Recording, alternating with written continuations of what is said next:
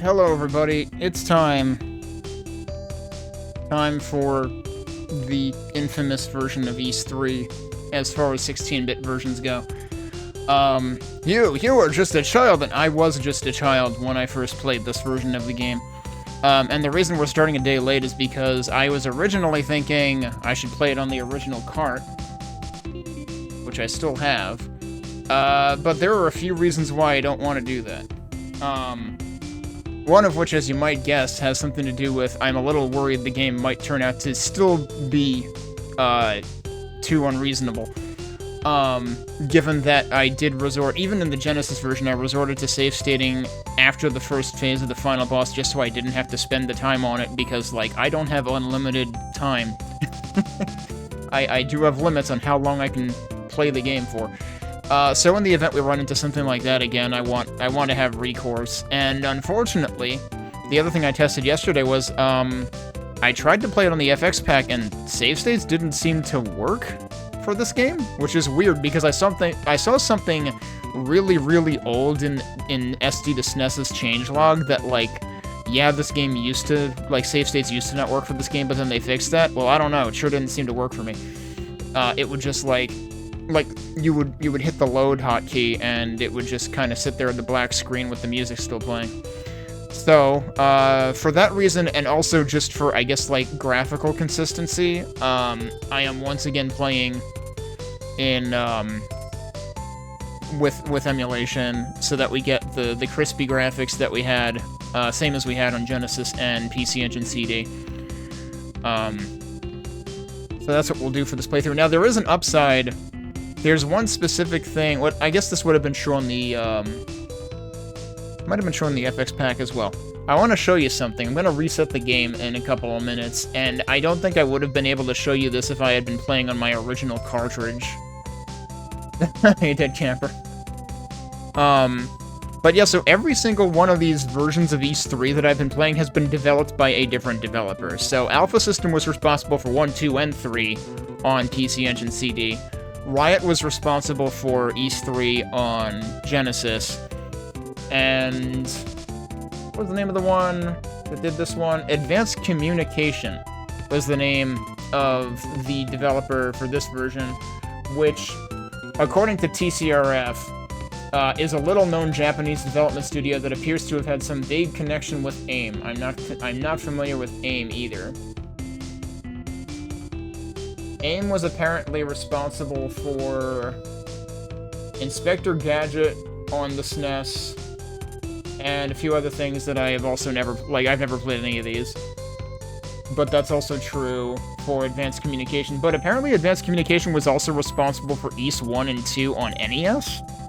Now, I'm pretty sure, isn't there a version of Ys 3 for NES also? I wasn't actually able to spot that on the cutting room floor, so I'm not sure who was responsible for that one, and I've never played any of the NES versions. Hell, I didn't even know Ys 1 and 2 existed on NES. I don't know whether those are Japan only or not. But yeah, so, I mean, you can already tell just based on the music in this version for the town here, and also based on the wonky-ass look, the extremely low-budget waterfall effect. Like, yeah, we're not up to the same standard as we were on the other systems I played this on. But yeah, I'm gonna reset this because there's also something else funny that happens, and I want to think this is not an emulation quirk. I think it's actually like a new game edge case, which is why I'm saying I don't think I would have been able to show this off on the cartridge because I actually have save files on those. So let's reset.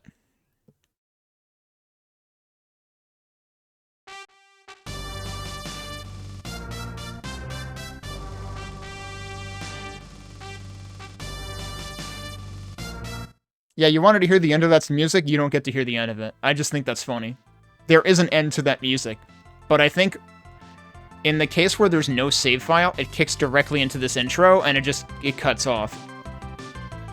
And also this intro uses mode 7 for some tragic reason.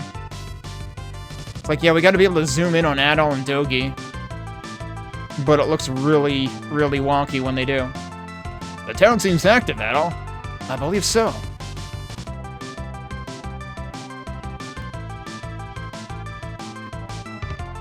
Wow, what are they looking at? Shall we look at all? Excuse me, pardon me.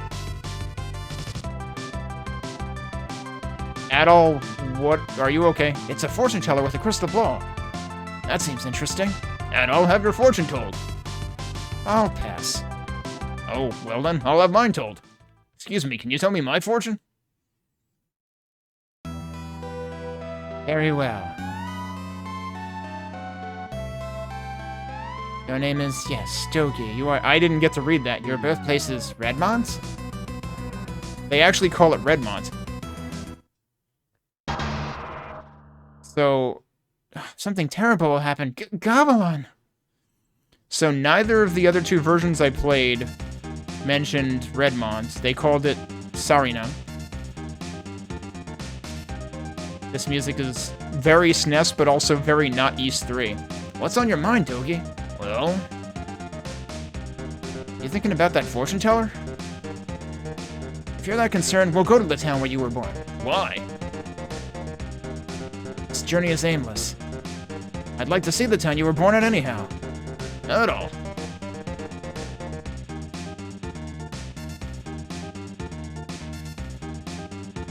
So the two of them start their journey to Redmont, Dogi's hometown.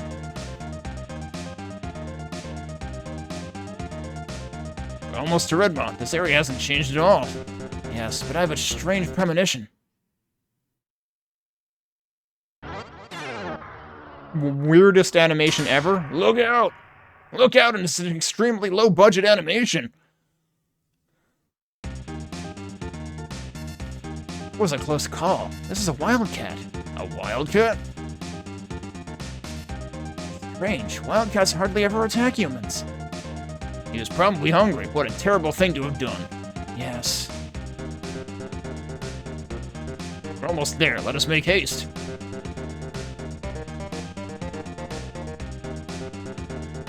At all, that's Redmont, my hometown. Is it not beautiful? Let's go. Yeah, they don't even let you, like, see the text for long enough to read. Like, maybe that's marginally long enough in the Japanese version, but certainly not in the English version. But I'm guessing that the timings just weren't adjusted. Okay, so first of all, they called this town Redmont.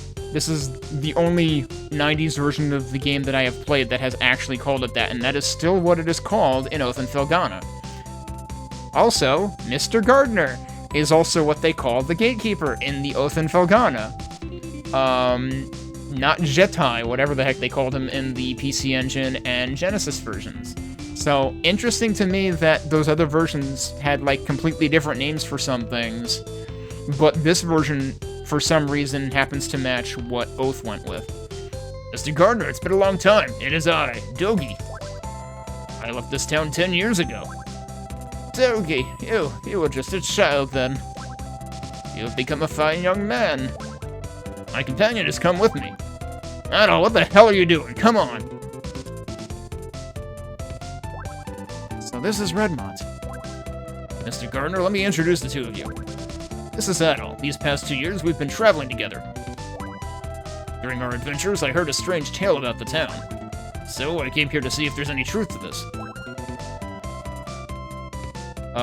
Is that him saying that, or is that Gardner saying that? Strange creatures have been lurking about. I think that's Gardner, and they just didn't indicate the name switch. We had another poor harvest. Something very strange is going on. It's because you have returned, the townspeople's spirits may be lifted. They actually wrote townspeople correctly. This version, so I was pretty sure I remembered this version having a very wonky translation.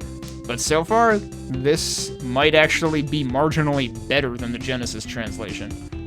At least grammatically. Adol, shall we go? And once again, I'll start the timer after the intro bit. Once again, we have smooth parallax. Genesis also had smooth parallax. PC Engine CD had very wonky parallax, very like multiple units at a time, very stiff parallax.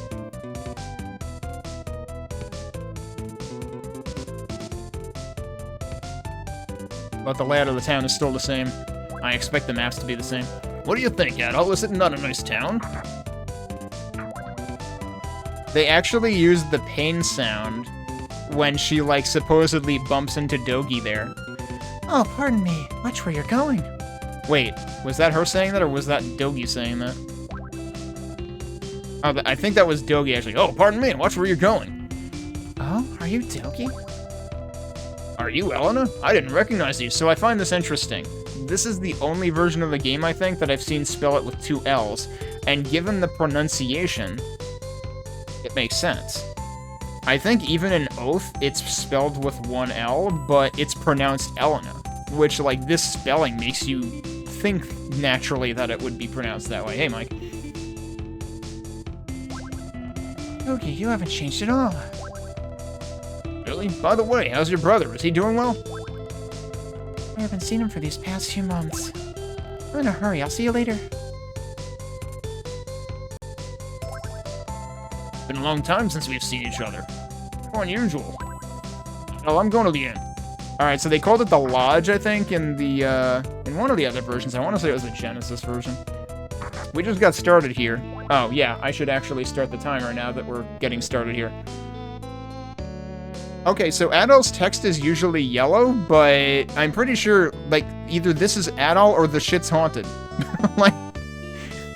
like, that can't be Dogi talking. Nice room, Dogi. I always talk to myself like this. Nice room, Dogi.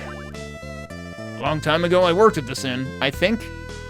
So, Dogi mentioned he used to live here 10 years ago or something like that, or he hadn't been here in 10 years, something like that at the beginning of this version. I think in the Genesis version, I think they said he worked here 10 years ago. Oh, there you go.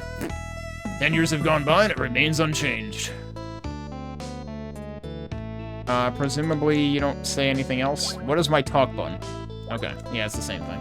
I have to get used to my buttons here. Actually, do we... Okay, so we have a dedicated pause button. Select is your menu button, just like it was on PC Engine. Although on PC Engine it was kind of out of necessity because Start was used to use items. Like, there were no... there were only so many buttons they had to work with. I am assuming that this is probably going to level a lot like the Genesis version, but we'll have to see. I might as well save. And actually, the first thing that I should do, let me make sure that that actually... Yeah, okay. So 2 things to point out here. Well, one thing to point out and one thing to test. And I'm going to stop the timer for this. I remember when I was a kid, I think before my dad bought the SNES and a bunch of games for it, I think we rented this. And so, like, we thought there were only 3 save files, and we're like, well, I guess I have to, like, overwrite one of these. No. There are 5 save menus. I don't think any of the other versions do that. The really ridiculous thing, though, is the first one doesn't have a number. So there's no indication that you can do this. Like, the manual probably mentions it. I haven't cracked open the manual on this, actually. But yeah, like, if they were to include 1 at the top of this, it would make it more obvious that, like, there's multiple pages. But yeah, I'm gonna reset again. And we're gonna test something. Remember what I said about the intro music cutting off this?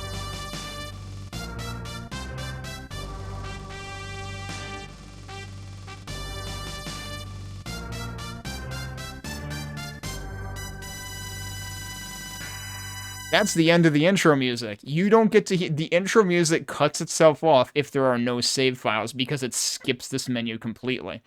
And it just goes straight into the opening cutscene, which if you go to start here, you'll go to the opening cutscene.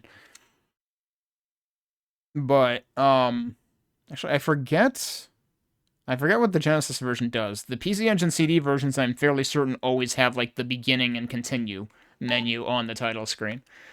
Anyway, let's continue.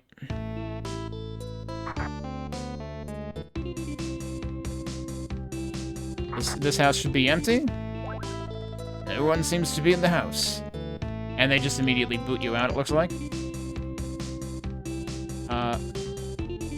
What on earth? Oh no, do I have like a... I might have to fix something, hang on. Do I have like a turbo button set up or something? What is wrong with my jump? I'm pretty sure that was my jump button, and it did not seem to be working correctly, so let me see about that.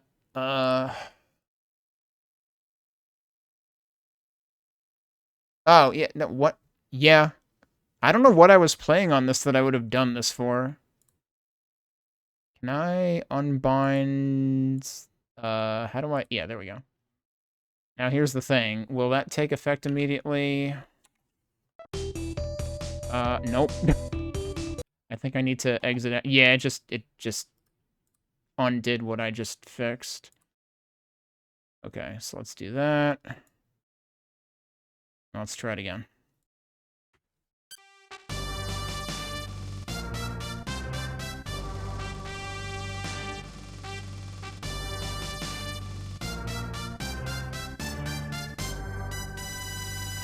Turns out we would have had a reason to reset anyway. Now I can jump. Okay, that's better.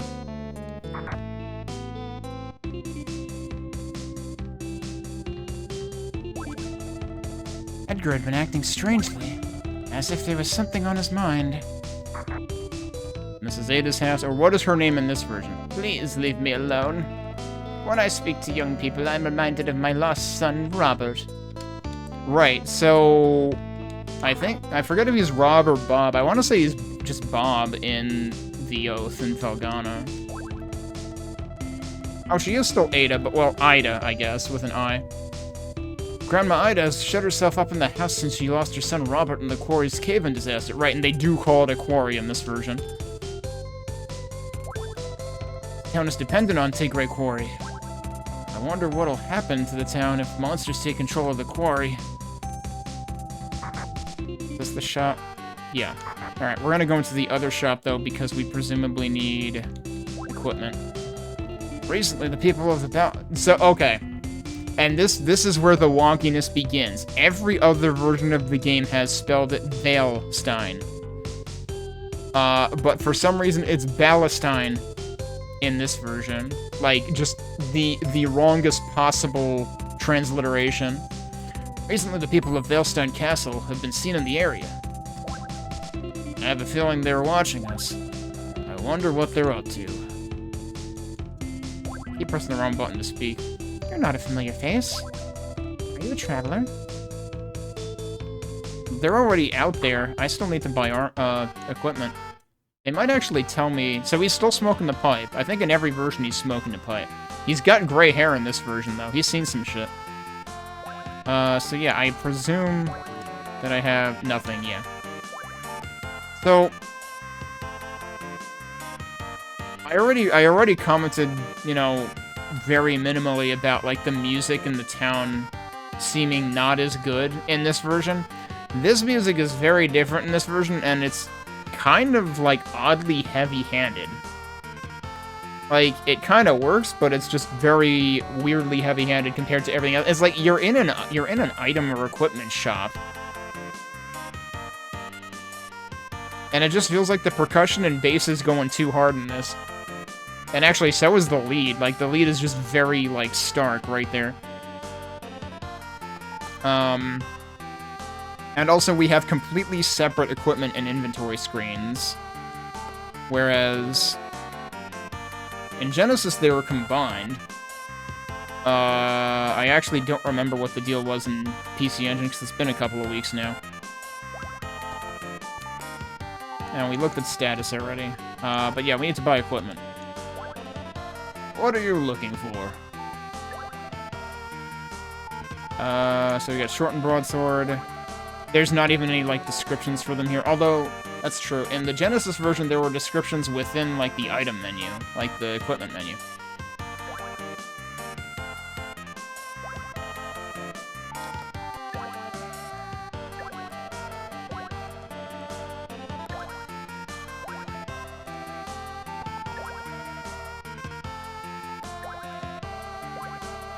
Right, and they leave you with just enough for the herb. So let's go and buy that.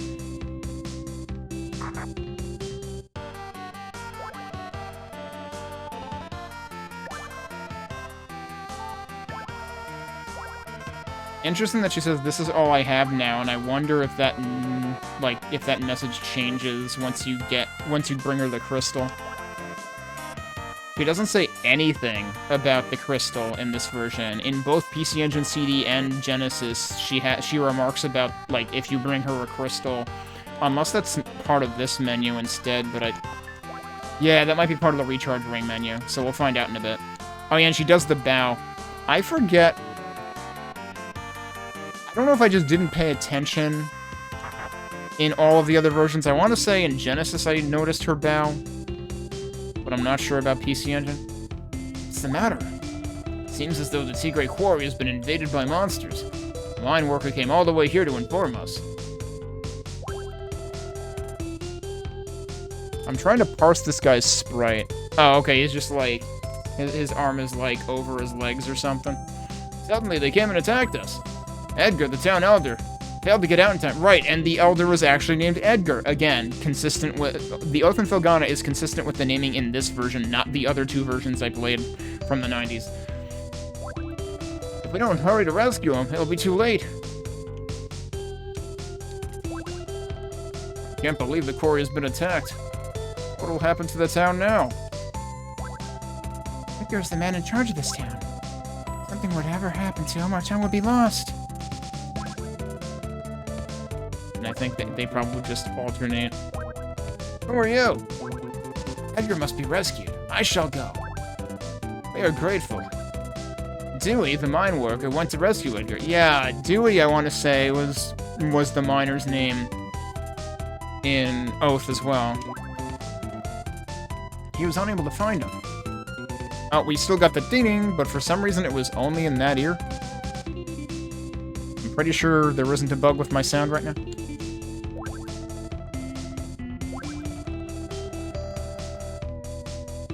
Oh, yeah. Hang on a second. Oh, no. There's no option to make the text go faster in this version. We're stuck with this. Alright, well, there's the first time waster. Yeah, there's nowhere. It is very dangerous outside of this town. Please be very... Oh, be very careful.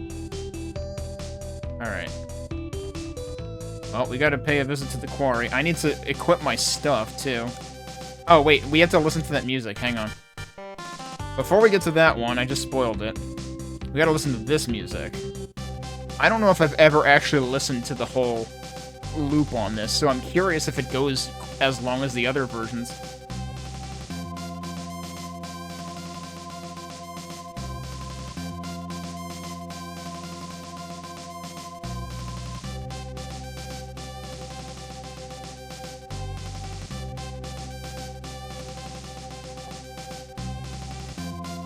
You know, it's interesting. In the first, like in the first key and the second key, there's a difference in one of the notes.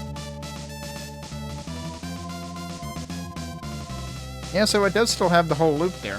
I don't know if I ever bothered listening to the whole thing. But, like, yeah, the trumpet gets a little goofy sounding in the last part. Alright, Mike, good luck with the studying. We gotta listen to this too, though, actually. I didn't... Pause actually does pause the music, but this does not, so... Anyway, I need to go in here and equip stuff. Oh no, this menu is very unresponsive. Now I know where Lagoon got it from. Actually, which one came out first? They actually do still have the... But it's actually lower. On a lower octave. They have that bit too, that's pretty nice. I didn't realize how consistent this version actually is with the other versions of the song.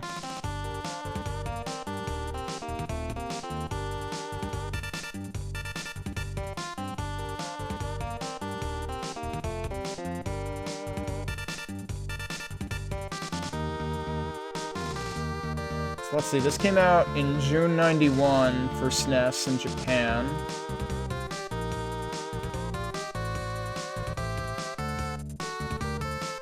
And the SNES version of Lagoon came out in December 91, in both Japan and in the US. And it hit EU in 1993. Somehow they decided, a year and a half later, is like, no, yeah, we'll still release it here.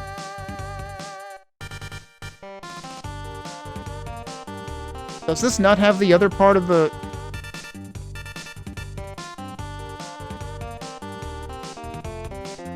Like, there's another part of the song, and I thought it was in the other versions. But this one just seems to be sticking to the main part of the loop.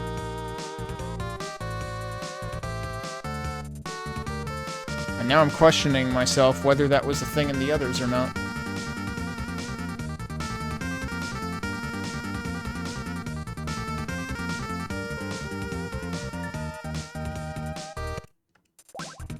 I didn't mean to do that.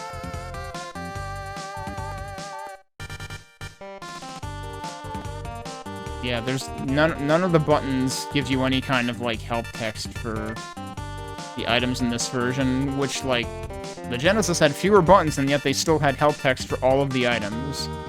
Anyway, if this is actually it for the song, then I guess we'll continue. I'll wait till the end of this loop.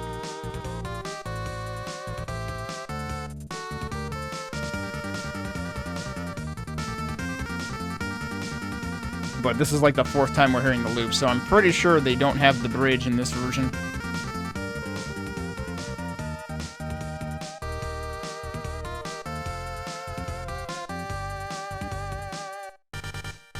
Yeah, no, it just restarts there. Huh. I do like the instrumentation in that version of that song. How come I got hit but he didn't? That feels cheap. Look at how different the flying enemies seem in this version. Like, they seem smaller and faster.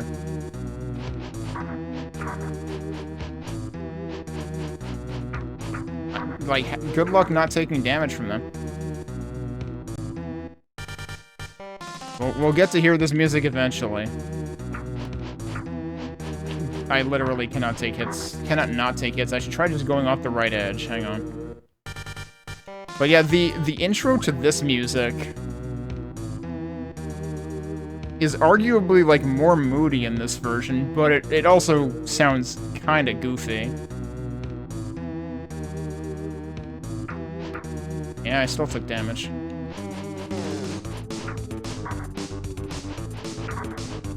And then this still feels like the same exact instrumentation, like it really didn't change much. I already feel like we're off to a worse start in this version because, like, how do you not take damage at the very beginning? Okay, I almost managed there. I'm trading hits on every single enemy. And he just flew through... Oh, that's right. I gotta remember that flying things ignore walls. We already knew that from the Genesis version. How did that not kill you?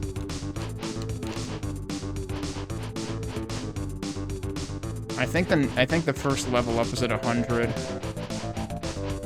I can't kill anything right now. Feels terrible.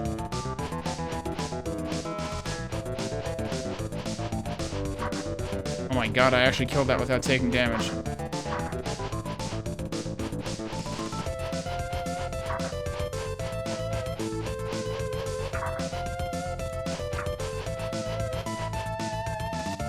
I'm gonna probably want to leave. Are they just gone? Also, I don't think those guys revised their position. They came back. Because, like, in one of the other versions, didn't they, like, they would actually fly up and down. Alright, that's the loop. Figured I would let us actually hear a loop. Yeah, alright. Already took damage twice. 3 times. Like, it's impossible to not take damage. I mean, granted, we have, like, the short sword right now, so when we get a better sword, it'll probably be less of an issue. So there's your level up noise. This has a very, like, specific level up noise that you don't get in any other version of the game. I mean, like, there's always a level up noise, but not like that. Alright, I should stop farming these guys. Let me save since we did level up. I don't... Have I even saved in here at all? No, I haven't.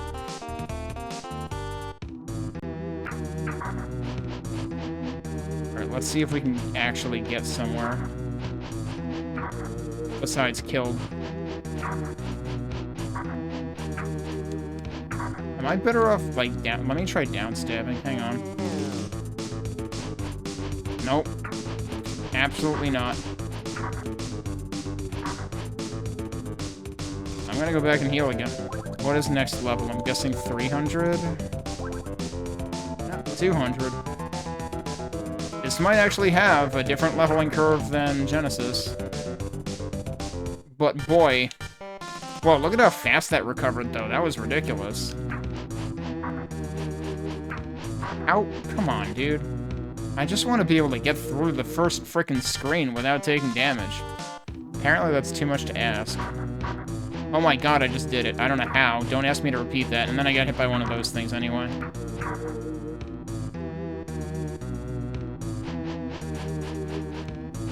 Oh, I need to test something.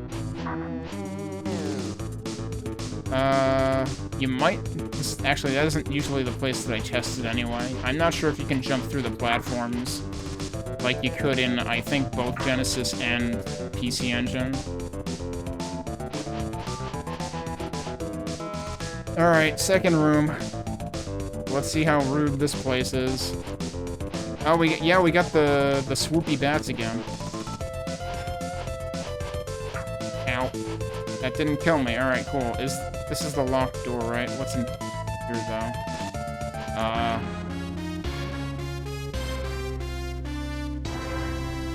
Excessively dramatic item fanfare.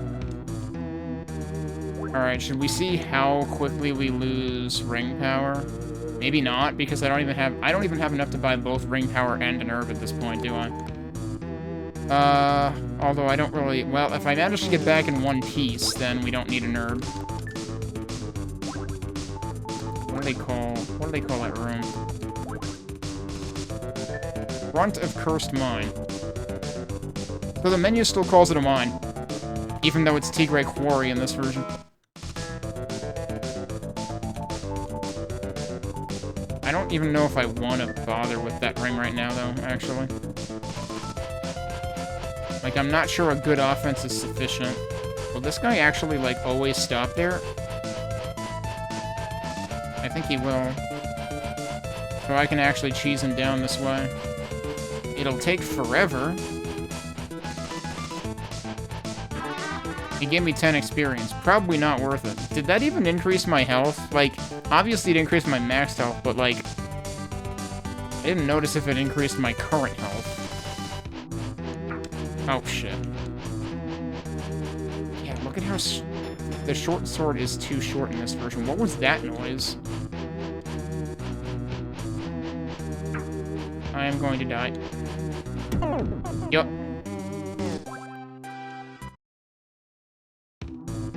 Oh, it automatically reloads your latest save. It doesn't even give you the menu. I mean, that's probably better than, like, making it, you know, opening the possibility of accidentally restarting the entire game. Which, was definitely a menu item I accidentally selected a bunch of times last week. Alright, I might as well save with the level up. What do they call this place? View of Waterfall. Yeah. Kinda overrated in this version. I think we still have the problem where, like, if enemies don't specifically come into contact with, like, where your weapon sprite is during one of its, like, 3 frames of animation, then it doesn't count. Shouldn't have done that. Shit, I'm dead. Not dead.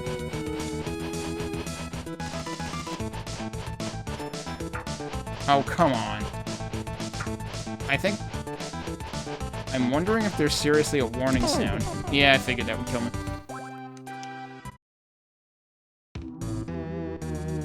That guy didn't respawn. That's fascinating. Okay, no, that sound's still... What is that sound? There's like a dink-dink every so often, and I thought it was like a low hit point warning. Is it actually those guys? Is it some kind of, like, deflection? Okay, we made it. Okay, that time it couldn't have been a deflection, unless it was the bird. Yeah, you're darn right I'm saving again. I could die in this room, too. Because this version of the game is impossible. Oh, am I one-shotting these now? Okay, that's better.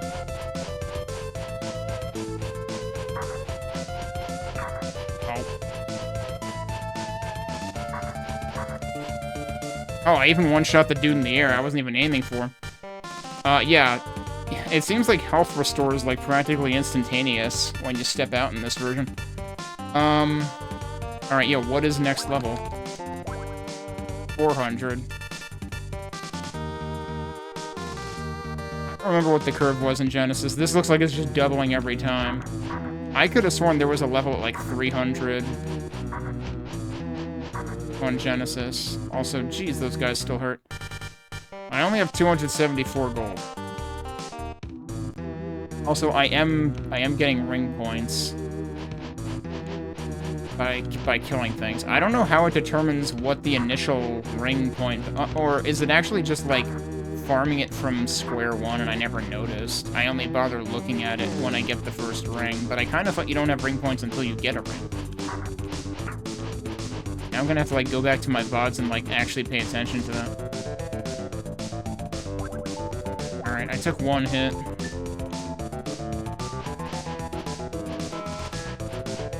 Oh, that? Hang on a sec.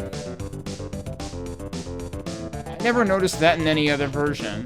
I can continuously slash in midair as long as I didn't jump to become in midair. Oh yeah, this is what I remember. These guys can just hide under there for forever. Like, surprise, there was actually one of these down there. So, like, in Genesis, flying things ignore walls. In this version, everything ignores walls, apparently. Also, apparently I'm down to half health already. Like, what did I do to warrant that? Whoa! Okay. Ow. This guy is not actually coming all the way over here. Oh, that was close. What? How was I close enough to the Why? The stairs are, like, sticky in this version. Oh my god. Yup. Completely destroyed by stairs. Like, I was several pixels away from the stairs, and I still went up and down the stairs. Oh, well, that sucked. I guess that's how I ended up at low hit points.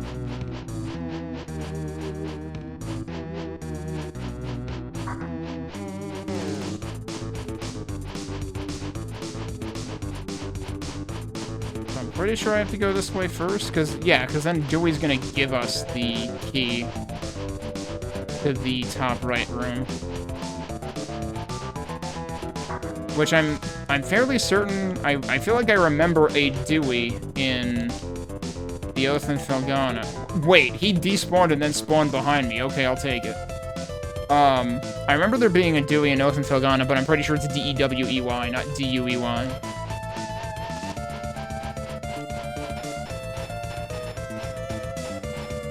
Yeah, I guess that's a dink noise. And I guess I can't hurt blobs.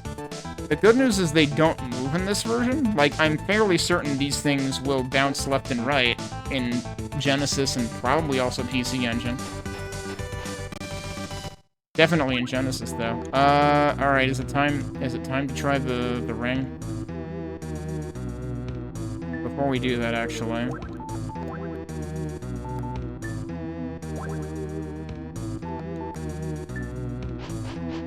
Yeah, now I can kill him. I can't believe I need the power ring in order to damage these things right now. Also, how many of them are there? There's only 3 of them in here.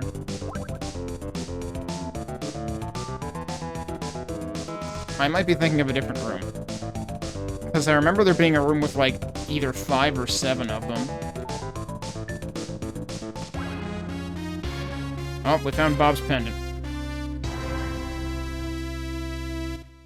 And if we bring that back to Ida, she should give us the shield ring, I think.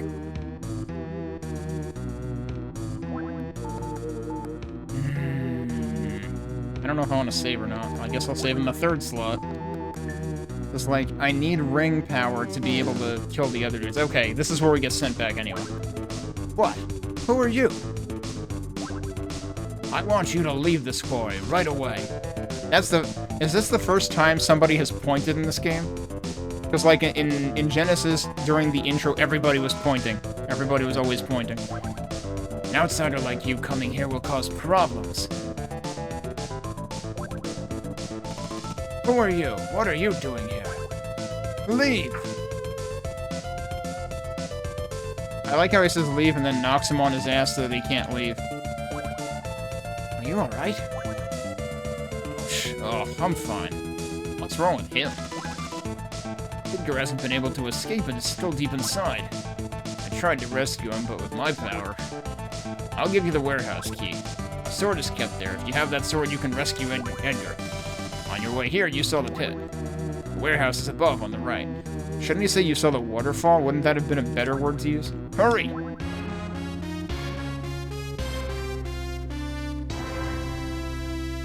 I like how, like, especially given what we just saw in this version. Like, he says, with that sword, you'll be able to, save Edgar. It's like, with that sword, maybe I'd have been able to get here without having to rely on a ring. Yeah, so it still pushes you back. Every version works like that. Alright, so here's the problem. The blobs are gonna be back. And I literally can't hurt them without the ring.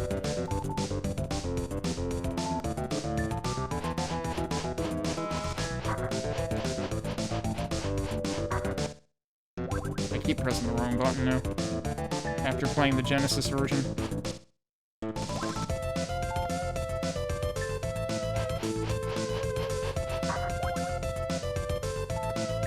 Cool, I have 2 ring left.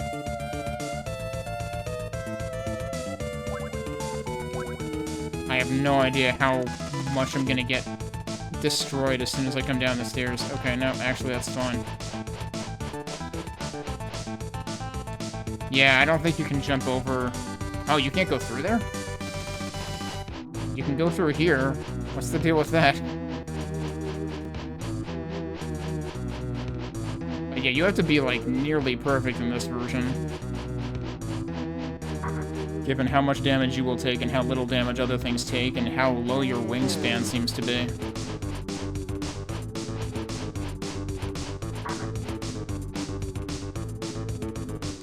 We are almost at the next level up.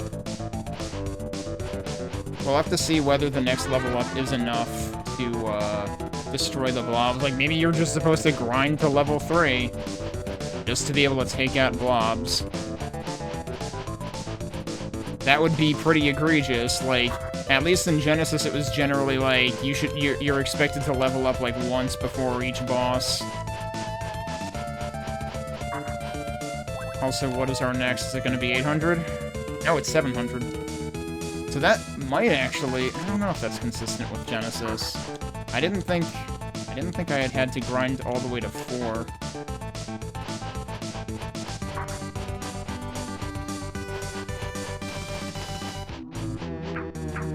Excuse you? Wow, jeez, Bird just doesn't give a shit. I'm gonna go out and get health back before we go to the right.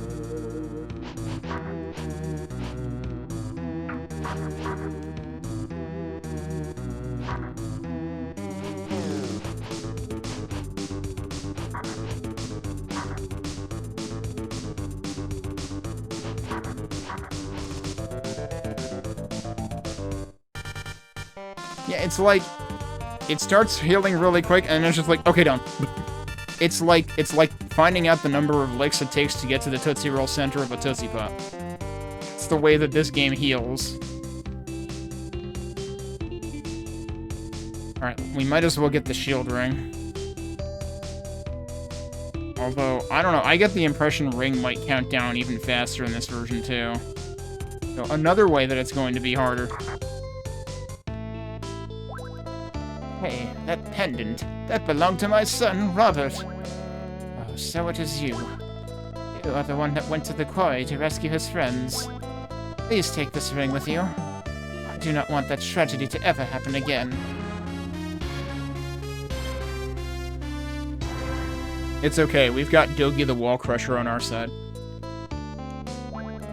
Please leave me alone. Oh, she just goes back to the same line as before? I want to say she usually sticks to the line about, like, I never want that to happen again or something. Like, I thought she basically always had, like, a newer line at that point. Let's see what the prices in here are like. Well, okay, so the sword here is going to be, like, the third sword. Yeah, no, I think that's the same price. And this should be, like, 1,200, yeah, 12,000. And then this should be 10,000 on the highest one. Yeah, so that's consistent. Not sure if the gold drops are consistent. I need to refill my ring here. And also, at the same time, we can test whether she has the same message.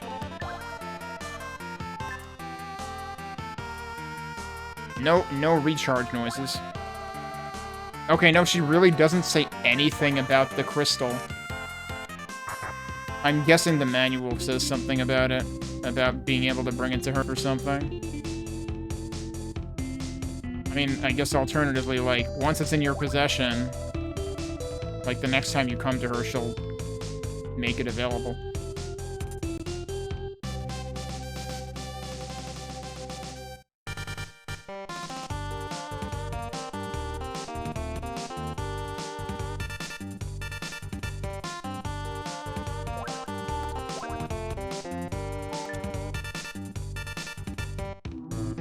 Okay, so basically wait here, hop over that guy, and still screw up.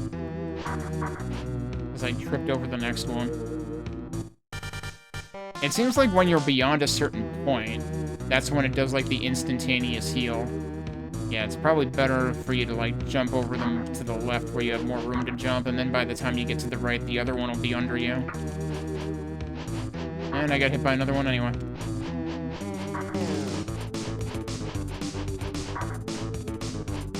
That actually works. It doesn't look like it'll work in this version, but it does work. So, like, his jump looks smaller, but I'm not sure it actually is. Oh. Was not expecting bird or bat, whatever it is. So I probably can't save here? At least this version actually tells you. Just like, I think, was it PC Engine CD gives you, like, a nah noise. Genesis version just dismisses the menu. Like, haha, no. This version actually straight up tells you you're not allowed to save here. Also, this version of the song is actually pretty neat, now that I think about it. It's still got, like, the thing going on. But it's, like, way in the left ear in the background on low notes where, like, once it goes into, like, the longer bit, it's, like, practically unintelligible. But it's actually cool that all the, like, I never appreciated all those components of this song when I was a kid. I just didn't remember it. But, like, now that I've played Oath and the other two 90s versions that I've played, like, yeah, it's all there. It is, like, very subdued in terms of the instrumentation, but it's all there. Okay, so this is gonna be, So I think in PC Engine, this boss didn't even have a name. And then in Genesis, I think it was Duran. And it's Dulan in this version, which is actually, like, if you put Duran and Dulan together, you almost have Dularn, which is what it's called in the Oath and Felghana. I am Dulan, come! I mean, I'm already here. Oh no, yep, I'm dead. I'm dead and I can't hurt it. I'm trying to remember if I had to grind before this boss in Genesis. I feel like the first boss that I really had to grind for was the one after this boss. So, also, I don't think you're gonna get away with not taking damage as it, like, go... Well, I don't know if you can get away with not taking damage as it goes past you.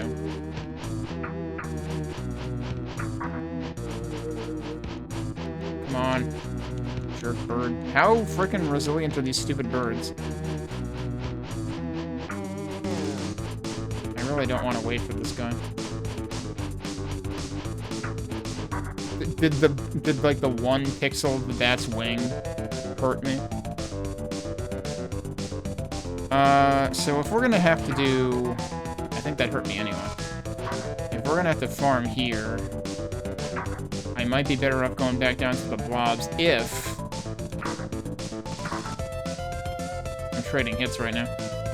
If I can actually hurt them without the power ring equipped now. That's what we have to find out.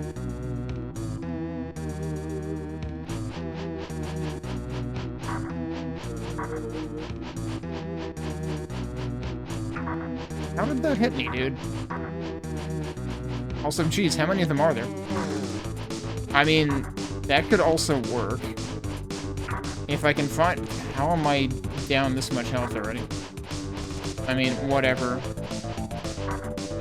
I actually am already, like, just 100 away from the next level up, so actually farming won't take that long. How many rooms did I have to go to get to the blobs?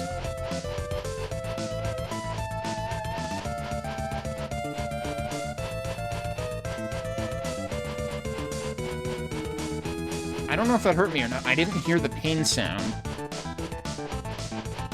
I don't know how the hell I wouldn't have gotten hit by that. Okay, I can actually hurt... Oh my god, dude. I can technically hurt them without using the power ring.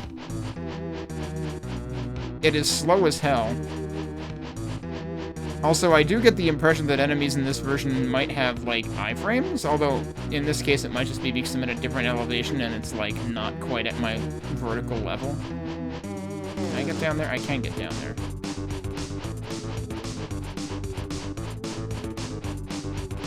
I'm looking at the health bar, and I'm looking at the flashing, and I'm trying to make sense of it.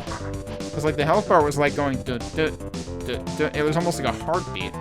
How much experience did that give me? Probably not enough to warrant doing it again.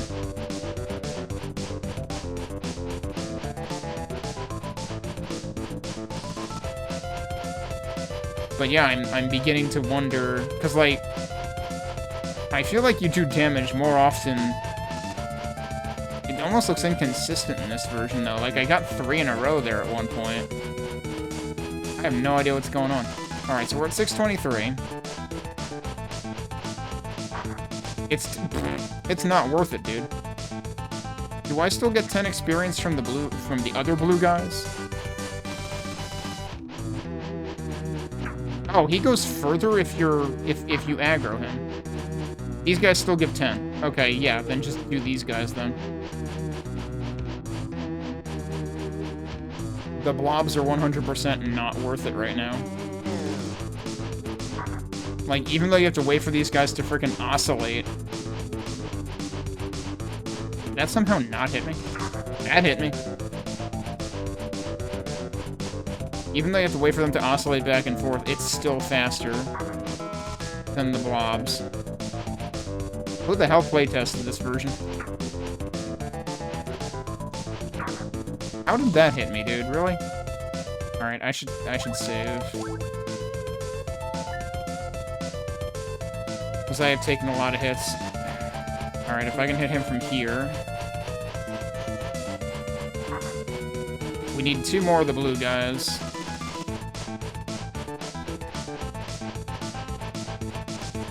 I'm worried of being too far over. He's not coming over more. The other ones come over more when you aggro them.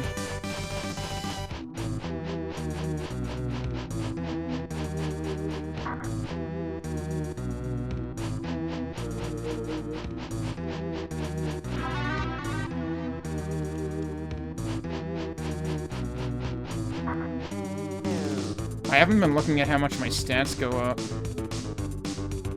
We can compare that if I get outside. Like, I can save in the other slot again, and then we can look at the stats in each slot.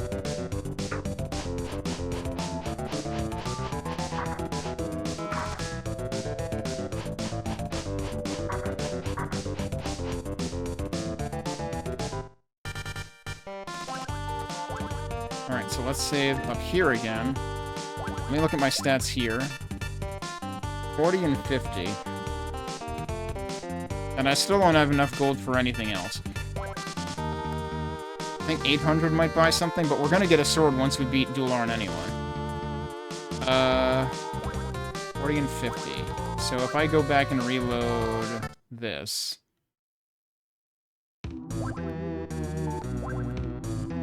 So it's giving you 5 each time for each stat.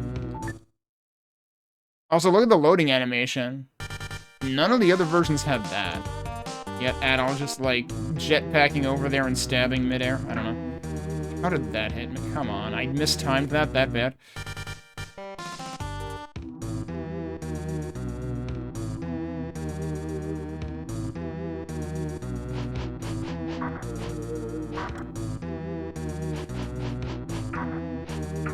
Oh, come on. I probably shouldn't be accepting taking 2 hits before the Dularn fight. I definitely shouldn't be accepting 4 hits. Let's reload. I should have saved at the beginning of that room, I guess. But I already didn't feel good about this room. I think I was shorting my jump there by jumping too far to the right.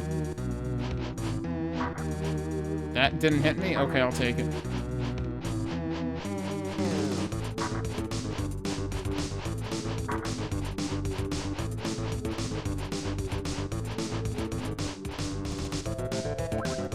Definitely save.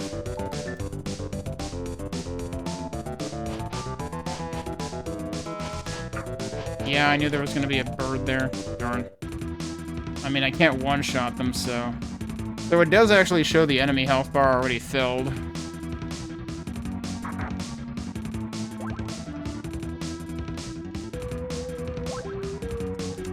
Alright, let's start out with the shield ring. Just so I can, like, try to get a sense of what this version does. What the? Okay, your attacks are different. Interesting. I'm only not okay when it teleports. I'm surprised that the daggers come down but then go forward. Oh, shit.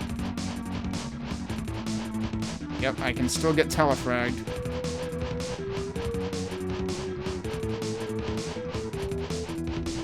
I'm gonna run out of ring, though. Are you really not gonna move? Because if you're not gonna move, then I'm gonna do this. What?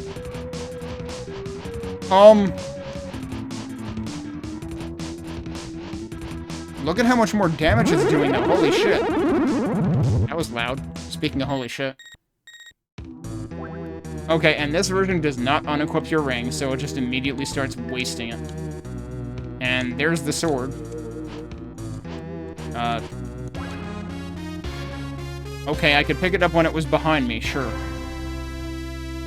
Okay, because, like, in the Genesis version, they explicitly tell you that Shield Ring doubles your defense, and Power Ring doubles your offense. Although now that I'm thinking about that, like, if that means doubling each stat respectively, then, yeah, that doesn't necessarily mean that one is proportional to the other. But, like, when I switched from Shield Ring to Power Ring there, suddenly Dularn started taking, like, I don't know, at least 4 times as much damage. Like, that was more than double. So apparently Power Ring is absolutely the winning play in this version. I don't know, maybe that was even true in... actually, let me check stats first. Maybe that was even true in the other versions, I don't know. Okay, strength is 40, right. That went up by 25. Also, I can probably save here. I should probably go back and recharge my ring anyway, because I'm unlikely to fully recharge it by the time we reach the next boss. I think we might have gotten gold for beating the boss, too, so... What is the next level up at, actually? It's at 1,000, so we're actually... I think the experience curve is different in this version, because, like, we almost gained another level by beating the boss. And I feel like in Genesis that was, like, never a thing. Like, great, you beat a boss. That gave you, like, maybe 25% of your way to the next level.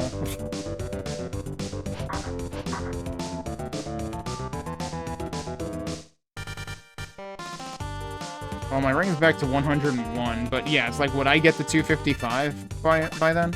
By the time we get to the next boss? It's not going to be that many rooms away.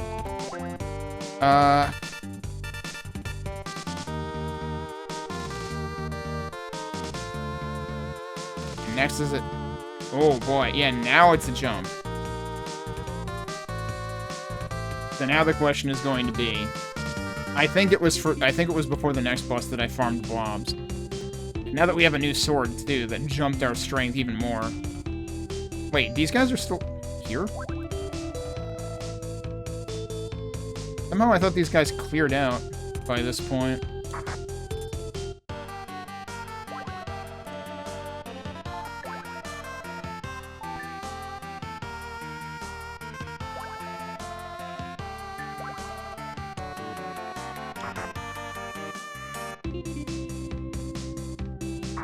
What is this? What mid-tier stuff does this guy have?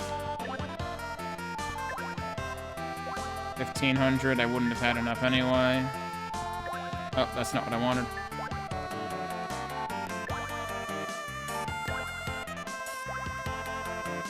Why are the shields that much more expensive? I thought the shields usually gave less defense than the armor did.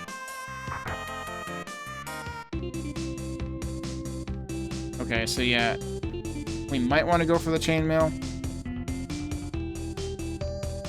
I think, trying to remember if I only ended up skipping the middle shield and not the middle armor when I played one or both of the other versions.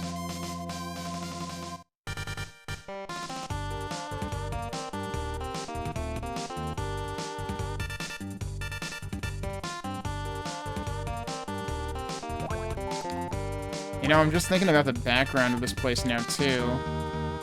It'll probably be more noticeable when we go to the ruins, but, like, this background is just completely static. Like, there is some parallax in the background, like, right where Adol is.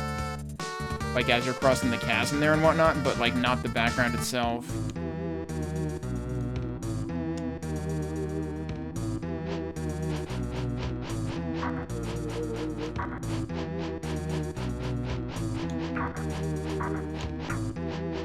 Okay, they're doing way less damage to me now, at least, but I'm taking hits from, like, everyone. I would like to stop taking hits from everyone, please.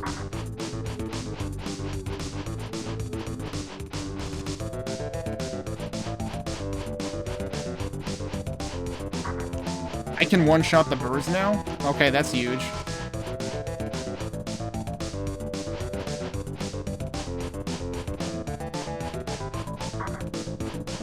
It's time for Metal Gear Solid spiders everywhere.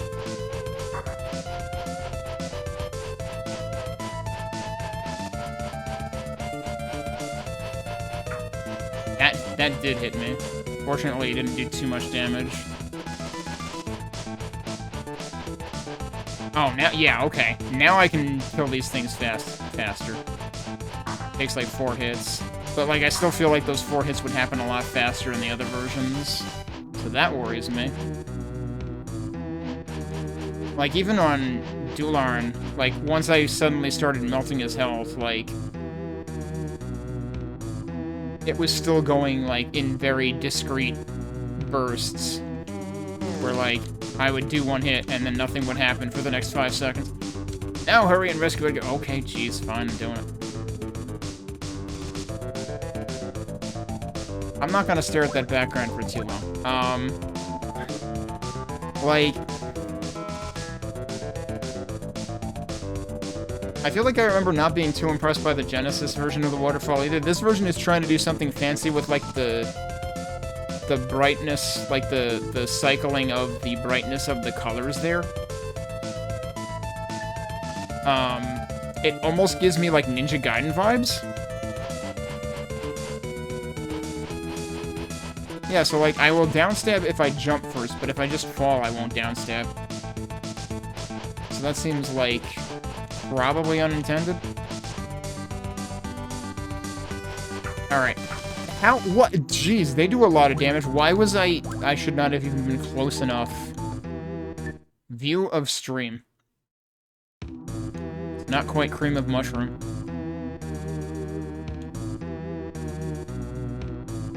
I should not have been in that thing's hitbox at all. Like, what the hell is the blob's hitbox?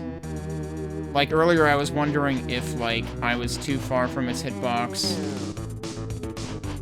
And that was why I wasn't doing damage to it quickly, but no, apparently its hitbox is ginormous. Although it's not that ginormous. No, that works, okay. So I don't even have to be, like, on the next step, like the step right next to it. Also, wait. So I didn't pay attention this time around, but before I noticed that the blobs were only giving me 10 EX. Oh wait, I'm looking at gold, hang on. Yeah, they do still only give 10 EX base, so... I really hope I don't have to farm another level here. But... knowing what happened in the Genesis version, I might have to farm another level here. In this version, it might be worth coming from the right side all the time to kill those, because coming from the left, there's a couple of, like, rough spots. So wait a minute. We're not doing boss music here. This is technically the room before a boss, but it's not giving me the can't save treatment. That seems weird. What do we call that room? Front of vacant room. Okay, but here's the problem. It's not vacant. Yup, it still does that. Okay. Is there no tell that it's going to do that? I don't think there's a tell that it's going to do that.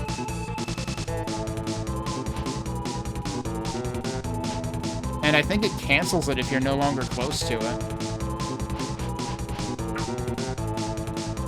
I'm gonna die. Okay, I managed to get one hit on it. And it just keeps doing thunder forever.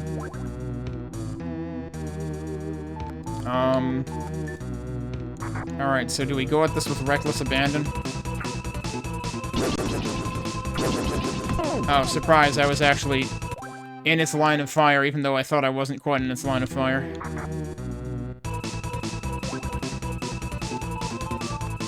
Also, actually, we need to appreciate this music.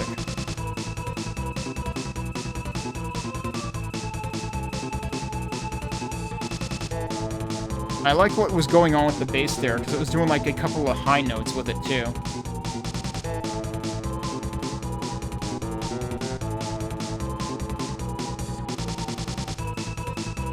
That might be the full loop in this version.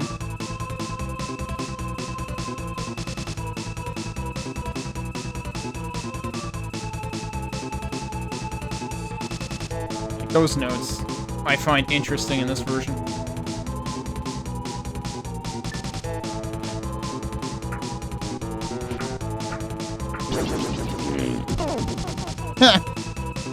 So one, I should probably get the level up, but two, it's like, I don't even know how to be careful about this. Oh my god, did I actually manage to be careful? Holy shit.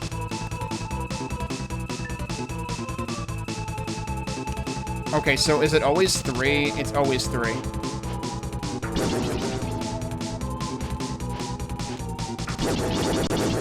Ow. Okay, hang on, I need to... What? It pushes you away from the back wall. Because, like, that ends up actually being an entrance. Which, like, I think I got confused by that, actually, in the Genesis version. I was like, oh, I'm supposed to be able to walk through that now. But it actually pushes you away, which means I can't, like, stay out of line of fire of the lightning attack. So that's kind of funny.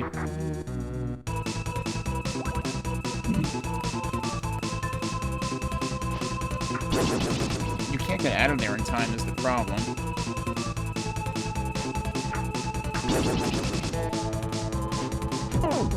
And, of course, the timing of your slashes is just problematic as hell. Like, the same problem that the Genesis version had of, like, did your, you know, your first animation frame is here, your second is there, and then your third is... I'm trying to do this somewhere in the background where it's noticeable. So it's like, I don't know, 10 o'clock, 2 o'clock, 5 o'clock or something?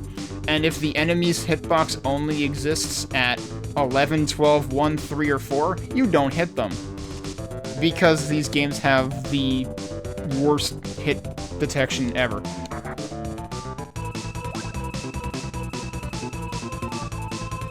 Let's try with shield ring just to see.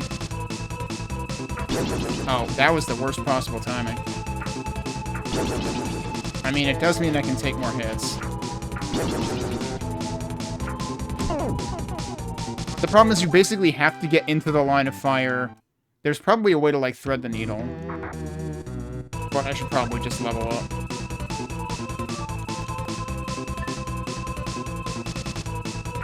That was too far over? Come on. Yeah, okay. That was too close. What? Come on! Chill out, dude. I know, you're not a dude. Oh, I waited too long.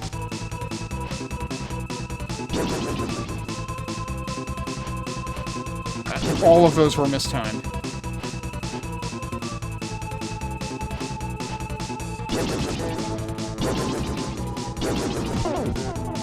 I can't believe how long you have to wait for it to stop attacking. Alright, well, let's go gain the other level.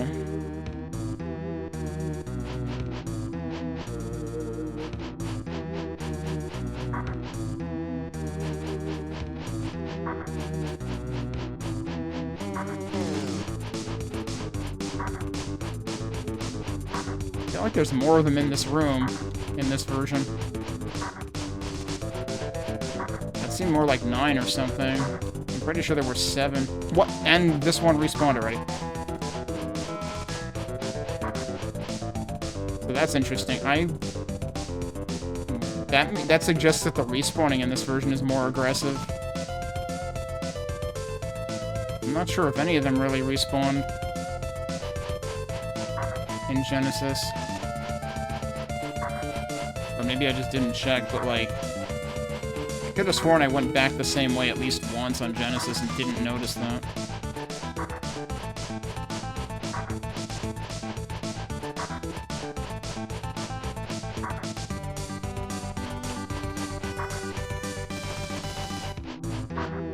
It's unfortunately going to take a while. So, what if I just do that? Is that actually enough? That's probably enough. Yep.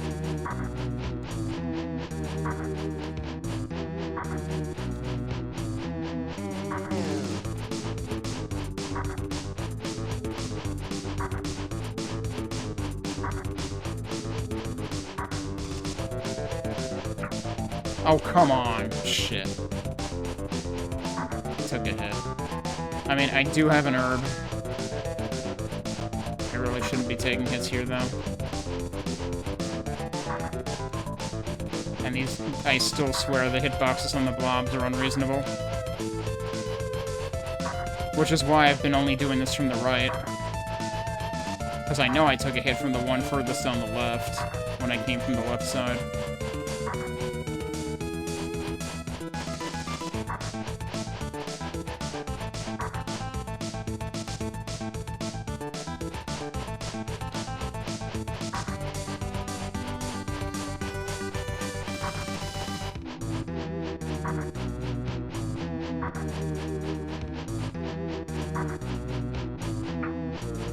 Crap.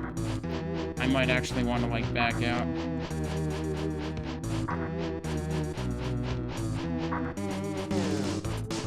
Also, I'm just realizing, like... Let me see if I can back out of this. Can I not even... Oh, no. I don't know if I'm required to in this version, or if they automatically teleport you out afterwards. So this was already hard to do in the Genesis version. It's harder on this version... because the background really gets in the way of parsing anything.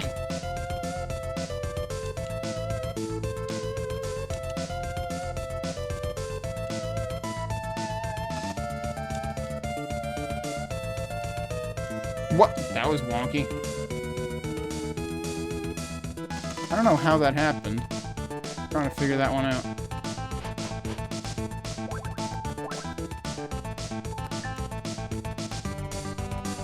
Alright, let me go heal.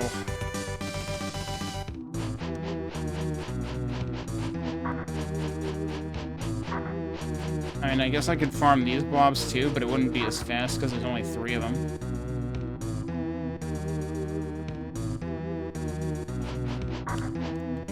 Am I one-shotting these dudes? I am one-shotting these dudes. Actually, the hell with blows. Maybe that's the answer.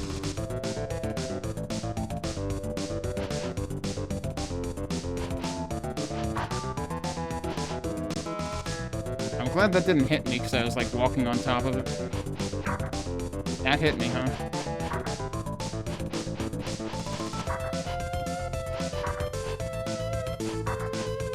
Okay, I can one-shot birds, I can one-shot the blue dudes. I might actually end up close to the level up before I, like, by the time I get back.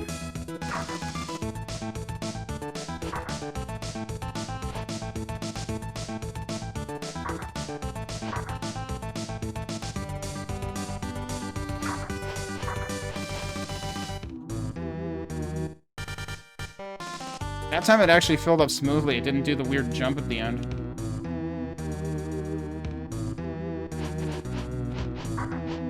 I should have saved.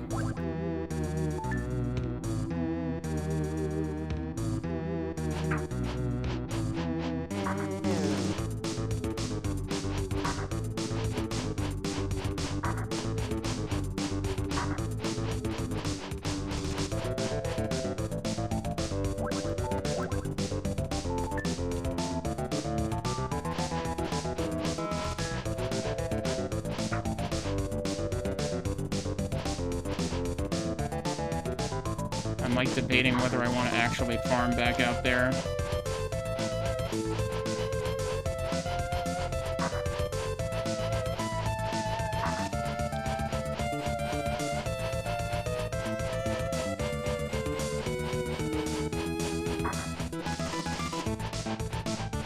Doesn't this guy respawn too? Yep.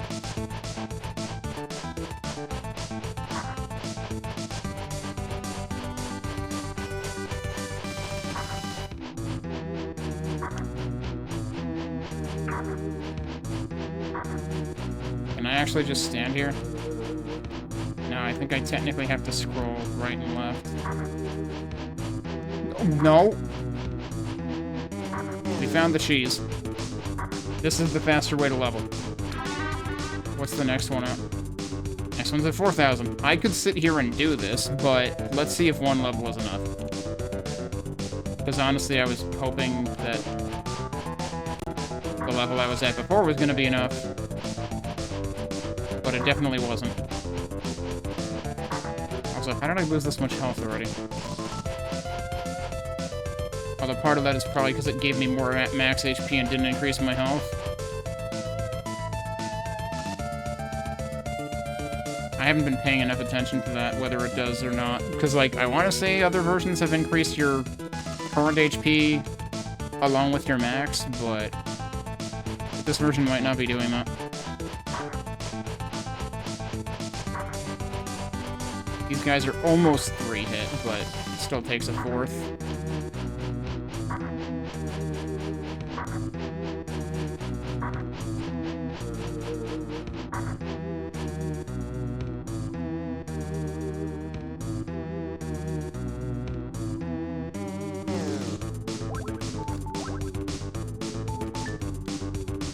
Okay, let's try this again.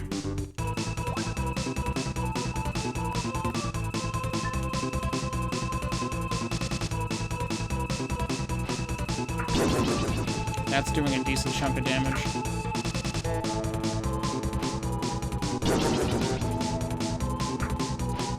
I'm going to die, though, unless I use the herb. Actually, what button is the herb button anyway?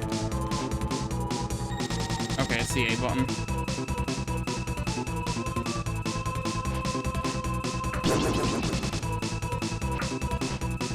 I'm still gonna fucking die, dude, because the hitbox is impossible. This is such crap, dude.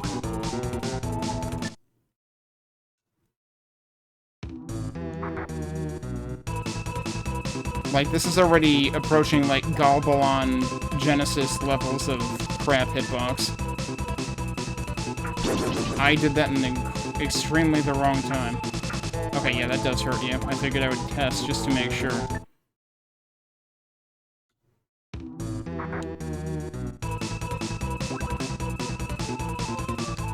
I wish I could menu fast in this game. It is literally impossible.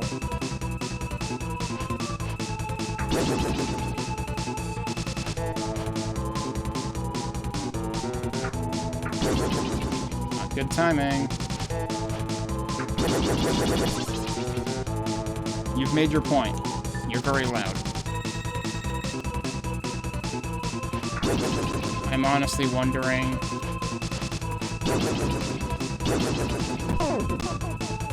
if Shield Ring is the play. Like, I'm looking for some way to cheese it there. Because it's gonna take... It feels like it takes forever, and also it's just like, good luck.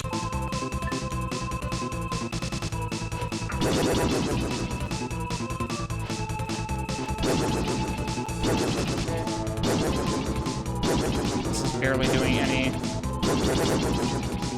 doing any damage to me. Actually, that might work. That cheese might actually work.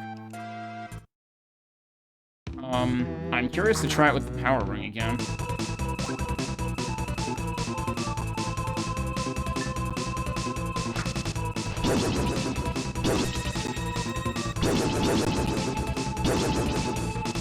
No, because I'm only hitting it once. I don't think the down stab is hitting it at all.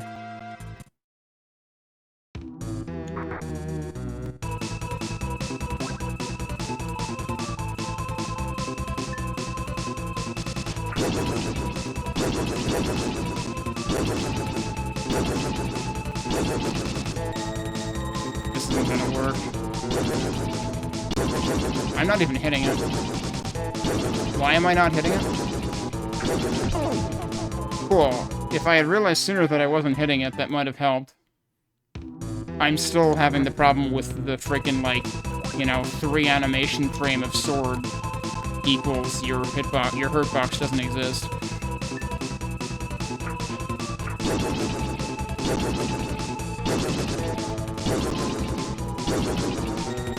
Whoa. I feel like something did a lot more damage there.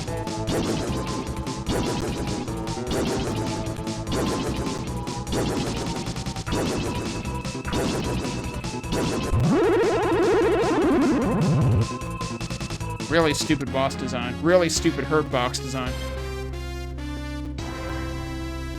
Okay, the wall did visibly go away there. I think... Yeah, I was gonna say, I think it gives me my health back. And I only... Because of the stupid cheese, I only used, like, what, 60 ring power? Edgar, do not interfere. Do you know what you're doing? If you insist upon this course of action, we'll all be doomed! Hey, are you still here? I told you before that you're not welcome here. In every single version of the game, Chester has to jump off that platform like a badass. You're foolhardy. I'll spare you this time. But the next time you show your face, you will die. Yeah, right. The way he turned his tail and fled like that, it's like, yeah, dude, you're scared of that all. You're bluffing. Who are you? I heard you were unable to escape, so I've come to rescue you.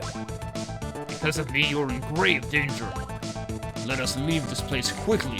Give me a hand. Narrator, they did not leave the place quickly. Dewey, we have lost the use of the quarry.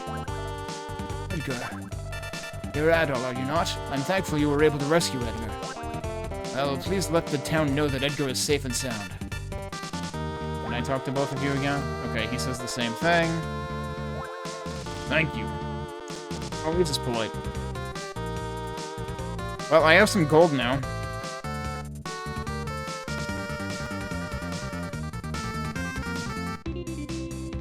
So yeah, I think I can still only afford the next armor. Dogi was looking for you. Hurry to the inn.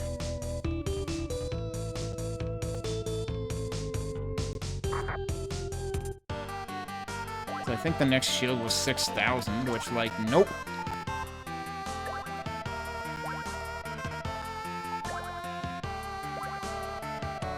Interesting that they don't bother you with the fanfare in the shop, even though they do still show, like, the whole thing with the icon in this version. Hang on. Wait. I want to check this first, where it's 70 defense. Okay, so that brought us up by 10. I need to... Honestly, my ring isn't that bad.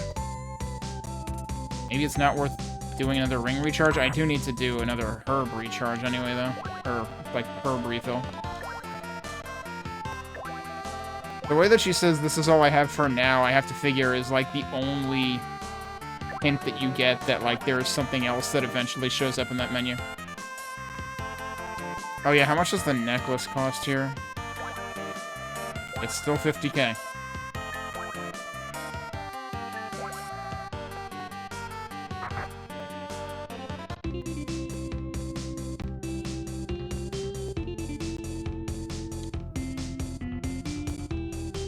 So Edgar shouldn't be here yet, right?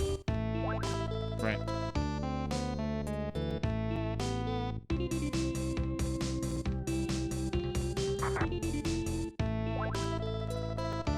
Oh, you came at just the right time. I want you to do me a favor. I don't know. Will you tell us the story once more?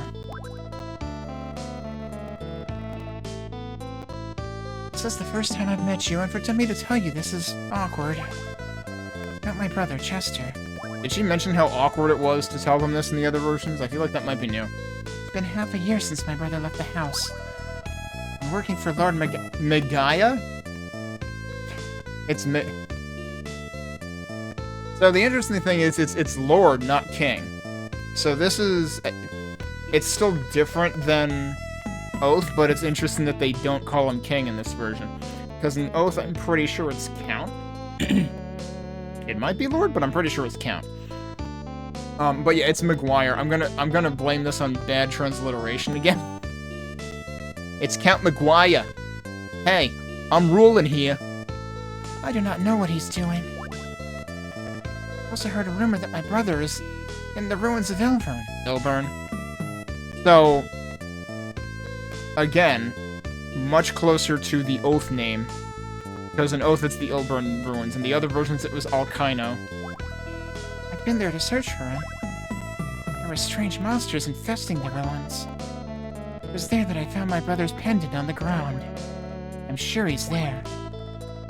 I'm not certain if it has anything to do with it, but Cleric Pierre?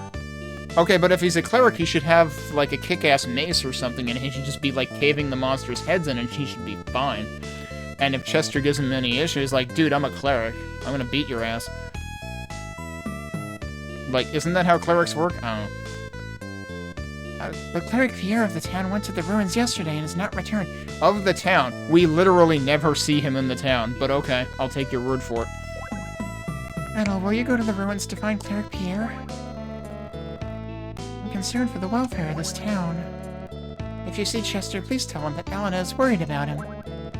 Sorry to impose upon you. By the way, my name is Elena Stoddard. I mean, we knew your name was Elena. I mean, this is kind of in every version. It's like, by the way, my last name is Stoddard. Except in Genesis, where it's Stoddard. Like, they take out all of the vowels. Like, the first, the O and one of the D's is just not there. It's like, we ran out of room in the box. Nice to make your acquaintance. But yeah, so, like, I don't really know why they put that, by the way, my name is Elena Stoddard in every version of the game that I've played from the 90s. Because, like, Chester never tells you his last name. It really doesn't mean anything. But I guess it's just supposed to be, like, a formal introduction. And I'll be careful.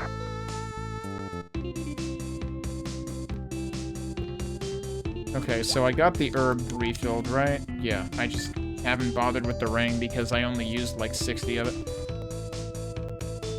And when we start killing... The question is, I was gonna say when we start killing things we'll get more ring power back, but what are the enemies in this place gonna be like? Okay, yeah, he's gonna have the same line through the whole game, just like in the other versions, I reckon. Alright, time to see what the background of this place looks like. Pretty similar. Except, like, there are the two different, speeds going on in the clouds, so they did do that, but, like, The clouds in general just feel way lower effort, especially once you get to the background. It actually looks like some kind of, like, Rise of the Triad wall texture or something. It doesn't look like clouds anymore. And again, there's no parallax on the back layer. And also, like, the volcano is literally just 2 frames of animation, I think. Which, I don't know. I want to think there were at least 1 or 2 more frames of animation than that in the Genesis version. The wall of the castle still looks similar. Alright, what are the enemies in here going to be like?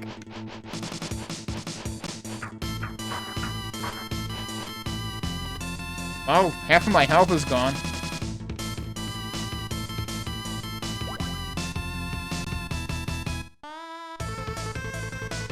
The way they let in with it...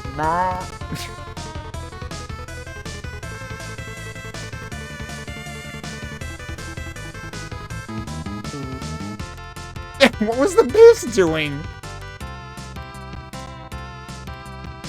I think the bass had, like, hiccups or something.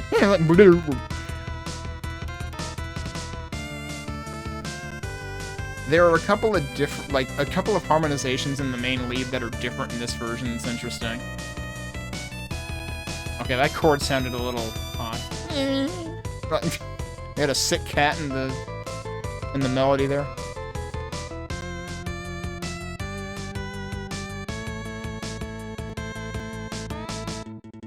I feel like there's a lot of areas where, like, the beat should be double timing it, where it's not. Like, especially there was one bit at the end that, like, I felt should have been double timed and wasn't, and then they half-timed it on top of that. At the very end. So yeah, this definitely feels like the weakest version of this song, potentially. It's kind of overly weird. Also, those enemies are brutal. How much experience did they give me? I actually didn't catch how much they gave me that time. Also, like, that is actually how fast you do upstab in this. Sometimes. Sometimes. Only sometimes, though. It's weird. Alright, so we're at 2802. I was not hitting him, but he was hitting me. They give you a decent chunk of EXP. What is the next level up at 3,000? No, it's at 4,000. Alright. Well, let me... I should have just killed those guys again. Let me save now that I farmed a little bit.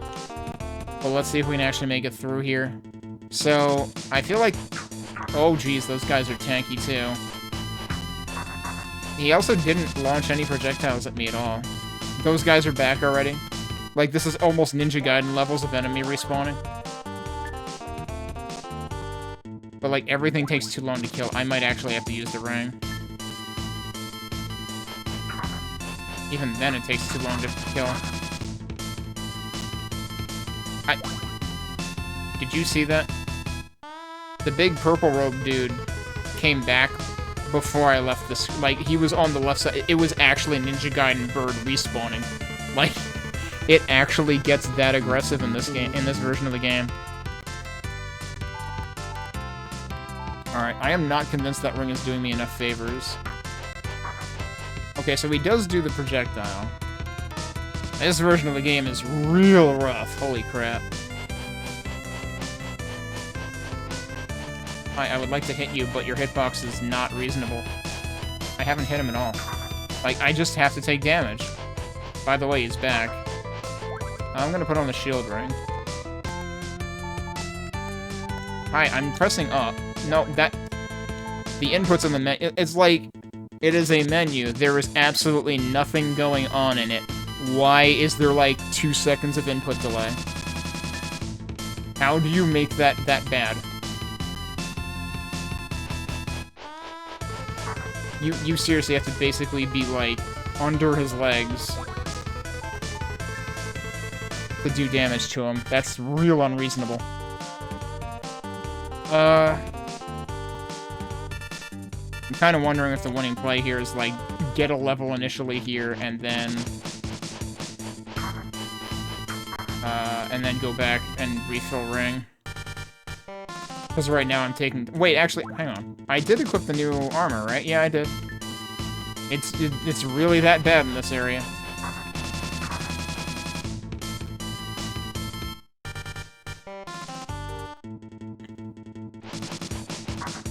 Oh, interesting. They're actually at the perfect height to do that, huh? Uh-oh, this guy showed up.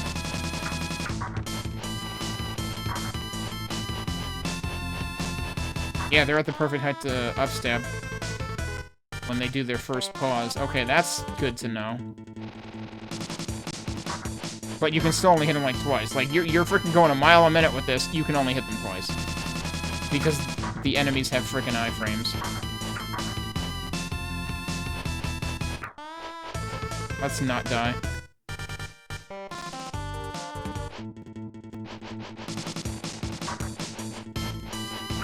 Where are your hitboxes, dude?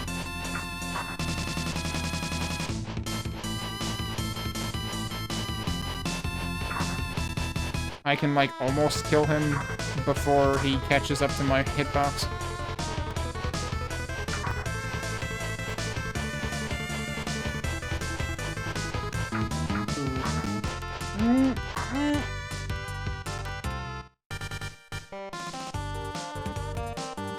Okay.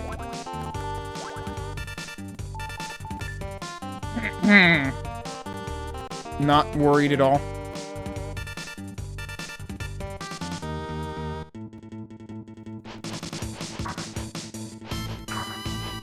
How did that hit me? What did he do? Breathe on me?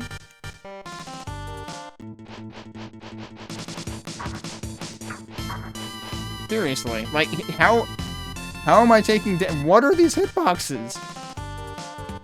This version of the game is really bad. Again, I keep getting booped every single time.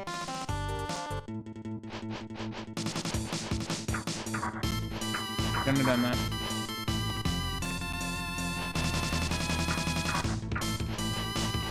I'm gonna fucking die, dude. Oh, let's leave. We're gonna gain this level, we're gonna see what kind of damage we take then.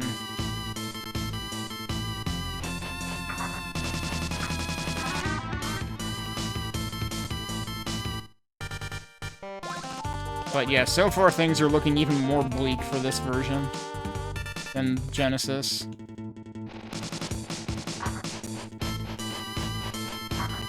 That didn't hit me somehow. Oh. Okay, yeah, I can two-hit them now. I still take a lot of damage from these guys.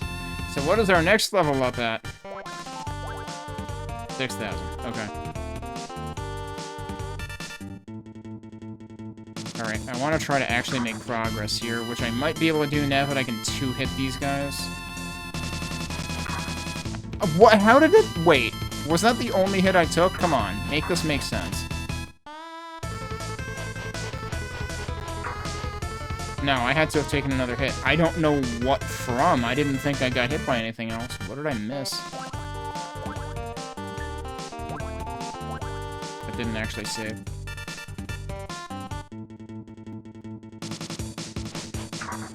Okay, I did get hit by that guy this time. I'm gonna end up leveling up again just because, like, I don't feel like I have any chance of surviving in this area. I did refill my ring by 50.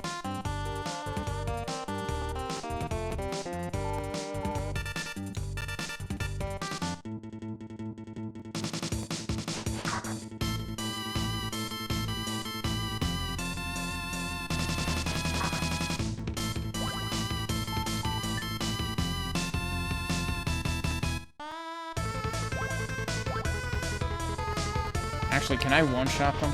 No. If I can't one-shot them, then I might as well use the shield ring.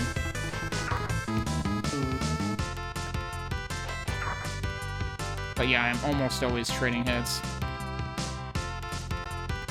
Oh yeah, what are the flying things like in this section? Usually if you keep moving, it's not a problem. Where are the whip dudes? And can I duck them consistently like in the other versions?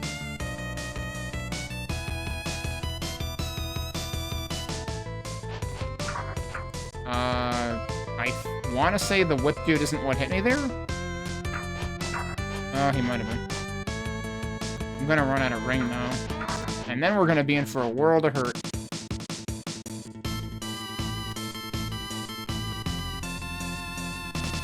Yeah, I feel like ring did not drain this quickly in other versions.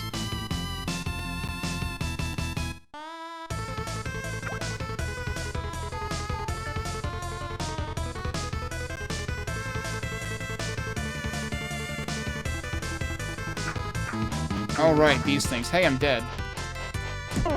Yep, okay. Boy, this version of the game has problems. I feel like I should get another level. Because, like, I don't have enough, like, there's just not enough ring power to actually deal with this level of bullcrap.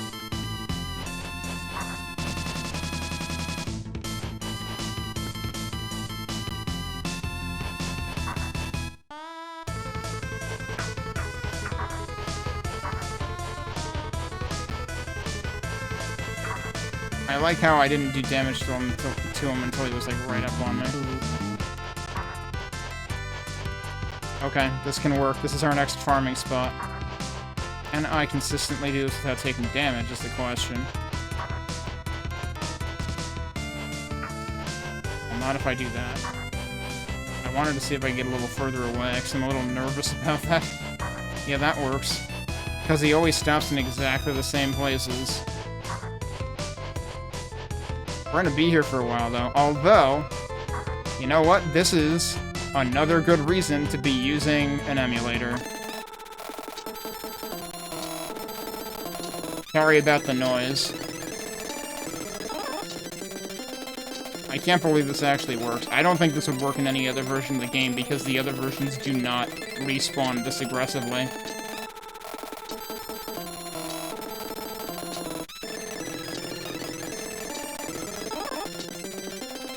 I like how the wonky bass part is like the most prominent sounding thing when it's sped up.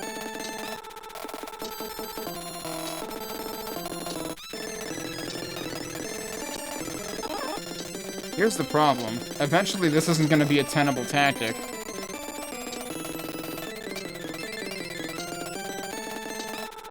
Because eventually there won't be any more levels to gain. Like, that's where I ran into issues with the PC Engine CD version.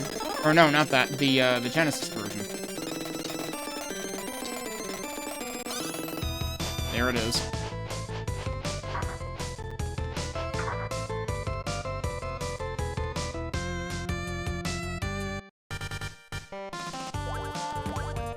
Next is 8,000. So it's actually still 2,000 per level. But let's see if this is enough to actually make a dent without using ring. And also, like, if you know exactly where to be, it's not going to be a problem. The problem is you need to know exactly where to be. Or, like, exactly how to time your sword slashes on those guys so that you're not, like... so that that doesn't happen. They still hurt a lot. I mean, the other thing you can do, if you know they're not about to shoot, or I guess even if they are, is you can, like, hit once and then back up immediately. Ow.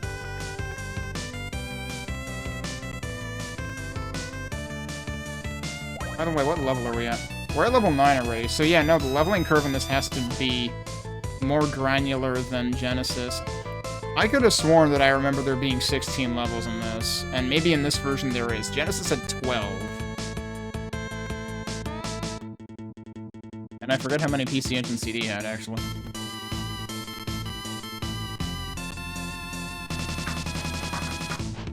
No, birds! It would be cool if there was a safe spot to farm the birds, but good luck on that. I think he was actually hitting me. I don't think you can reliably duck the whip dudes in this version. You could duck them in the other two. Oh my god, I'm gonna die. Alright, so this has the crawly dudes, right?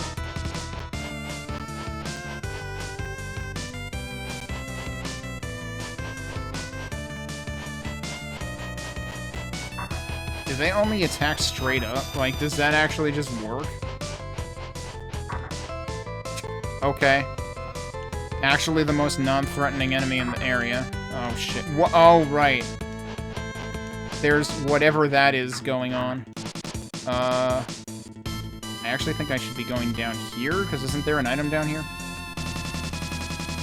Yes. We want this. I don't know how much good it'll do. I might...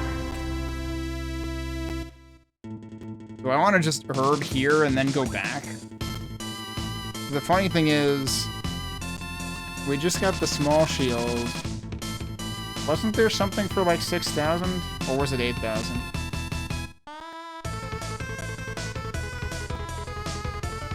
We already got the mid-tier armor, and the next one of those is either 10k or 12k. But aren't there like 2 more shields we can buy? But we also just got a new shield right now, so I'm going to be really sad if that's the next thing I can buy right now, because that's really poor pacing. Alright, so 90 defense right now. I'm assuming this is going to be like 5. No, it's 10. Okay. I'm going to save there. I think I'm going to use the herb. And then we'll try to get the hell out of here. Or, well, either get the hell out of here, or we can try fighting something, but, good luck.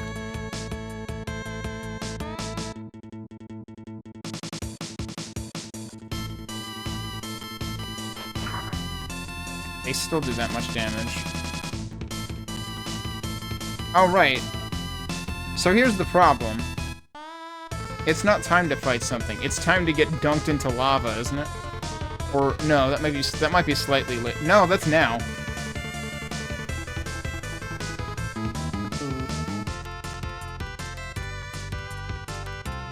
So here's the thing. If I can survive one screen of the next area...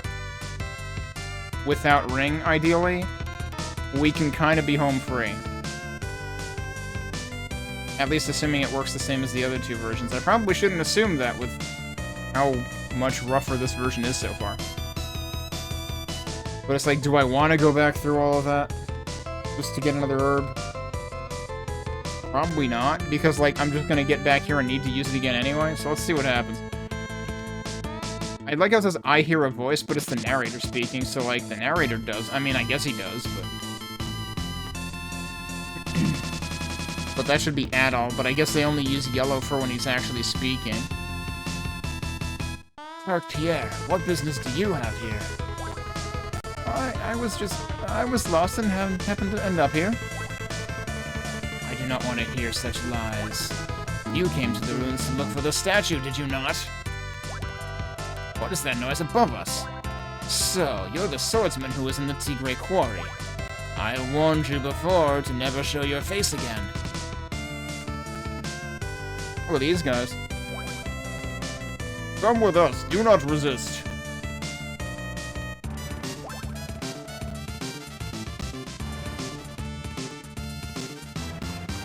I paused the timer to appreciate music at some point and forgot to unpause it, and now we're gonna appreciate more music.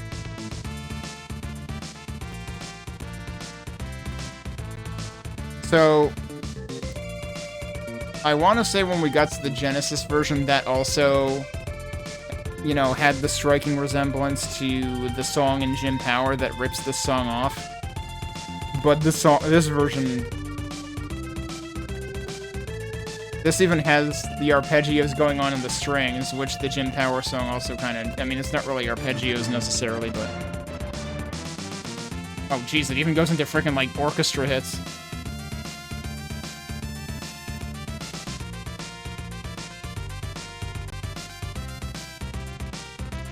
Kinda weird that they've got trumpet and trumpet. Like, it seems like the same sound.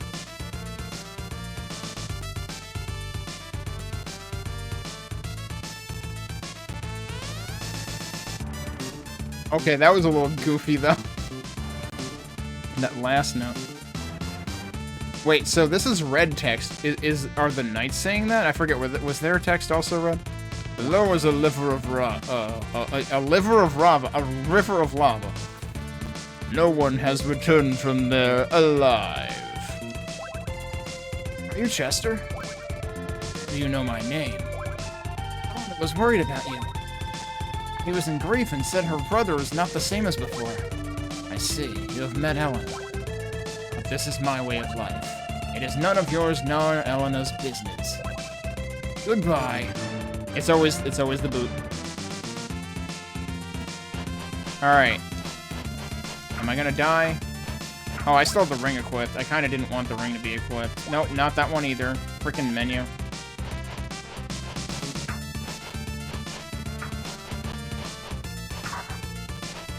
I killed something.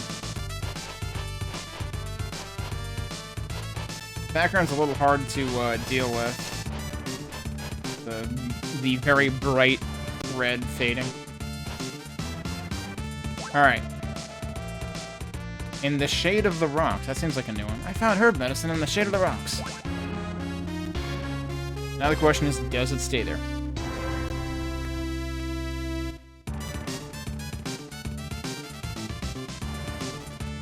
Jeez, that almost looks like you can't get back up there. The jumps in this version are a little wonky. Okay, so those do still warp to your location, just like the— oh my god, dude, I'm dying.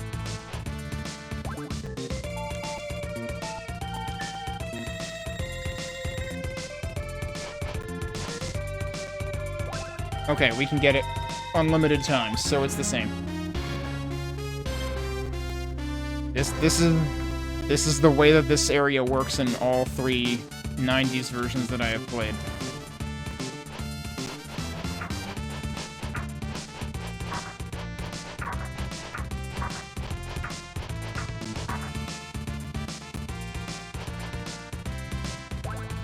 And we're just gonna be farming here for another level at least. Might have been better off farming in that place in the beginning of the ruins, just because I know I could just fast forward it. Also, I keep forgetting to start the timer back up. I'm gonna have to fix that later.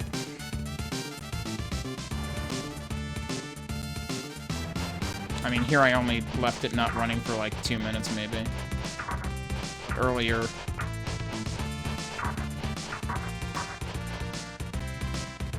I probably left it not running for like at least 10 minutes. Right, I need to actually use this. Oh, it immediately will pick it up if once you run out of herb. So like, is it seriously checking every frame? Or if you have an herb?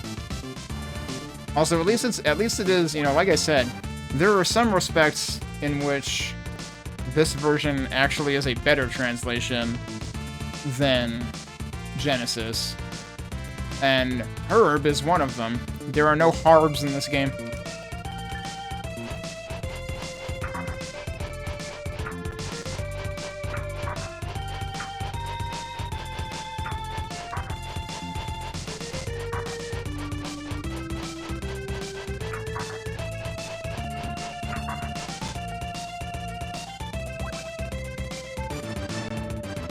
I suppose what I should be doing, actually, is, like, using that and then getting, you know, mid to low on health again.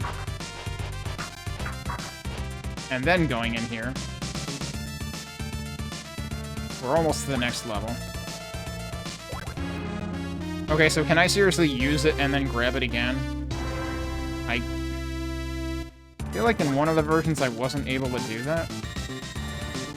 I can do that in this version. I'm not 100% sure I tested that in every version.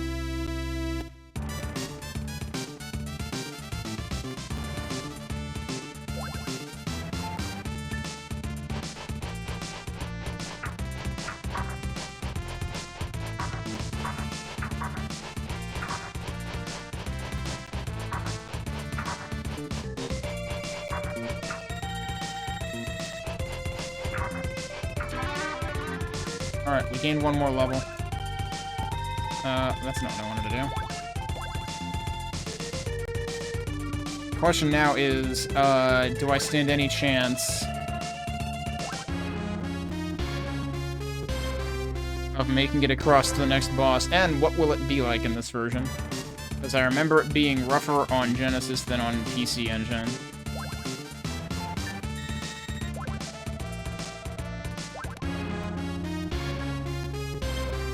Might be like the most dense fanfares of any East game.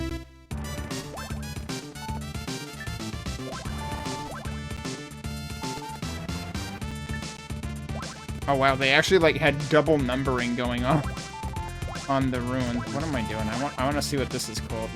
Lava Zone 9? I feel like there aren't actually that many lava zones to begin with.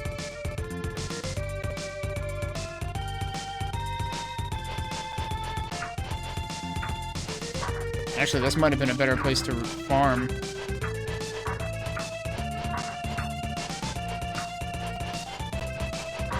I might as well, like, refill my ring power. Actually, is this safe? No, it's absolutely not. Alright, I already selected that. It is nice that, like, health refills are really fast in this. Like, I think it actually goes, like, PC Engine, Genesis, and then this in terms of speed of health refill, this being the fastest.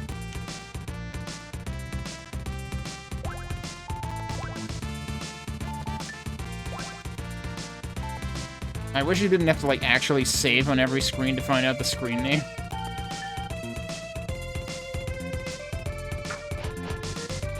Even with the shield ring, I still take a ton of damage. Jeez.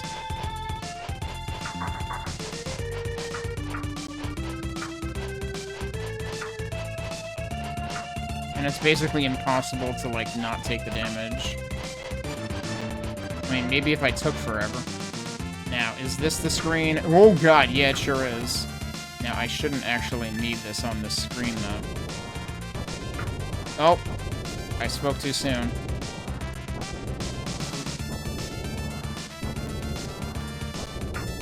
What the hell, dude? Even this is more aggressive in this version.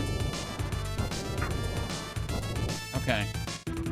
So, what does the boss actually behave like? How far right? Oh, geez, hi. Okay, yeah, I saw it sort of started getting slow down.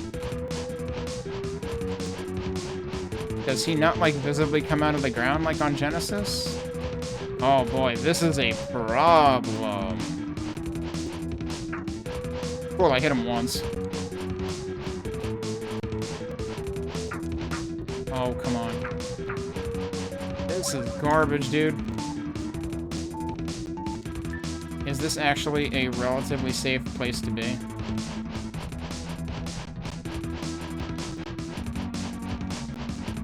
Maybe.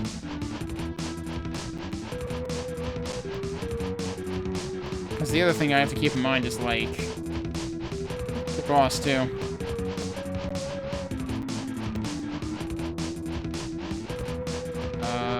I don't know whether this guy follows a pattern or is random.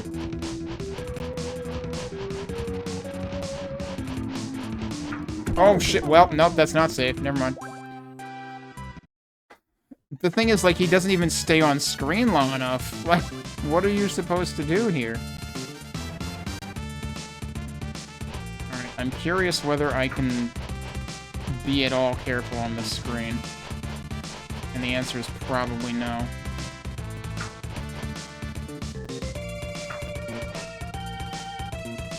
Why are there no birds now? I probably shouldn't question it. I just got lucky, dude. They're all behind me.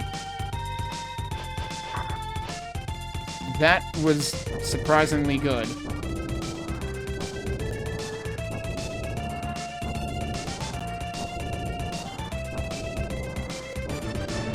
Okay, I think they do make the terrain so that you can walk over it.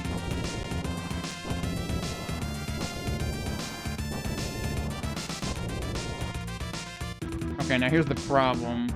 I want to save. I also want to see what the name of that place is called. Lava Zone 1, apparently. We went from 9 to 1 in 2 screens.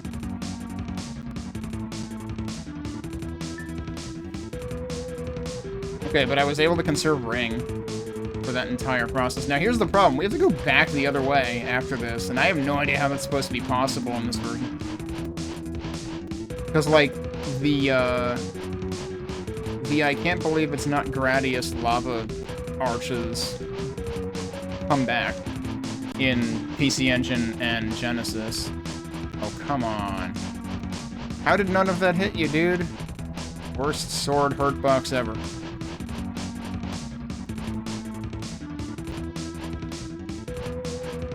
That didn't hurt me? Okay.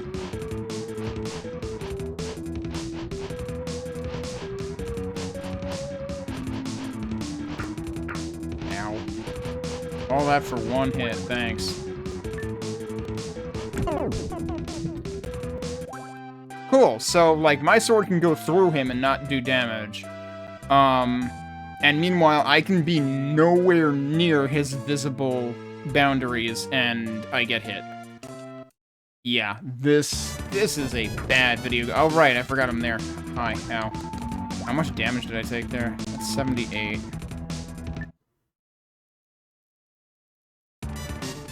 Eight damage, okay. I need to be ready to hold right on that load.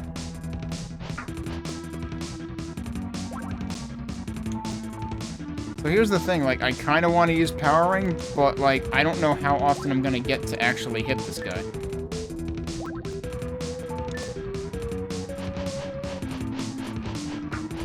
Yeah, like, didn't get to hit him at all there, so, like, I'm just wasting ring. I mean, that did a decent chunk of damage.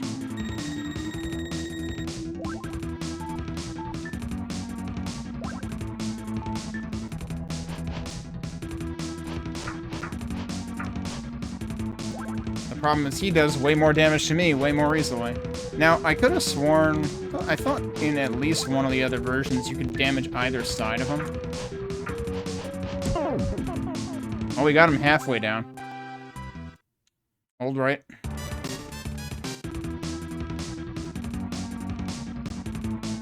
If I just hold right here, where do I end up? Okay.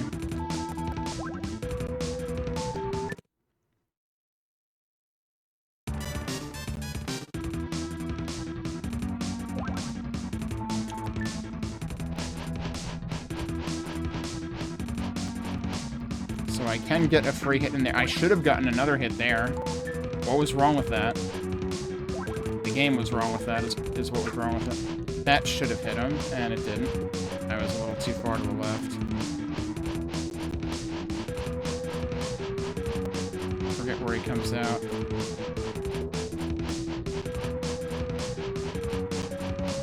Hello? Okay, cool. I just wasted 100 ring for no reason because the boss decided to just never come out. That makes me think it's random. Although I do still suspect you can manipulate it. Also, I like how he doesn't stop running when I'm paused. I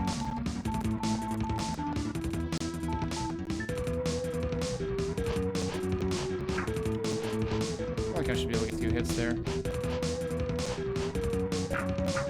Okay, well, I did get a second hit there.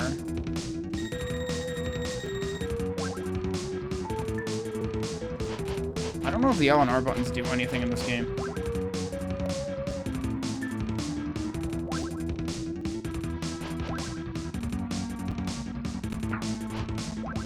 And he's going back to that way. I'm just, like, I'm figuring out, like, should I put my ring on? Like, I am not intending to pause buffer anything. Oh, wait, did he actually, like, repeat? I'm gonna die, but he actually repeated the first pattern there. How did that happen? Wait, if I can get him to do that, then that would help. I could work with that.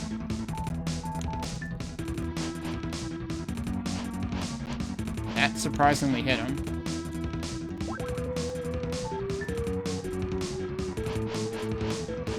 It would be cool if I could just stand here and he would come back. Well, not like that. We're just gonna die now. We'll die by something invisible. Yep. Honestly, I'm not sure how I didn't, like, give up at this point when I was a kid. Unless I did more farming. Because that's a possibility. Actually, did I check what the next is still 2,000 away.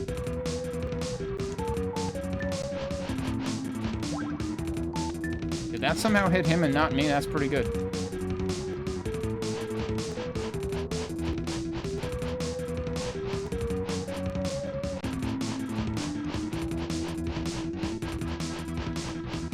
have no idea where he is. The problem is that he can be behind a wall and just pop out, too. Oh, he decided to do that again. Okay.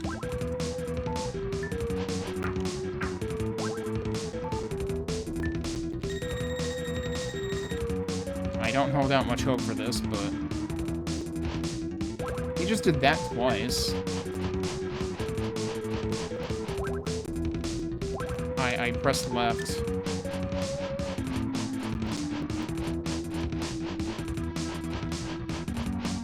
Now he's doing it again. Oh, wait, now he's doing something else. And I just took 3 hits and I'm basically dead. Yep, okay, great. So here's the problem, too. I can't actually go back to town and get more equipment, either. It's like... although, again, I'm not even sure I could afford anything anyway. Let me see how much the shield ring does.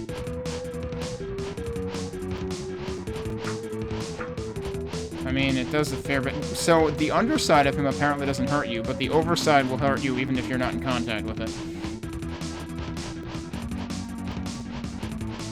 Okay, I gotta remember that that's further over there.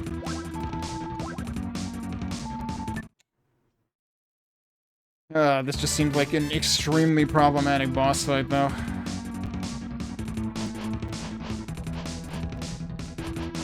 I missed the free hits, dude. Come on. You gotta get the 3 hits. I also forgot to turn the ring on.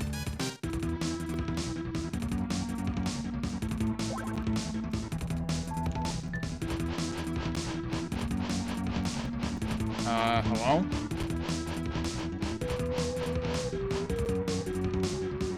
Oh, that was the wrong place. That still didn't get a hit.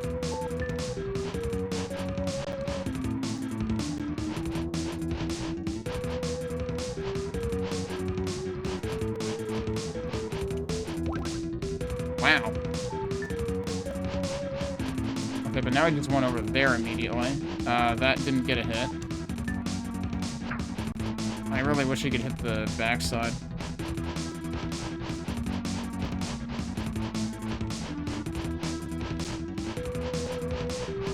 Did I just get a free hit there? Holy shit. Alright, but he got one back.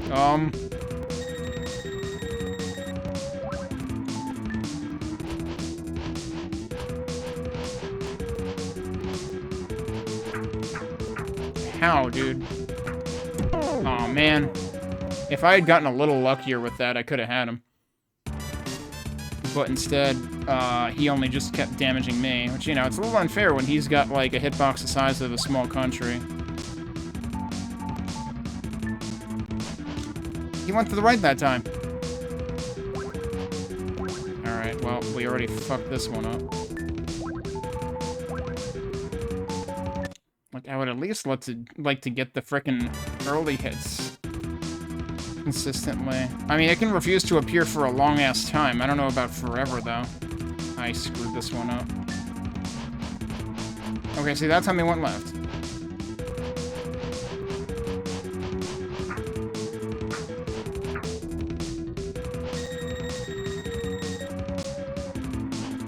Oh, come on. I got robbed.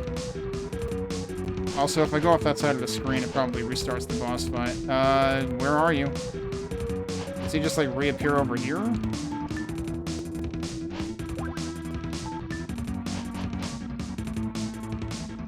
I have no idea where the boss is. Oh, no, he came back from over there.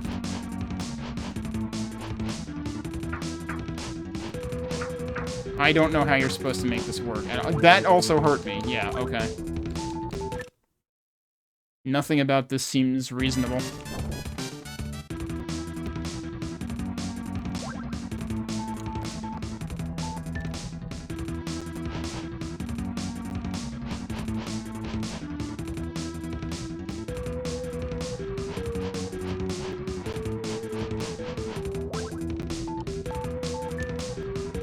It's even eating my A button presses. Or B button, rather. Wow, I actually got a hit. I didn't there. Didn't there either.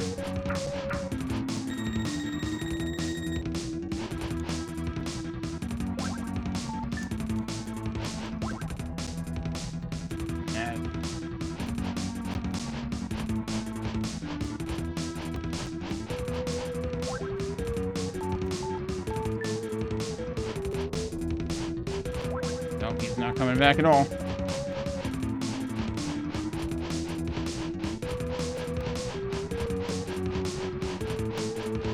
Like, I'm trying to conserve ring power because I don't get a ring refill before the next boss.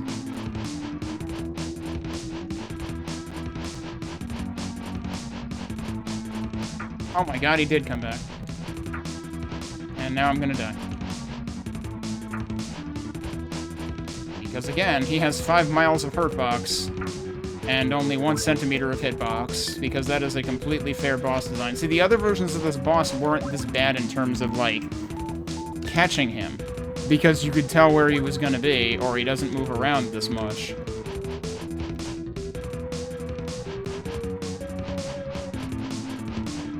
But this version gives no conveyance for where he is going to be. And it seems like he is very often off-screen.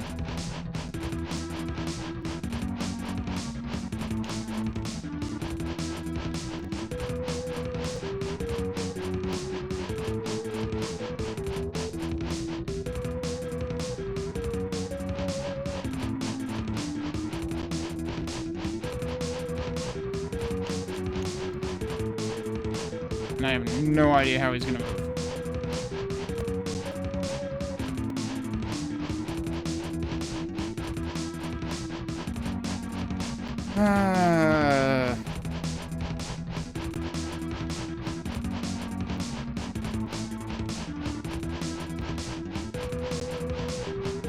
Like, do I have to come back over here to make him come back over here? I'm very confused. He just wants to be off screen at all times. He's very shy. Fuck you. Until you're over there, and then he wants to be underneath you, where he has a free hitbox where it's not visible.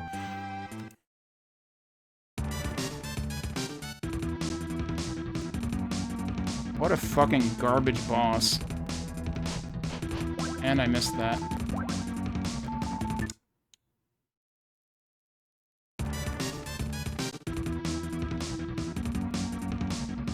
Like, if they claim they had any QA testers on this game, I'm going to tell them, no, you're lying, you did not. Because this game does not have any quality whatsoever.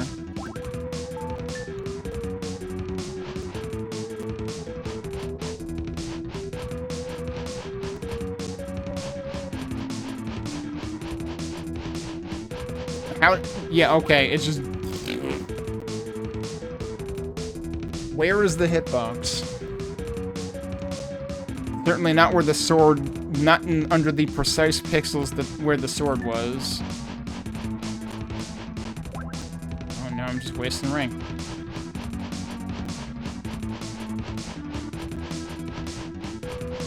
I don't know, is he actually going to keep doing this, or is he going to come back out?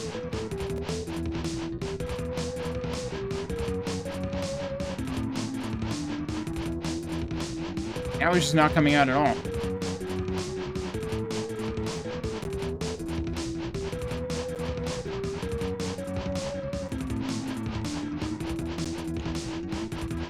Yes, hello?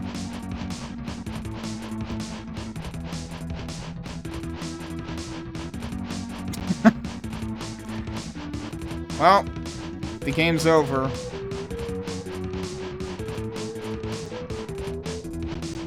The boss has just decided it doesn't want to anymore. Okay, no, seriously. What the hell? Oh, what? It's over there now? Please explain this logic. That's what I was expecting back when it was on the left, but it never did that. It just always came back from the left side eventually.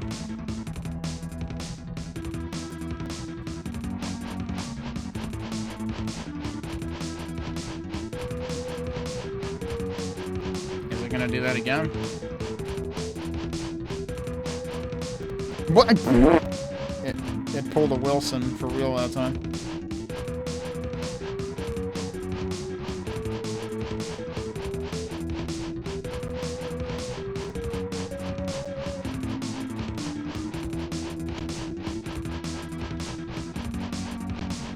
I want to say from the... Yeah, see, he's still over there.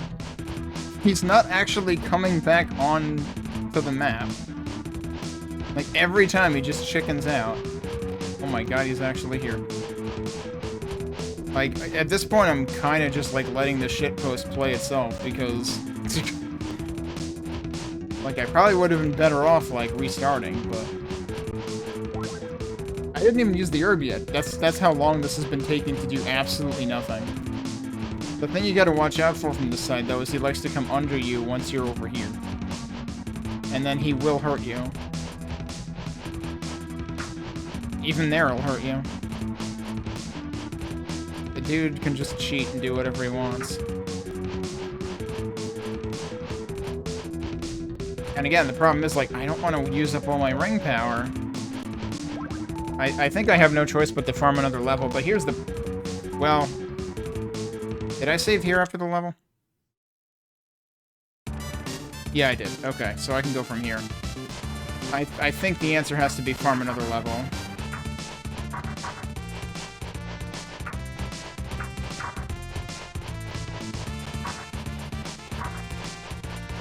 I like how I can backhand things more reliably than actually hit them in front of me.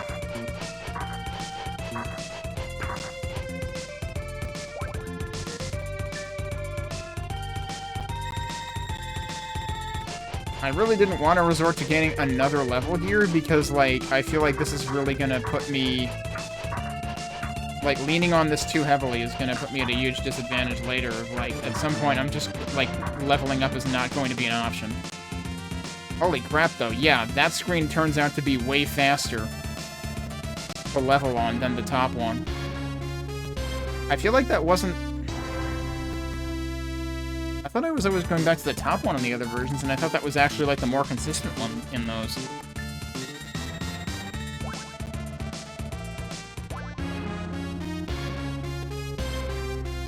Maybe they expect you to have gotten the other sword from the shop. I think that's what's 8,000 gold. In which case, that would require knowing that well in advance, and also doing a whole lot of egregiously slow grinding in the previous area. Like, I can grind a whole lot faster here.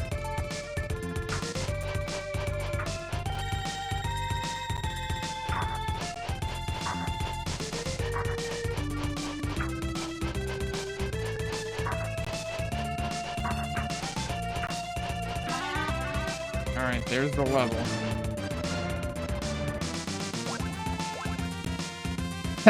And that's where we're not going to be leveling anymore, because suddenly the amount of experience required to level has just quintupled. This also means I'm probably not leveling up between now and the second boss of the area. So that also worries me. I mean, like, I could, but it would probably be a terrible idea. It would take forever. And you, unlike in the castle, or not the castle, the ruins, I don't think there's anywhere here that I can safely just idle it. But it is ridiculous that there are places in this game that you can do that. Yeah, so there's going to be more than 12 levels in this version for sure.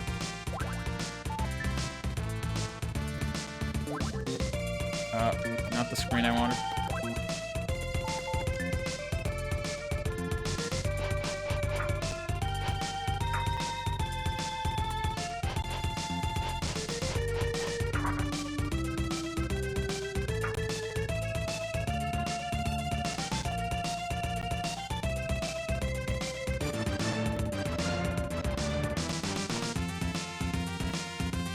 I'm surprised another bird didn't show up in front of me since I killed one. But it seems like as long as you leave them on screen behind you, you're fine. But they do catch up little by little every time you jump or climb up something. I don't want to save yet. Oh my god, dude. Dude, can I stop getting hit by literally everything? That'd be great.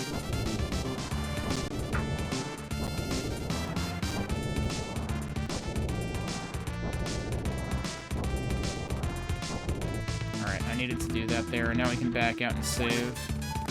Don't like how much health I already lost, but... Let's see if that makes any difference. But the problem is this boss is just crap by design.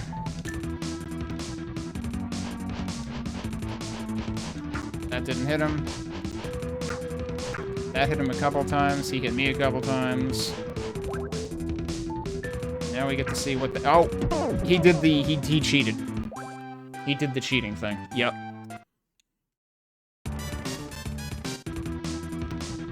He did the, I'm gonna be down here and you can't do anything about it and you're gonna die now.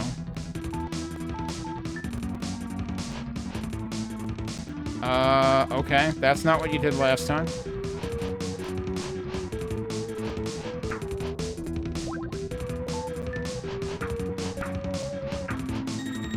That's kind of an early heal. Would have been nice if I could have capitalized more on it. Like, at the very least, they needed to make him move less fast if they were gonna make him do this bullshit. Are you gonna come back out here? Yes. Now he might do this again.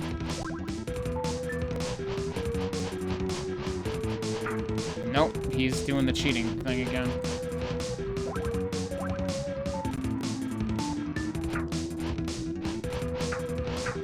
Oh my god, dude. Alright, which one of us is dying? Holy shit.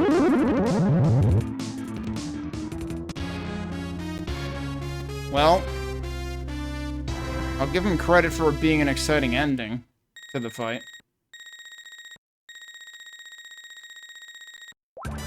Now we want to unequip the ring. Fortunately, the game does still give you full health. It doesn't give you all of your ring back, though. Now the question is, how do I survive getting back?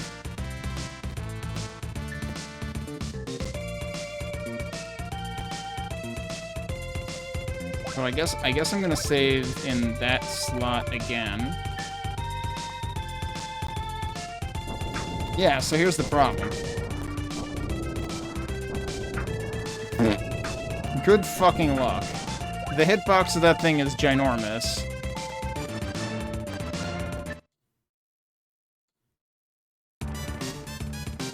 Wait, that was 7? I thought that was 1. No, this one was 1, right.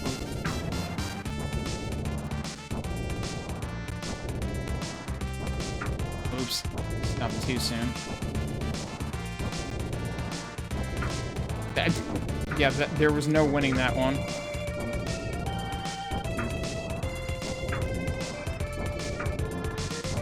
I'm realizing that actually if I just, like, tank it, it's probably fine. Alright, so for... Oh, and also... Yeah, I got, like, what? 1,000 experience, maybe? From the boss fight? But as long as I can get back here, we can get the herb again. And move on. And I still have... I have 180 ring, and I mean, I can farm that back if we really want to. But that's decent shape.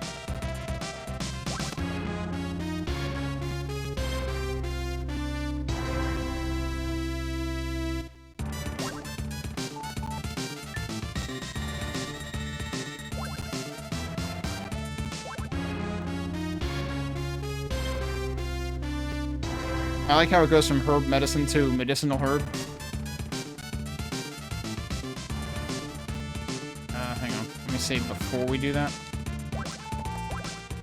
Actually, maybe I should take a break. But yeah, all I was saying is, we're probably not going to get to the Elder Mountains in the first stream of this. Because we've got more quarry to do before that, and I'm not even sure I'll have time to do the quarry part. So, let's see if we can at least get through this. And, oh, it was only briefly? Weird.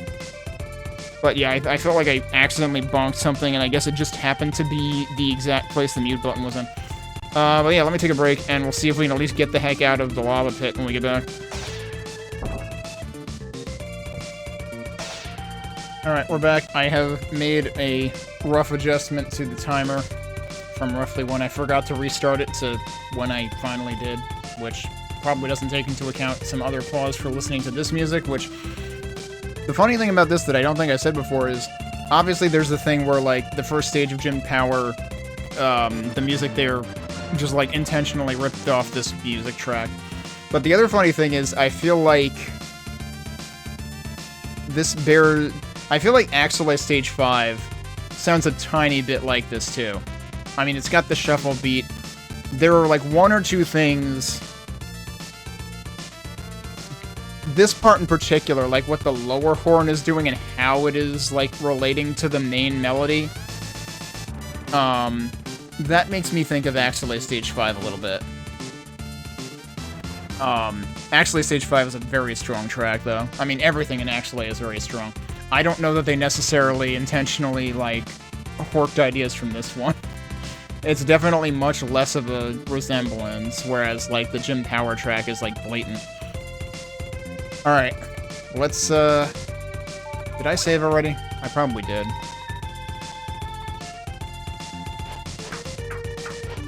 That's a lot of damage I'm taking.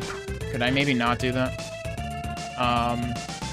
That's the thing, let me just reload, rather than waste the time doing herb things.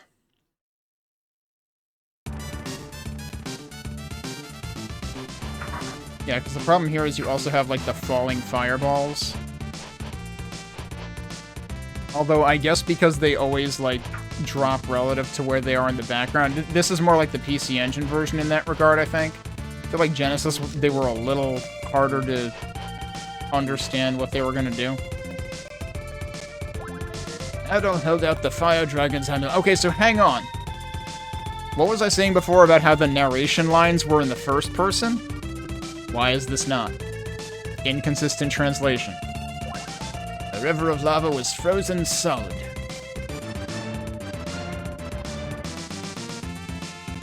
Okay, pretty good. I mean, it would have been cooler if it, like, got slower first. Also, why does it look like I'm walking on Legos?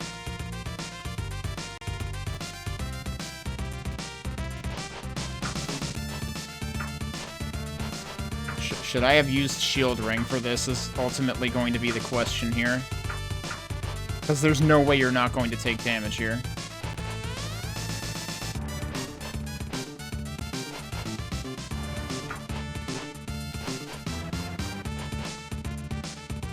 Yeah, I was gonna say, I think there's one more.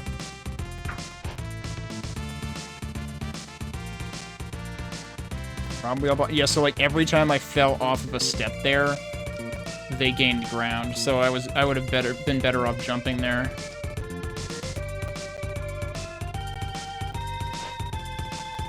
Alright, we made it. I think we made it. I'll put this in the third slot. I've lost quite a chunk of health. But I would have lost all of my ring if I had used ring for that. What are you doing here, buddy? Are you guys supposed to be here? Is there another screen that I'm forgetting about? Yeah, I guess so.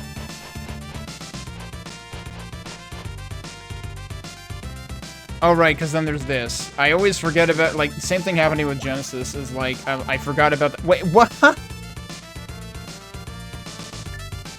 Remember how I was like, there can't possibly be that many lava zones? Well, guess what? There's even multiple lava zone 6s, specifically.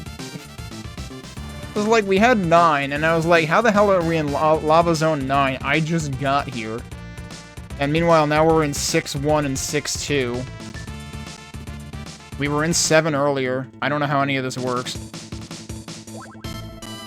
Safe, I'm glad. Why are you here in such a dangerous place?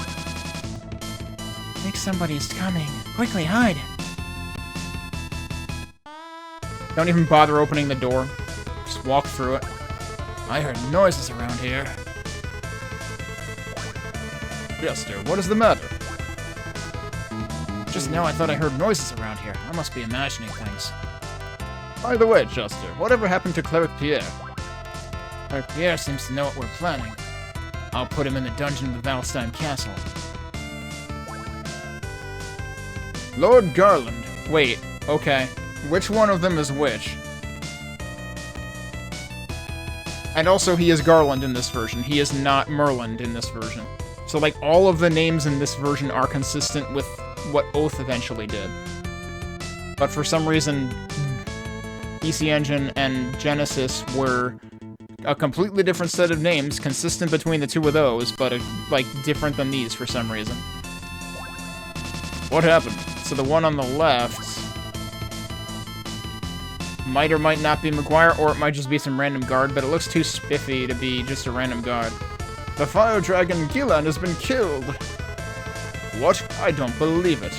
I'll be right there. Yeah, so it's Gilen in Oath as well. Jester, can you not stop a mere lad? I thought I finished him. Apparently he's not a mere lad, he's a mad lad.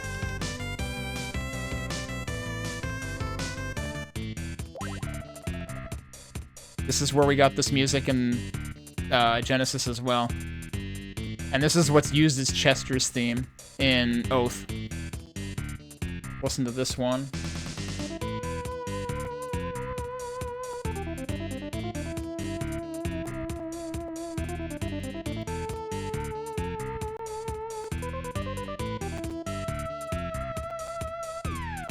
Oh, they do that in this version. Interesting. Okay, that noise is a little bit much. But I wasn't, because, like, the thing about the end of that first bit on Oath is the guitar does, like, a trill downward. And I was wondering if that might have come from this version, given that we've heard some ridiculous, like, pitch bends.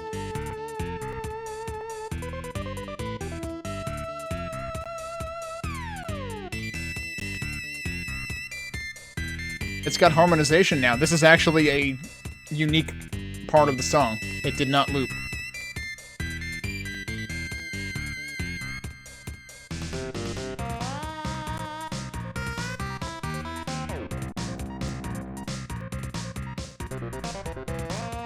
Okay, so the thing is, Oath does kick it up a notch here, but it just repeats the previous phrase. I don't know what this is doing.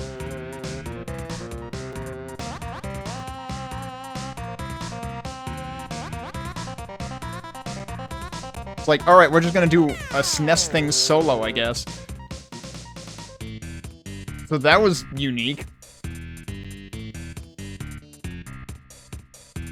Alright, don't forget to start the timer back up this time. Seems like they're gone. What room is this? This room gives me the creeps. Hey, what is that I see over there? Looks like some kind of a statue. Well, I'll go and see. Okay, I actually have control, right? And then we get over here and we hit the switch.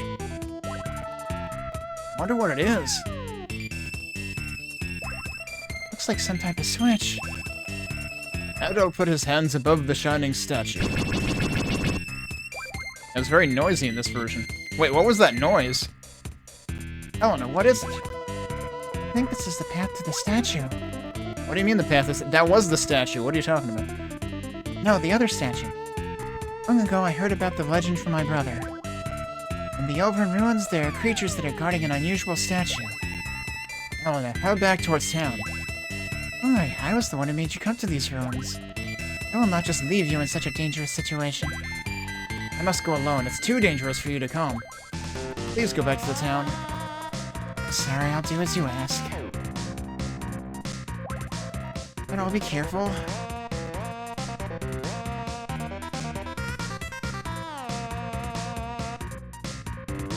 Alright, time for second boss of the area. Got the destroyed, the even more ruined ruins.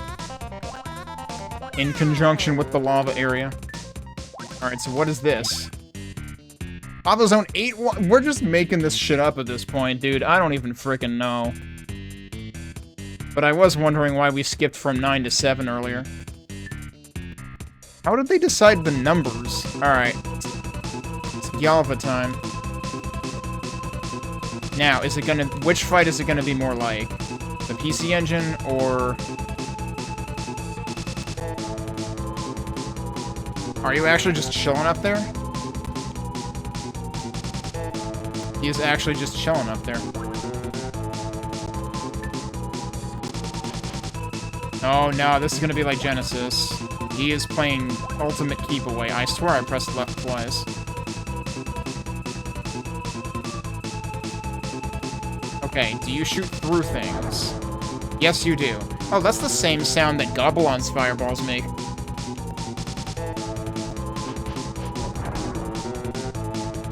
Wait, does this actually work?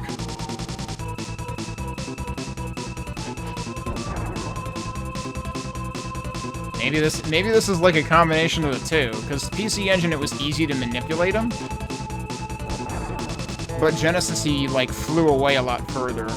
And in this version, he also flies away a lot further, but he also comes back. Whoa, hello, he just started that immediately that time.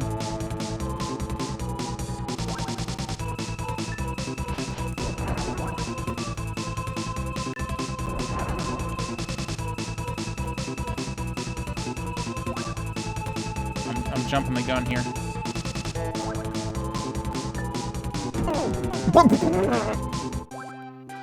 I got a little too close. I need to just jump straight up there, I think. And hope that I don't, like, whiff because of the stupid sword animation frames.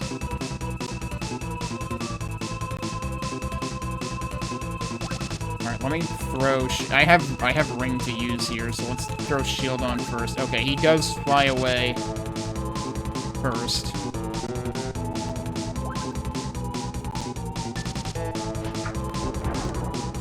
I wonder... I don't think I can jump in rhythm with that.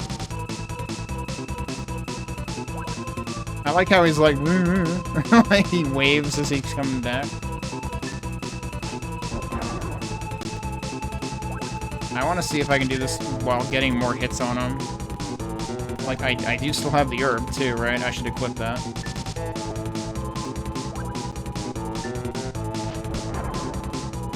Oh, but I'm downstabbing too much, I think. But I think this will actually be the more reasonable of the two fights by far. I kind of did that in anticipation. But I think this might be fine. Because I think I'm doing more damage than he is. Oh, I even got 3. Holy shit, yeah, we're done. So, compare the previous fight to this one.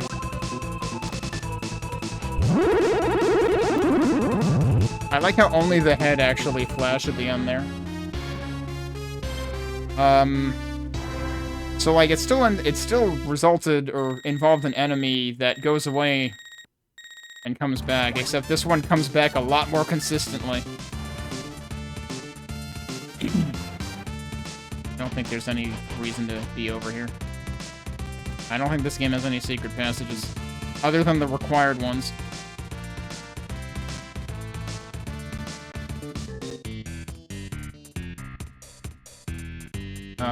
Did I save? I should save. Actually, yeah, wait, what is this room called? Because I should actually be able to save here now. That's the wrong button.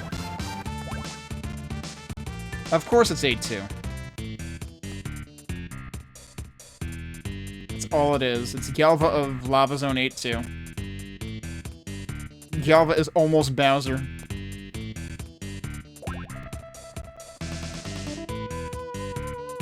I'm surprised you were able to return from the lava pit. I've underestimated you. Now I will finish you by my own hand.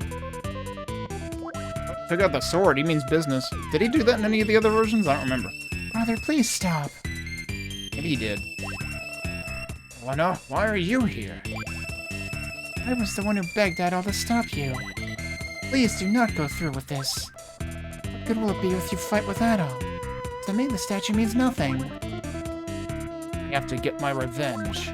You remember, do you not, what happened on that fateful day? Adol, stay out of this. I must do what I must do.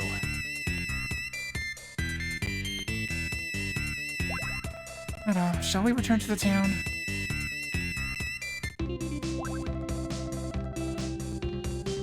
Oh, there are things I must take care of. Adol, please forgive my brother. The translation is pretty similar between this and Genesis.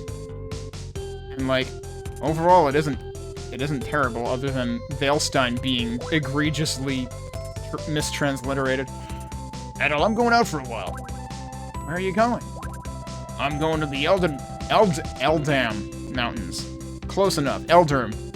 It's the closest that any version has come to what they are eventually referred to as an oath. I'm going to the Elderm Mountains to visit the master who helped me a long time ago. And the master still doesn't have a name in this version.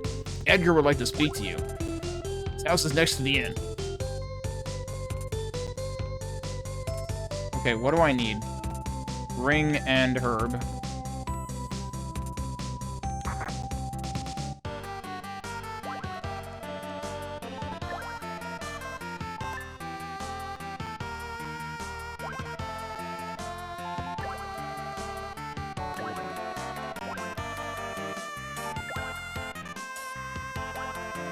Okay, I have enough to buy something.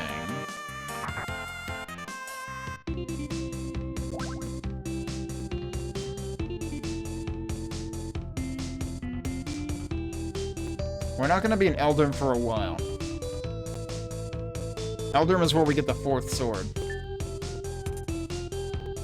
So maybe I should just go for the sword. Do these guys still say the same thing? Yeah, they do.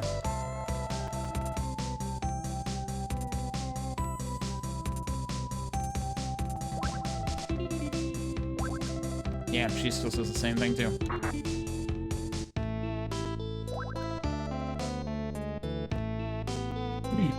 Idol, you came at a good time. Look at what has happened to this room. Someone has broken in while I was away. This is not the work of a thief. It was probably a rogue from Valestein... And now I'm saying, from Valestein Castle. Remember the statue you retrieved from Tigray Quarry? They must think I have it. The monster's appearance is connected to that statue. You would be stronger with a swordsman such as yourself. Will you join our forces? I can choose? I beg you to please think it over. We desperately need your help to save our town. They don't even ask again. Thank you, Adol. I have a favor to ask of you. You know of the closed door in the quarry, do you not? It is through that door the statue is kept. The miners have started their way towards the quarry. I want you to join them in the search for the statue. Take this with you, it will protect you. A ring that I will never use because it's not worth the cost of using it. And it doesn't work on bosses. The only thing I have ever wanted to use that on is the next boss, and it doesn't work on it. You say anything else different?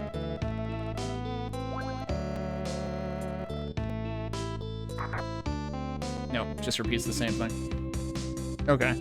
I probably don't have much more time tonight, so let me just get us to where the next section starts. But yeah, oh wait, no, we wanna buy something, don't we? And I'm thinking I should just go with the sword. Let me drop a save before I do that.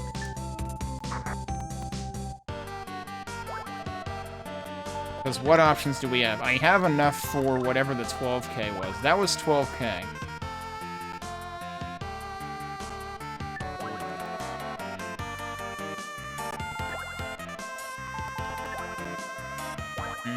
And that's 10k. But the sword is probably the most important. And that's 8k.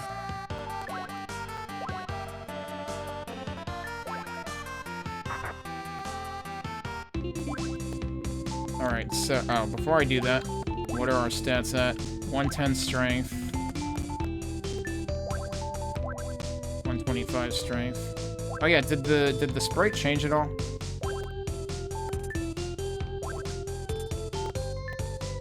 I'm honestly not sure.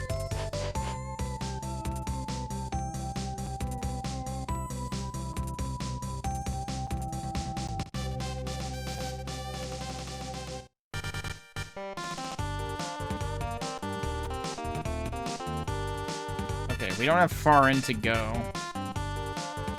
I'll save here just in case I do something egregiously silly.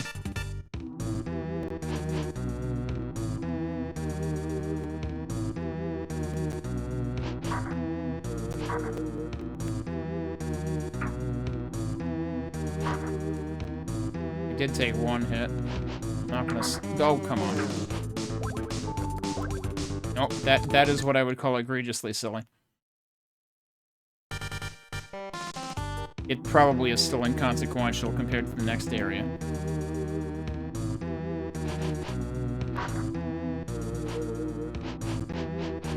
That hit me anyway? Come on, dude.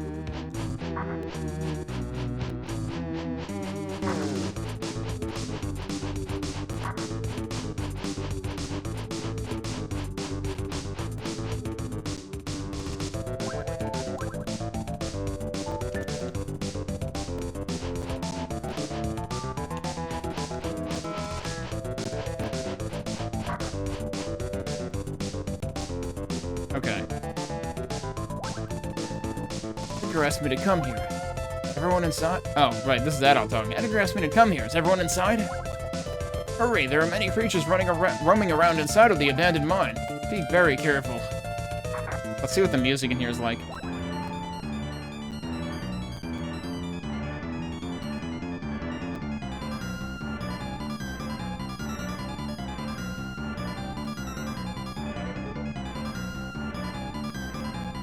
This might actually be the closest rendition to how Oath does it.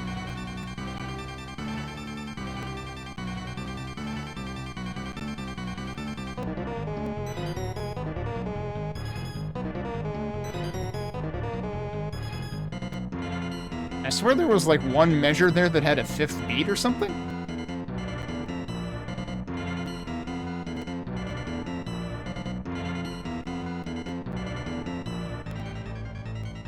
So again, like, the instrumentation here isn't the best in the world, but it definitely gives it a unique feeling than what you got in the other versions.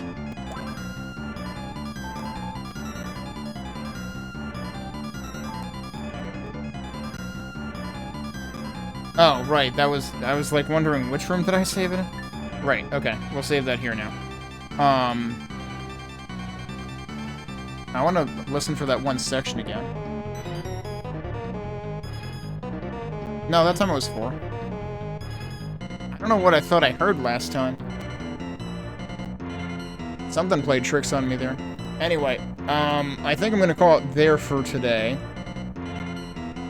So this is quite a ways off, like, prior to where I ended the first segment of my playthroughs of both the PC Engine CD and Genesis versions. Because this version is definitely looking to be the harshest of the 3, so I was already, like, ready to cut myself a little bit of slack when I realized how nasty Galbalan can be, or I guess it's still Demanicus in Genesis, on that version. Probably gonna be worse than this one, but we'll see what we can do. I'm still curious how I will fare on late-game bosses especially, because I remember, like, starting to really find them to be insurmountable once I got, like, midway into the castle. But we got a couple areas to get through before then, and I'm curious to see how different the bosses are there. But, like, holy crap, Galbalan in this version was so bad. I hope we don't have anything else that bad, but we'll have to find out. It's time to continue this and see how far we can get today. Progress has been slower in this version than either of the previous two. I know when I started out on the Genesis version, initially I was concerned that progress was going to be much slower on that version, but actually it ended up... I ended up pretty much going through that game as quickly, roughly, as the PC Engine version. This version, however, I am not so sure if that's going to be the case. We are not up to the mountains yet after the first stream. We are only up to just starting the inner part of the quarry. So, and actually, I think this calls it the Cursed Mine or something. Yeah, so that's interesting. I guess they all probably call it that then, and I probably never noticed. Or don't remember. But yeah, this part, what are we gonna find in this part? So, what do we need to look out for? First of all, there's the question of that platform in what was the worst room in the game in the PC Engine version, because the platform was so short you basically had to do a giant leap of faith from, like, the highest point possible. Whereas on Genesis, the platforming was actually way easier in that room. But in the Genesis version, that room did not have the mysterious mushroom-looking enemies that, like, only existed in that one room in PC Engine. So I'm curious what we'll find there.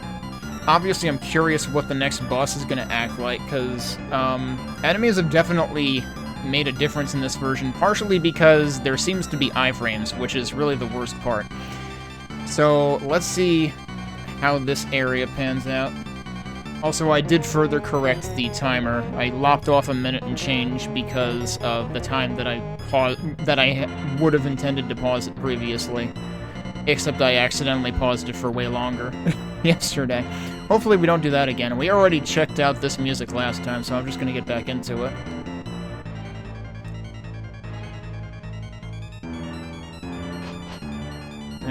what are we gonna have first down here? I forget.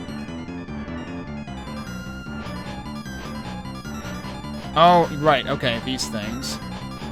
Which also take forever to kill because of the iframes. Oh, right, and then there's these dudes that you...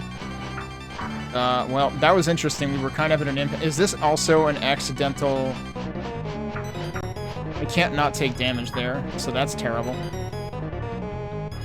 I'm really mystified that that seemed to be another, like, infinite farming point, because, like, there's nowhere for them to even be here. Like, really? Yeah, as soon as you scroll that off. That's crazy. Oh my god, they mean business with that. Now, our next experience level is at 20k, yeah. Should I be looking to gain another level here? How much are these guys worth? Ow. Yeah, these guys are bad news. I want to say that was less than 100. How much are the Mandragora-like things worth?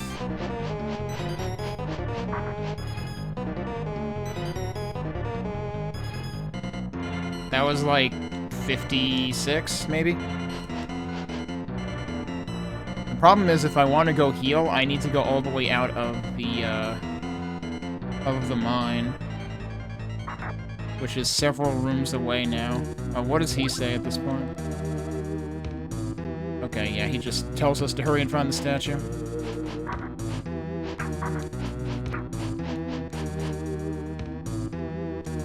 I don't know if it's even worth me going out versus, like, restarting, like, reloading. Like, how much experience did... You know what? I'm gonna reload. How much experience did I even gain? We're at 13,078 now. I gained almost 300 experience. So, if I want to do that, I need to find a good place to farm first, honestly. But once again, the name of the game is going to be, like, trying to minimize the damage I take. And these guys are the problem. Okay, I can jump over that one. I don't know if I want to engage those guys at all. Now, I seem to remember, even in the other versions, you could not duck under those guys' attack, whereas you could duck under the whip dudes in the ruins. In this version, I'm not even sure you could duck under the whip dudes in the ruins. Can I hit you from here? No. There we go. Yeah, and attacking everything takes for like defeating enemies takes forever because of the iframes in this version. I'm gonna save before I get myself in trouble here. Is this actually Cursed Mine too? No, it's Cursed Mine 4. I was gonna say, like, I would actually take issue with if the order of the numbering was actually, like, sensible in this place when it was completely nonsensical in the lava zone. Okay, so I forget what's over here, because we have to go down eventually, but I think we want to go over here first. Yeah, what's in here? Okay, so this is the thing that you want for the Brosha serum. You know what? I'm gonna pause the time for a second, because I should have thought of this beforehand, but I'm gonna look and see if I can find the manual. I want to see if it says there about it, because, like, in the other two versions I played...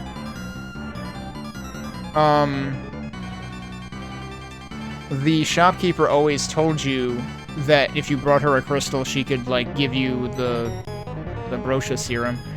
It was very unclear what she meant by it in the PC Engine version in particular, but I am curious. So they list it in the items, which talks about the ring's power. I don't think... Oh man, I have to show this for a second. This is ridiculous. I have to show this because, like, look at how the official manual actually... Wait, hang on. Page width is what I want.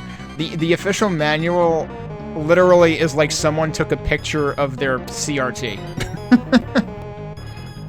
Like, they couldn't be arsed to get proper pictures for the manual. This manual is, like, minimum effort. But yeah, so the medicine is... It's not Brosha serum, it's Brosha's secret medicine in this version. Probably got it for, you know, 3 easy payments of $49.99. And this talks about recovering Ring's power, but I don't think it talks about, like, the key items anywhere. Have the different attacks. Yeah, and there's your map. There's Smug Dogi again. You know, McGuire does have a similar cap to this, a similar hat, in Oath and Felghana. But yeah, that's it. That's the entire manual. So, no, they really don't tell you anything about the crystal in this version, and the manual does not document the key items, and as far as I could tell, there was nothing in the menu to document it either. Like, I mean, you can leave something selected here, but there's no button that tells you. Either B or Y will just dink and exit the menu, but nothing will actually tell you what it does in this version. You know what else I should look at in the manual, actually, is controls. Yeah, they just don't label the L and R buttons at all. The L and R buttons do absolutely nothing. Okay, yeah, now it's time for the dangerous part. I'm trying to drop off. I think I got hit anyway. Of course that was gonna hit me. Why would you make it possible to not take damage? I'm almost how did I almost die? Alright, I guess we're reloading. Because that's not good. I almost made it out of there. Okay, but, like, even now my health is okay. Somehow I ended up with, like, what, single digits of health, probably? I didn't pay attention to the number, I just looked at the bar and it was almost all red. Oh yeah, let's see which number that is. That's 6. We've been to 1, 4, and 6 so far.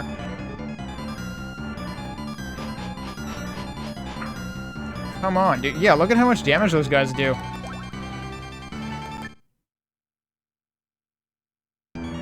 It's annoying that it, like, comes down to this because, like, the only way to get back health is to use the herb, and then you're out of it.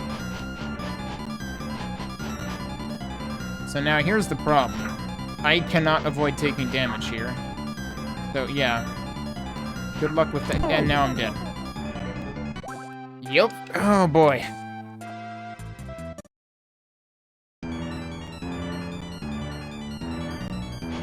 Can I get this guy from here? I might be able to get this guy. Yeah, except he's gonna stay over there.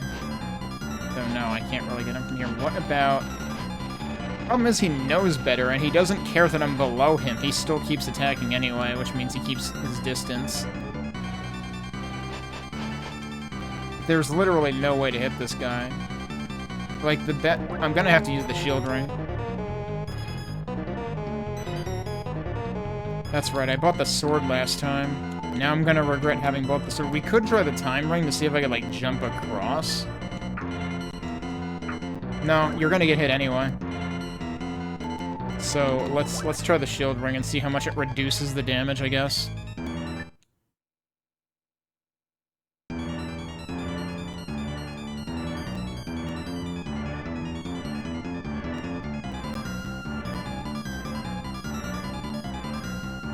Oh, right.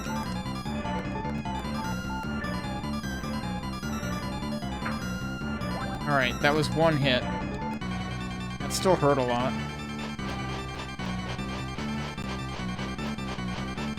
Might as well take the dude out now. I can take both of them out from here.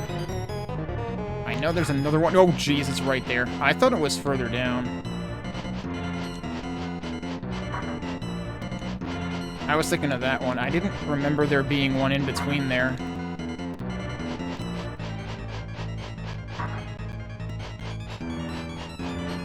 Like, one thing that would have made this game more reasonable... Well, I've already mentioned, like, being able to warp would have made it more reasonable. That would be one thing. The other thing that would make it more reasonable is if there were herbs in more places. I don't like you being there.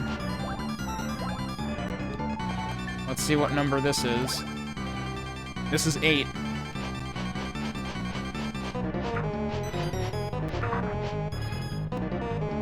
I probably should have just, like, committed to killing that one.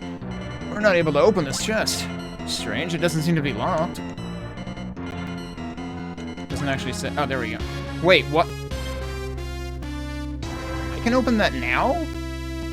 I thought you were only supposed to be able to open this after you come back from fighting the boss. You think something's wrong with the chest? I have an awful feeling. What? What is that sound? I was gonna say... That's what's supposed to happen. Help! It's a spell. The legend's curse has come to pass. Run away! What are you babbling about? Show me the stone tablet that was in the box. On it is a picture of a man fighting against a gigantic creature. In his left hand, he is holding a statue, one just like the statue you have. Yeah, so I had assumed that it was, like, specifically the statue you get in this area that opens that, but I guess it's any of the statues. Legend has it. I could have sworn that I wasn't allowed to, like, that I tried and could not open this box initially, though, in the other versions. Or at least in PC Engine, I don't know. I might have just, like, skipped it and assumed as much in the Genesis version. Long ago, there was a time when the creature, Galbalan, ruled this area. People who were against him were captured and then brutally slain. As in the picture, one man fought against Galbalan. After the epic battle, he used that statue to seal up the monster. However, Galbalan was not destroyed. I cannot believe that time has come once again. Okay, and he just repeats the last 2 lines if you press him again.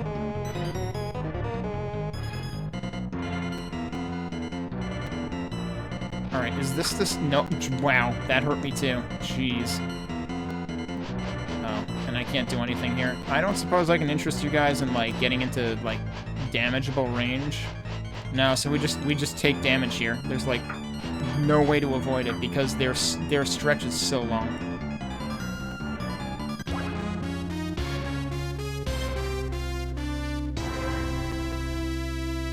Okay, how much of an improvement is this going to be? We're at 115.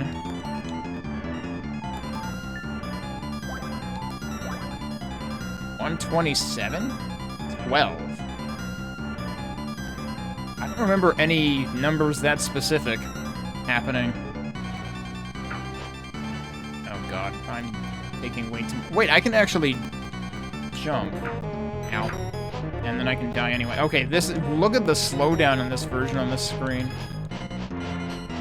But yeah, these guys are just completely unreasonable in this version. Like, I feel like in the other versions, you could... Alright, let me finish that thought first. I feel like in the other versions, you could actually, like, sneak up on these guys or bait them out or something and be able to deal with them without taking damage. Also, this room just ends here. There were definitely 2 of the Mandragora-type things over here in the other versions. The one to the left just doesn't exist. Alright, and meanwhile, this guy's gonna kill me.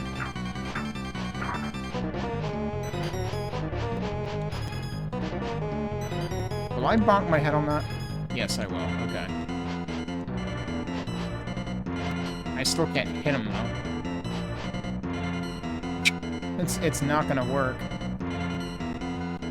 Okay, but yeah, they also made this platform longer in this version. So I'm gonna have to redo this because I took a bunch of damage and I'm gonna die in the next hit. Which was gonna be from one of those 2 enemies. I need to find a place that I can even safely farm in this area. Or just frickin' go back.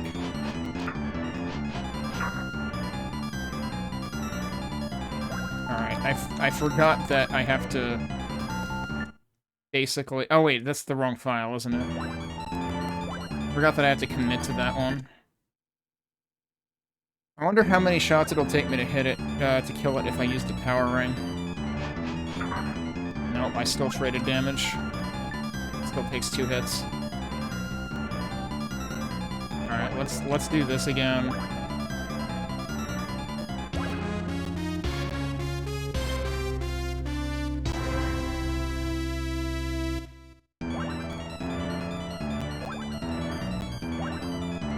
It's a really weird combination of lines there. Like the, do you think something is wrong with the chest after he opens it? Seems a bit awkward.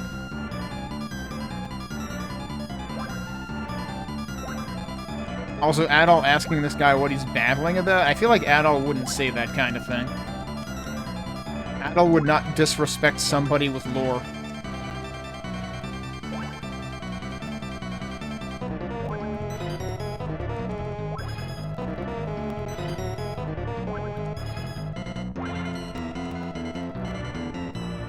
Okay, I will save because I don't want to have to do that again. But I might have to get out of here anyway. Wait, was this where the armor was? No, it's the next screen, I think. Alright, let's just put the shield ring on, I guess. I don't think you were allowed to jump off of staircases in the other version. Either way, you can't jump onto them.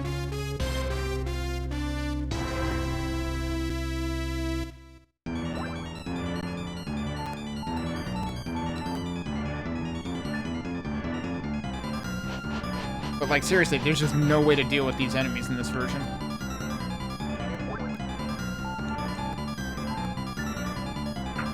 Shit. Yeah, he does not care. Oh, shit, now I'm gonna take damage here because you end up landing on it. I didn't want to do that either. Now I'm just wasting ring and health and everything. It's like, that dude you can definitely get rid of. But I feel like in this version especially, you just don't want to be down here ever. Okay, you can get back up there cleanly, but like seriously, there's no good place to farm them. Hey, thanks for the follow. Right, and then there's... Oh, I wonder... Can I bait you out? I'm still gonna... Nope, I'm still taking all the hits. I'm basically dead. Is there another one? Of course there's another one. Why would there not be another one? Yep, I'm dead. You cannot safely get over these guys, and you cannot safely attack them. There's nothing you can do.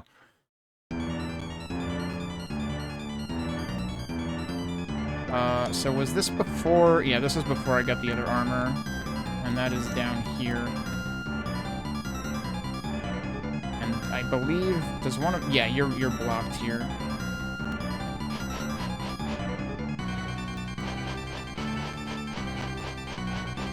If I could entice him to get further over here, that would be great. And the problem is, if you get close enough to them, you will absolutely just... Like, they'll turn around on a dime. Like, I'm trying to figure out how to minimize damage in the first place. But I should probably...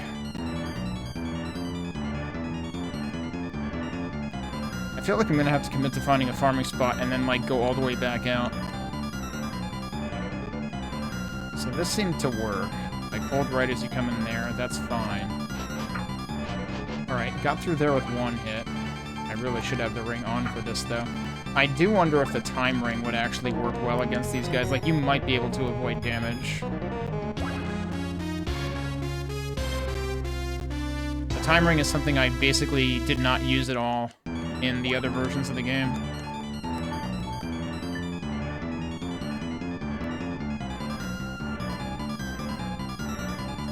I really don't know about this one. What I could probably try doing... First of all, let's save here.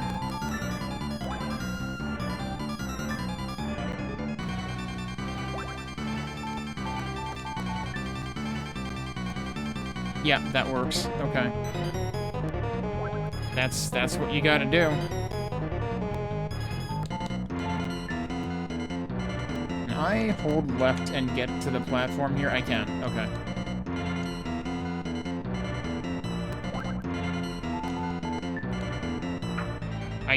I still got hit by him. Yep, still getting hit by literally everyone.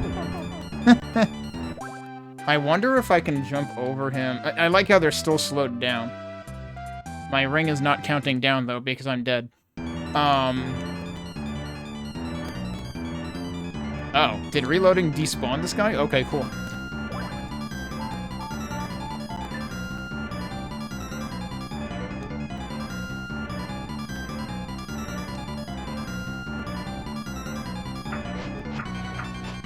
That was really, really incorrect. Alright, so I don't need to put the ring on until we start going down.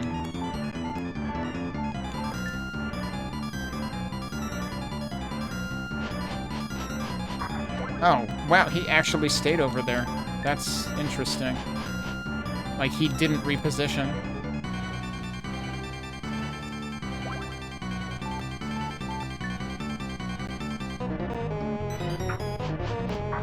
Okay, yeah, you can get away with one hit.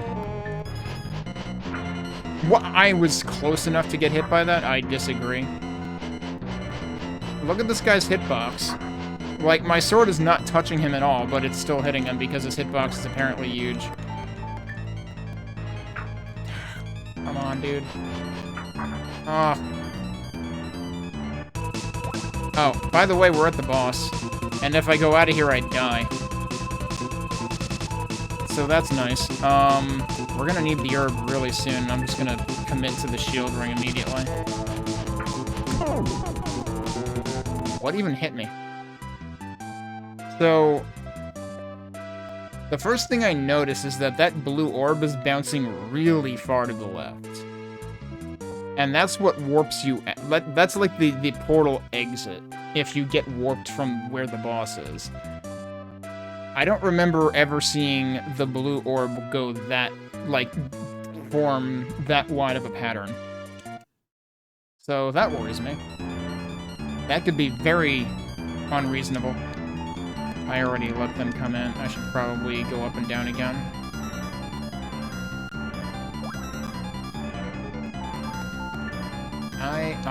They didn't see, he reset and started moving again. I wanted to see if I could, like, bait him into staying there.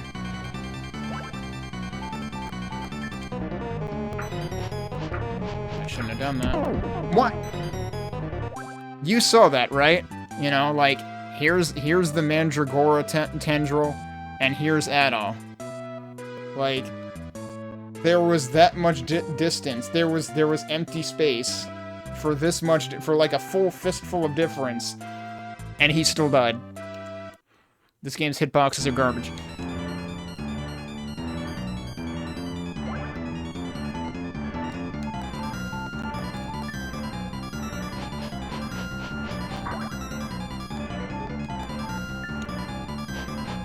The sad thing is, like, how much farming I would have to do to gain a level at this point. Like, these guys are not super lucrative, and also I feel like maybe I did more farming than I was intended to do on the previous levels, so, like, I'm not even sure I want to do that.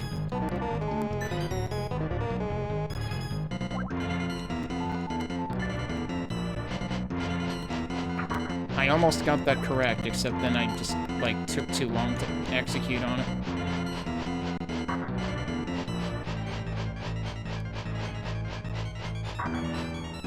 Those two guys right there might actually be, like, a good farming point. I got through there without taking damage? Okay, I'll take it.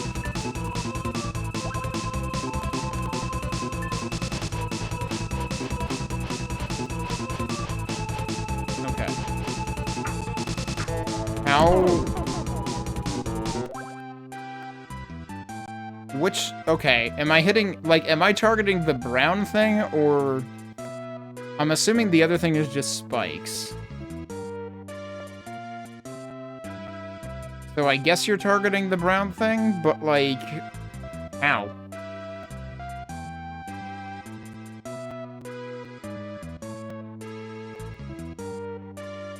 Like, it feels like you have to, like, jump up there even to hit it. I'm beginning to wonder if they ever QA'd this game at all.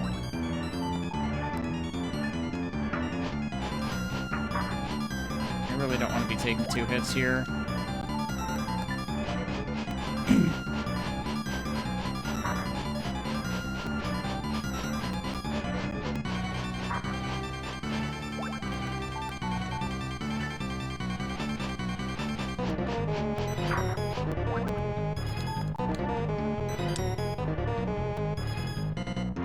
like, I kind of want to get a better spot to save, like, right before the boss, but also I don't want to save in such a bad state, and also, like, I haven't really had a chance to, like, pay attention to how fast my HP is draining.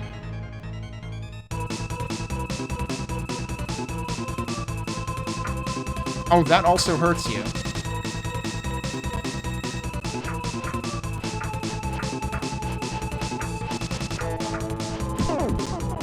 Interestingly, I managed to do half of the boss's health and damage just by standing there.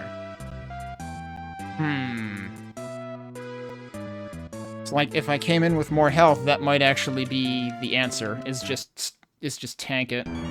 I should try with the power ring, even though that's unlikely to end well. Speaking of things that are unlikely to end well.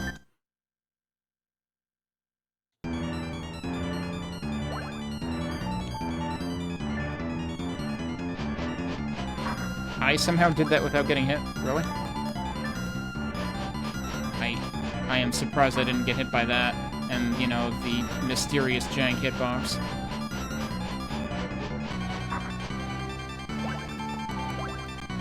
Problem is, if I save here, it's gonna be, like, in between the two things. I think that will be a safe spot, but I think I still took a hit there.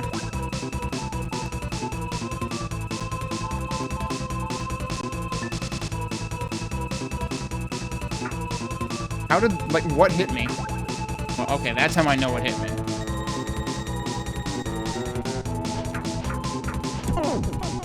Okay, no. I definitely do not win the damage race with the power ring.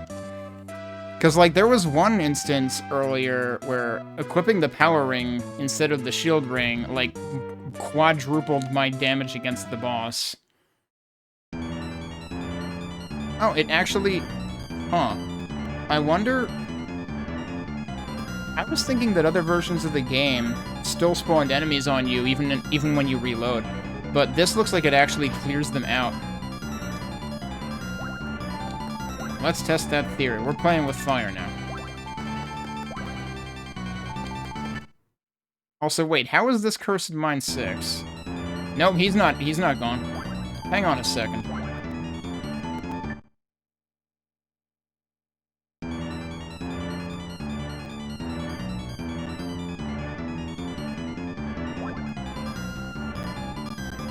Yeah, that's not the same room.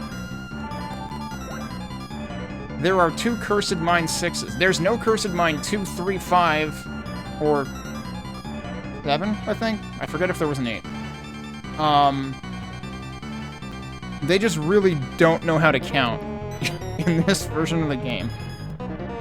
Although, for that matter, I don't know if this was also a problem in other versions. I didn't have to save quite as frequently as a contingency in the other versions. Oh, jeez. I would have been fine there. I walked into it. Alright, so we're sticking with the shield ring, it seems like. Like, seriously, what is hitting me there? Like, I think these falling stalactites are basically like Phantoon's fireballs, where, like, even when they're literally no longer visible, they still have a fucking hitbox. I need to not have my save file there, since that guy did not despawn.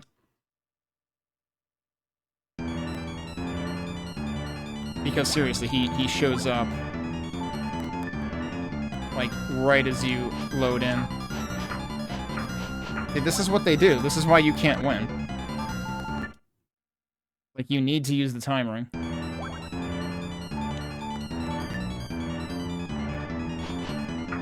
That's how I walked into him.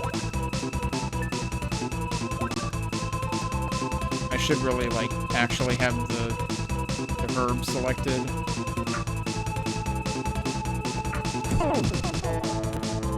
I took damage a lot.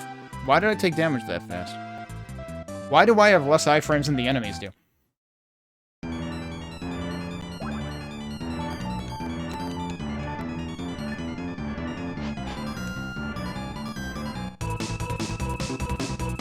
I'm gonna confirm. Oh my, wait, hang on.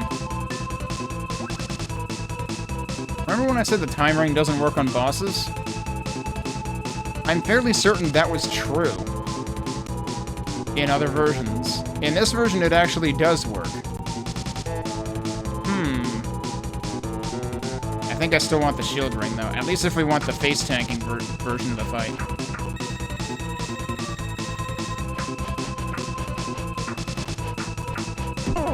Yeah, no, that's...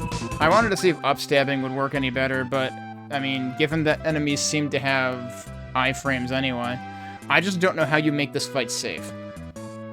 I can't really see that happening. So what do I want to do? I feel like I'm gonna need to farm another level. At which point, I might as well go back to town, too. Oh, the guy over there didn't respawn, so I must have just, like, that time that I saved further to the left, it must have just been at the perfect instance for that dude to spawn in. But he wasn't actually on screen yet. Alright, so hang on. Where is... You're over here. It's going to be egregiously slow to gain any levels here. Like, I haven't even gained... That guy was in a fortunate spot for me to do that. I haven't... Okay, as of now, I have, like... I've gained just under 1,000 EXP since I entered the entire area. Did that not hit me? That seems like it should have hit me. That hit me. Alright. Can we not be doing this?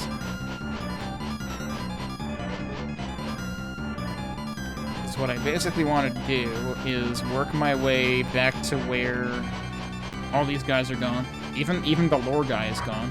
Oh! Gee, that's perfect. I don't take damage, and he takes damage. That's a good farming spot. It's still gonna take forever, though. I was wondering if, the area that I had to drop down that had all of the very unsafe mandragores would be the preferable place to... Oh, guess what? Guess what? You just fucking die when you enter that screen from that side. So that's cool. Very good game design. Clearly QA tested.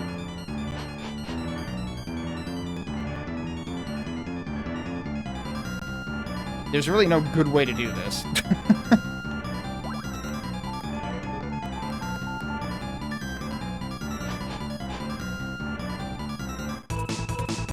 I mean, I can see... Cool, I already died. I want to see if there's a way to make use of this ring, but I can't see myself doing enough damage and staying, you know, not taking damage myself.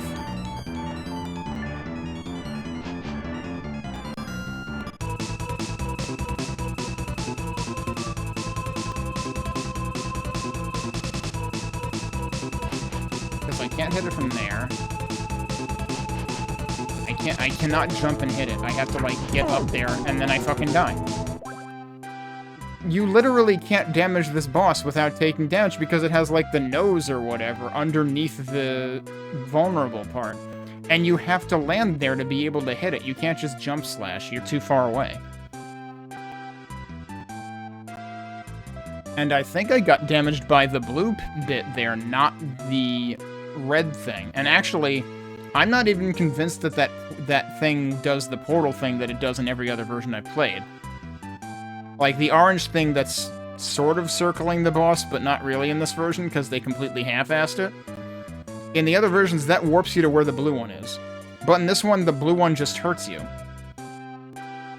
So I think they, like, completely dropped that particular detail of the boss fight on the floor.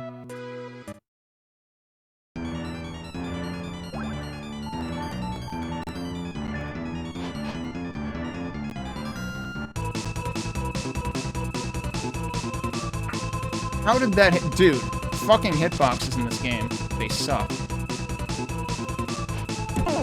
Okay, that time I walked into that. I was in the wrong place. I just wish I had more health to work with, like... Because, of course, yes, I have the herb, but I need to save that.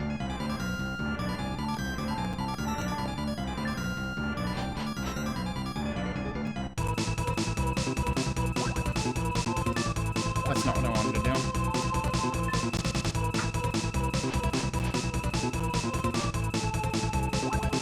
Because it is funny, like in the other versions of the game, I thought that this boss was clearly designed around the time ring, but then the time ring didn't seem to actually work on it. In this case, I think that that's actually what they're aiming for.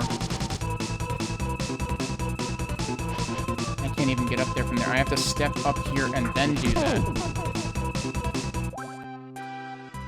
I'm not sure exactly what I'm taking damage from, because there's like 3 different things that could be damaging me there.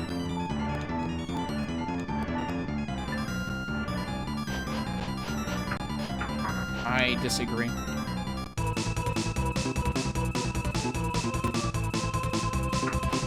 I don't know how that almost works. So this is bad, though. Okay, so the red thing will hurt you. And naturally, if you bury yourself in the boss, then its red thing is hurting you. But, like, again, I don't know that there's anywhere I can stand that won't be taking damage from the boss.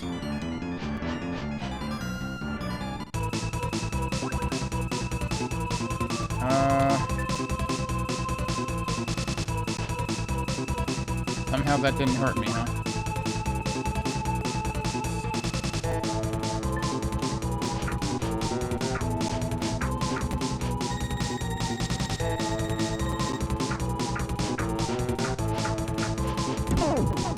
Okay, yes, the red thing is definitely hurting. Both of the red things hurt you. I have no idea if the blue thing hurts you or not. But it's like you have to get up there to hit the boss.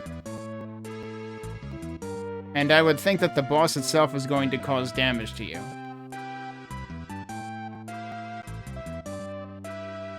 And as far as I know, you can't damage the boss unless you're right up on it. So this definitely feels like you have to just be able to face tank it. Which means I need to farm a level somewhere. And there's no getting around that, I think.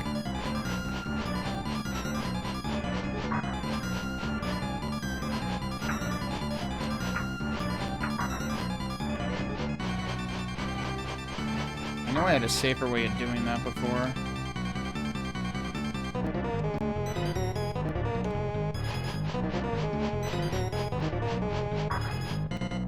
So those things are worth, what did I say, 56? Seems right.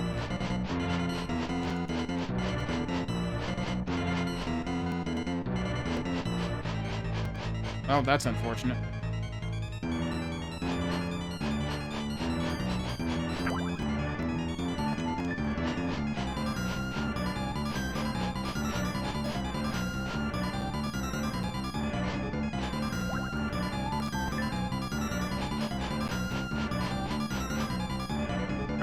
Was this the one? Because the unfortunate thing is these guys are worth less experience than the Mandragoras, but the Mandragoras on the screen after this will kill you immediately. So, I think it's time for fast forwarding again.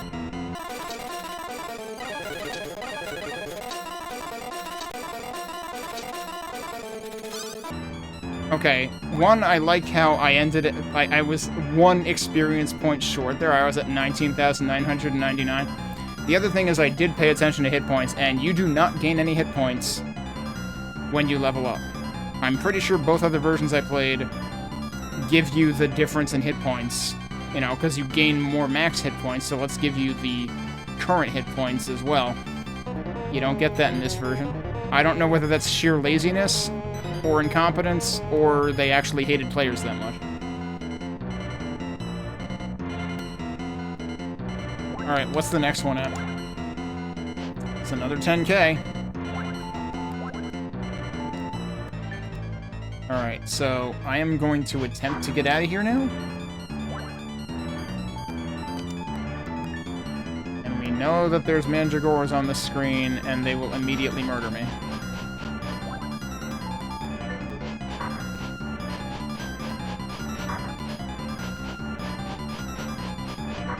Beyond the first one, it's not as bad. Now, this is the screen that I was originally contemplating, like, hey, maybe I should farm on this screen. And, ow, I mean, I could if that doesn't happen.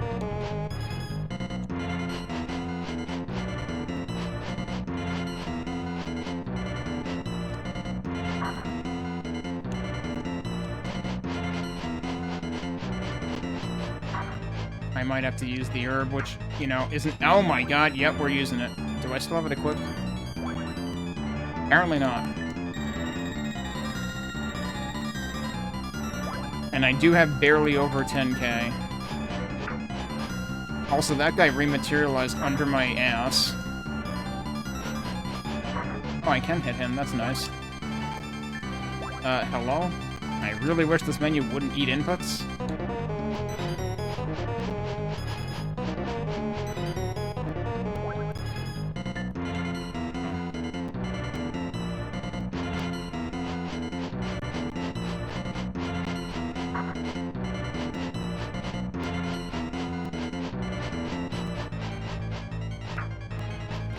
Oh, you can't get away from those.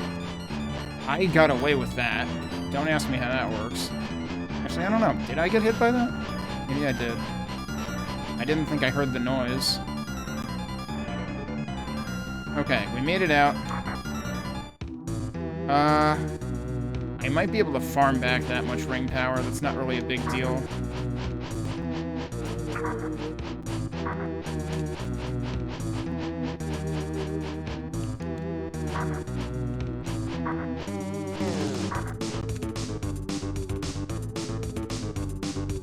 I'm not too worried about the ring power. We don't need to refill that.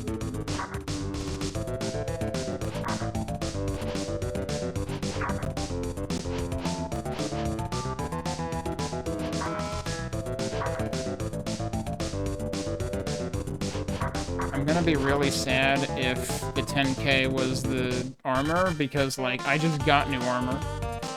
And that's going to be rendered completely pointless. And I have a feeling the 10k was the armor and the 12k was the shield. Could be wrong, though. Okay.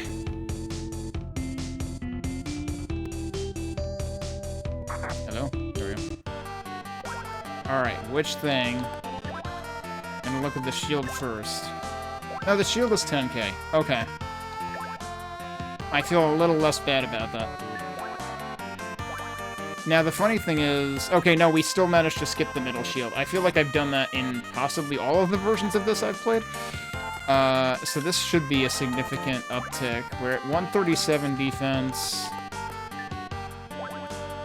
Interestingly, it actually skipped the cursor over to the next one I had. I'm not sure if the other versions did that. I feel like they didn't. 137 to 161, that's like 24 better? Okay. That could be a considerable benefit.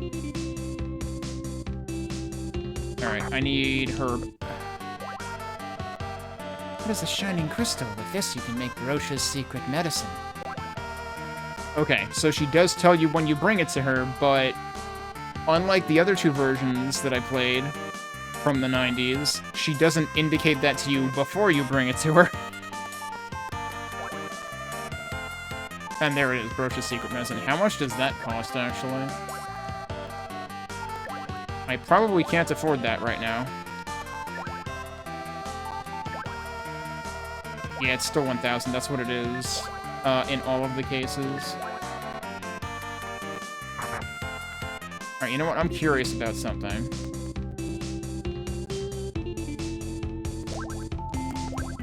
I'm gonna go ahead and save here. I had initially not saved here thinking that, like, I might regret the sword purchase, but no, we want the sword. Because otherwise it would take even longer to kill things in that area. And that would be bad. I am curious, though. If I were to go here, how much experience do dudes here give me?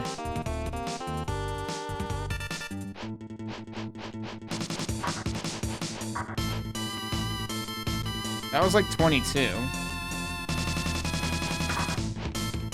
I don't know how much that was. That's like almost 30? 28. If I were to go... Oh man, how do I even find my way back to the lava pit area? I feel like it wouldn't be worth it. Oh, what about these guys? Oh my god, look at that. Holy shit. I mean, I do take a little bit of damage. But I can just sit here and nuke these dudes. I never even thought about this. And I'm getting, like, over 100, well, I guess 100 per pop on average.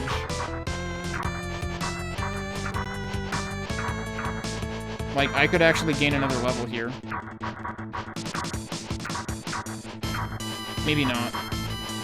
I might run out of HP by then. I mean, I could get the herb back. Look at how much gold I'm getting, too. This is ridiculous. This is actually a pretty good shitpost.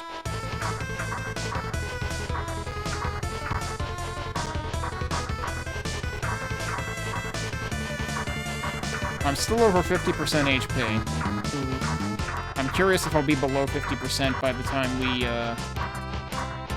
Yeah, I'm at 50% before we hit 25k, so I'm gonna have to use the herb, or I would have to use rank. Actually, yeah, why am I not using rank?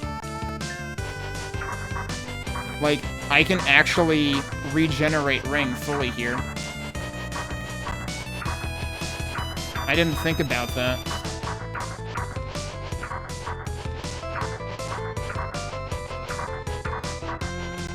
I'm still gonna have to use the herb. But it's like, I don't have to worry about recharging my ring. This might actually be like... You can't leave this 100% unattended. But like, this might actually be an ideal place to farm for experience, like, throughout the entire game. Can't believe I didn't think about this. I'm just gonna do this for the one level. We're probably gonna steamroll over the boss after this between the shield, yeah, the shield that I got and gaining 2 levels. But this is way more efficient than what I was doing before, where I had to frickin' fast forward to make it, you know, not completely interminable.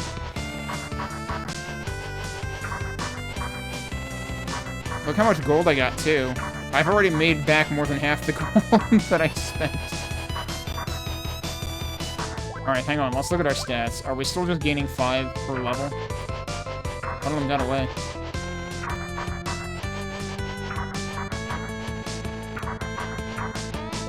What was the defense? That 160.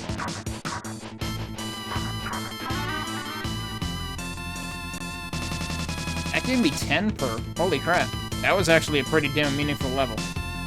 And it's still 10k to the next level. Alright, I'm not going to go super... cheese on this right now. I will return and we will see, you know, what that boss, how much of a threat that boss still poses now. Originally, I wasn't even gonna, you know, I wouldn't have even done that, except I just accidentally, like, stumbled across that and like, oh yeah, actually, this is the winning play for leveling up.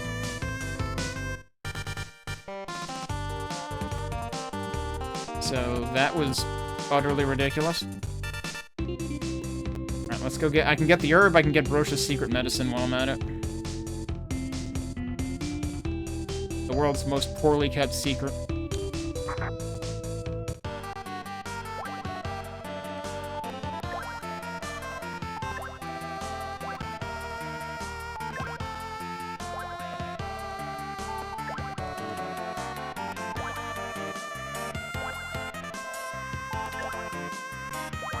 So, Brocha's secret medicine is always consumable 3 times, and I want to say in PC Engine it seemed like the amount it gives you back of ring power is random, and then in Genesis, I think it was 32 each time. We'll have to see how it acts in this version.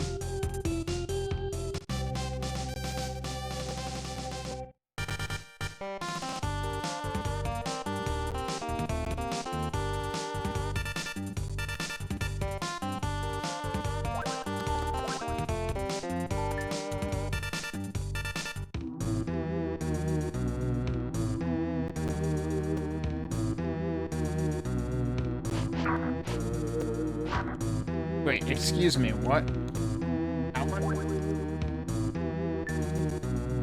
Did that thing really do that much damage to me? That didn't make sense. I took 1 hit from a spider and I lost, like, a visible chunk of HP. That seems like it shouldn't have happened.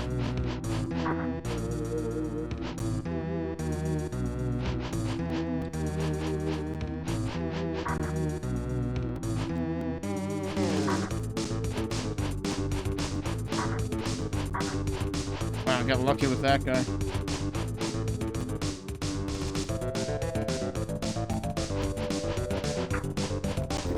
Of course, the frickin' bird gets me anyway.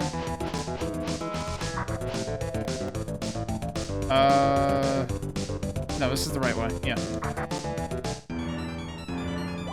And the bird still did that much damage, which I'm kind of worried about.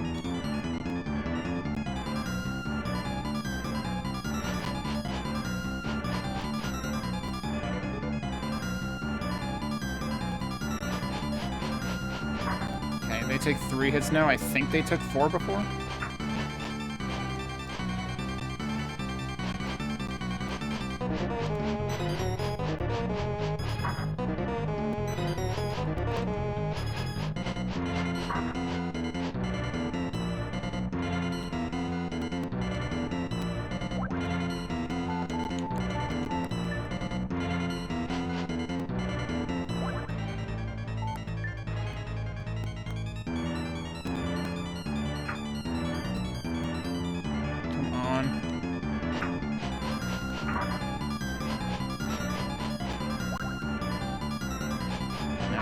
Turn that off yet because down here I'm basically required to take a hit. Now we can turn it off.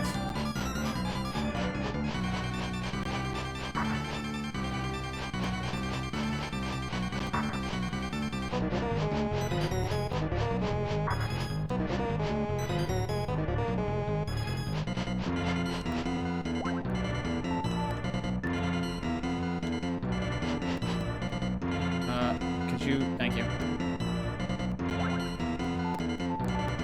Still trying to, like, budget my ring consumption. Alright, this one I think I want to jump down.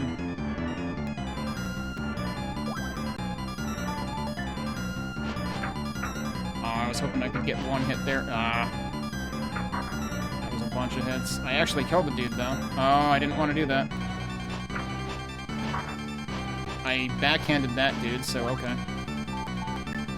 But we're doing way better on health anyway. Like, I'm taking very little damage from these.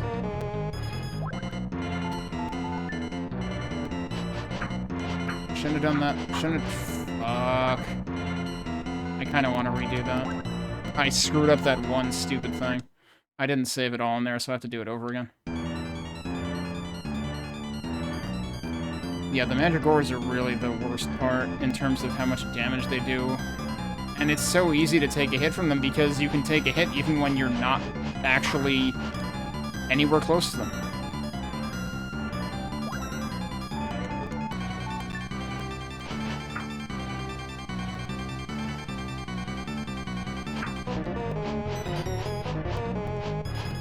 I don't want to be consuming my ring all the time, though. Surprised that didn't damage me.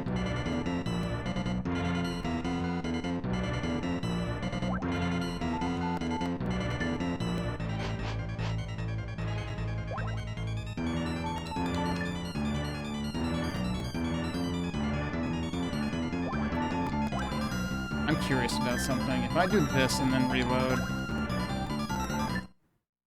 does it actually despawn them? It actually does despawn them.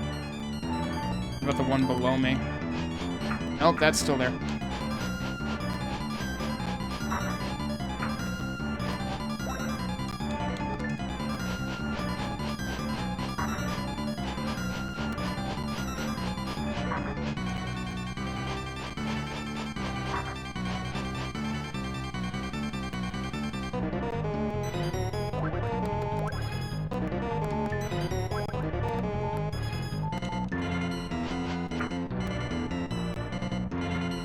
Oh, that's not the room that I thought it was.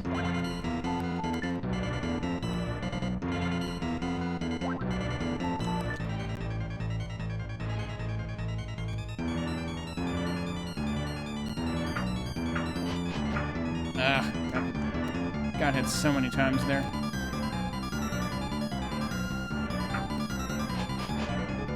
Hated that guy out there, okay.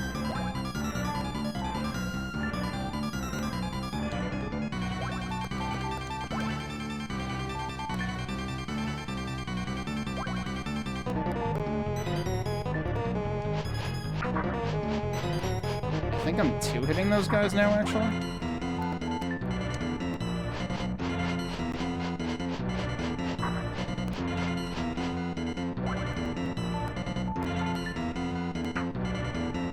Oh, that didn't work.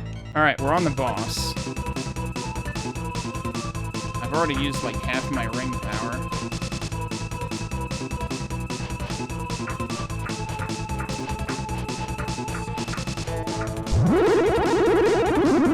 Didn't even have to use the herb. I probably would have been fine even with the 1 level up instead of the 2. A flash statue? I feel like that... Shouldn't that be like the light statue or something?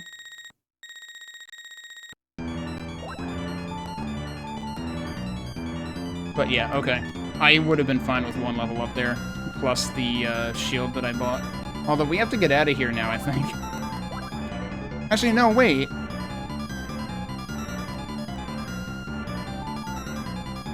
Isn't?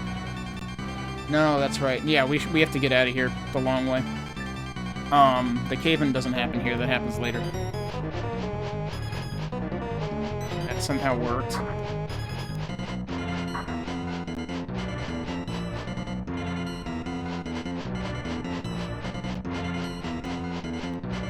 Oh, so this is interesting. You can get to the second platform here in this version. I feel like in Genesis you could get all the way to the top one, maybe? Whereas, of course, in PC Engine you couldn't do any of that because the platform on the left is ridiculously short.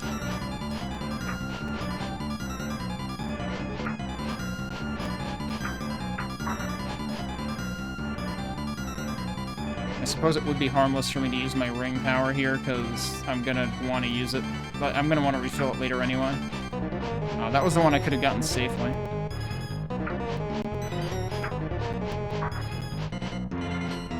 Yeah, we're at 3,000 into this level, actually. So that boss gave me, you know, maybe 1/5 of what I need for the next level. How did that not hit you? Thank you.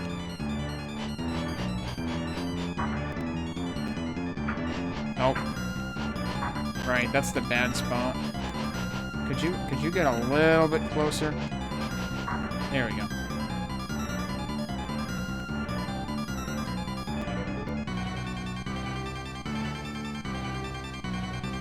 I think we're on the last screen before the entrance.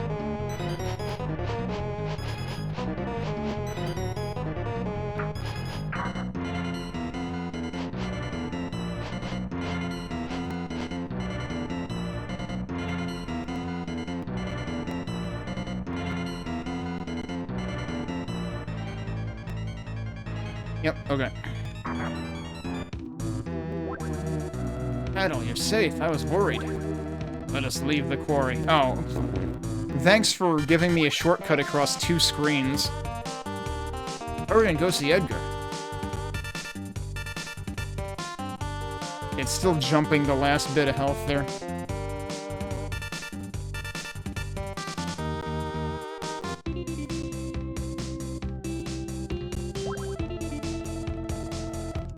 Still saying the same thing.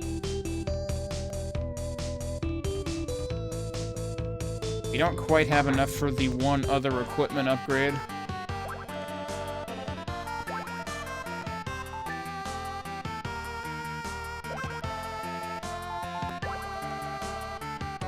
Wait, I don't need that, right? I didn't end up using the herb. Right. That's the ridiculous part. I probably would have used the herb if I didn't have the extra level.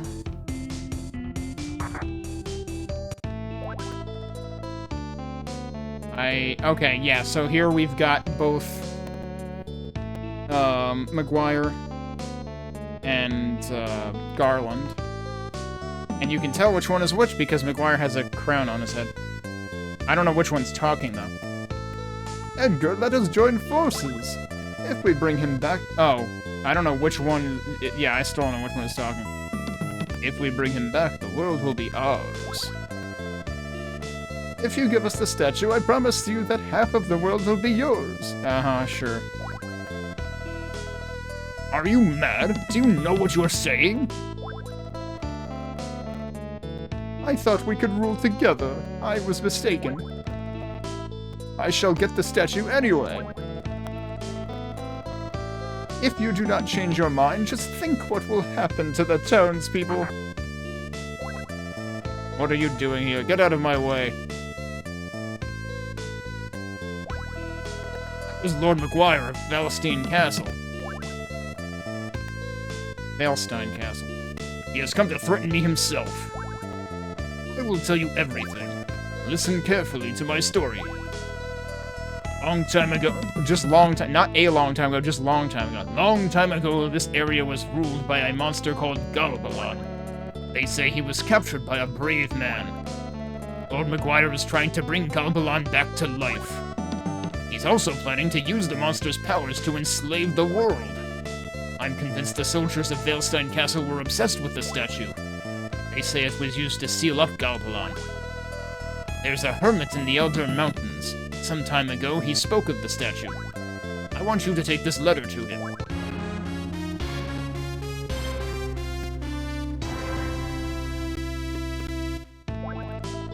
I'm sorry to have involved you in this situation. I really should go myself, but my legs are in poor condition. Please forgive me.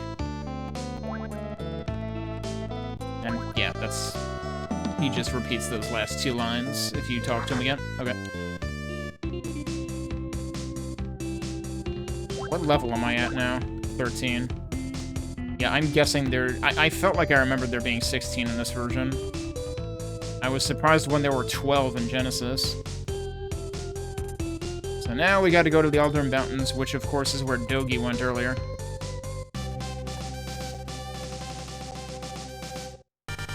So what is this music gonna sound like? Again, the backgrounds have always been completely static here. There's actually no parallax going on in this version at all.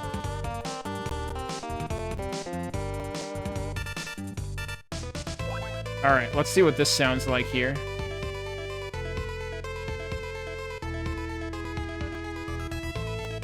I feel like conceptually very similar to what the Genesis version was doing.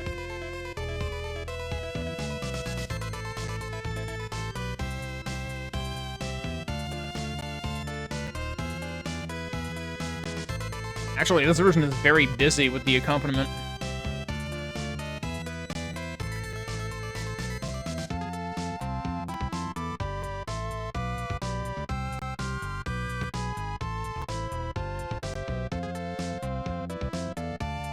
But yeah, it's funny how, like, some of the versions in the 90s, like some of the 90s renditions of this music.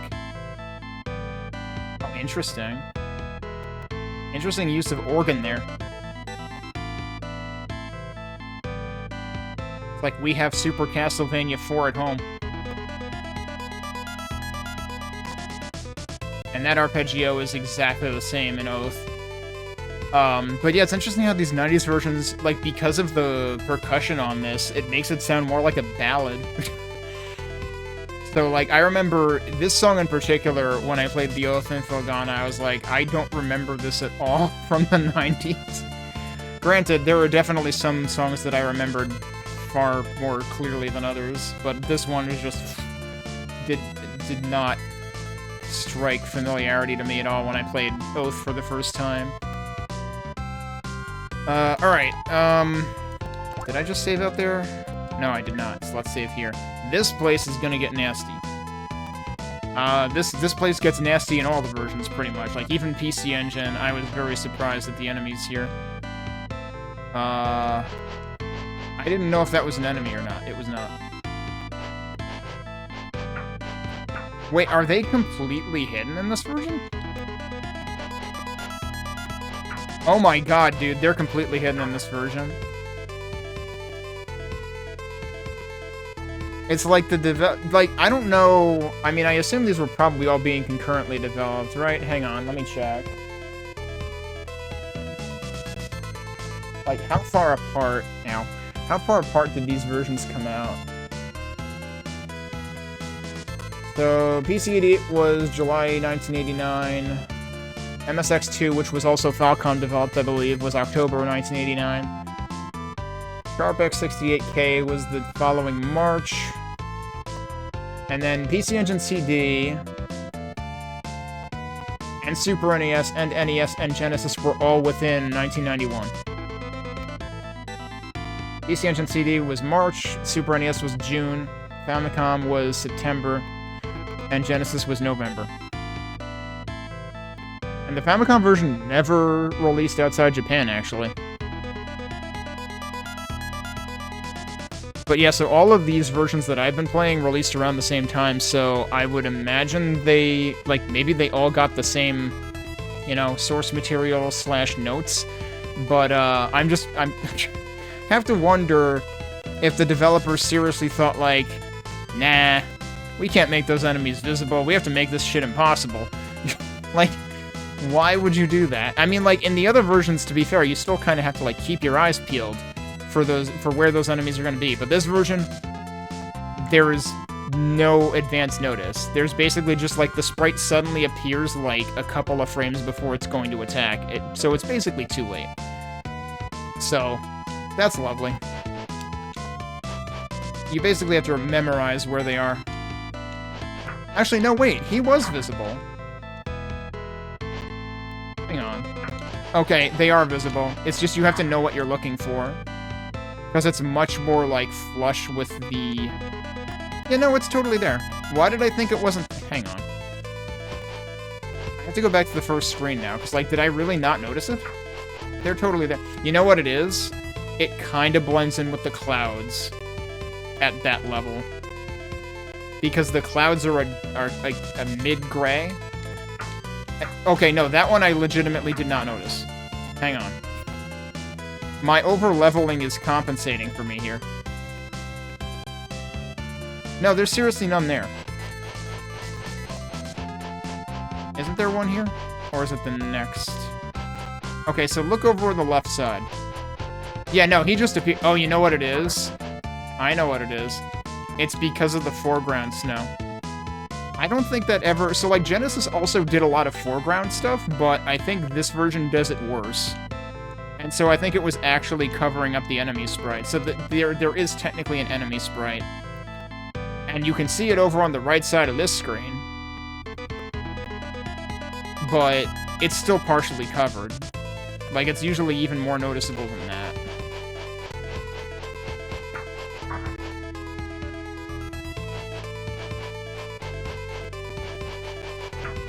And that one was kind of just camouflage, because, like, you've got gray, gray, and more gray.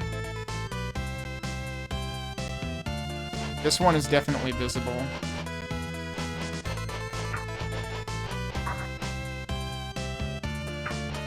Oh, I got hit by the rocks that time. Okay, so we're almost to the interior section, and that should be... I think that's the final stretch before we reach the Hermit, as they call it in this version. How do these guys function in this version? They are very tanky right now. Oh my god, those things are killers. Do they not deploy the mini flies like they did in the other versions? I feel like the other two versions both had the mini flies. And those were also absolutely brutal, especially in Genesis, I think. Do these guys actually stay put, or do they actually relocate in this version like they did in the others? I'm going to die again. Yeah, the flies are serious business.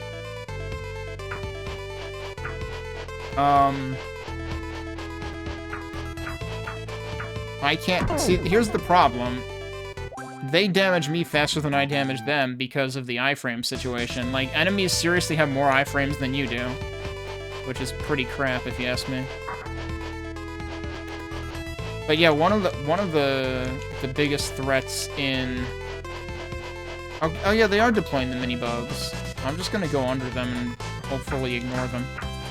One of the biggest threats in the other versions was that these guys would relocate horizontally, and they don't seem to be doing that in this version. They seem to stay put.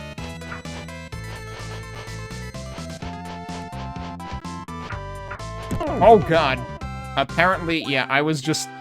It doesn't look like I was in his hitbox at all, but you know how this game and hitboxes go. They are grossly exaggerated.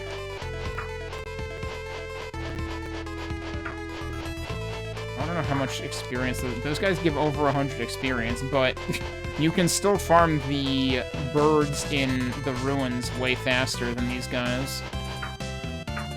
I am going to die again.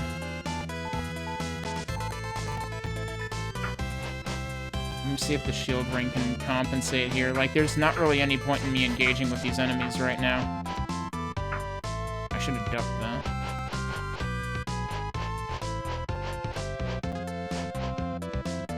Okay, we made it. I think that's it for the time being. But yeah, geez, that room was way more threatening than the outside parts. Hello, what are you doing here? Doki, what happened? So, you're Adol. Please, the two of you come inside. I see. The Veilstein Castle's soldiers are searching for the statues. Actually, there's one statue located in the mountains. However, that place is protected by an ominous force. The creature living at the peak of the mountain has the key that allows you access. You're not properly equipped for this quest. Take the sword with you. And there's our fourth sword. You must be tired. Take your time and rest. Are you really going? Yogi, don't worry. Everything will be fine. Oh, one day overconfidence may take your life. Be very careful. That's similar. Was it the PC Engine CD version that Dogi was basically like, don't get yourself killed at all. It's like, geez, you really have that little amount of faith? Although I kind of like the line in this version because, like, knowing what I do about later in the plot where Adol kind of, like, doubts himself, the overconfidence line is kind of interesting, actually. Not just be careful, be very careful. Alright, so let's save here. Inside of Mountain Hut. Yeah, so they never give this guy a name in any of these versions. Alright, I forget, is it interior immediately again? No, because first we have the statue, right? Right. Can you inspect this? I'm not sure I ever actually tried, but it doesn't seem like you can. So I think this screen, yeah, that screen doesn't have enemies. There's gonna be another hidden dude here, isn't there? No, he's not hidden, okay. I'm trying to bait him out here. Don't ask me how that guy didn't hit me. The hitbox mysteries continue.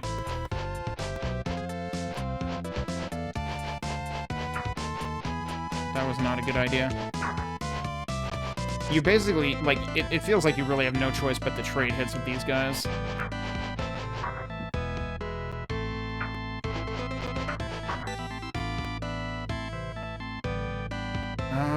The boss might be right here.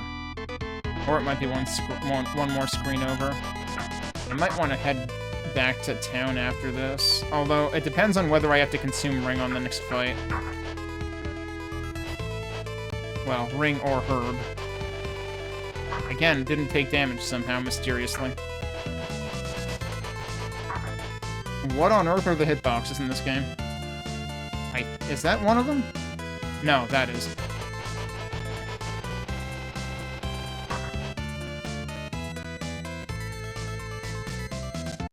Okay, that's the boss.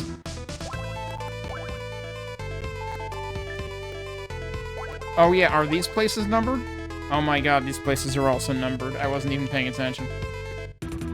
There is a slight chance they're actually sequential here. Alright, what is this boss gonna act like in this version?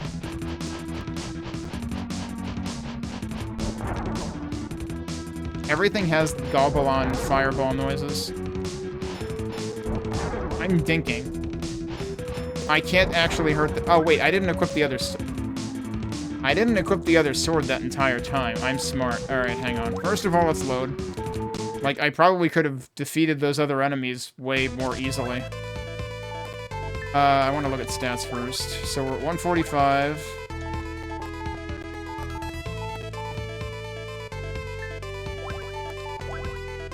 $180. That's 35. Jeez. Yeah, that should make a difference.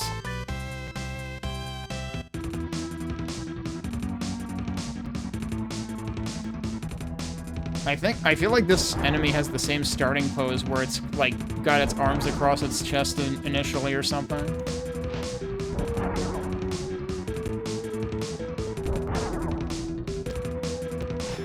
I'm still dinking? Are you serious? I guess we're not saving ring. No.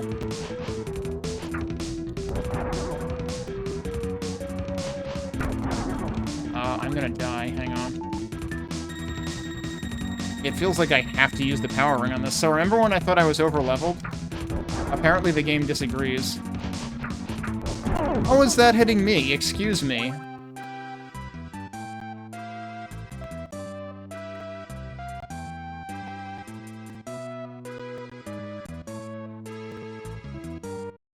I think Adol has an allergy to the chemicals in the fabric softener that boss used in her pants. Because, like, seriously, it's like, Adol's over here, boss is over here, and Adol's dead. Doesn't make sense.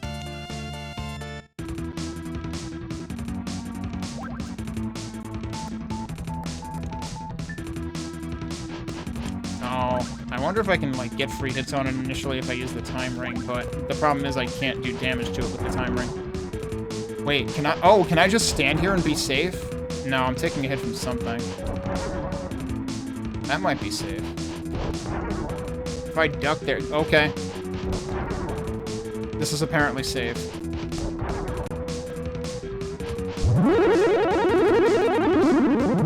So it turns out that boss can be trivialized in this version. Judgment staff. I don't remember if that's always a staff. Like that item might have changed. That gave a decent chunk of the XP. Alright, ring off. I used half of my ring power, roughly.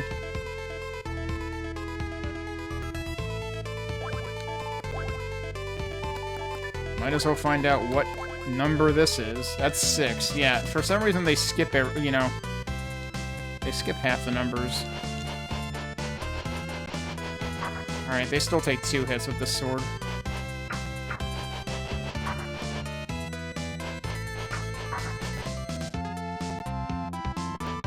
It would take quite a while for me to farm the rest of this level from these guys. I could if I needed to. There might be a better opportunity inside in the next area.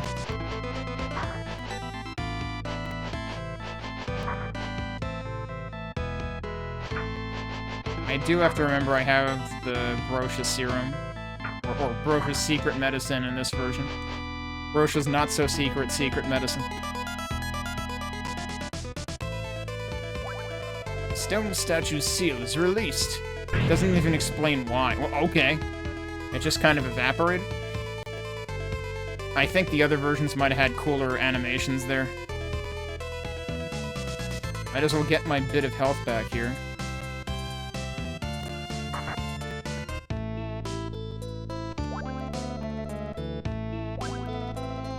Oh, that's interesting. He actually has, like, a unique message here versus the first time.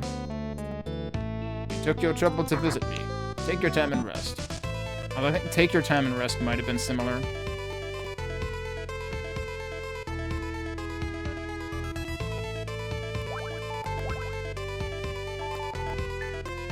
What number was this? Holy crap, we got an odd number.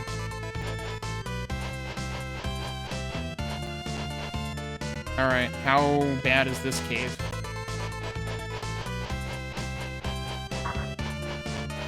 And how much do those give me?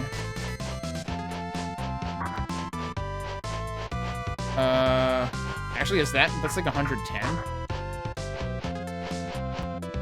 But yeah, I could actually gain the level pretty fast here.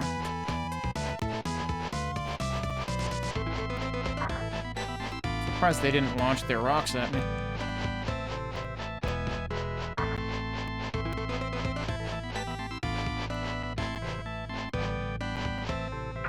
Oh, that one launched it right away, dude. It has no chill. Oh.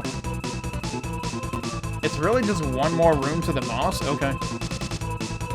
Let me put on the shield ring immediately. Until I find out what this dude's pattern is in this version. Is he only doing what? He's only firing... Oh, what the heck? That's weird. I can't...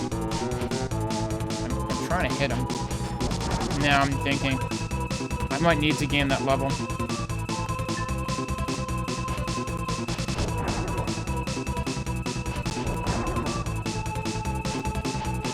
The problem is, it feels like there's no logic to, like, when he shoots. Because, like, in the other versions, it's always 3 shots in a row. He opens his mouth a little bit beforehand. I'm not even hitting him half the time, dude.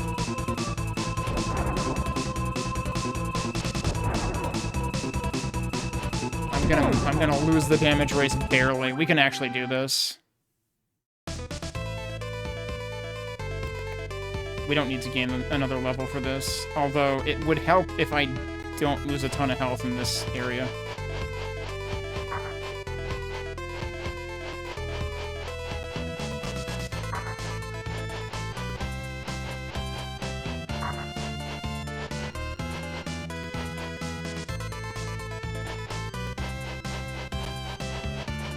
Yeah, they just don't move in this version, whereas I feel like they do in one or both of the others that I played.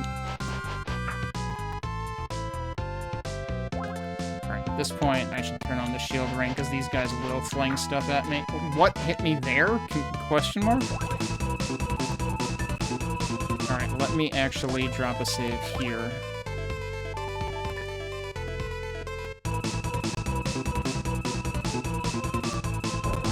Oh, he's right here. Okay.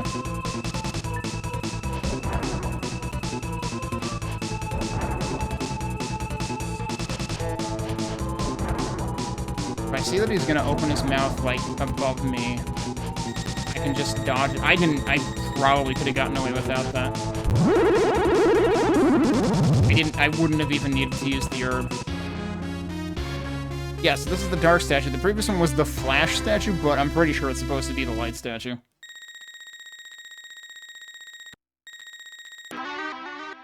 Yep, there's your level up.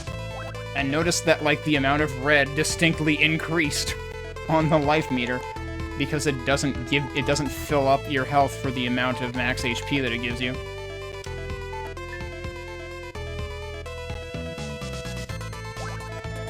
Hold it right there. It is you again.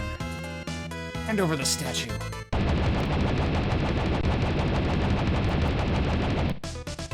It's as if Mother Nature said, lol, no. Well, crap. Okay, then. You've been struck by Galbalan's curse. Of all the luck, I had to be trapped in here with you. That would be a good time for you to explain why you're working for Lord McGuire. Alright, I shall tell you everything. A year ago, I think I mentioned this, I immediately, took note of that in one of the other versions, too, because in the Oath in Felghana, it's like 12 years ago or something. A year ago, my village was ruined, and Lord McGuire was to blame. The friends I lived with, my parents who brought me up, one after another, were slain right before my very eyes. The only ones to survive were my sister Eleanor and I.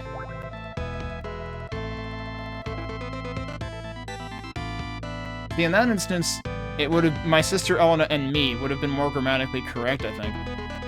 After that, to get my revenge on Lord McGuire, I became one of his confidants. That is when I found out about the plan for Galbalan's revival. Lord McGuire thinks he can control Galbalan. Once he has been revived, he will probably destroy the Balestein Castle. That exactly is my revenge. He will be a victim of his own designs. It may serve your purposes, but do you realize how many lives will be lost by helping with Galbalan's revival? Like your friends and your parents, innocent people will perish one after another. How was that? You hear noises? Oh, come on. That is the most underwhelming wall crushing that I've ever seen in a video game. Adel, I've come to rescue you. Chester? It is you, Chester. It's I, Dogi. Chester, what has happened? 10 years ago, you wouldn't be involved in such nonsense. You always told me you wanted to make Felghana Province one of the world's largest trading centers. They actually dropped the name Felghana in this version. Now that I think about it, did they ever mention Felghana in the other two versions I just played? I'm not sure. And compared to the way you are now, Chester, forget about your revenge. Let us be as we were in the old days. Sorry. That's it. He just pulls a Canadian defense and leaves. Thank you, Master. I'm glad that I could be of assistance. And all, if you should ever visit here again, stop by my cabin. And all, shall we leave the mountain?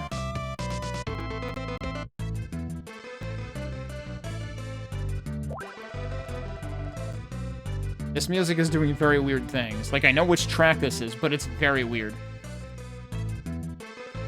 Because I feel like there's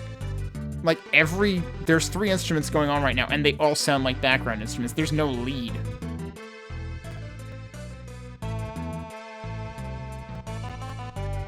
Okay, there's your lead, I guess. Oh, do you think the town seems different? Yeah, this music is jacked. I wonder if something happened while we were gone. Maybe they fired the composer into the sun. That would be cool. Mr. Gardner, what's wrong? Did something happen? Okay, a terrible thing has happened. The people of the Veilstein Castle have captured the townspeople and are holding them hostage, along with the composer. What? Adol, you can... Oh, wait, that's Doki speaking. I can tell because he turned around. Adol, you can do it. Go to the Veilstein Castle and rescue them. Take this ring with you. The master told me to give it to you. Why did you wait till now? We had to trudge across the entire mountains. You're only giving this to me now? Yeah, I forgot. Sorry. Okay, so he just repeats that. That was, of course, the healing ring, which will evaporate ring power.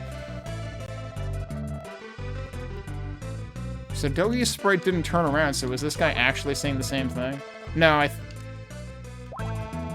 yeah, I think... No, now he turned around. I don't know who's saying what. That's kind of confusing. So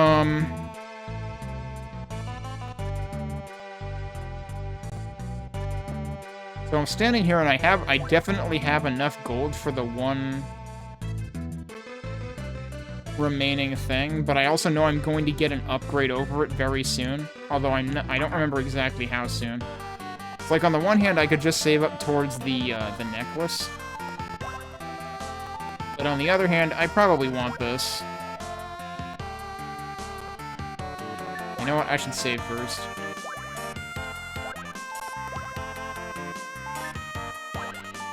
Where's our status at? 186 defense. Oh, that was the wrong button.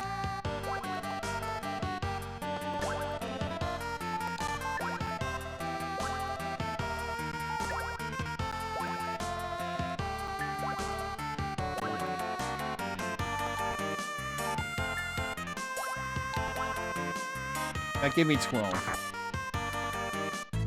I think that's consistent with one of the earlier upgrades, too. Alright, I need herb and I need to recharge ring. And I did get a level up from that boss, from the second boss in the area.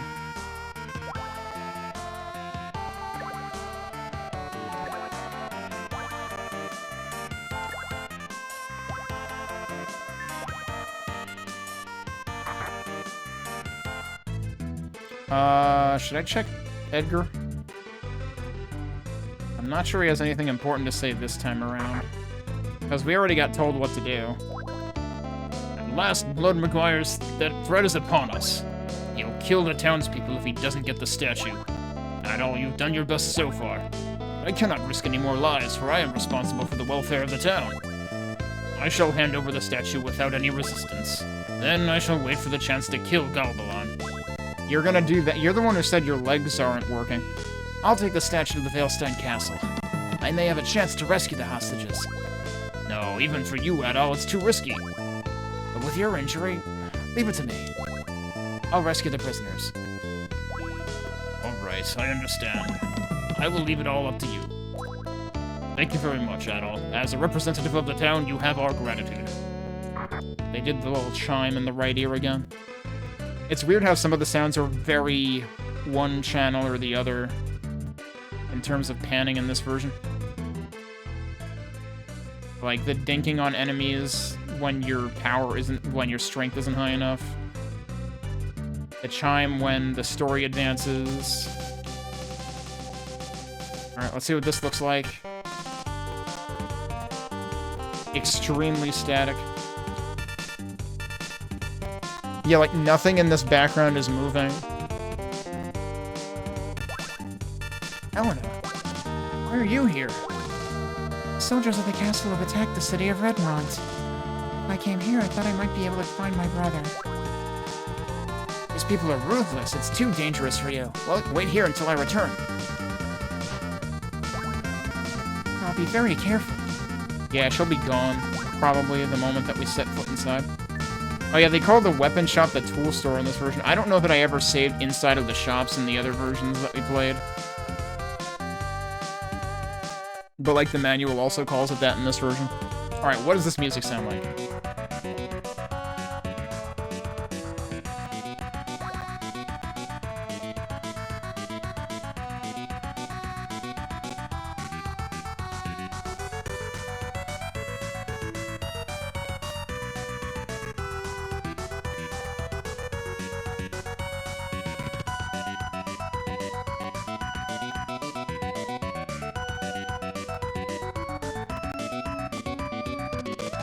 Bass is trying very hard to carry the chord progression in this part, and it's not really working because the bass is going all over the place.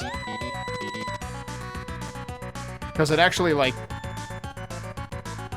the bass in that earlier section constantly swaps between, like, bass in the 6th scale degree and the 1st.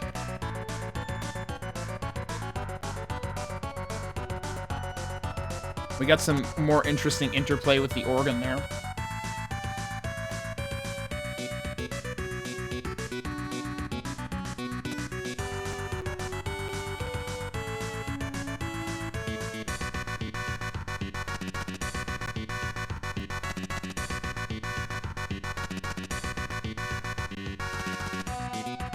And then it's probably just instantly loops right there. But yeah, no. The Oath in Felghana definitely maintains a lot of aspects of this version, for sure. This, again, like, I definitely feel like they could have done a better job in terms of, like, the specific sound patches. But this arrangement, other than this part... Other than this part where the bass is left to do too much work in terms of the chord progression, this version is arranged pretty good. And, like, even that section where I'm saying the bass kind of is, like, asked to pull too much weight by itself, it's still kind of consistent with what I remember of the Oath in Felghana, because, like, there is, like, that constant, like, minor 1 chord going on, but the bass is on the 6th note, not the 1 note. So it has, like, that extra suspension in there. While we're at it, let me take a break. And we'll come back and see how far we can get. I've still got a couple hours to work with this afternoon, so we'll see how far we can get in here and what these bosses are like, because the second boss in here is where I remember starting to really have trouble with this when I was younger. But, like, honestly, even some of the earlier bosses have already been kind of gnarly in this version, and not in a good way. But yeah, we'll come back and see. I'm very curious to see what the enemies in the castle are like, because in the PC Engine CD version, there were some excessively tanky knight enemies, whereas in the Genesis version, actually, the regular monsters in the castle were not a problem. So this one has to be the tiebreaker. But I'm guessing it's going to be more like Genesis.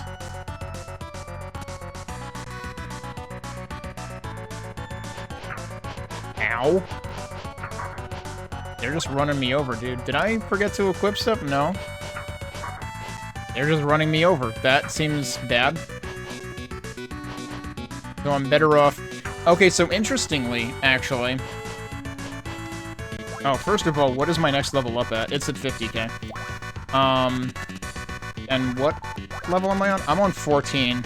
So it's gonna be immediately a jump from 50k to 65,535 after that. So, one, I'm better off jumping over these guys, and two, this is more like the PC Engine CD version in that room, because, yep, Elena's gone. The way that room functions in Genesis is there's two types of enemies in it. And you normally don't see the second type. In the PC Engine CD version, you don't see the second type of enemy until way later in the castle. So, this is actually starting out more like the PC Engine version, which I'm a little surprised about. I'm also glad because the amount of crap in this room in the Genesis version is...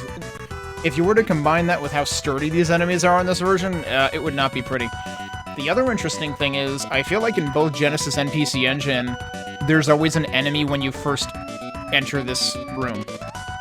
Like, there's an enemy on the left side of it, whereas in this version, there's no enemy until you actually advance through the room somewhat.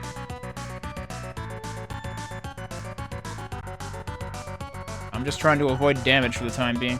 What? Adol, are you okay? Adol must feel like a real blockhead right now. I don't think I noticed anything that wonky in any other versions. Oh, right, and then we've got these things. Are these deterministic in this version? Because they were deterministic in Genesis. I can't hurt them from there, huh? I think they... Are they varying a little bit? No, maybe not. Alright, so where's this guy's hitbox? Oh, wait, that was hitting? It wasn't flashing. Maybe only the middle was flashing, and I was not looking at the middle. How much EXP did that give? I feel like I've never paid attention to how much EXP these guys give.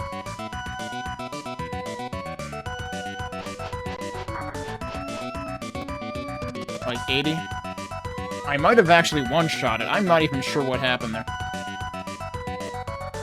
Adol was being a blockhead again. Yeah, there's a lot of Z fighting going on in this version. Well, that seems like that is not a fair trade at all, dude. Holy crap.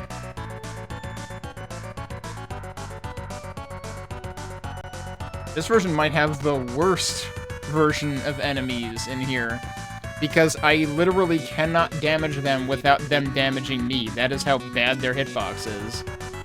How does that even make sense? Like, their hitbox of receiving damage has to be, like, that much smaller than their hitbox of giving it. I mean, the rogue dudes in the ruins kind of had that problem, too.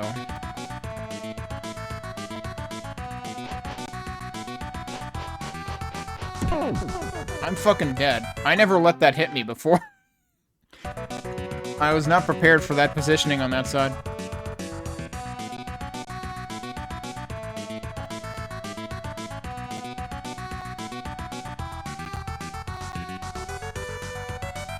There's the other one, thank you.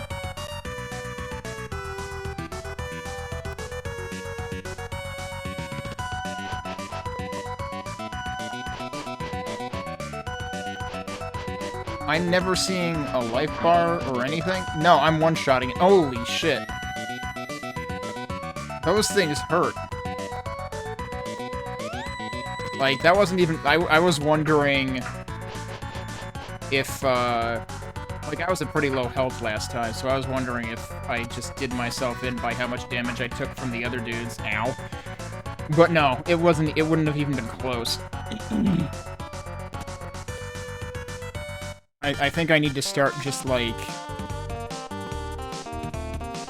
reloading if I take damage, because this is another one of those losing propositions.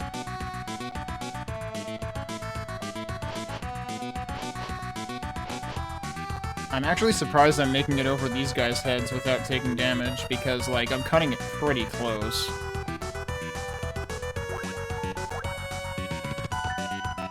Alright, hang on, we have to see. Is this Underground Passage 2? No, it's Underground Passage 3, even though it's literally right next to Underground Passage 1. Good job, game.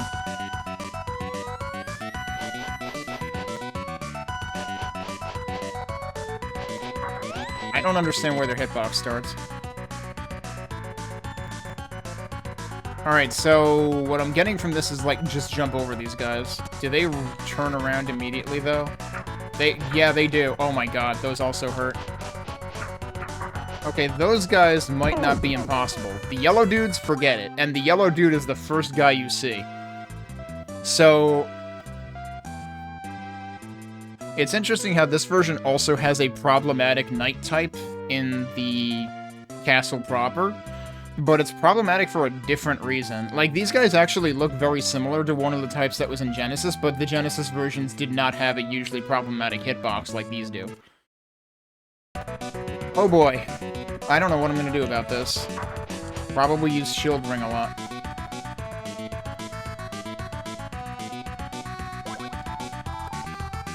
Alright, yeah, confirm that I've got everything equipped, and I guess we'll use shield ring.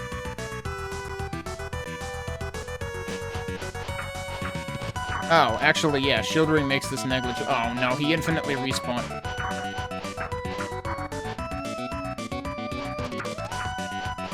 But yeah, shield ring at least makes this survivable. The problem is, I'm gonna use it all up. And I'm gonna want ring for the mid-bosses and stuff, and to, like, get out of here. Ow. Oh, you know what? While we're here, and dying anyway, I need to test something. Okay, you can safely go through it without jumping when it's at its lowest point. These feel like they're less forgiving in their timing, though. But yeah, don't get hit by the traps. The traps hurt a lot. One of the things we're gonna need to compare is, like, what the infamous worst trap room in the castle is like. But yeah, these guys, you're basically gonna get run over and there's nothing you can do about it.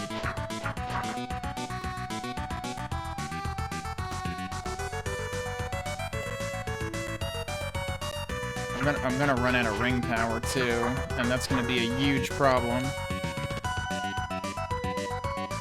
I mean, yes, I have the Brosha Serum, but that's not even gonna get me halfway out again, probably. I'm gonna have to start being extremely judicious with, ring usage in this area. Like, I'm probably gonna have to redo this entirely. Like, they really needed to make the sword more effective. This is really unreasonable. Fuck. I completely mistimed that.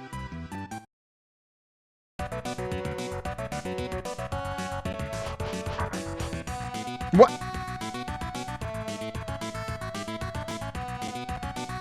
That enemy definitely shot projectiles while it was already dead. Like, once it's fading out, it no longer has a hitbox. It can apparently still shoot things, though.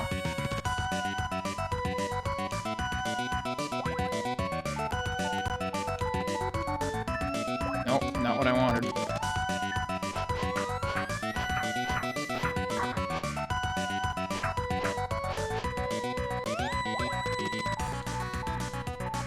Alright, how much do I want to micromanage this? Because the problem is the menu takes forever, too.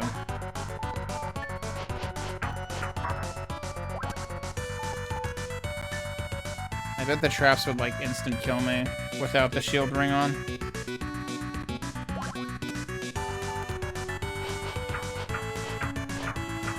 Did you fucking die, dude? What the hell? I think they actually do have the PC Engine CD problem of sometimes they just refuse to take damage.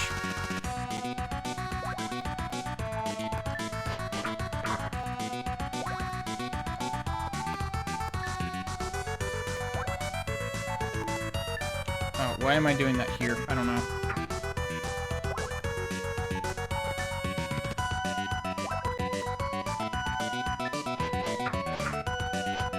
Like, I'm actually better off just running through them, unless I want to do it for the EXP. But honestly, if I want the EXP, I should just go back to the ruins.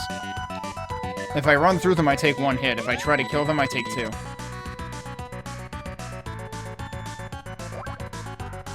These guys I kind of have to kill, though.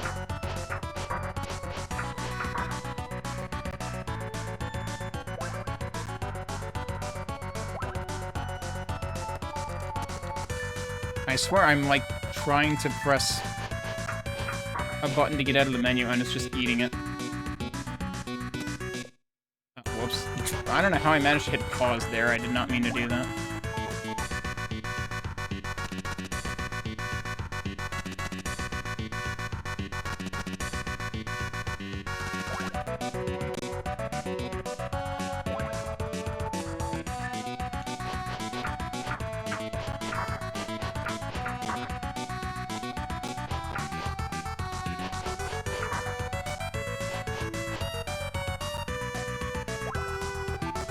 I actually wonder if down stab helps you avoid damage at all. Okay, so this is where we have to go up, I think. Because if we go in here, this is where the barrier is going to be. If you walk into the barrier, you will die. Actually, wait. Did it not? I think it actually pushed me back.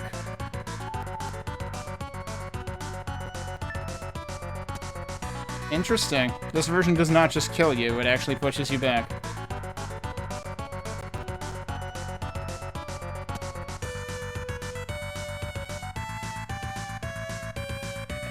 Alright, is this one of those rude rooms with enemies right at the beginning of it? Oh, maybe not. No, it's not. And then I think right after this, there might be an equipment upgrade.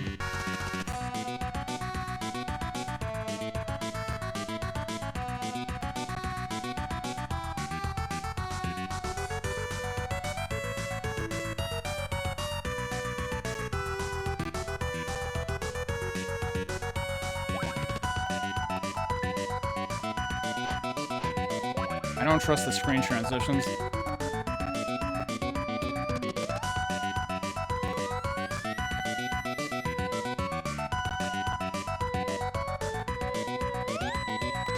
There should be more dudes here. Below the Great Chamber. Interesting rune name. Oh, you know what? I have to try something here.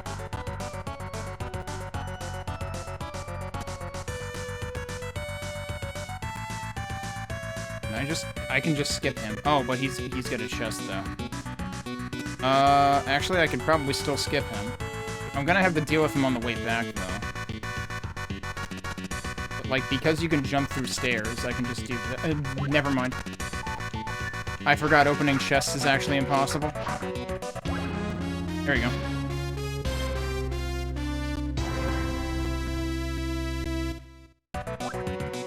Alright, what does my status look like first? 198 defense.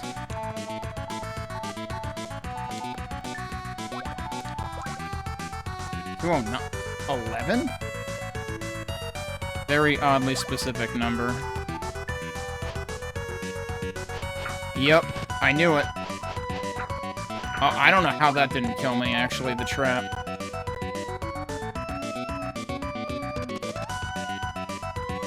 So is this the infamous trap room? I think it is, and I think they made it more reasonable in this version. Yeah, there's like ample space between everything. In the PC Engine CD version, there was like no space between the first suit of armor and the following spikes, or whatever you want to call them, spears. Okay, well we made it here, but I only have 60 ring.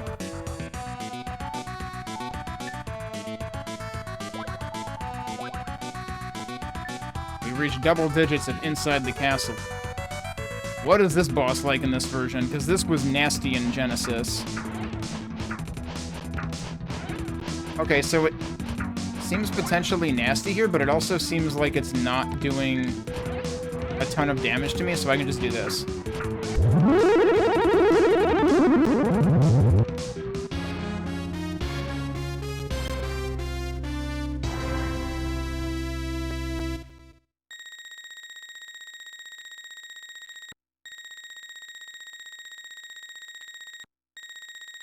So now the correct play might honestly be to go all the way back out so I can recharge ring.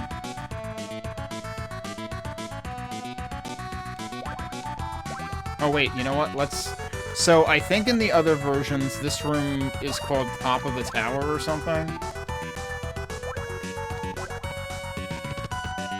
Summit of the Castle. I feel like you don't often refer to the top of the castle as the summit.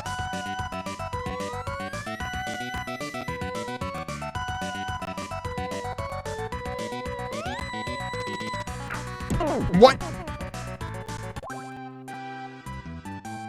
I guess I have to take back what I said about this area actually being reasonable. I don't know which one of those was hitting me.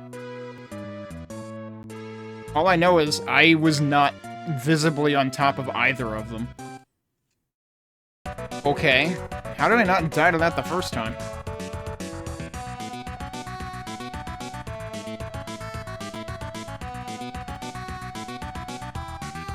Okay, now I'm fine, apparently? I'm actually gonna equip this. Because I know there's a dude in here somewhere. Oh, he's all the way over here.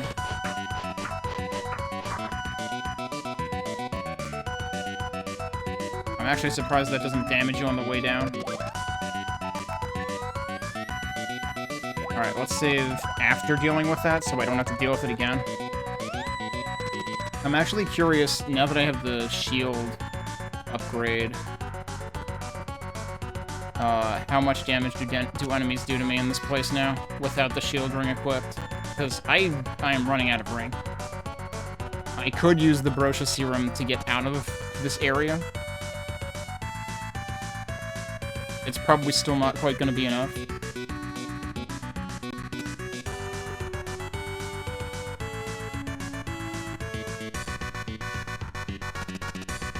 Actually, you know what I should do first? I'm pretty sure there's another upgrade right after this, and I think I learned that after going all the way back out and in again in PC Engine CD, and then I forgot about it for Genesis, so I did the same damn thing again. Let's actually learn from the past this time.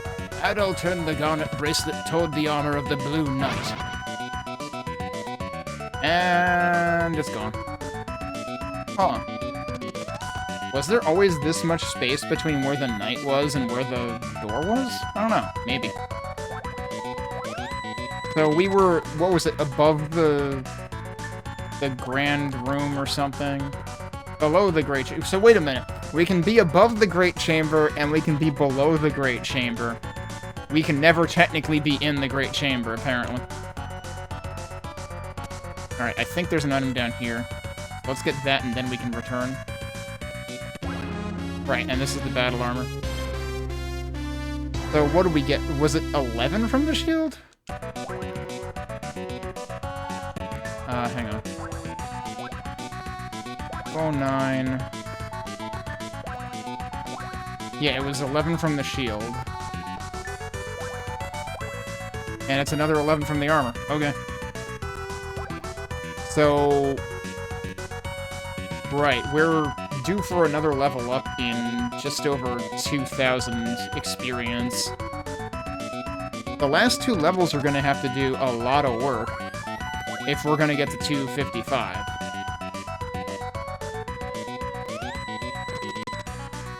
Like, one of them's going to have to do 15 and the other one's going to have to do 20? Really? Were the final two levels that load-bearing in the other versions? Let's see what rune number this is.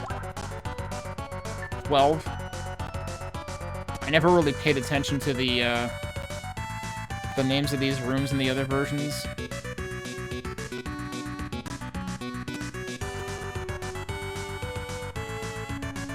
But yeah, now that we've increased our defense by, like, 22, let's see if enemies are a little less threatening here.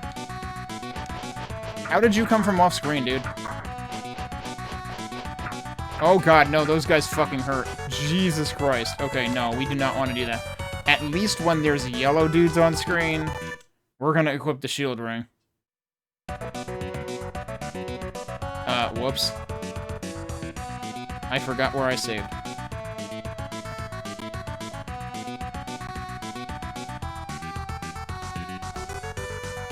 Kind of weird that sometimes the base does, like, a half step from 7 to 1 instead of a whole step, and that feels very out of place.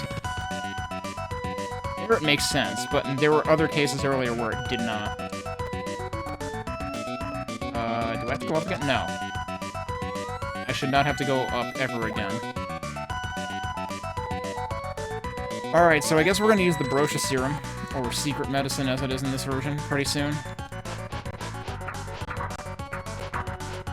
It doesn't even warn you when you run out of ring. Oh no, he's infinitely respawning, so it seems like it gives you 40 in this version.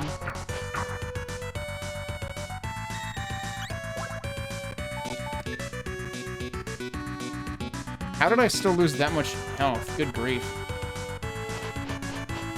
He's just walking away, alright. He's still just walking away. Does he actually not turn on a dime based on my location?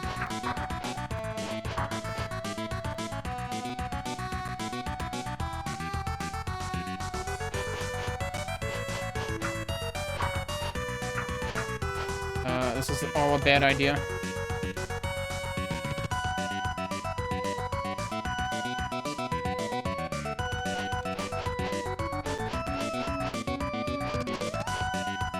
Oh, I can... I can actually jump over these guys. And they do eventually turn to face you again, it seems like.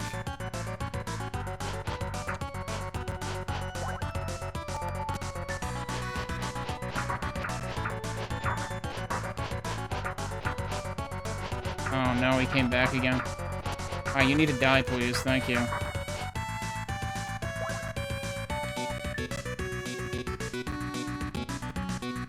How far off am I from the beginning?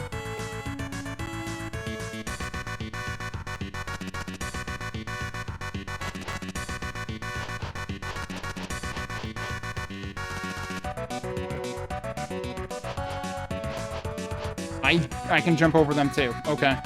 It's just very unlikely. Alright, we did it. That's not what I wanted to do. Save. Because now we don't want to get decimated by that. Especially after it does. Can't believe you can double KO that enemy, technically.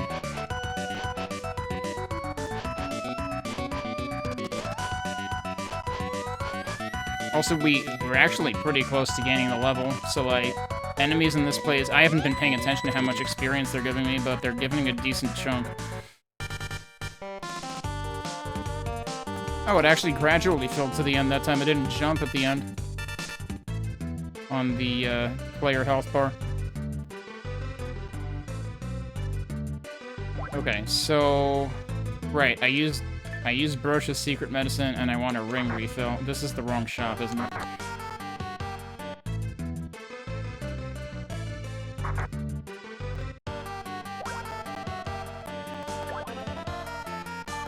I actually didn't use the herb. Didn't even occur to me.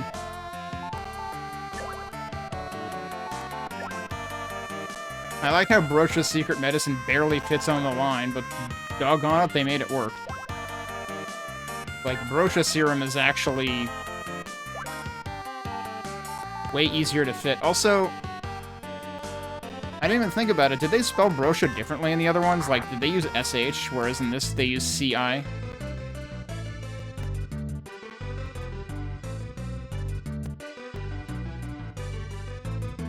For that matter, I can't remember which spelling is used in both.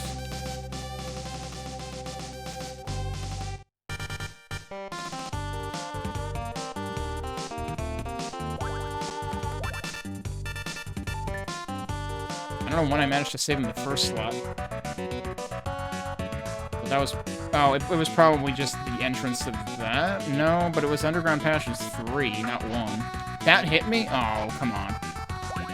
Let's just reload.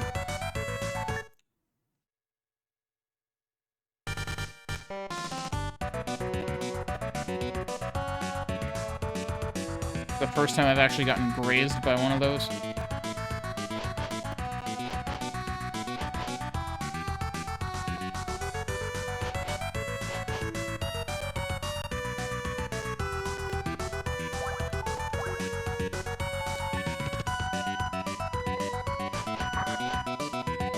Did it again. I'm getting really good at accidentally reproducing that.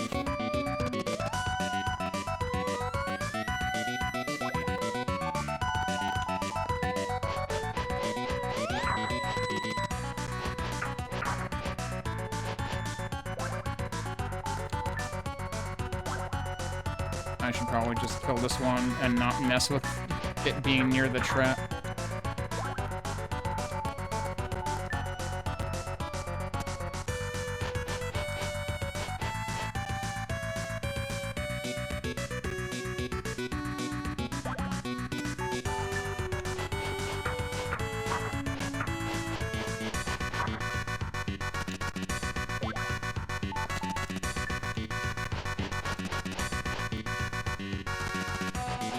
Oh, wow. I was playing with fire on that one.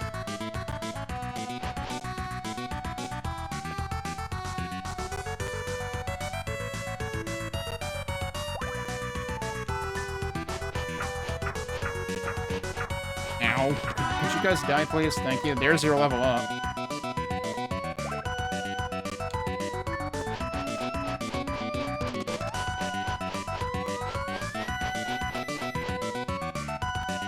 Oh yeah, what is my, defense? 238. They actually split it almost evenly between the last two levels, because I think it was a 220, because I was saying I would need, like, a 15 and a 20. And it gave me 18, and it's gonna give me 17 next time.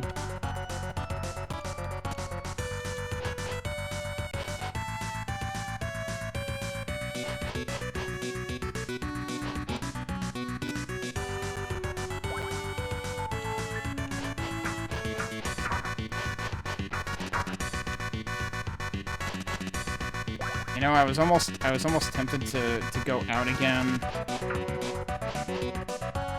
Just because I know it doesn't give me the extra health on the level up.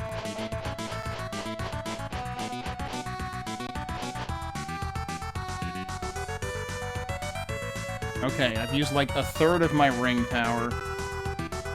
My health is looking okay.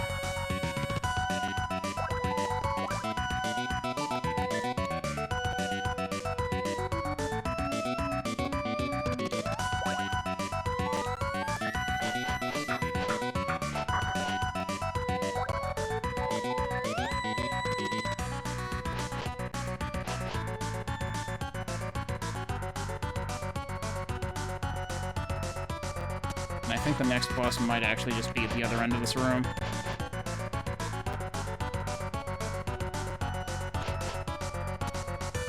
Yeah, it's probably through here.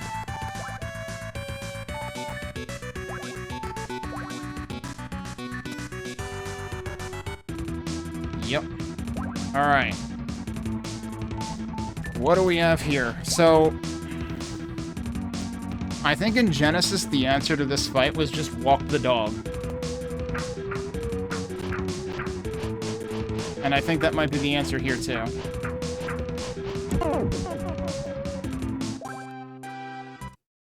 I might want to equip the herb. I am kind of curious if I can manage to tackle this without it, though. I could also try the power ring, but I'm probably going to get completely obliterated. Also, apparently only its head is vulnerable, but also I think only its head is a hurt box. I can't believe I actually hit it. Like, I must have hit it on the frame that the sword started having a hitbox up there, and it hadn't even animated yet. But yeah, power ring is the play anytime you can pull it off, because you will kill things faster, and therefore lose less ring power. I still have half of my ring power left. I might actually want to just press on here.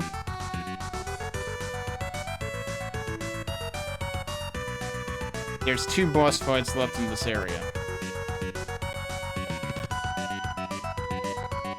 So I'm not sure how I feel about this. But at any rate... Oh yeah, and we're 1 level from max, right? Yeah, so 65,535 is the target now. And this is usually referred to as the garden, right? The castle courtyard. Oh, interesting.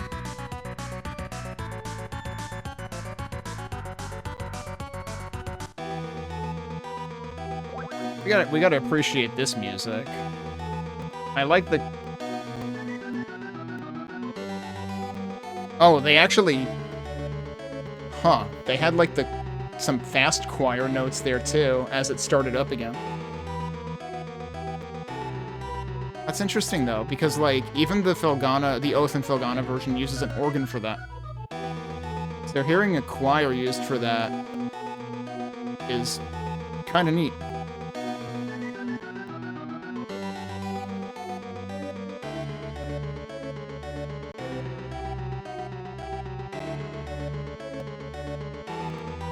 It's funny how it's like, it was sort of alternating between the choir being the high harmonization versus the harpsichord and the other way around.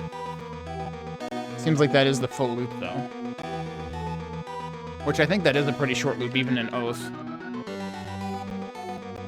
There's like a prominent crest on the altar as well. Oh, look out. Over here, scoundrel. I came because I was... Oh, that's... Sorry. That's Elena talking. I came because I was worried about you. I'm sorry to have disobeyed you. This man was just about to attack you. I'm sure I've seen this man with Lord Maguire. So, you are Anno. I heard you gave Chester some trouble. Just in time. Show me the way to Lord Maguire's chambers. Lord Maguire is no longer of use to me. Stand back. We get that song in this version, too. All three versions do the same thing.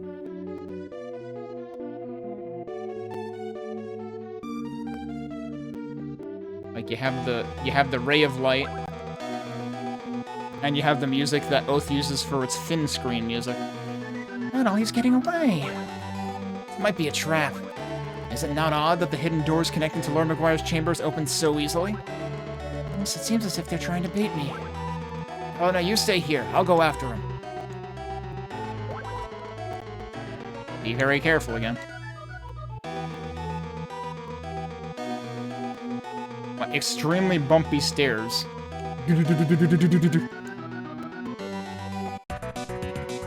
Okay, this is where we get into serious business basement. What do they call this? Is this underground again? Yeah, it is. We resumed counting in Underground Passage 4.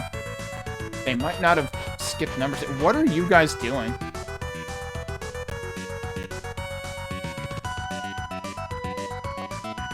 Like, I feel like in the other versions, the vertically moving enemies had, like, more pronounced arcs.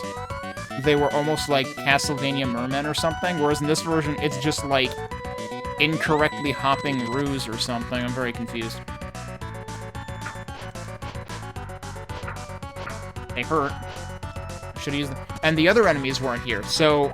In the PC Engine version and the Genesis version, you had, I'm pretty sure you had both the ground crawlers and the hoppers.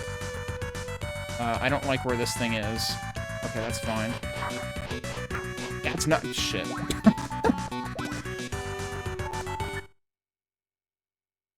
Alright, maybe I should use the shield ring this time.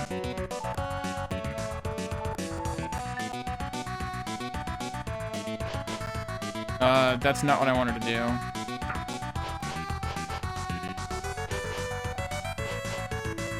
Go figure, I basically avoided all but one hit anyway.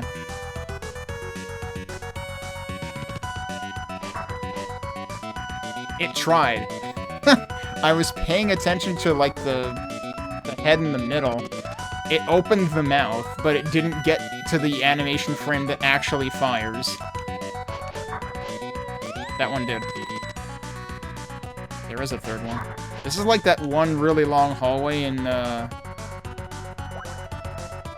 Castlevania Symphony of the Night. A man's voice echoes from within the dungeon.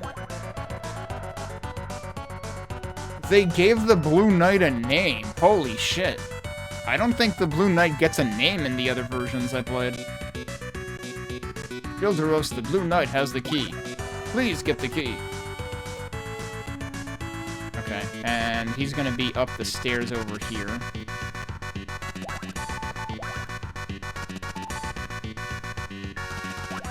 Are we still in numbered underground passages? We sure are. Did we skip a number somewhere?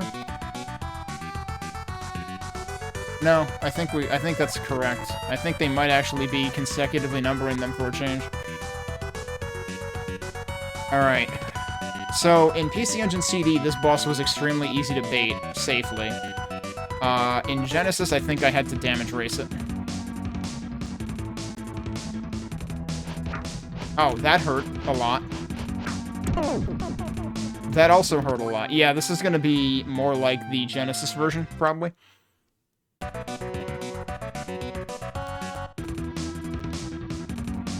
But yeah, don't walk into the barrier. You can do that now. It would be a bad idea.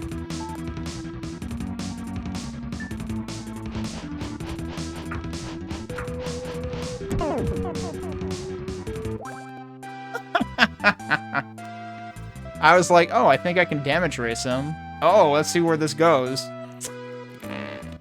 Betrayed by the bullshit invincibility frames. Because again, enemies have way more iframes than you do. I have to wonder if I can actually manage this though. Like, especially knowing that about the iframes. Like, I just need to, like, back off.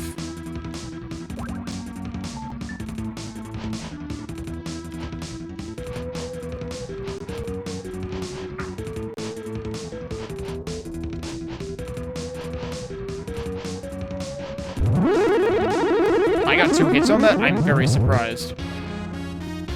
So actually, I did end up playing that out like the PC Engine version. I would say the maneuvering was probably tighter in this version, but it was actually possible. Wow, that gives you a lot of EXP. It was definitely, like, more possible in the Genesis version. The Genesis version, I just gave up almost immediately because it looked like there was no way you were going to avoid damage from it. But, okay, I'll take that.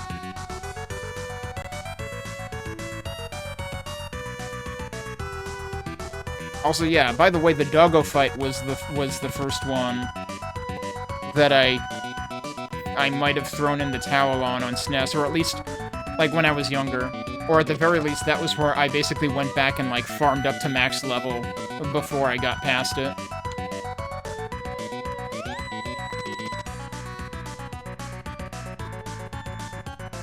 This room is wide in this version. I don't remember it being wider than a single screen in the other versions. I could be wrong, though. Hey, it's Pierre. We've met before at the Overrun Ruins. I mean, I wouldn't say we really met there. I just saw you get, like, in trouble, and then you saw me get in trouble, and it was very awkward. I'm Claire Pierre. Edgar and I were planning to foil Lord Magaia's plot, but I never expected it to turn out this way. I'm Robert. The cave-in that occurred at the quarry was no accident. It was caused by the castle soldiers. The ones who knew of this are locked in here. I assume they all repeat the same thing.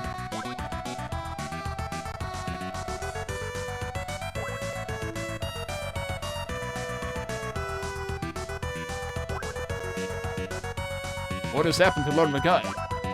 Why has he imprisoned his own soldiers in the dungeon? Take this bracelet with you. I thought the soldier knew exactly why he imprisoned his own soldiers in one of the other versions. Also, I feel like this guy's hair is a different color in this version, and now I'm trying to remember which color it was in Oath. Because it might actually be accurate to this version, now that I think about it. I will release the prisoners from the other cells. What other cells? That's why I'm going to release them, because you don't even know where it is, you moron. Hurry, you must stop them.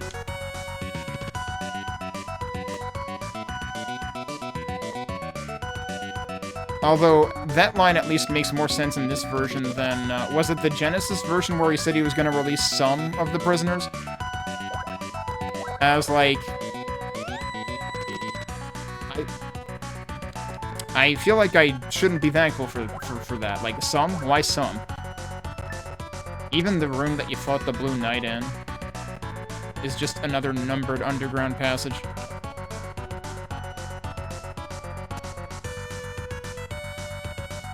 Now it's Clock Tower. Yep.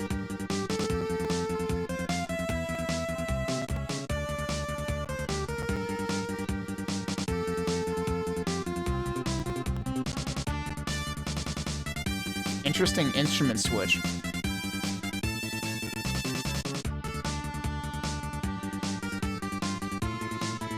interesting that it went down an octave there, too. Went down an octave again.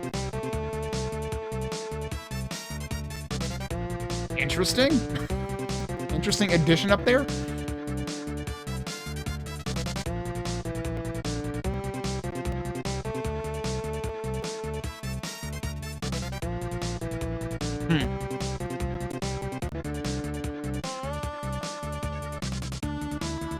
Interesting. There's some interesting ideas that you only hear in this version, I feel like. The bass in this version is doing the same thing that it did in the Genesis version that reminded me of Sigma Stage 1 in Mega Man X. But yeah, the bit that there's like a trumpet or something that comes in at the end of the phrases in the last part of the song that sounds like it's trying to do Livin' La Vida Loca or something. But I don't know, some of the, like, the amount they try to, like, change it up every so often is interesting, but at the same time, the octave switches feel awkward to me.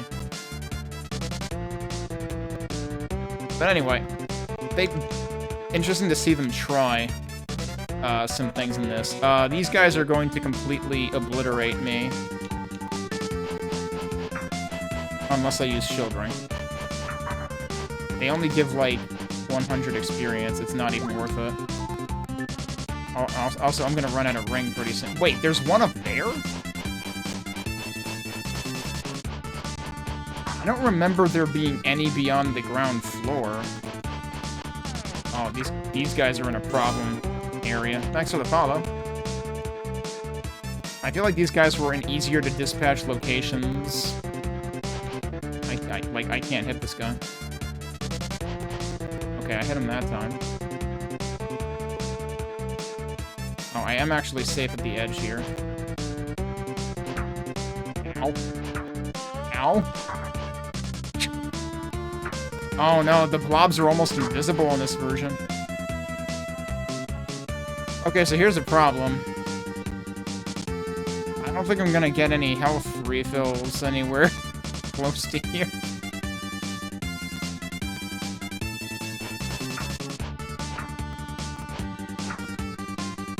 I'm like, again, the questionable hitboxes.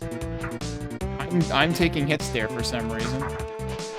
And it's not because of the blob above him, because, like, the blobs can rain down drops like that, too. Which is very easy to overlook. The nice thing is, even when you're right on them, they will still do that, and they're harmless.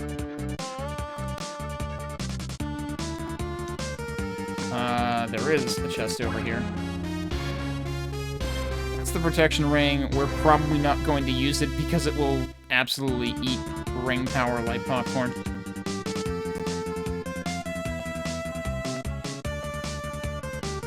No, I have not played the PC 88 or 98 versions of any of them. Mostly because I wouldn't be able to read them. Like, I kind of wanted to... I wanted to try to set up a text hooking program and play, like, the first two Ys games on PC 88, but I could not figure out how to make it work. And even then, like, relying on machine translation is going to be problematic at best.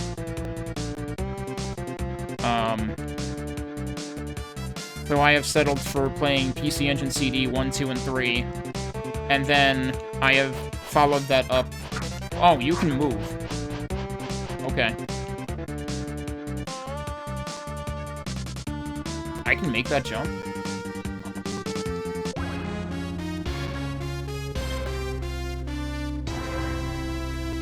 So here's the question. Do I want to go all the way out and get my resources back? Because I'm going to have to heal.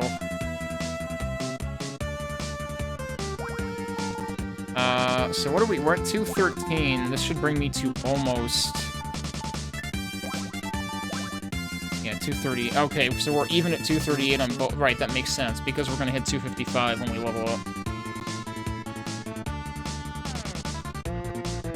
Yeah, they're not translated on that either. It's the Japanese versions.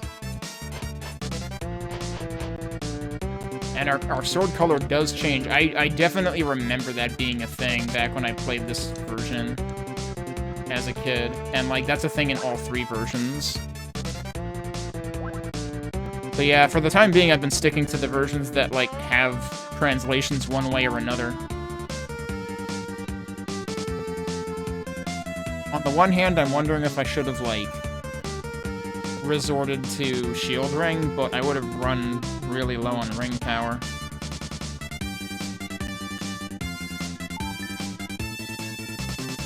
I think now that I've, like, gone out of the way to... Oh, I can actually hit him like that? That's cool. Now that I've gone out of the way to get the items in these rooms,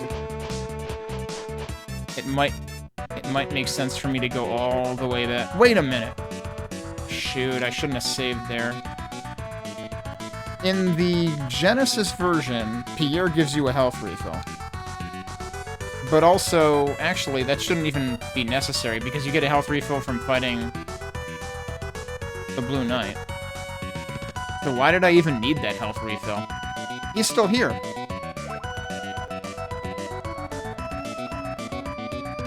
He does not give you a health refill in this version, but also these NPCs don't leave.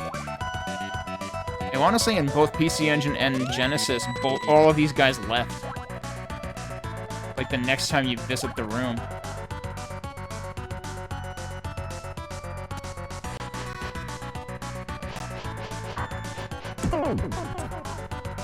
A little too much to the left.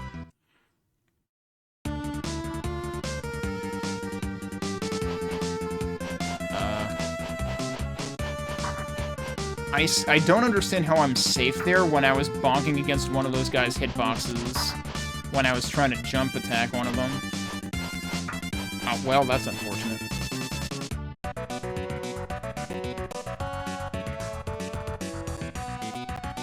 But yeah, as unfortunate as it is, I feel like I should go back and, like, get resources one more time. I avoided having to go back for resources, like, during the last couple of boss battles.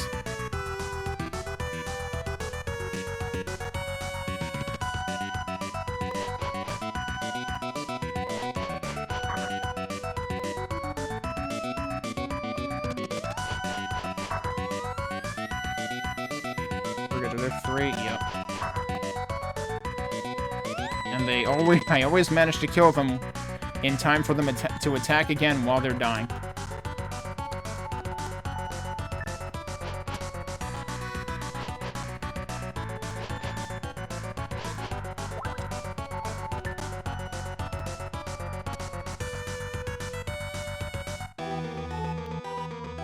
I really wish there was some room that would heal you in here. Like, why couldn't this room heal you? It's outside. Like, usually when you go out... I mean, it's inside, but it's outside. Usually when you get to outdoor areas, it heals you, but that's only at, like, the beginning of places.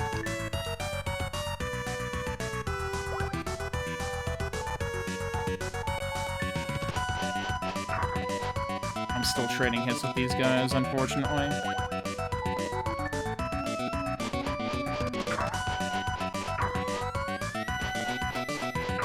I've accidentally found a farming point. Right, these guys are fine without shield ring, but the yellow dudes are still bad news.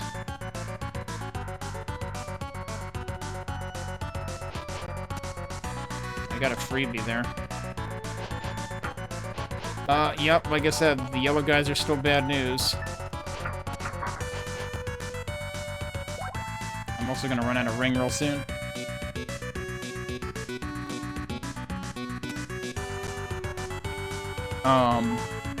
Oh yeah, there's no Crawling Oath in Felghana, so you lose that. But it's more what Oath has that this doesn't. Like, this doesn't have, like, projectile magic at all. This doesn't have double jump. Oath makes things more into a bit of a Metroidvania in that respect. All of these 90s versions of the game that I'm playing have, like, just a selection overworld map. They don't actually have, like, an actual hub area that bridges all of the different areas. That's not where I want to go. And Oath does a lot to, like, further round out and embellish the plot and add some interesting, like, additional plot twists and backstory and stuff. Wait, I still have that on. Let me fix this.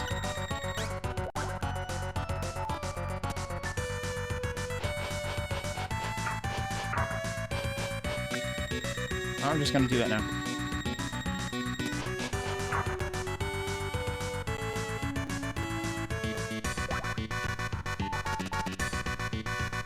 Oath doesn't have rings. It had, like, Magic in Oath basically replaces the ring system in this.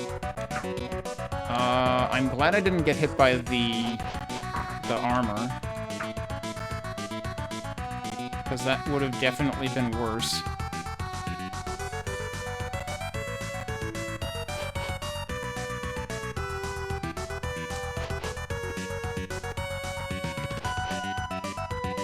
But all the music in Oath is rearrangements of the music you'll hear in these versions, which I think is really cool.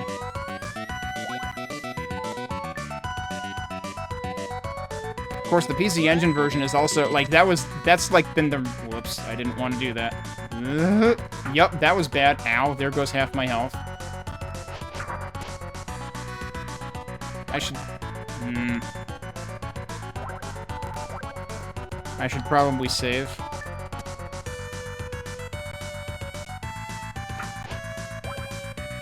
That was a really bad mistake that I made.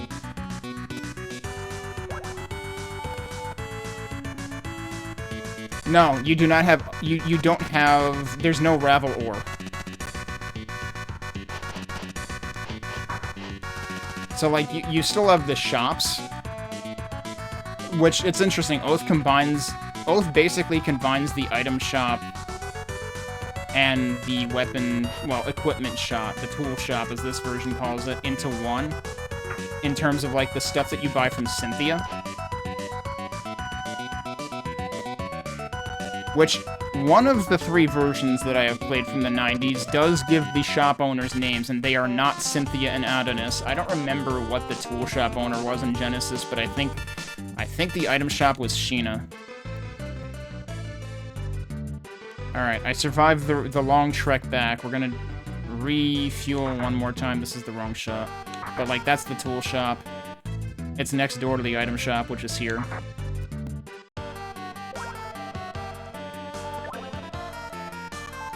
It's too bad that I don't have enough gold yet for the necklace, but maybe we'll have enough. I think when I played Genesis, I had enough gold by the time I got back after the castle to get the necklace.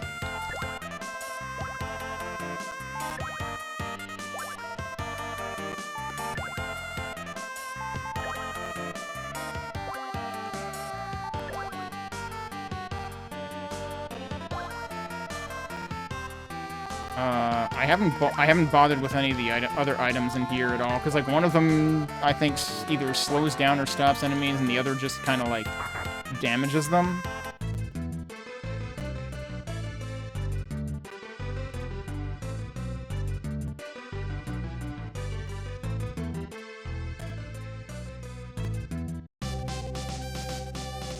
But yeah, so the whole ore economy doesn't exist in these versions.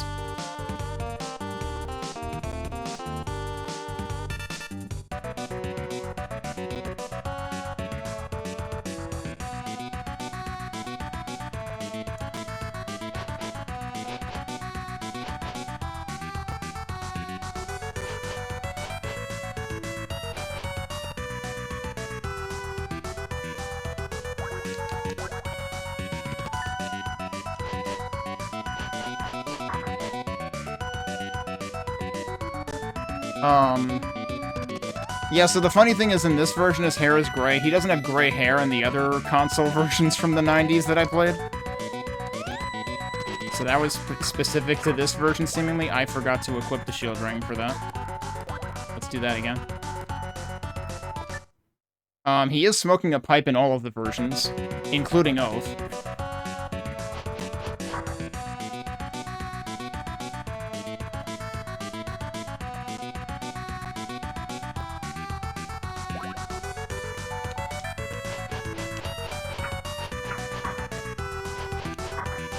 Oh god, don't screw that up, please. Thank you.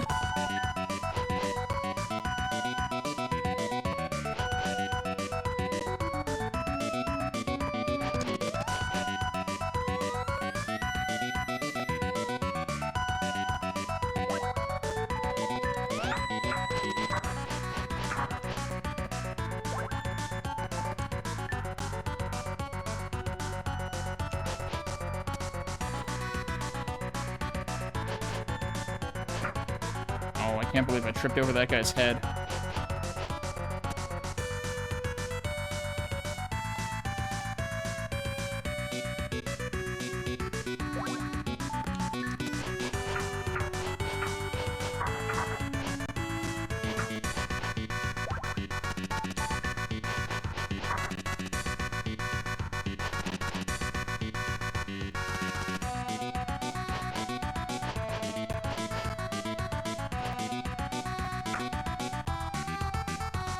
Better that I hit the knight than the trap.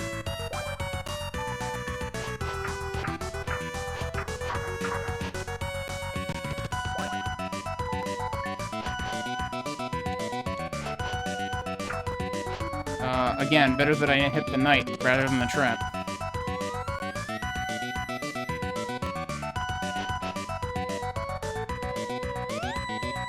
Alright, I actually even did a little bit better on ring usage this time.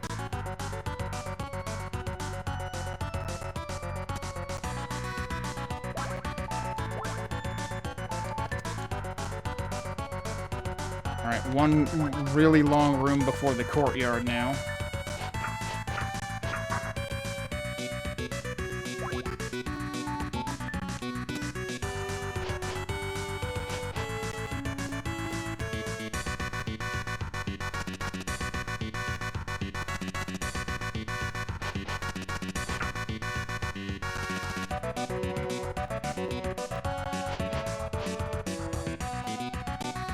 Courtyard.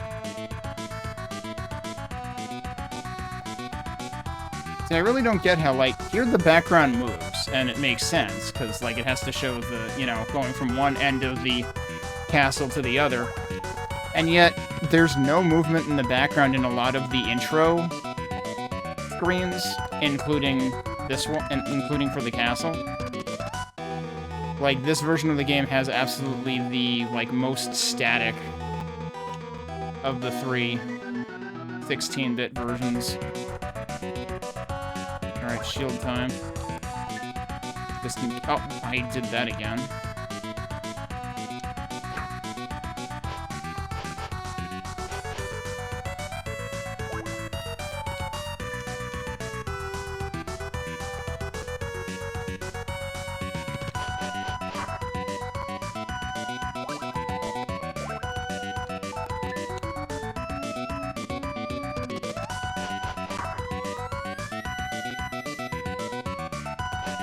Jeez, it was already, like, doing its cycle off screen.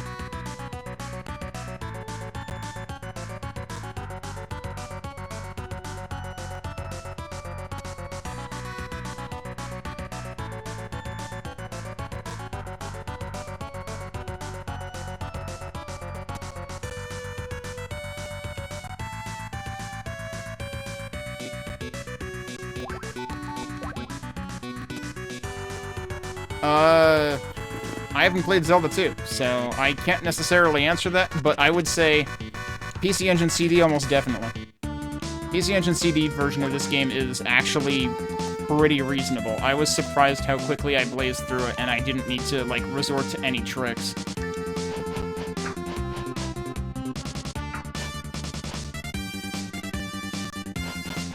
Whereas, like, Genesis, I kind of cut myself a little bit of slack on the, final boss, and I suspect I will end up doing that on this version as well.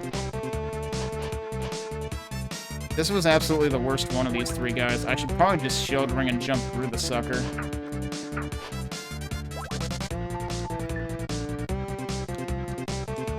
He's still trying. I'll wait for this blob to hopefully move over. He didn't. Whoa, there's one up there too. Oh, don't go too far over there. This was the worst guy, actually. Because this is the one that I kept hitting. Well, that I kept taking damage from.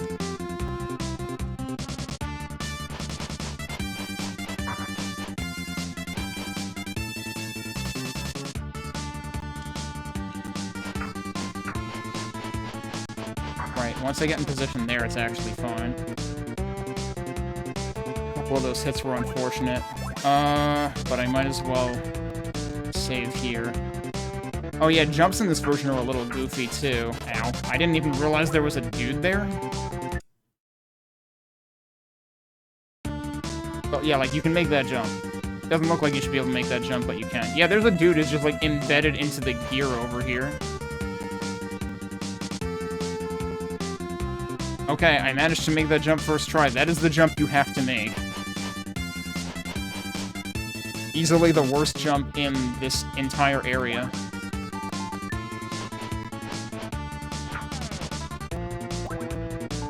I feel like that jump... Well, I don't know if I just accidentally made that look easy, and if it's actually awful, but I suspect that Genesis might have the worst version of that jump. Ow. There's those weird hitboxes again.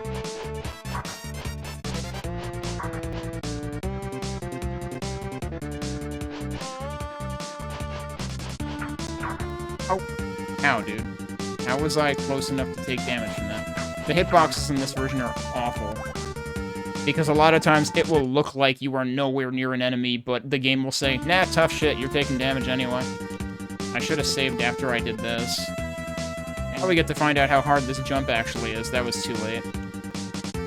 You don't want to be on the bottom of that room. Okay, no, that jump has a super wide margin in this version. That's not what I wanted to do. Let's save after doing that jump so I don't have to do it again.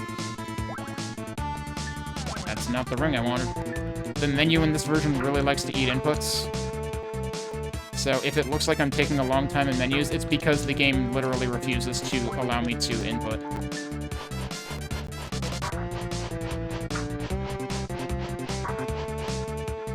That blob wasn't stopping. Oh shit, it was dropping a deuce up there. Oh my god, this is terrible. How did I not take damage to that? Holy crap. Turn back or perish. Okay, this is more like the Genesis version. The Genesis version did this, while the PC Engine version just had extra platforming in this room.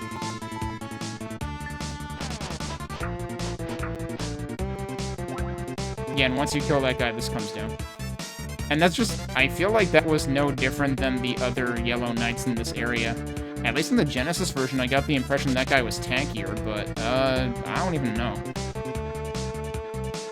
Alright, am I gonna regret not being max level for this?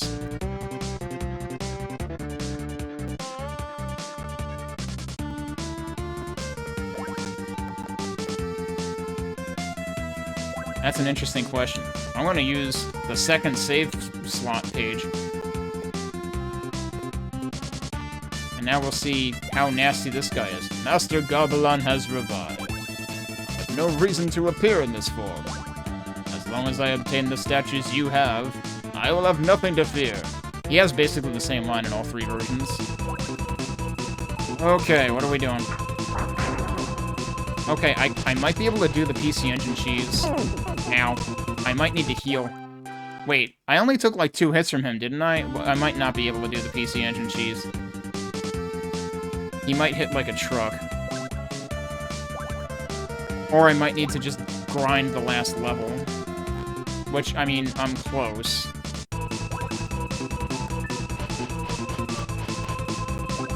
Uh-oh. He's about to telefrag me. Okay, now we're fine. That actually did a decent chunk of damage to him. Ow. Yeah, so he does that. Uh-oh, he's telefragging me again. Which direction is he facing? Oh, I picked the wrong direction. That did half of my life bar, dude. Oh, he can do that multiple times? Okay, I'm pretty sure he can't ultimate frisbee you in the face multiple times in one cycle in either other version of the game that I played. I'm pretty sure he is limited to 1 ultimate frisbee per order. I might need to grind the last level up. Because when I mean, come to think of it, I didn't actually grind any levels in this section because I might have over-leveled previously.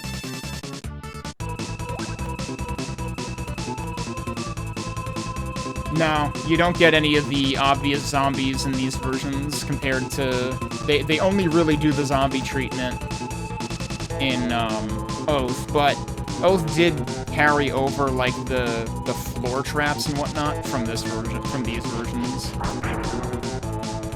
If I can just, like, get some more lucky spawns, that's probably the way to... Yeah, like that one. I'm surprised that didn't hurt me.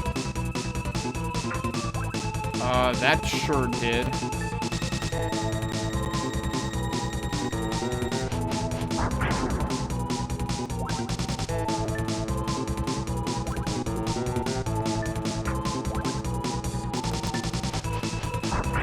Okay. Basically a variation of the strat I used for the PC Engine version. I need to be ready to turn off the ring. Actually, we might... I forget if we get sent out of here after this point. We might. I have defeated Garland! I mean, that was another... That was another instance of, like... For some reason, the narration message is in the first person this time.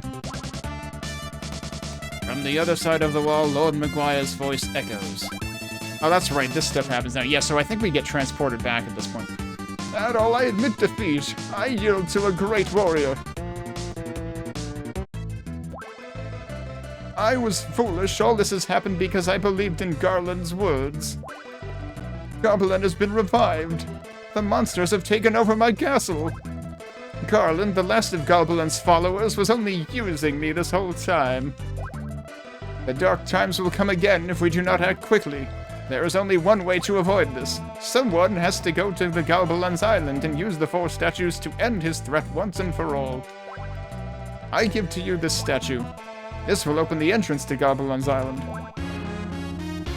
The Evil Knight. I think in one of the other versions this was like the Goblin statue. I've created much hardship. I will make amends. So yeah, like, one thing that's interesting is that, like, the king actually kind of, like, owns up to it and seems to try to clean up his act much quicker in this version than in Oath.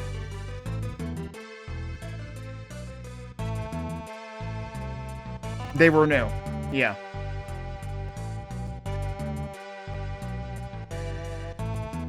Yeah, only Oath had those. Adel, I'm so happy to see you. Ona. Out of nowhere, an evil voice fills the air. That's supposed to be narration, but it's already in the red text. Anyone who tries to stop Galbalan will suffer the consequences. Behold!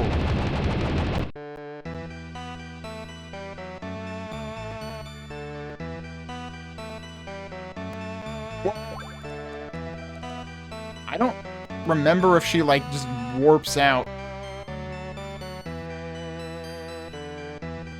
quite that quickly in the other 2 versions. This song gets the same treatment in Genesis version, because I was surprised that it actually goes, like...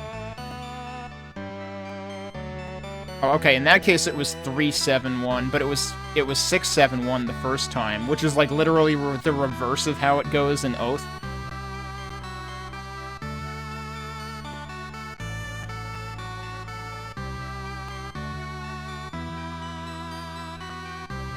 I'm just gonna wait for this loop to finish before we continue on, because this might be the only time we hear this.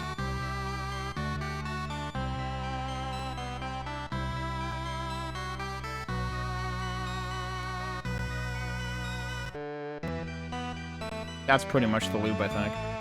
If you do not wish this woman to perish, bring the 4 statues to Galbalan's island. All thanks to the king, we can do that now, I mean... Maguire has changed his evil ways. Not because of me. His thirst for power proved his undoing. Wonder what I'm...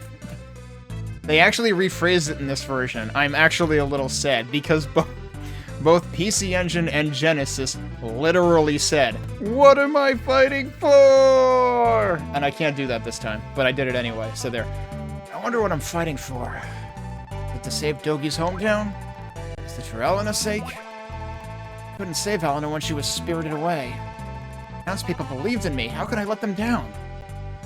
Honestly, there are some things this translation actually feels like it does better certainly better than Genesis. Genesis's translation might have actually been the wonkiest of the three, as it turns out. I thought I remembered this version's translation being wonky. We're back to the original music.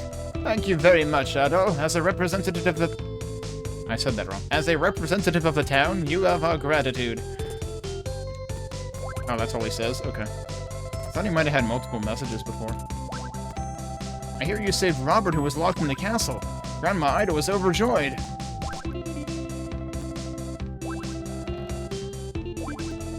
What's the matter, Adol? Why such a gloomy face? You're a hero. Adol, where's Elena? What happened to Elena? Felgi, never felt so helpless. When Galbalan took Elena away, I was not able to slay him nor protect her. Felgi, I'm not a hero. Adol, you're a great swordsman. You tried your best. So, Adol, go to Edgar's home and then go rescue Elena. I assume he just kind of repeats that last line. Yep. We will have a party tonight. Please come. You have any feelings about settling down here? You're welcome to stay. You know, given that you saved our asses and all. Alright, we need to refill ring. I need more herb.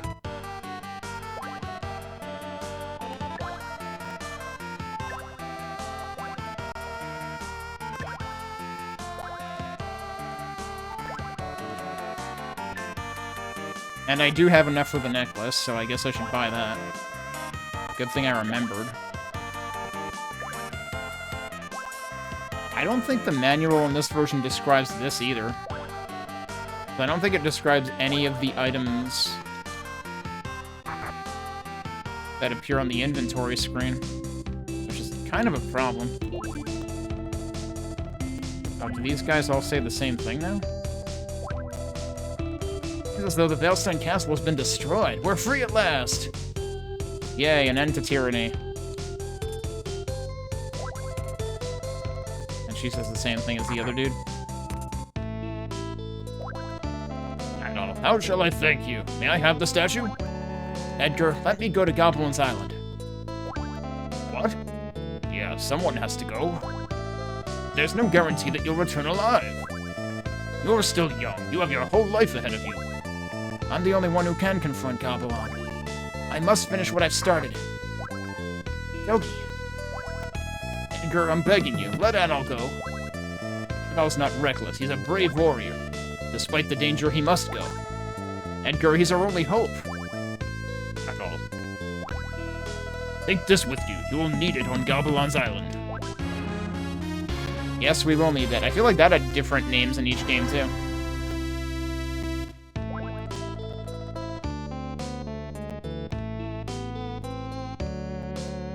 They never named the hero from thousands of years ago. I don't think any of these versions name it. And they also don't name, Dogi's master in the mountains. Adol, Galbalan is strong, legend has it. You must sever his lightning arms in order to destroy him. So this is the same message that the Genesis version had, which was immediately when I realized the Genesis version would be similar to SNES. Our fate depends on you. He doesn't even repeat the important line about destroying the arms first. Wow. Adol, survive and succeed.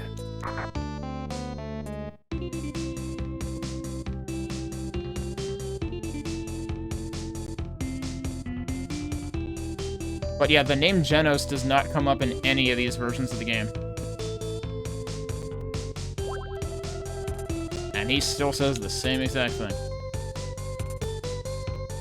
Alright. I'm not going to actually try to play the end of the game today because I'm going to run out of time for it. But let's at least listen to the music in the final area. But we'll save the final area for a separate stream.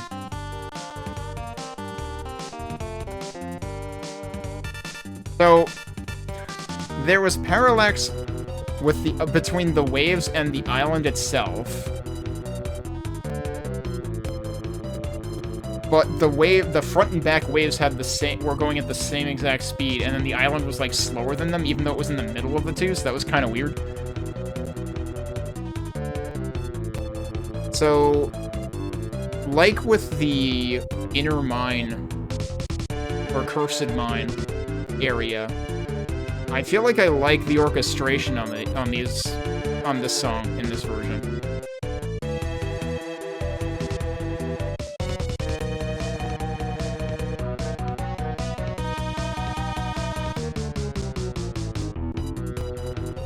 I forget if either of the other versions had the, like, chromatic downwards moving scale at the end, like this one just did. Okay, so we are saving in the... Well, actually, no. You know what? We'll open it first. Adol holds the stone statue of the evil knight. The eyes of the statue glow and the entrance rumbles open.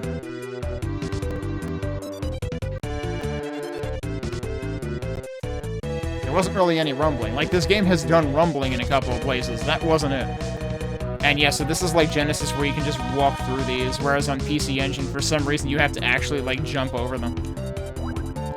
Alright, now that we've done the cutscene, so to speak, I will save there and stop the timer here.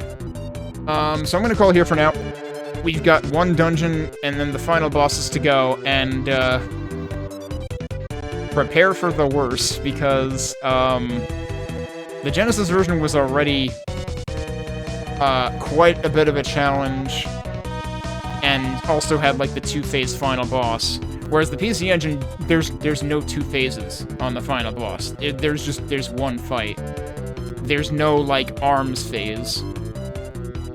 So that's what really surprised me about the PC Engine version.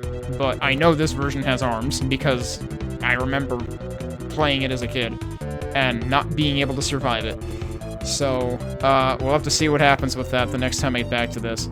So far, I've managed to mostly do everything, you know, by the book, without any tool assistance. The only thing I used tool assistance for was to fast forward in a couple of cases where I farmed, which were subsequently...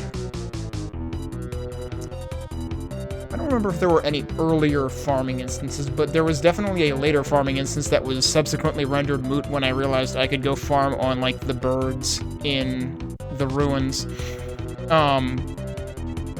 But other than that, I have not resorted to, like, save states or anything, but I did resort to those just to, like, stop wasting time on the final boss in the Genesis version, and, we'll see what happens with the final boss in this version, because I definitely remember this version being similar to the Genesis one. It has like, the arms phase before the actual final boss phase, as opposed to PC Engine, where it was just the one phase and that was it, and I was very surprised at that, actually. So, let's see how this one pans out, but before we get there, we have to get through this area again. Now... This area involves the use of that item that, like, shines the light in the area, and on Genesis, that was done in a very annoying way. And it's time to see whether it's equally annoying in this version, or whether it's more like the PC Engine version, or what exactly. So, let's get the timer rolling again, and we'll get into things. Oh, speaking of that item, I need to actually equip that, don't I? In this version, it's called the Ball of Fire. Oh, right, it won't take effect until this screen. Oh, interesting. So, you can there's actually, like, multiple levels of Adol brightness. I think that's new. I don't think any of the other versions have that going on. In terms of, like, the direction it's shining... Oh, and that applies to enemies, too. This is great. So that's actually a little like the TG16 version. Except that in the PC Engine version, you were just always fully bright. Alright, the problem is these guys are gonna, like, infinitely respawn if I go back too far. Also, like, get a load of these skeleton sprites, actually. I feel like they're, like, way more detailed in this version.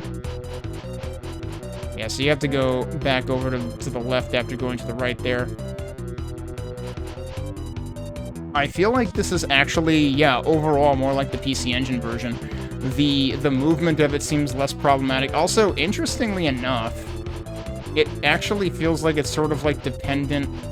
It feels like when I scroll the screen, I'm seeing the light scroll a little bit, like, in reaction to it. And I'm not sure if that's, like, a funny coincidence. Because, like, if it's going to the right and I move left, it feels like it stops going to the right. Oh, shit. They hurt. Okay.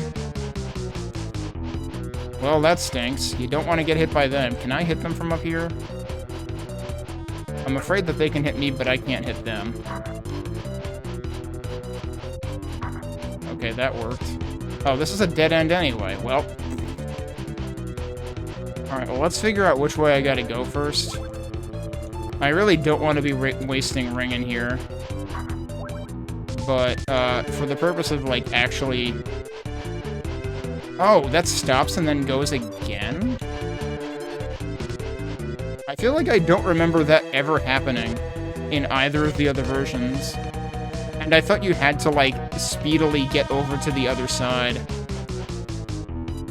in order to get to the end. And I did think that I have a specific recollection about this version of the game and what you have to do in this area, and I felt like it was different in the other versions. And it might actually come into play right here. Let's see where this goes. Okay, no, I think that was it, and you have to drop to the left there. Somehow I thought I remembered having to drop to the right in this version, and I guess I'm wrong. So presumably this loops back around now. Also, actually, a lot of these graphics are messing with my eyes right now because there's like this red line down the middle of the... It's so weird. I don't know if anyone else gets this, but I get this quite a lot, actually. Where certain color patterns will just totally mess with my head. And so, like, I had to look at this, like, 5 times before it occurred to me that it's really just there's a red line down the middle of the platform. Because if I look at it the wrong way, it looks like chromatic aberration, and it feels like my eyes are just, like, permanently blurry. Like, something about the black then red then black. Could you guys, like, stop respawning? The Ninja Gaiden bird spawn behavior is, really not doing me favors here. Okay, maybe I might have just, like, accidentally picked up the Wiggletron stats. Hey, Moby. So at this point, oh, he's turning around now. I'm going to die. That's fine. I'm gonna restart this anyway, because, like, I want to try avoiding damage in this place. The SNES version... Well, it's funny you asked that, because that is the question we are going to answer today. Because, like, this area, the final part of the game, is really what makes or breaks each version, it feels like. Because, like, with the Genesis version, things seemed harder, but reasonable enough until we got to the final boss. And then the final boss was a bit of a pain in the ass. Oh, I've actually... Oh. That's not where I thought I was. Surprise, we're dead. Okay. I'm not actually sure where I was just then, actually.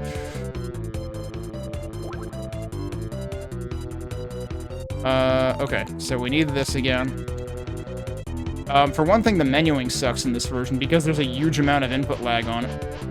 Another thing that becomes problematic in this version that makes it artificially harder than others is enemies have iframes.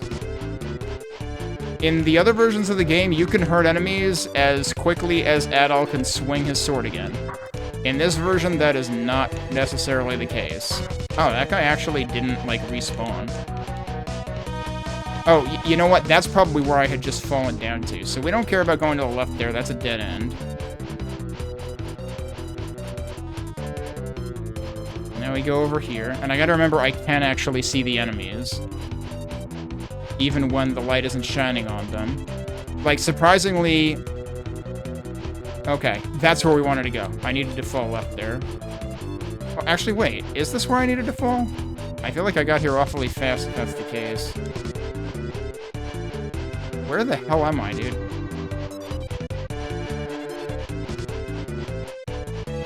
Did I accidentally go in a circle? I'm actually not sure where I am, because, like, I don't think the place where you have to fall to the left is that early. Yeah, he was about to turn around. Okay, where am I right now? No, we did. We accidentally did the right thing. Because suddenly, enemy boss music. Okay, let's save. Okay, so, time for the Garland refight. Is this gonna work like the first version did?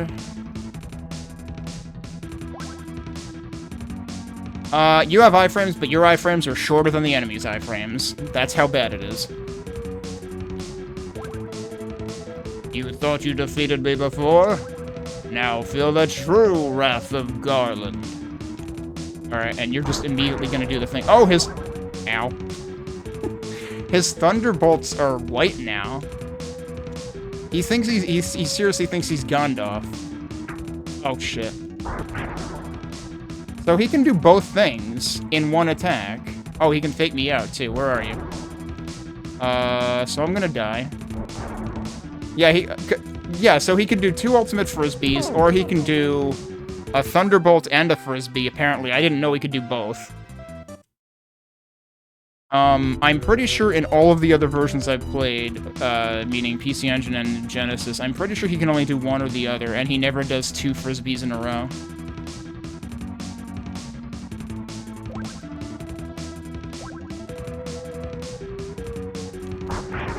Okay, expect a frisbee? Nope. I got hit. I didn't even hear myself get hit, but I got hit, apparently. How much... that's not what I wanted to do. How much does the shield ring actually shield me? Oh, you know what I didn't try in this version at all? But apparently that's not safe. I'm pretty sure... Was it in Genesis where if I was close enough to him, the lightning would just go over me? Yeah, so in the PC Engine version, I beat this guy by basically just walking through him and hitting him from behind. In Genesis, that didn't seem tenable. But then I found out that I could just stay really close to him and not get hit by either him or the lightning. In this version, in the first fight against him, I did the walk through him and hit him from behind again. But I don't think I ever tested, actually, whether there is a safe spot. But that's another thing about this version, is the hitboxes are kind of garbage. There are a lot of instances. This came up really badly in the abandoned mine section of the quarry, where you could have like a foot of tangible distance between Adol and a Mandragora, and you would still take damage from it.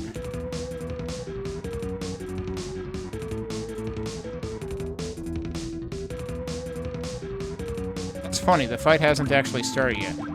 Yeah, you can't save in this room, though, so you have to waste the time walking all the way into this room.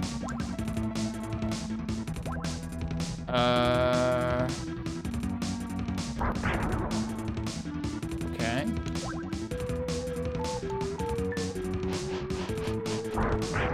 No, that definitely still hurt.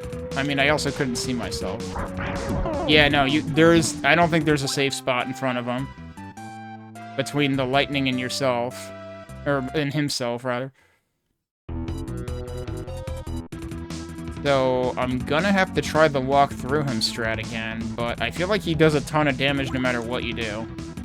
And I do have all of the best equipment selected.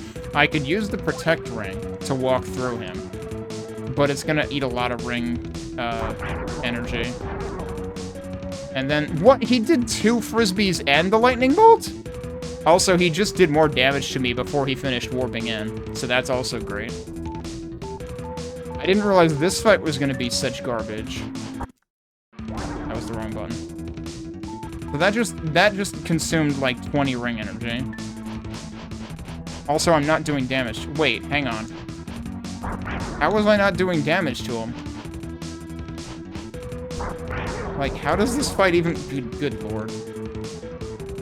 The problem is the columns in front are impossible to, Sound came out funny that time. If he's behind a column that's in front, then good luck figuring out what's happening. But yeah, it didn't seem like I could hit him from behind. Like, did they seriously make that a thing you could do in the first fight and not in the second? Or was I just not close enough to him?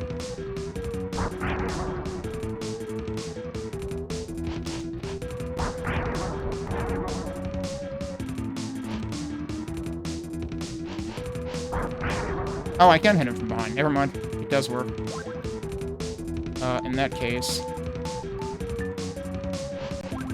Yeah, you can do it. We're just gonna juggle ring a lot here.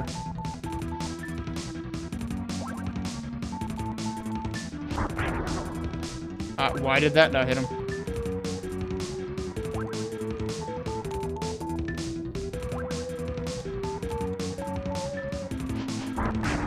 Interesting that he doesn't have a hitbox there. You can actually be, like, standing on his coat tail there. Would you stop going all the way back there?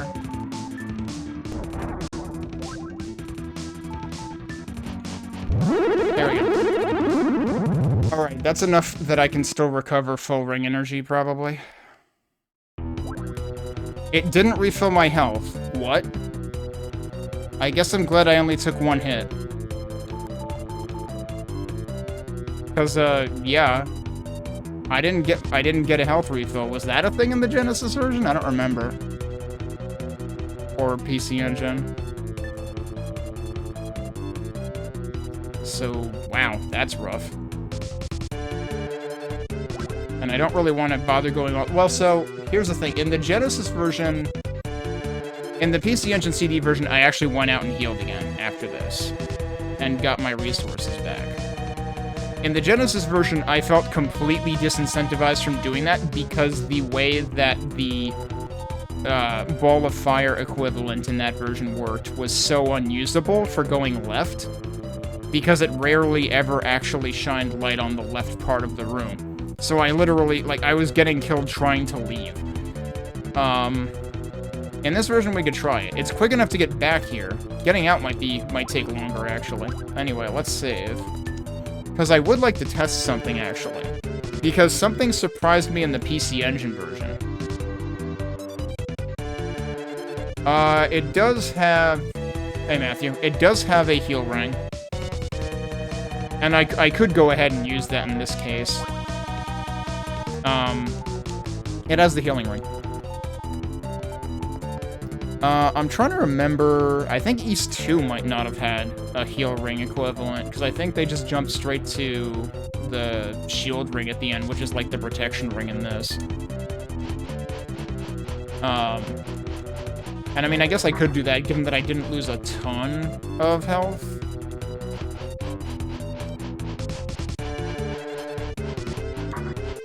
But I figure I might as well try to get all of my resources back for the final battle. The thing that I'm curious to test in this version, regardless, is...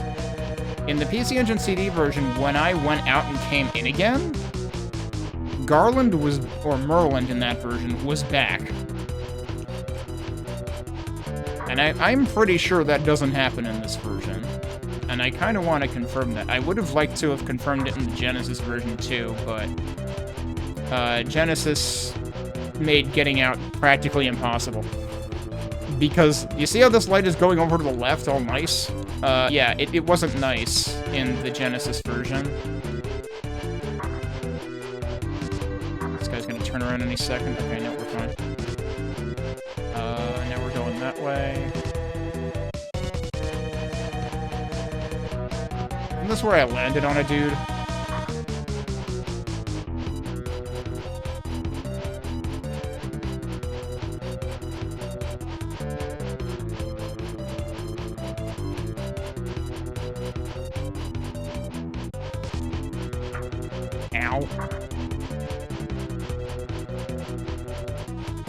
He's gonna turn around.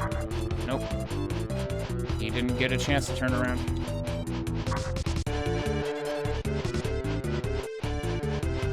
Okay, this is probably... This should be the beginning.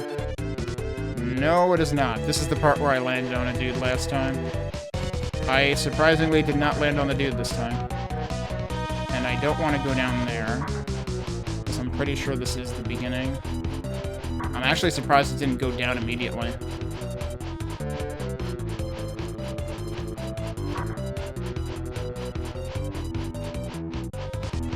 But yeah, also, like, I feel like the skeleton models themselves look way more imposing in this version than in PC Engine or Genesis. I don't know. Maybe I didn't pay attention closely enough to them last time.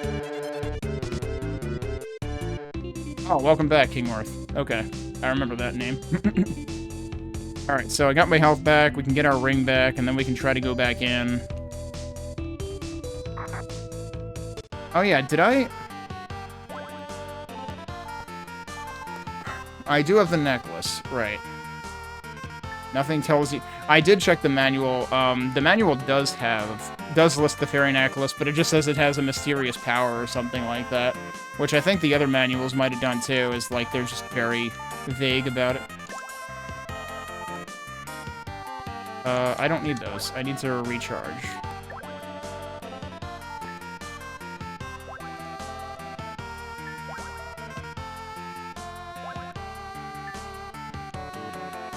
Actually, you know what? I've never bothered using these items, and I also forget which one is which.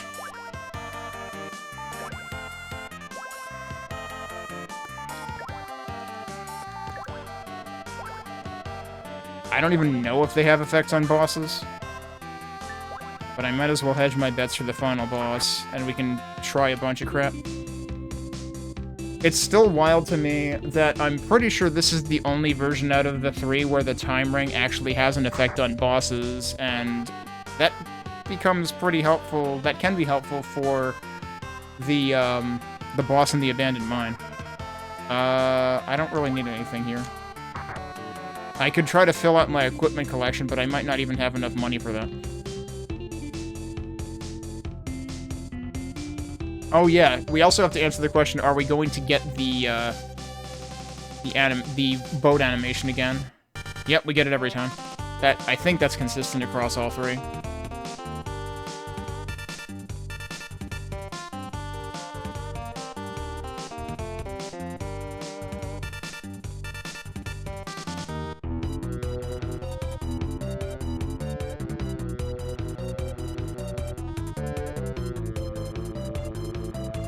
Alright, I am going to save to a third slot in case.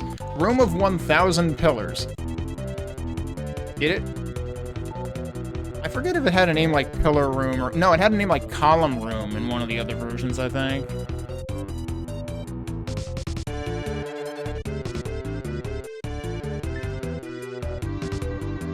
That was probably the case even in the Japanese version, then. And... I'm trying to remember... Oh, yeah, I guess I haven't... I'm thinking back to the, I'm thinking of the PC Engine version of East 1 and 2, but I don't know if the Japanese intro to that is the same or different. But that has, like, all the character names in English. But it very much looks like it could have been, like, the same thing used in the Japanese version. Because, like, that's a purely instrumental track. Or, I mean, instrumental background music to it, with no dialogue. Alright, now we go down here.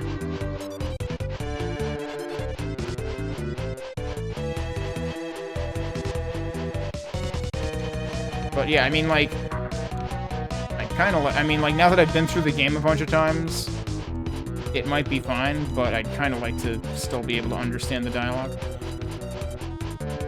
I am in the wrong place. I have to go down again. I swear this isn't in the other versions. Did the other versions have a thing that stops and then starts again? I feel like they didn't. It's like, this version has the department store elevator. I don't know. Like, we stopped on the toiletries floor, when actually we just need milk.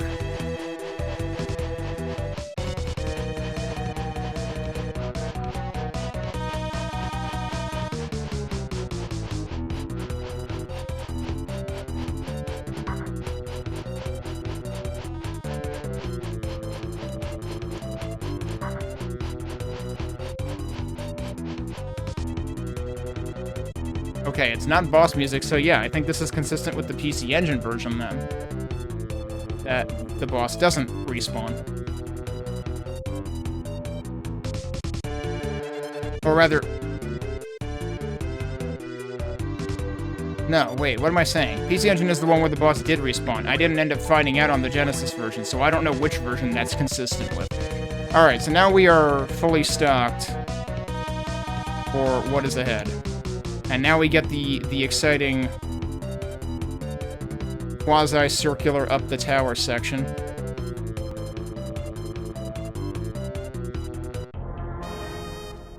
So we gotta observe this music in this version.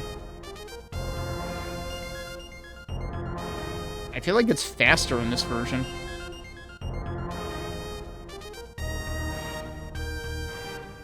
Oh, it slows down though. And then it speeds up again. It does still have the arpeggios going on, just like the Genesis version did.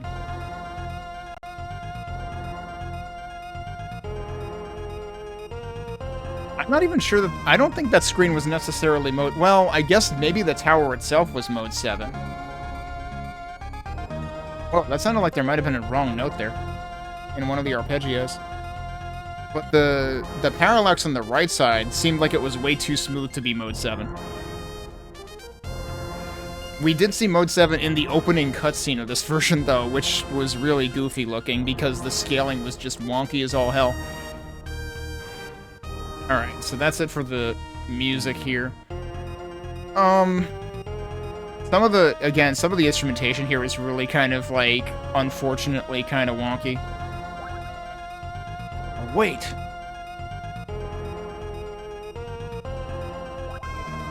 It's also unfortunate that there's no proper harmonization going on in the melody here.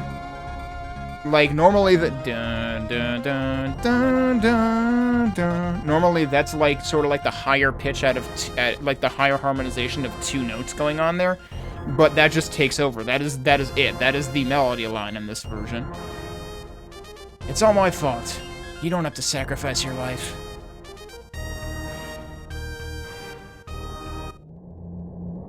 All right. Here's a part that I actually think this version does well, and I've been waiting to get back here, because I actually have to give them credit for how they handled this room. Because first you got the low growling noise. An ominous voice rumbles. And it's already in the red text, even though it's still narration. Welcome, Adol. You are truly a great warrior to have come this far. Galbalan! Elena! Where is Elena? Observe, puny insect. Now listen to the music here. I love this. Something about that sound that comes in, just the way that it pans across just the open sky, like, somehow to me that just always fit perfectly. And no other version does the sound quite like that. Please, do not rescue me. Elena! She has nothing to do with this. Take me and release her. Once again, Galbalan's voice... Oh, right, this is again narration, actually. Once again, Galbalan's low voice rumbles. I only want the statues. Your lives mean nothing to me. Adol, bear witness to what will happen to you if you oppose me. Watch them die together. Wait, you're saying if I oppose you, then I get my own island? That's actually pretty damn cool. For the sake of those who have perished, you have no chance against me. I missed a line there. I have revived completely. You are unable to destroy me. Brother, please stop. Why is this not letting me advance it? It's like it wants all of these text boxes to advance as Chester is moving to the right. So it just took over its own pacing. Why do you want to fight? Why must we hurt each other? Galbalan and his followers are living beings. Do we have the right to destroy one another? Lorna, I wish that we could settle this, but in reality it's different. If we do not finish him now, he will destroy us. I feel like this is Democrats talking to progressives right now. If we do not... about Republicans. If we do not slay Galbalan, our people, the world will be annihilated. I see you are through saying your goodbyes. You both will die. Wait, Galbalan! I shall give you the statues. But if you harm the 2 of them, I will not hand them over. I see, you have come to your senses. Approach the platform with the statues. Okay. It's time. What is this room called? Whoops, that's the wrong button. The Tower Summit. They do like the word summit. I feel like it makes more sense in this version. Or rather, in this instance. From now on, I, Galbalan, reign supreme. So I definitely remember the woo, woo, woo, woo as you're riding the platform up. I feel like it needs, like, you know, flashing blue and red lights or something. We might as well listen to this in the context of this game before I start the fight.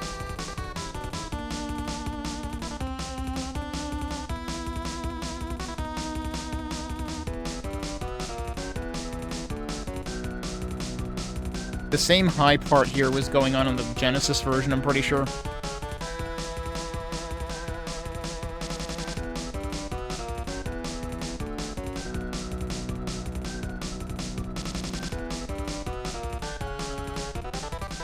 Alright, prepare your ears.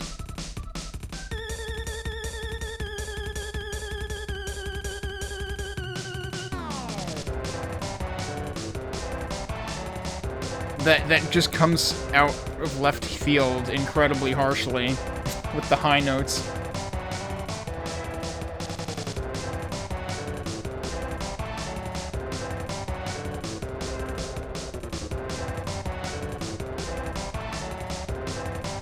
I was trying to tell whether this version had any funky bass line going on like the Genesis version did, but I don't really hear any bass line at all there. So that really just has like those, like, dramatic string notes. I don't know if they're supposed to be orchestral hits or not. They might be like very low orchestral hits. Going along with that last section, which is interesting because like there's more movement there than you necessarily hear in the other versions, because in the other versions it's just going between like 6 and 6, 7, 6, 7, 1, that kind of chord progression.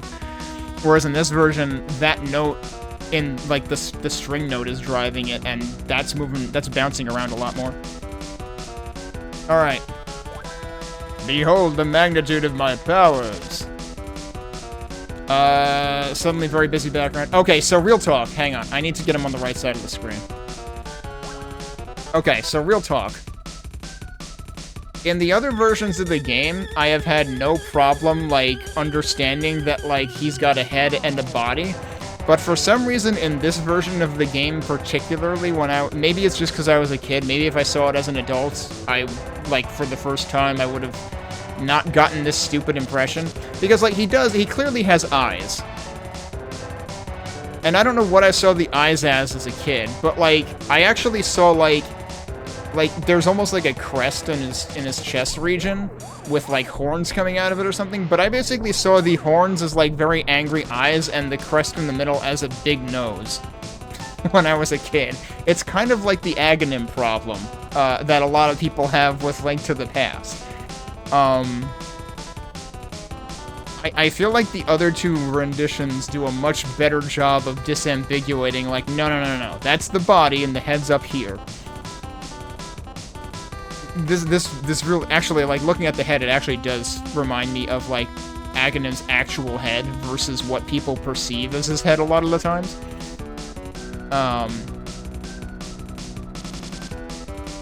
But also, like, I feel like I remember the top of it looking slightly different, actually. So, like, I don't know if it was just, like, the impact of CRTs versus seeing it pixel for pixel now, or what. Anyway. Let's actually start fighting the dude. Okay, so, this is a similar idea. I got one hit in there. Remember, enemies in this version have iframes. That means we are going to get, like, 2 hits tops per instance here. Yeah, we got 2 hits. So, this phase is going to take an extremely long amount of time. I was wondering if it wasn't even going to be able to spawn the ones on this side, but it still did.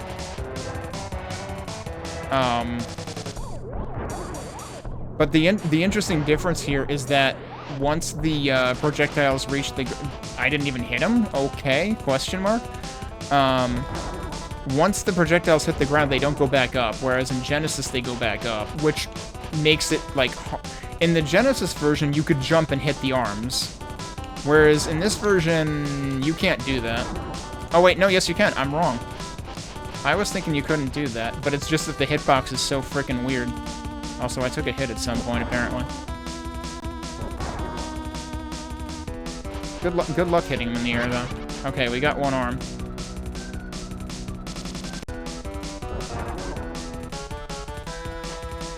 That didn't hit him at all. I'm having a real hard time hitting this arm in particular. You know what? It might be dependent on the frickin', like, ground bumping you up and down. Because that's a thing in this version as well. I think that's kind of a thing in all the versions, actually. I am surprised that didn't cause me damage. Oh, well, shit. I'm just not going to be over there. Did I not take a hit there? Because I definitely should have.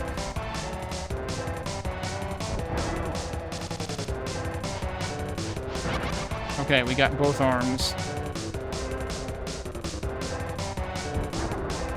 Okay, so that's an attack we did not see in any other version.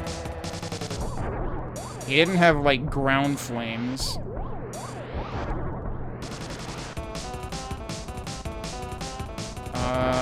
Okay. Is he supposed to be vulnerable when he's, like, when his not really a nose is on fire? I'm kind of confused. Like, that doesn't look like an opening. That just looks like he has, like, a bloody nose or something.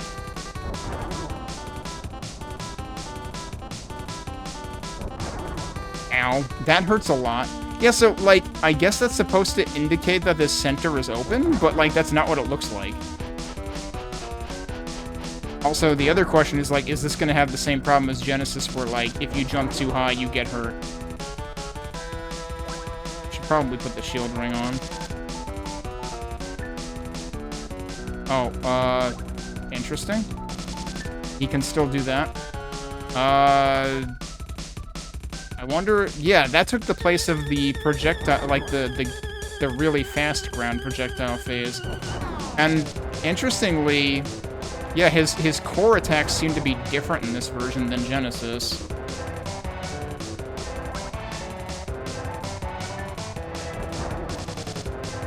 I only got one hit.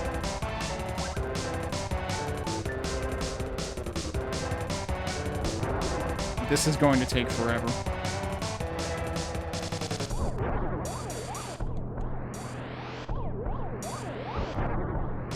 I don't know...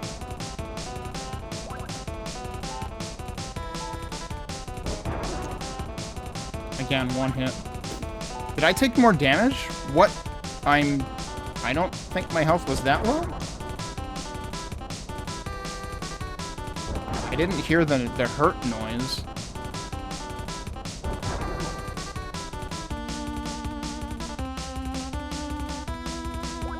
Yeah, okay, it does open. And I'm gonna miss it. Nope, I got one hit.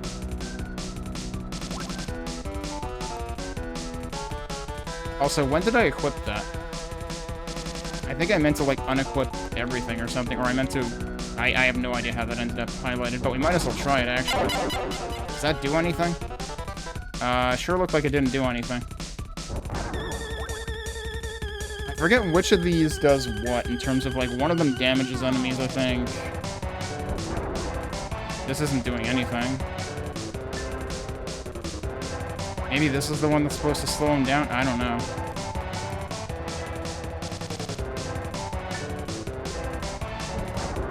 Oh, shit.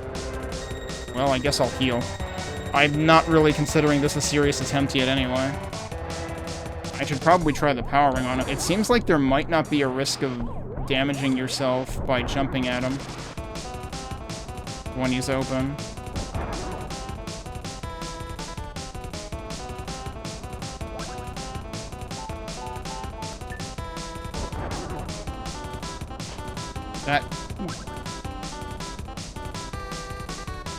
When did I take that much again, I have no idea when I'm taking the damage.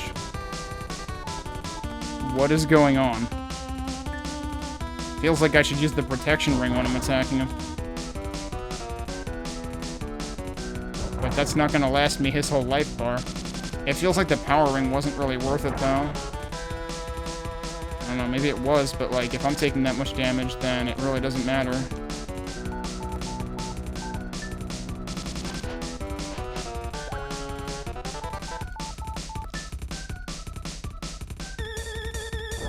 But yeah, this fight seems pretty untenable right now.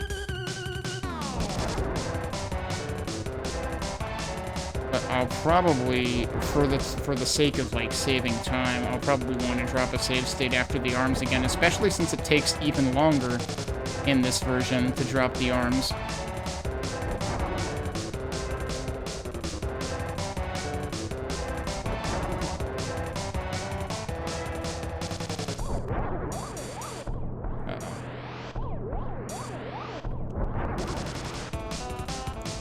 I think when I was taking damage, it was from the electricity. I think as long as I time it so that I get in there after that, it might be fine.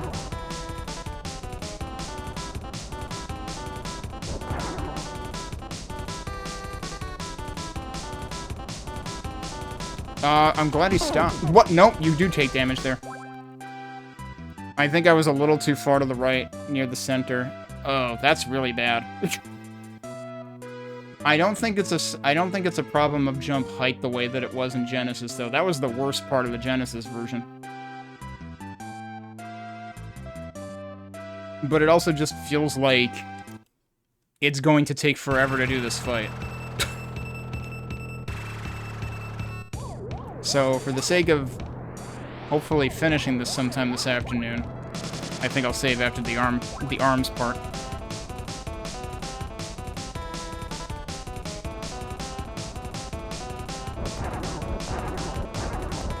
Whoa, we're actually getting the sound for all of them. Which is weird, because, like, typically you only get, like, every other one. It, like, alternates sound, no sound for some reason. Like that. I don't know what gives.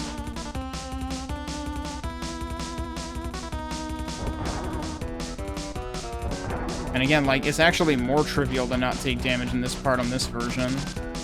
It just takes forever. I say that and then I take damage.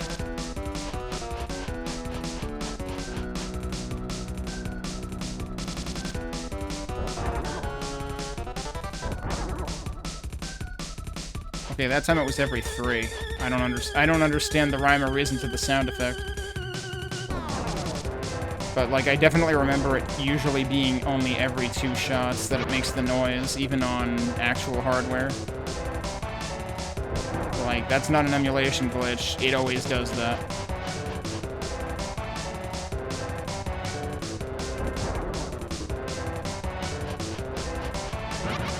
Okay. We got that far. I'm going to save.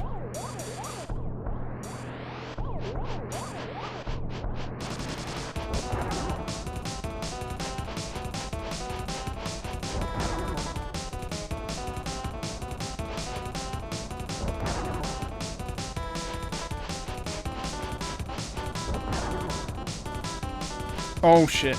That didn't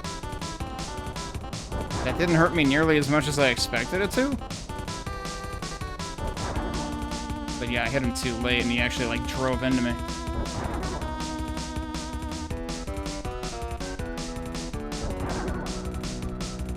That time I was too far. Now I'm, like, worried about being too close to the center on it.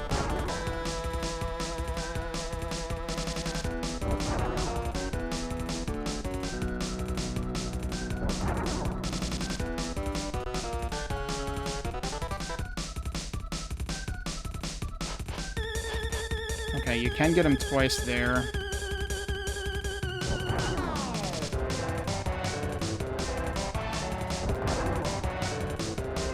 I feel like I am hearing bass notes, but it's, like, really hard to hear. Oh, well, that sucks. Yep, I'm dead. I'm even more dead. Oh, jeez.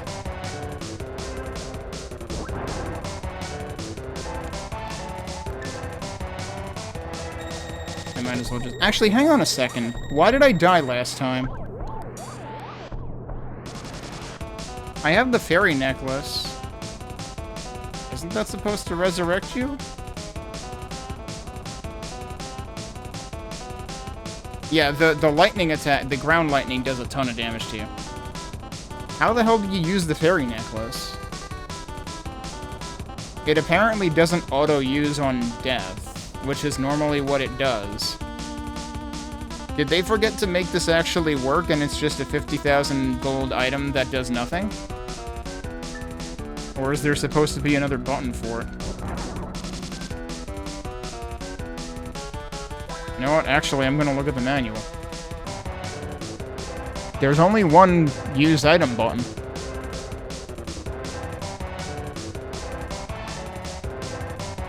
The X button doesn't get used, and L and R don't make you get used.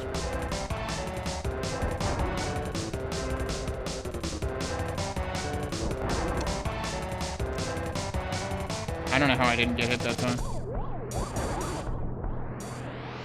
But yeah, you just have to do this a gazillion times, basically. I should be using rings of some sort, though.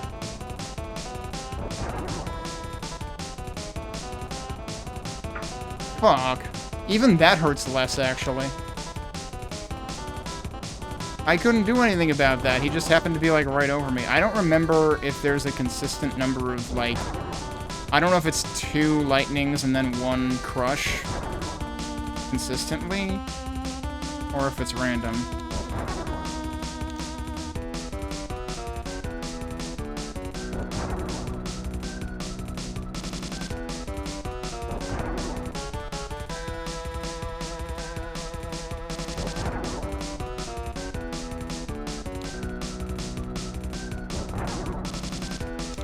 How did that hit me? I don't understand what I did wrong there. It definitely wasn't like me being lined up with the sender. So I see we have the SNES version's garbage hitboxes at work again on this version. Yeah, that hurt me too. Is it... I guess it's like the claw things on the side too? So this version might have the problem of needing to be overly specific, but in the X direction, not the Y direction.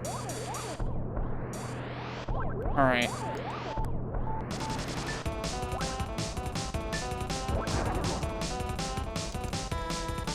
I'm like trying to do anything here in terms of like, yes, hello, I have this item equipped, I want it to be used. Nope. I'm gonna look that up too. I mean, I'll look at it in the manual first.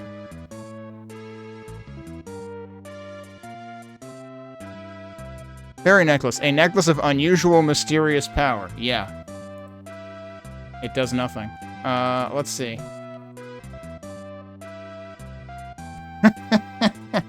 Yep, first reply on GameFAQs forum.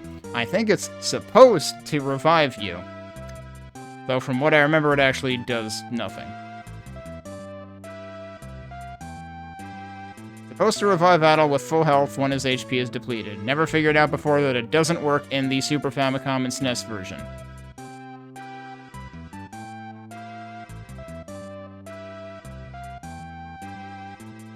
So, we have a new reason why the SNES version is bad. The fairy necklace definitely doesn't actually do anything, so you just pay 50,000... It's literally fucking horse armor. In a 1990s video game. Because the developers that did the port were bad. So we effectively have one fewer entire life bar to work with. Oh right, didn't I save? I guess I didn't save? Hang on, what? What was my shortcut for saving? Because I thought I pressed it, and apparently I didn't. Sure, this time it's saved. I pressed that button before. What? Well, we'll do it again.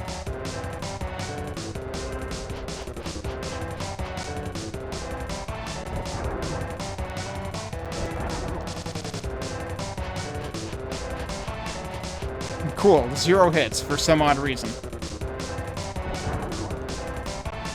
We're gonna reload. 0 hits, and then I took a hit.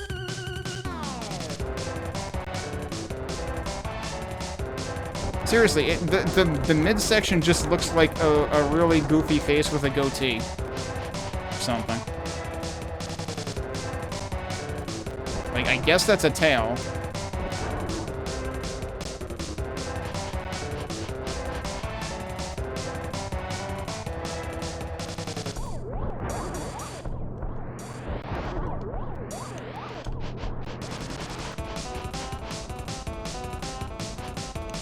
It's not worth risking jumping for it.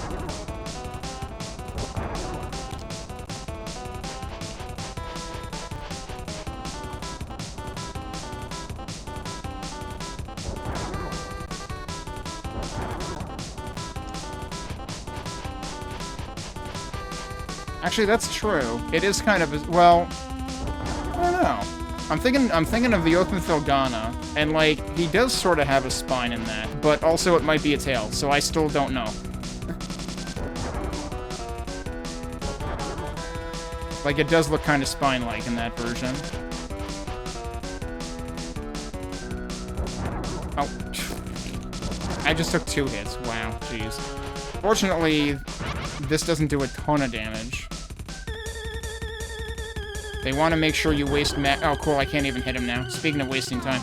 They want to make sure you waste maximum amount of time and have to redo the whole thing. Like, yeah, we'll let you get through the arms portion. Oh, cool, that got him. Funny, it didn't break him out of that phase. Okay, this time we're going to make sure that it saves. So that we don't have to keep doing that.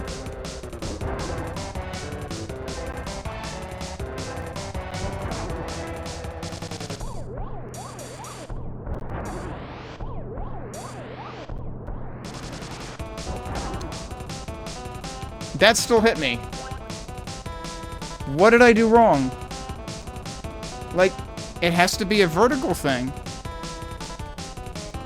I tried to make sure I was horizontally centered within the gap that time, and I still took damage, and I don't understand why. But also, I feel like you don't have... Like, I feel like you have even less agency of your jump height in this version versus Genesis. Like, Genesis, it felt like you had agency over your jump height. That time I just didn't... Neither of us hit each other. And the thing is, it's like, it's presumably more efficient to use the Protect Ring than to use the Healing Ring. Oh, maybe I'm wrong. Healing Ring doesn't get used up nearly as quickly as I thought it does. But still, given how much damage it does to you, yeah, you're gonna be consuming, like, over 50 ring energy to undo the damage, versus Protect Ring, you can probably get away with, like, 20.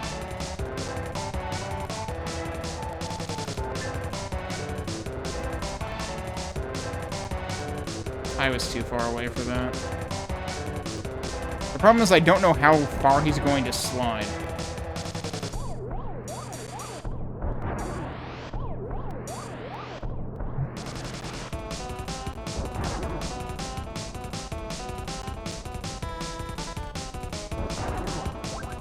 So now, let's try... Oh, that's not what I wanted to do. I only got 1 hit in. That already took 20. Okay, now it's probably a crapshoot.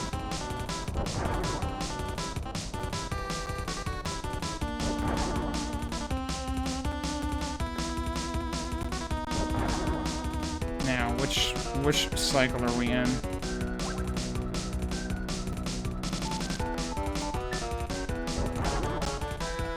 That didn't hit him? Come on, dude.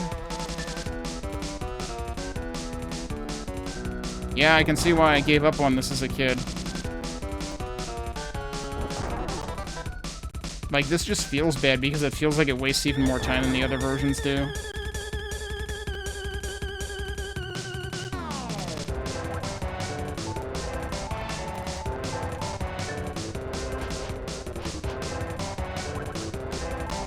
I don't know if Shield Ring is enough to, like, mitigate the risk.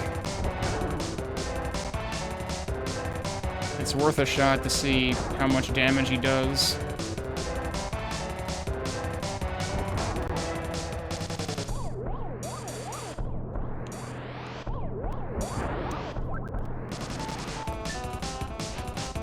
What? I disagree. He sealed up awful quick that time. So I think we get one more ground lightning before we get another, like, crush attack. Yeah.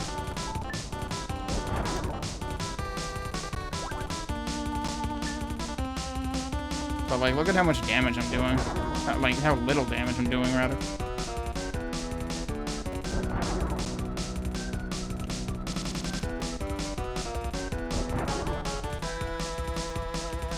it's gonna be, yeah, that. You have, like, no warning. I did take damage on something there, didn't I?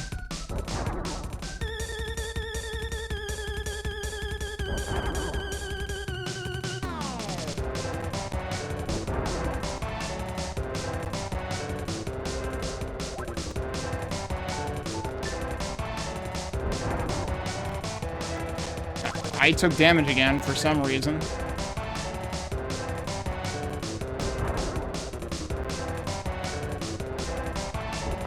What? Okay, it was entirely off screen.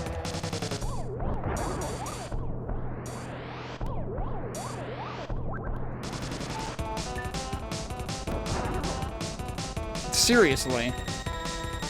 This is garbage.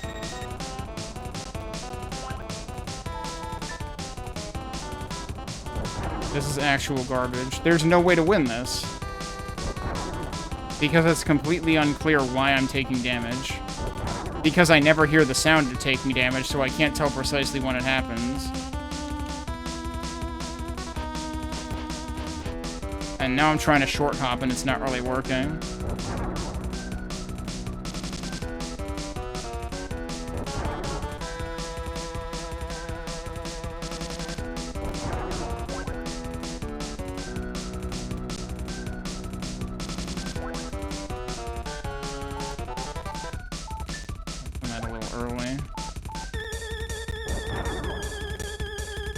I slashed too early.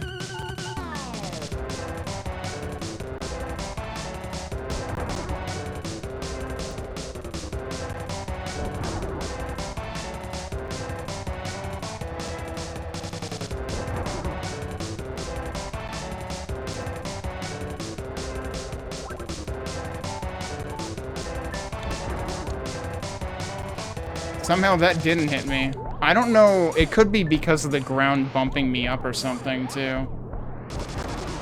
Actually, the interesting thing about this one is, like, you're bumped down. It's more that it bumps you down, not up. Whereas in the other version, I feel like it bumped you up, and you were ordinarily at the lower height.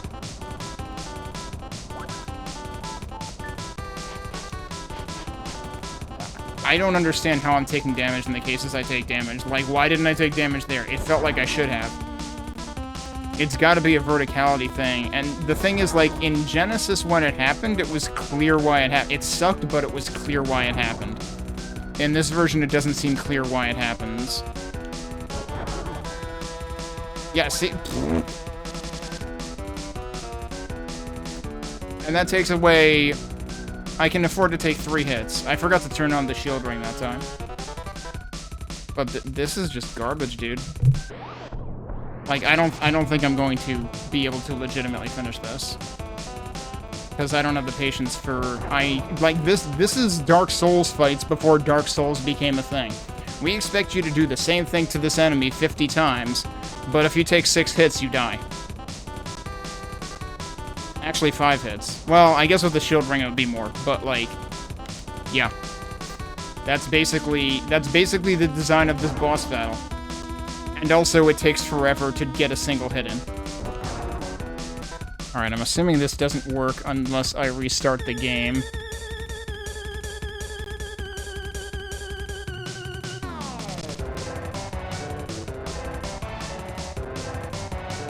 Yeah, probably not. Alright.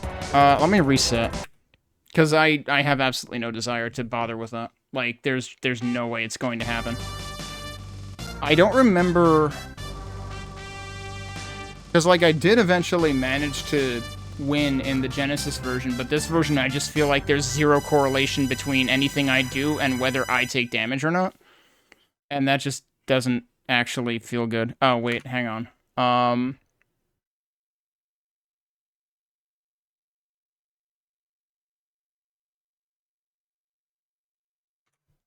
I need to reset again.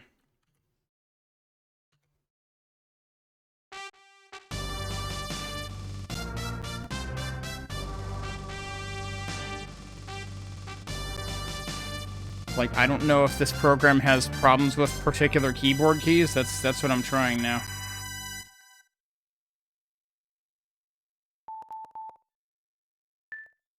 I hit the wrong button again.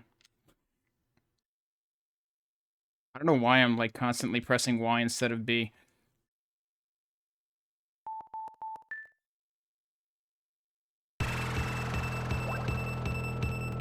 Alright, so first of all, does that still work? Yeah, that still works. Well, now it worked. I don't know if it didn't let me binding spacebar to start or what, but now it worked on the first try, so I'm gonna blame the program for that one. Alright, well, now we can do whatever the hell we want.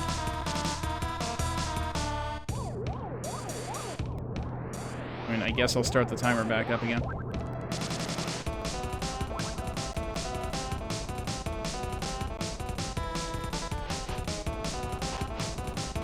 I want to actually just, like, mess around and see where I take damage now. I mean, obviously there I just took a hit because the ground ate my jump. I want to see if I take any damage from him ever, just, like, jumping at him. I mean, I'm getting damaged by the fireballs right now.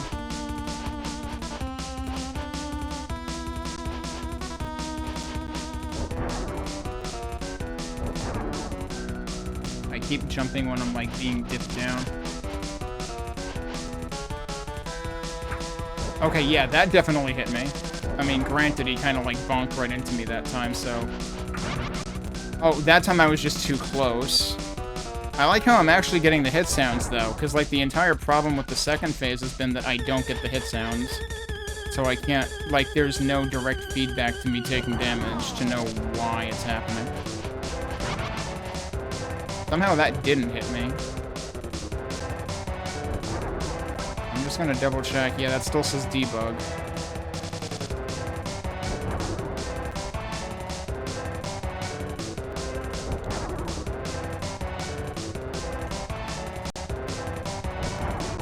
Oh, well, that time I just took the hit from the lightning for no reason.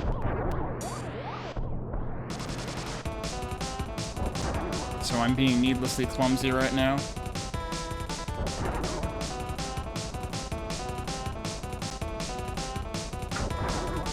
Okay, yeah, so, like, my health just reset. That was probably also the lightning that actually hit me.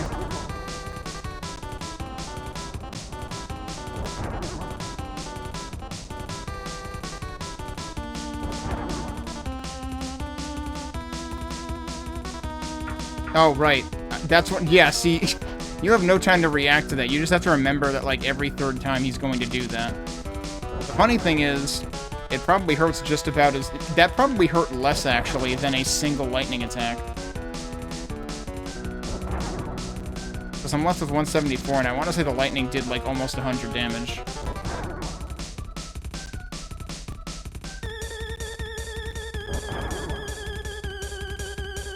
He doesn't take damage on his life bar during the arms phase.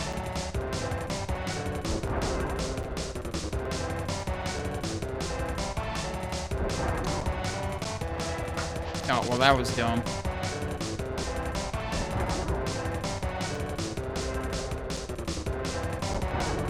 But yeah, getting hit by the lightning is definitely the worst bit. Like, if you get hit by his body, that only does, like, 30 damage apiece, so actually you can afford for that to happen a few times. Actually, no, you can't. Why did that do 100 damage? What hit me? If he's, like, when he slides into you from, like, the crush attack, that does way less damage than if I just jump into him, and then it randomly decides to do damage to me, and I don't know why. So, like, that's really the problem with this. That alone is the reason that I have no desire to try to legitimately do this fight. Also, we still don't have unlimited ring with the debug mode, as far as I know. But it's like... There's no way anybody QA tested this game without debug mode on and ever actually beat it. Because it's completely unreasonable. Oh, that was dumb. I somehow didn't take a hit that time. It's like, yeah, if I could, like, commit to using Power Ring to hit him at all times, at least it would take fewer hits to kill him, but it still takes a lot of hits to kill him.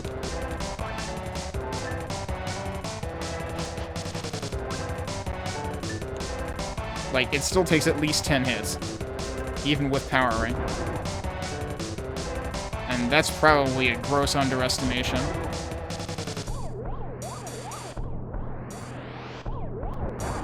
It doesn't give me, like, a numeric counter of his health, so I have to estimate it. I'm gonna miss this time. Nope, I didn't. I took another hit, didn't I? Or no, maybe not. I think I was already at 43, so maybe I didn't. But yeah, since this is basically payback for the frickin' necklace not working in this version.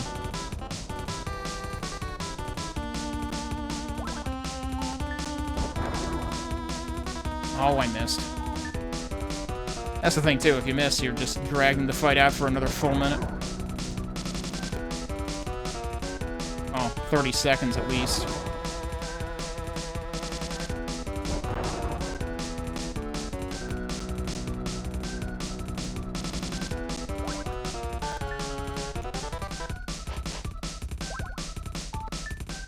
Yeah, maybe it is around 10 hits with the power ring. But given that you can only afford to take 5, because like you take 2 hits you take 2 random hits, you have to use the herb. Then you can take 3 and you die.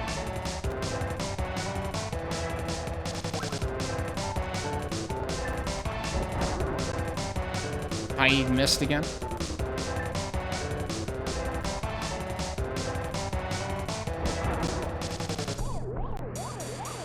So yeah, best case scenario is this fight will take you 5 minutes.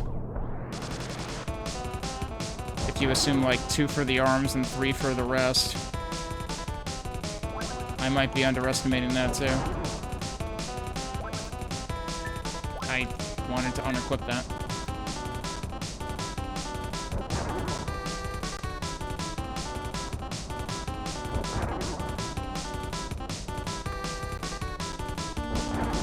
Lost track. Are we at the Crusher again? Yes, we are. I missed that? Really?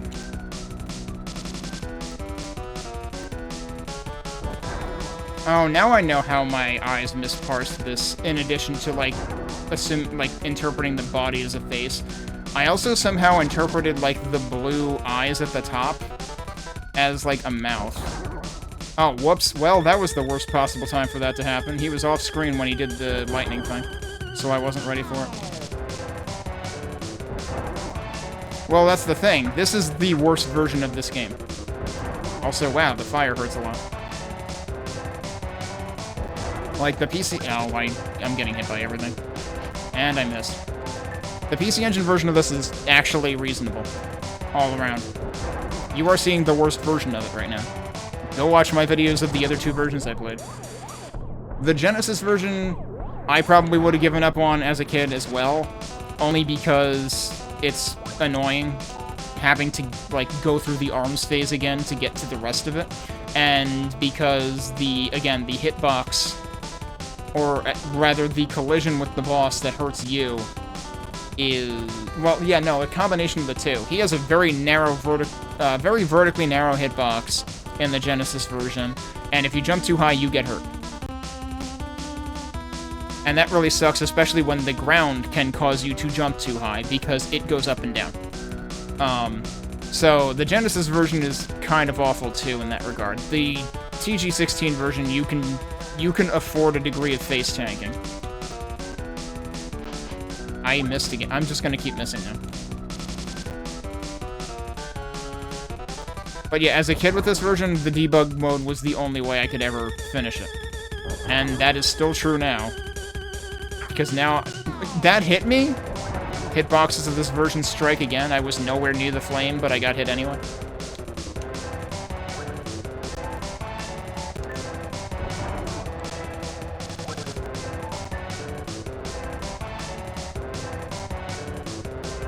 But yeah, I don't understand how the hell they thought this was reasonable.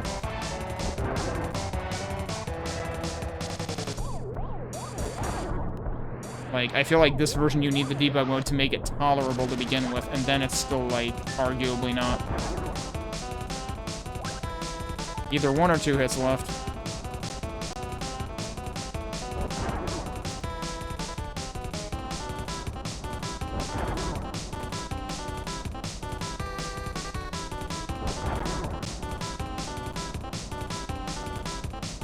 Yeah, I had a feeling that was a crush phase, and I lost count.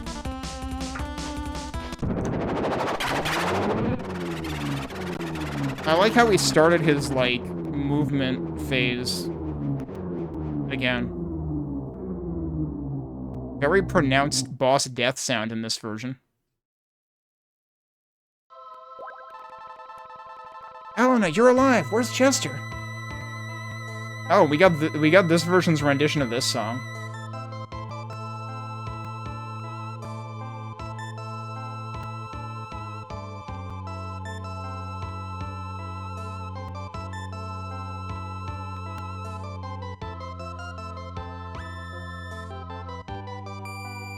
Those notes were a little weird.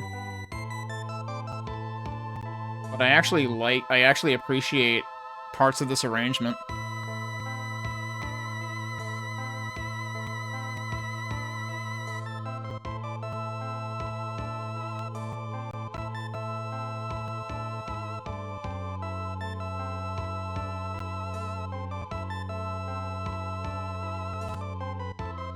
And yeah, that bass note was actually like a half step up. That was like intentional.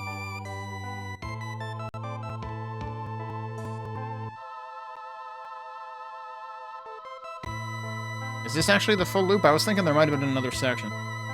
Helena, you're alive. Where's Chester? What happened to Chester? My brother said he would end this. Went to the heart of the island to destroy it. What did you say? How is he going to escape with his injuries? Wait, Chester has injuries? This is the only version that has said anything about Chester's injuries, I think. Helena, go ahead. Go on ahead. I'll go rescue Chester. But I'll wait. Please do not do that. Brother said this was his responsibility. He believes this is his destiny. Elena, do you not care if Chester dies? Would you not grieve? But oh, please understand, it hurts me deeply. He's my only family. Chester will always be alive in my memories. Helena. She acts a lot more strong in this version than in Oath, actually. In Oath, she's just extremely emotional about it, and she's very, like, angry and sad at Chester about it. I have one more thing I must tell you. Legend refers to one brave man who sealed Galbalan. People of the village we lived in are the brave man's descendants. I forget if they mentioned that much in one of the other versions, because, like, I think they did, because I remember saying that, like, that was a big piece of the lore in The Oath and Felghana, but they waited until the last minute to mention it in this version. When our village was there, Lord McGuire believed it would prevent Galbalan's arrival. He apparently destroyed the village for that reason alone. The only person who knows how to sink the island is my brother. To keep Galbalan forever sealed, my brother had to go. Helena, I'm sorry, I didn't realize. No, you're forgiven now that you understand.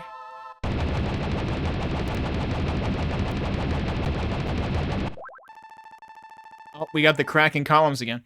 We don't have much time left, Elena. Let us leave at once. At all.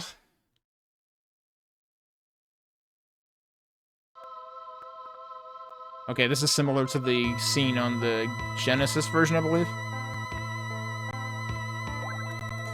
This will end it for all time. At all, take care of Elena.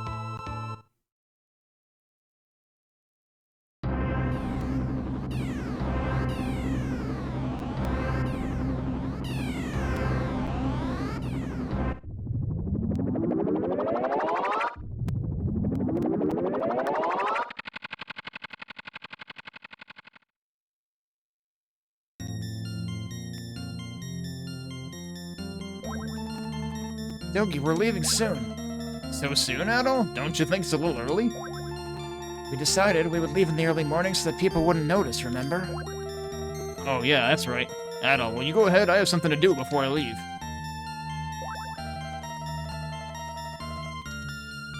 He actually has a unique line there, but it's essentially saying the same thing. We're gonna leave before everyone wakes up, so that they don't notice, but we're gonna talk to everybody anyway. Adol, so you have decided to leave town after all? Edgar, there's one thing I would like you to promise me. What might that be? Anything you ask of me, I shall do. One day I may return again. Let this town flourish. I promise, Adol, I will make it the #1 trading place in the world. This town will not be the same without you. Seems like an awfully small town to make that kind of a promise.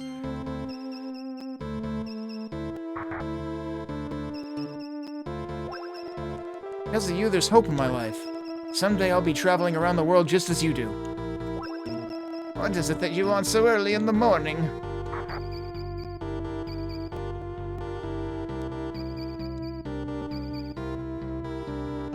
And these are the shops which aren't open yet. Oh, Adol, I'm very sorry, but our store does not open until 8 o'clock. It's always 8 o'clock. They were very consistent with that point. Now, this guy was funny because for some reason, in the PC Engine version, he had a voice line here when he never had voice lines anywhere else in the game. Adol, you're early. It looks as though you're leaving town. That's it. I think in one of the versions, he's like, hey, what's with all that luggage? What are you doing? Adol, so you're leaving. I wish you could stay. Dogi and I have come to a decision. We'll leave early in the morning so that no one will notice. Except literally everybody in the town who I just talked to anyway. Where is Dogi? Are you not going with him? He said to go on ahead. Are you sure, Elna? There's only one Adol in the world. You may never see him again.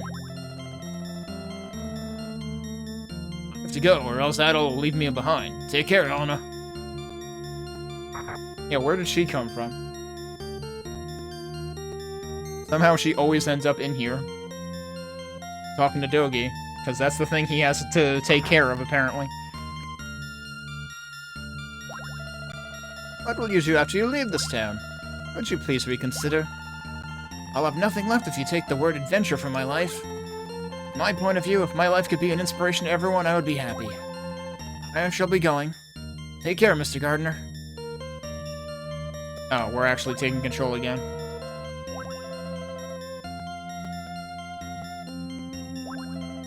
Adol, wait! Don't walk so quickly.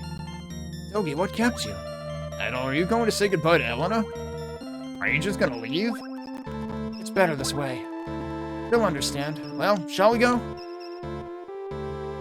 Shall we go, but with an exclamation mark.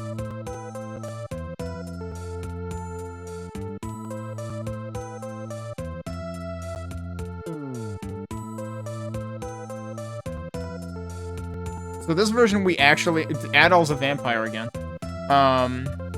This version we actually have Elena, like, catching up to them.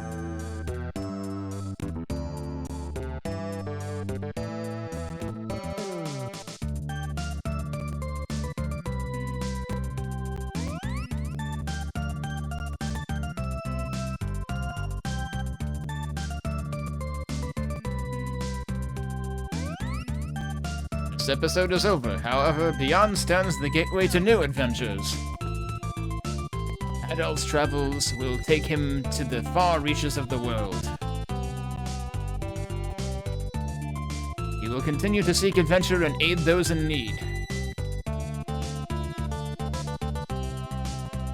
It is his destiny to challenge the call of the unknown. I'm glad this text at least prints very quickly, like not one character at a time, really slow.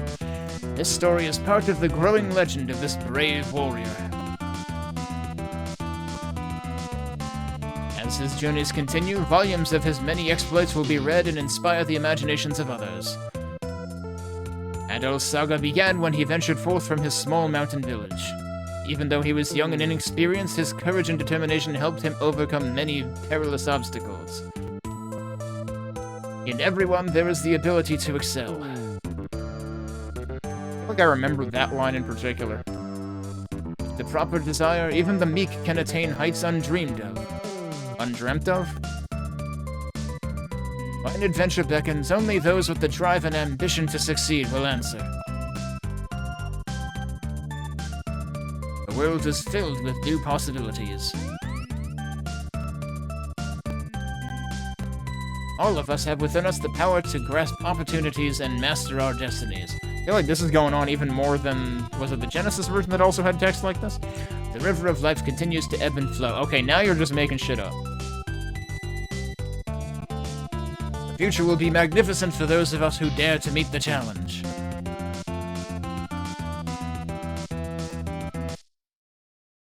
I was beginning to think they would never stop.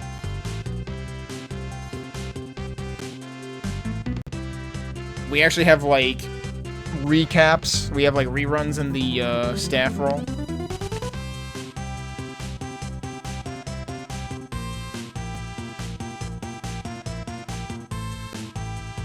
But yeah, thanks for the GG. It's a shame that I couldn't... There was no way I was going to commit to beating it, like, without the debug mode, once I saw how unpredictable... The weird thing is, like... I feel like I actually only took, like, 1 or 2 unexpected hits from, like, during the last phase of Galbalan, in the instance where I resorted to debug mode. Because, like, that was why I resorted to it. If I felt like I was at all in control of when I took damage, in that phase specifically, I would have actually given it a try. But I was like, no, this is going to be agonizing, because I could be on a really good run, spend 5 minutes on it, and then just die because of something I have no control over, because the game decided I was going to take 100 damage that time.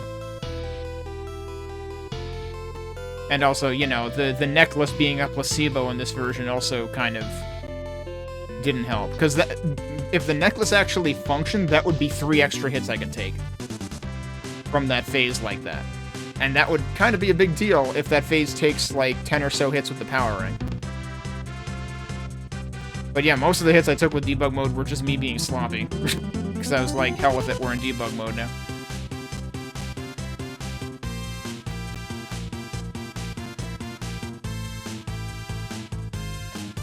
But yeah, no, I wanted to come back to this to see what the final boss fight was actually like, because, like, yes, there are some games in this series, in the 90s installments of the series, that truly have, like, unreasonable final bosses. I was really surprised and disappointed to find the End of East 2 on PC Engine to be like that also. It felt way too RNG heavy. Like, there was no way I was gonna manage to not take a ton of damage. And after seeing how reasonable the PC Engine version of this was, and how, like, Genesis, honestly, I probably could have actually... Like, I think Genesis, as soon as I committed to save stating after the arms phase just to save time, I think I might have, like, actually survived on the next attempt after that. So, like, yeah, it's not impossible on Genesis. You could argue it's not impossible here, but it's way too up in the air, luck dependent. And both Genesis and this, like, have their problems with the final phase, but this one has way worse problems, because it's like, I can't tell why I take a hit when I do versus when I don't. Apparently this is actually, like, an unending music loop here. I want to say the other versions had, like, an actual end to their end music. But yeah, this had quite unique treatment of the, both the end credits and the intro. I don't think the end sequence employed Mode 7 the way that the intro sequence did. Actually, no, maybe it did back when we saw, like, Vampire Adol again. But it didn't do, like, very pronounced zooming in this version. If there was Mode 7 involved there. So I'm not sure. Oh, right, I forgot. Yeah. That part of the song is Suddenly Stop in the Name of Love Before You Break My Heart. That's the Supremes, isn't it? I distinctly remember that now. When I was a kid, I got to that, I was like, why is this ripping off the Supremes? But yeah, alright, so we got through this version. This is definitely the worst version out of the ones that I have played. The end boss is the most problematic it has ever been. And hitboxes in this version in general are a problem. It has the same problem with the swords hitbox in terms of, like, the animation is like 3 frames, and if the sword doesn't exactly overlap the enemy during any of those frames, the enemy just won't get hit. And that's pretty awful. And that was true in the Genesis version as well. But in this, it's so easy to take damage even when you are visually not overlapping an enemy at all. So, this version is rough. It's real unfortunate how rough this version is. And it was really surprising to see how reasonable PC Engine was. So at least I managed to finish one of the 3 versions without resorting to any tricks. But I think that's enough East 3. You know what's interesting, though? Let me bring up something. Because, well, I'll bring something up. I'm not actually going to play it fully. But let me bring up this for a second. Do I need to recapture this? I think I need to recapture this. Yeah, I do. Alright, hang on. I'll have to reset this once I fix it. I mean, it's literally the same program, but... This is the Famicom version of East 3. And the interesting thing is it actually starts out with this graphic of representing East 1, and that was music from East 1's title screen. And then you've got music from East 2, and a picture of Lilia here.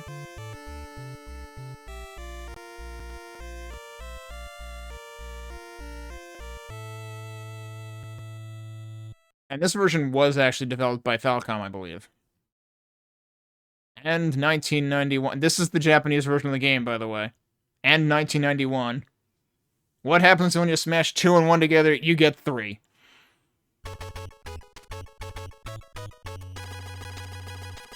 Unique title music?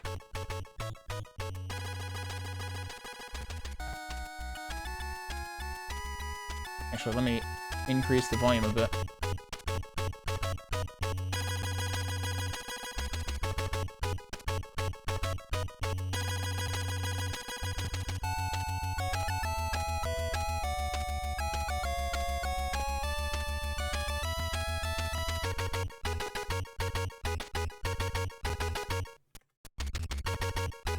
I'm wondering whether this loops or whether it actually ends.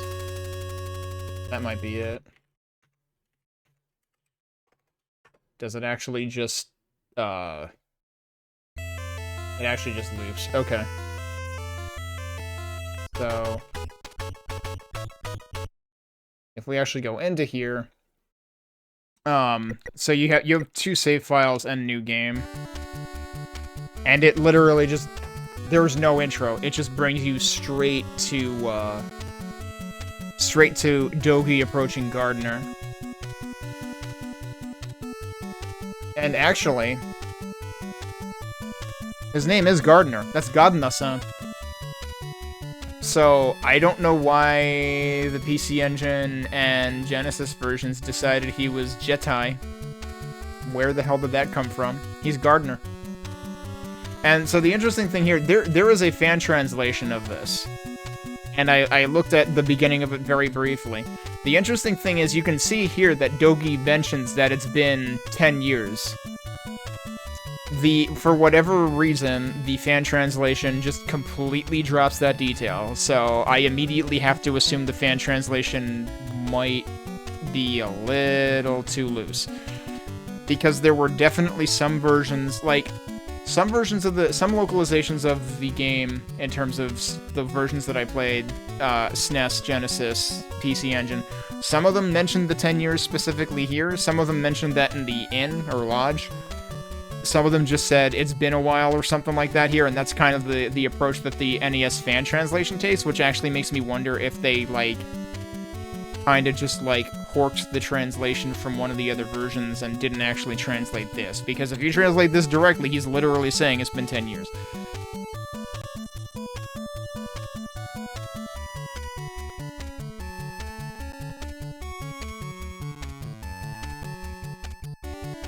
But yeah, just appreciate, like, how good the music in this version is, too.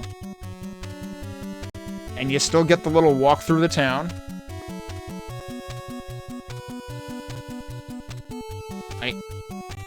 It doesn't seem like you get the title graphic flash the way that you do in the other ones. And here's where Elena arrives.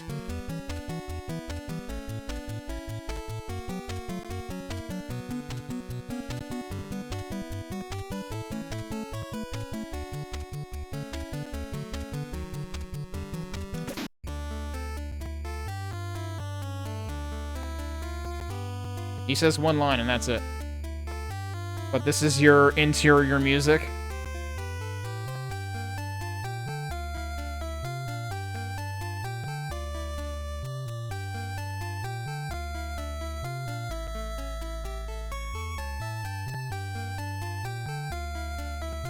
You know, I actually forget how many of the other versions I played had the doo-doo, like the two notes at the top of that phrase. I feel like some of them just did doo-doo instead of doo-doo-doo. But this does the two notes, and so does Oath.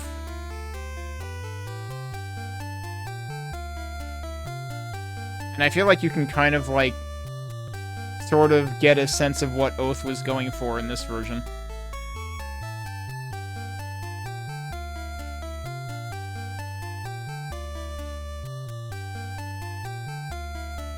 Whereas, like, the SNES version in particular, like, some of the instruments in this song are, like, way too harsh.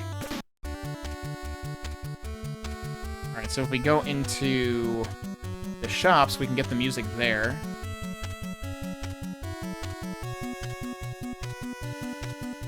Oh. Look at how big the guy who fell over is. He's, like,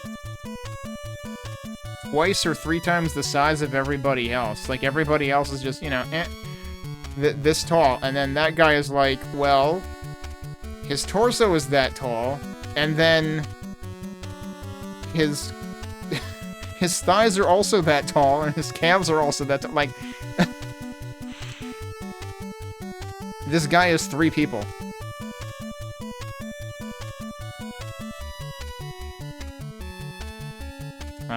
So let me go into the shop. Here's your shop music.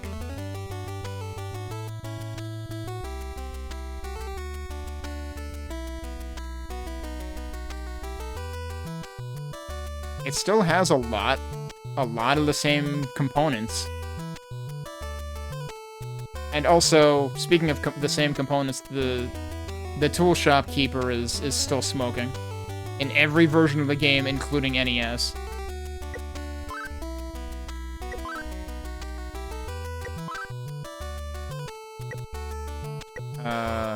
That doesn't actually back you out to the previous menu after you buy something. Interesting. This is armor. The first one was sword, this is armor.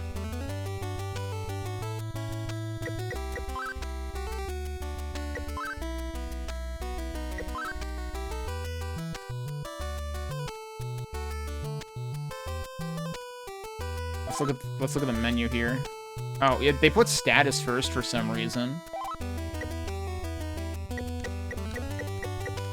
This menu is immediately better than the SNES menu because it actually, like, responds to you. Actually, yeah, I can basically do that as fast as I can push buttons. You cannot do that in the SNES version. And your sprite does change, just like the other versions, when you equip sword and armor.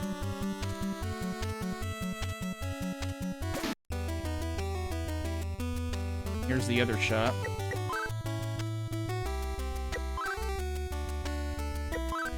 The menu layout is still the same.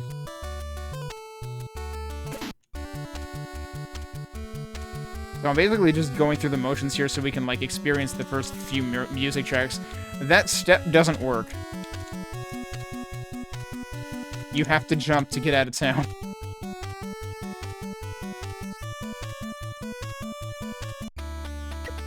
We've still got the overworld map here.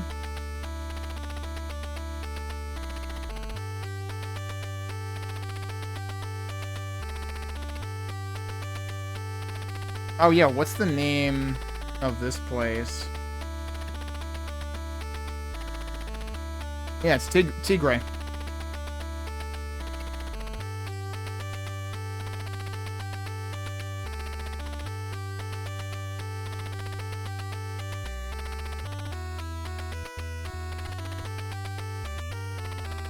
Yep.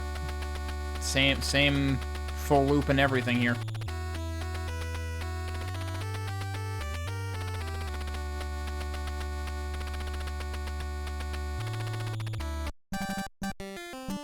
Now the most important music.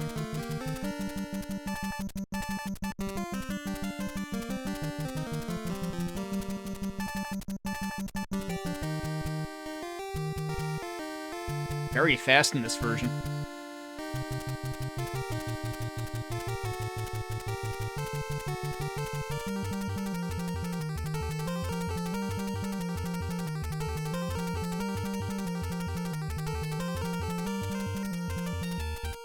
They even have that bit in there.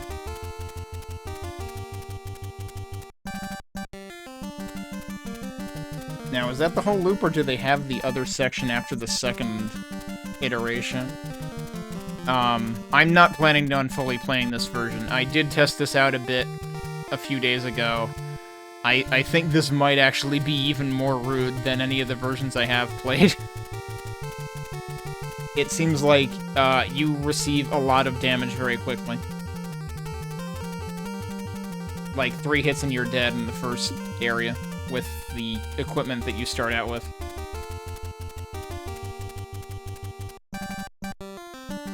Okay, yeah, that's the full loop. Alright, we'll go in here to listen to this music. But that's the extent. They still have the bridge here with the chasm. That's the extent to which I will actually show this version. Actually, I suppose I can save here. So in this version, instead of save and load being separate top-level menu entries, oh, they still have the theory at the beginning. They have load here and save here.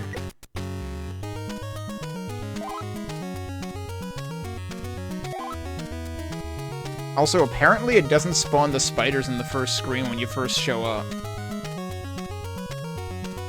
That actually is interesting.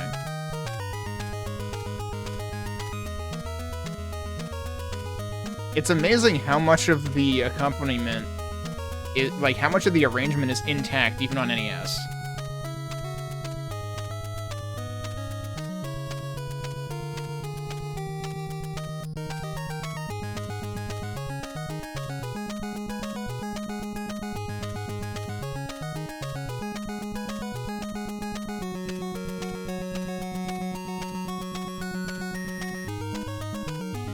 Oh, and it actually loops back to there. Fascinating.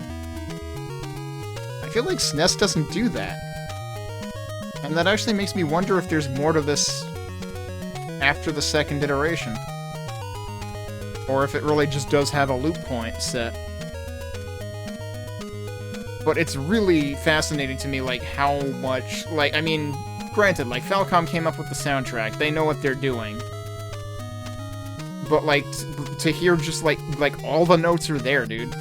Even in the NES version where you expect that they would probably have to cut corners.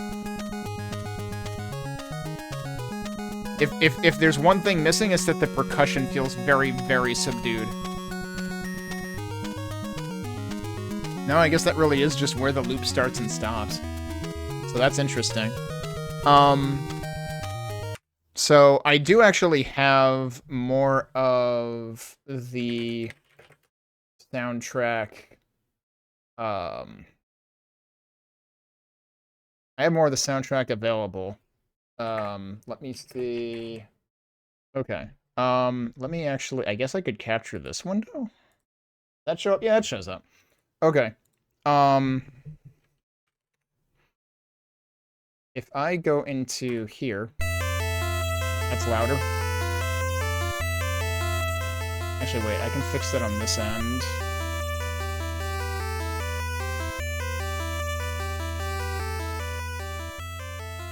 Okay, that's better. So where did we get to?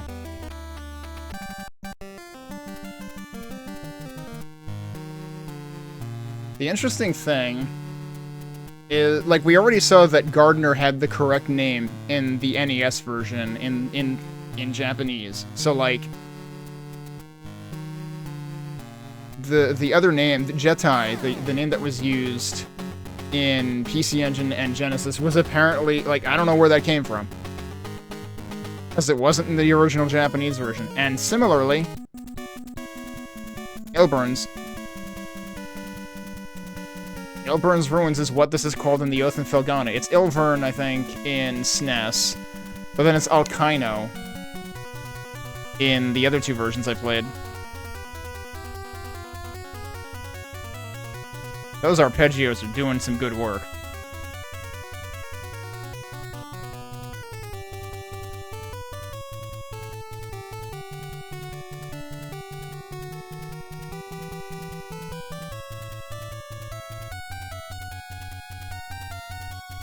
That still has, like, it does the whole step and then the half step the second time.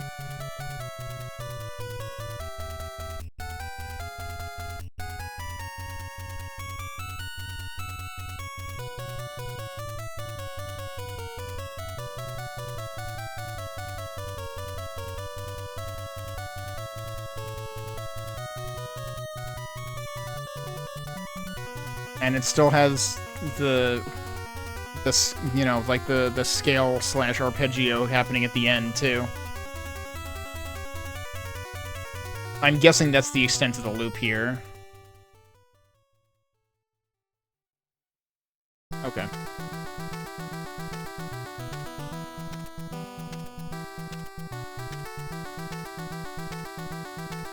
You know, I know eventually Jim Power got, like, an NES adaptation, like, way later. I don't remember if the song from Stage 1 in Jim Power makes an appearance there.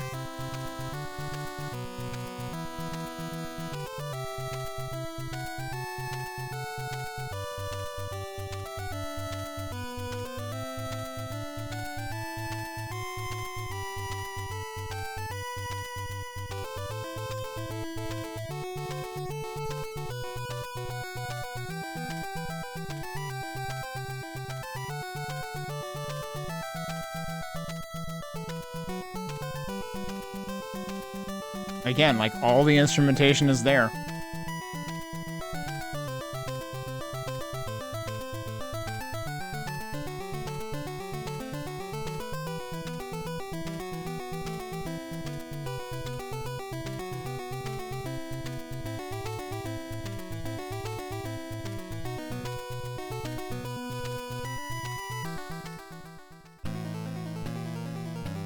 Here's your abandoned mine section.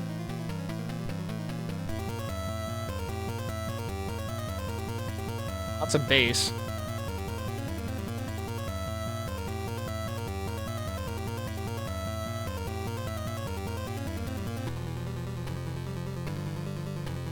I was wondering if this was gonna do any, like, ear-piercing stuff. Like what, the Genesis version did. But no, it's not doing anything that gnarly.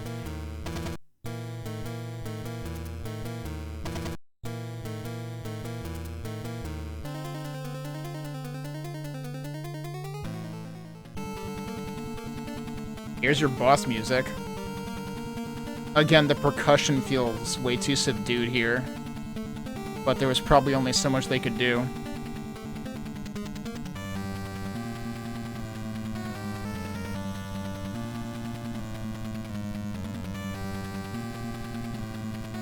Because, like, you can hear that it's what it's going for. Like, it's going for the same idea, but it just doesn't come out well.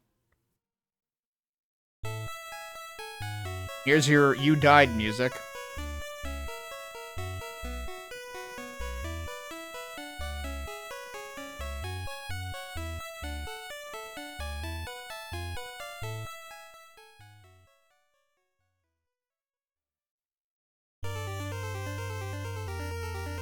Here's your Elder Mountain.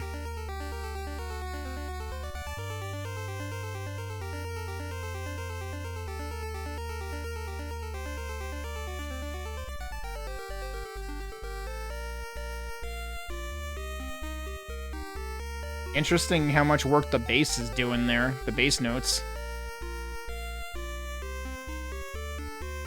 Kind of funny. Actually funny. I think there's a way to make this loop.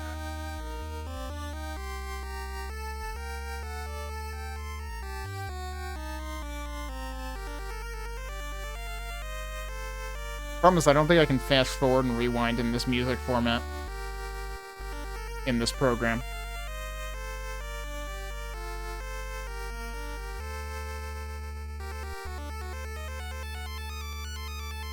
It still has that whole bit going on, which is done perfectly note for note. But the thing that I find funny is in that bass at the beginning section, like right after this.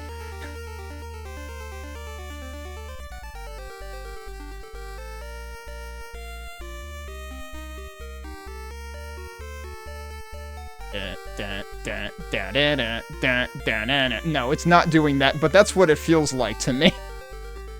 Alright, let me go back to not looping.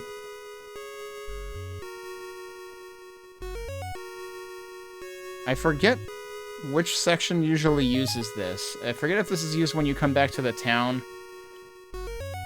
That's probably what it is, because this is in between Eldrim and Veilstein.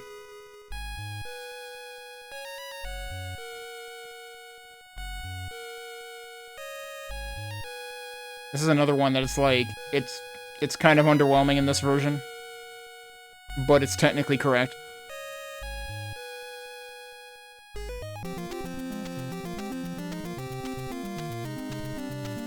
That's interesting, because it feels like they, like, harmonized that differently than usual.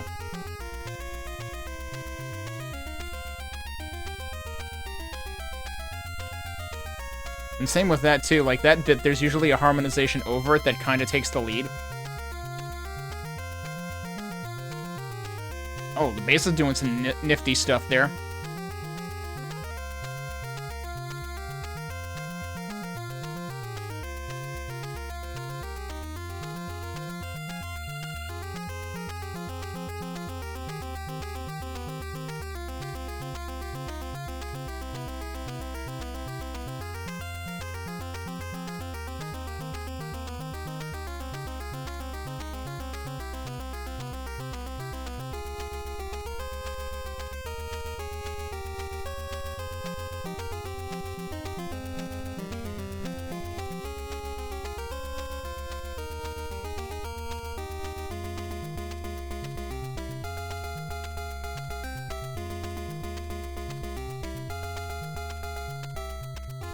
I'm surprised they didn't try to change up the percussion at the end.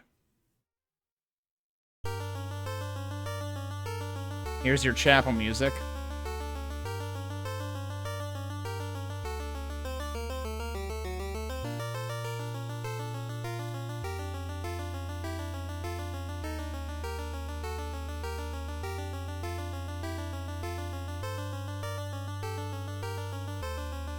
I feel like those three notes in the that were below everything, I was surprised they didn't change in one bit there. It sounded almost discordant. And here's where they open the thing.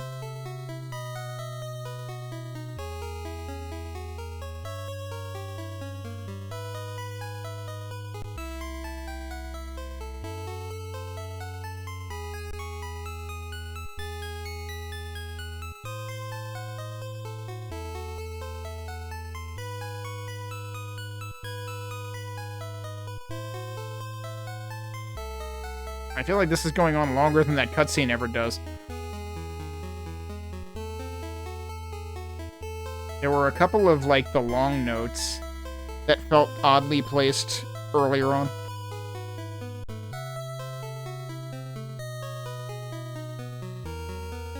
Like that one. I kind of get why it was there, but it was kind of awkward.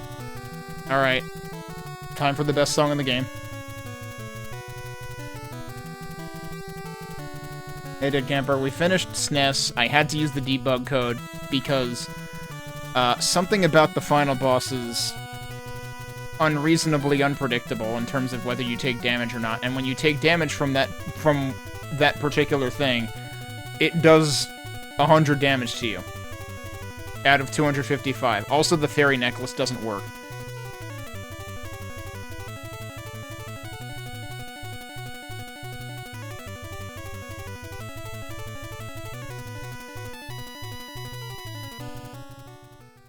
Okay, that was a decent enough rendition. Again, it's like you wish there could be better percussion.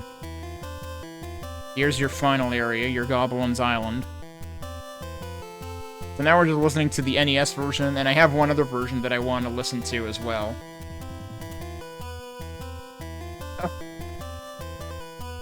Yeah, I guess you could say the Fire Dragon was a warning shot, because Galbalan also does waste a lot of time. The arm phase in this version is the worst because of the iframes. Like, you get maybe 2 hits per time it comes down, and it's really hard to hit it when it's not down, whereas with Genesis you could jump up and hit it a little more reliably.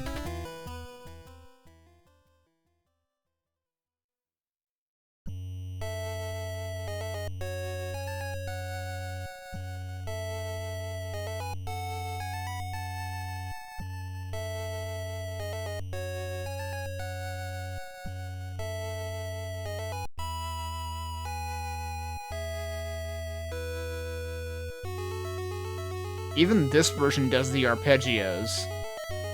And it also kind of did the slowdown before going into the main section.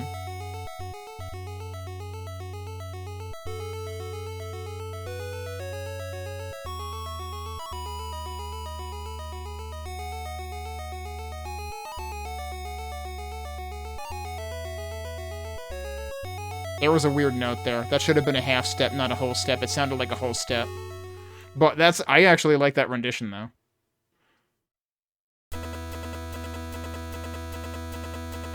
So this is the part where, like, Galbalan reveals Elena on, like, a platform.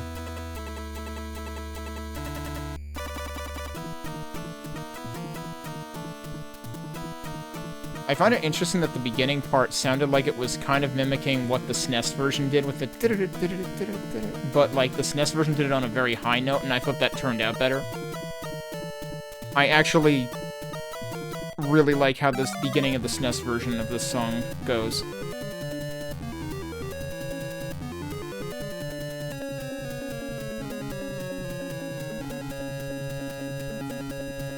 Could do without that lead on the octaves there.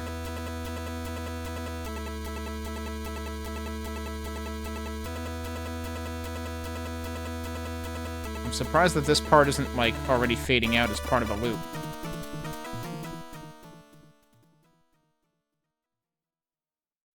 And Galbalan himself.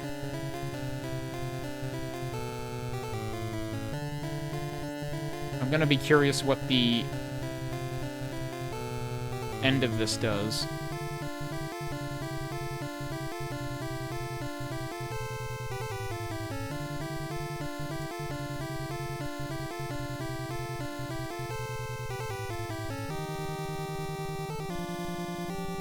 Are we gonna get any percussion, is the question. Nope.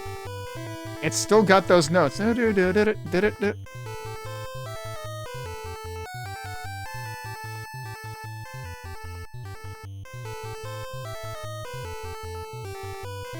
the bass is carrying, like, the actual chord progression.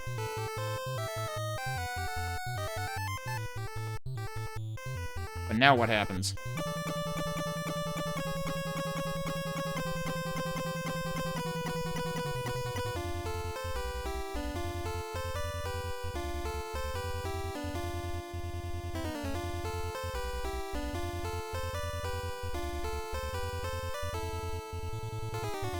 Okay, the bass line seemed a little bit nonsensical there.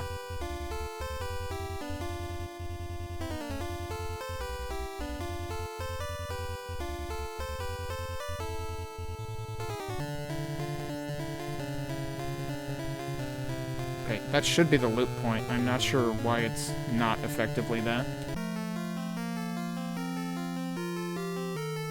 Here's your epilogue song.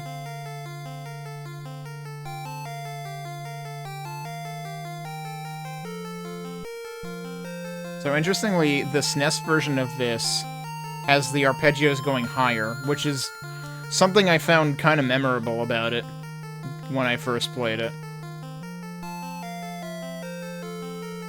I'm gonna actually skip most of this one, because it's generally not the most interesting track.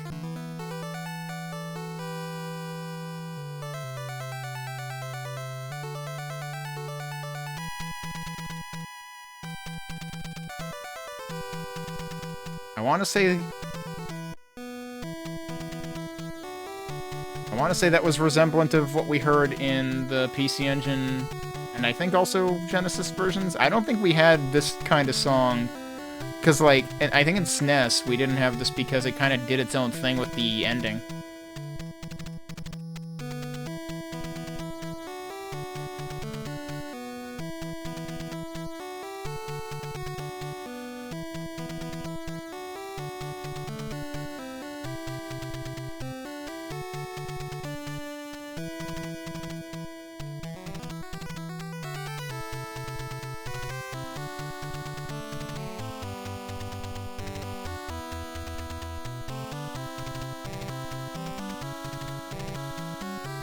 The thing is, I don't have a good enough recollection of how this song goes in each version.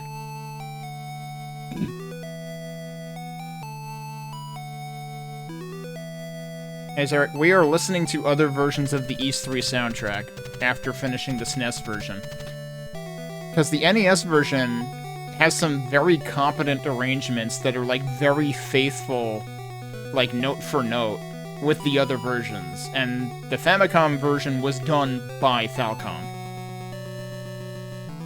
There is a fan translation. I am not going to put myself through playing East 3 for a 4th time, because I am concerned that the NES version might even be harsher than the SNES version.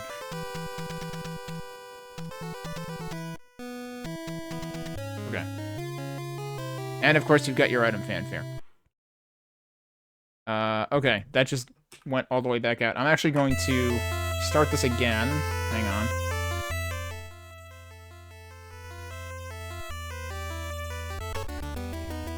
What do we want to put on? I need to take a break, but then I have one other version of the soundtrack that I want to listen to. It's a version that I don't even know if I would have a way to play. I wish I did.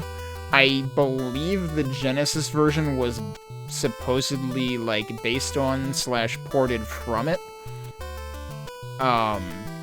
But there are a couple of things in it that have me curious in particular. Alright, let's go to this again. And then I'll loop this indefinitely, I'll be right back, and then we will listen to one other version, but I'll leave you with sealed time for the time being.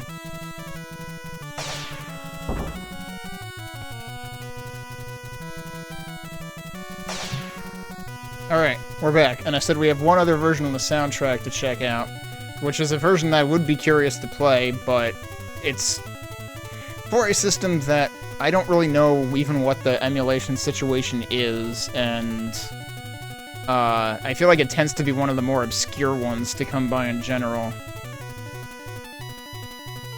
So we're gonna switch over to this tab.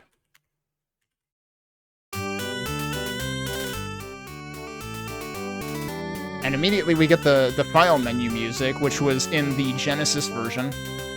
Actually, wait, was it in the Genesis version, or was it in the... No, it was in the PC Engine version. So, this is from the Sharp X68000 version.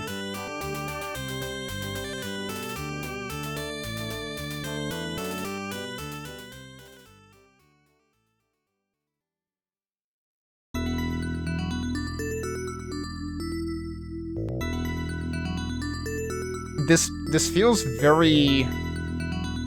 I mean, they did...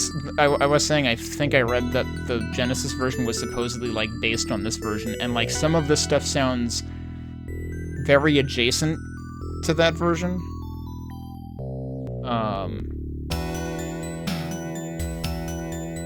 Percussion, though.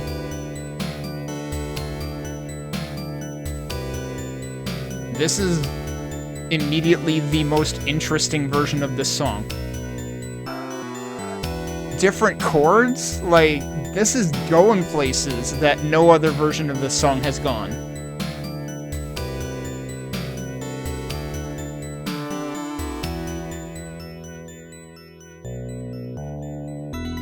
So that was super interesting, immediately.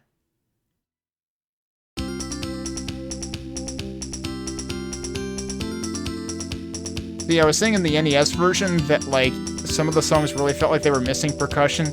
You've got percussion in this version. This feels Lagoon adjacent, which I should be saying the opposite, actually, because I think Lagoon ripped this off. Or maybe not this, but earlier East games. And of course, Lagoon also, I believe, came out on X68k first. And that's something I should try to see if I can find. I wonder if we can find, not to listen to today necessarily, but like I wonder if we can find the Lagoon X68k soundtrack and compare it to SNES. Because like, there are some things in the SNES Lagoon soundtrack that are already cool, but like, if this is any indication of what is possible with the X68000's audio hardware, I was actually hoping that this part of the song would, like, add in, like, a snare on the third beat constantly or something. But no, it's still the same beat.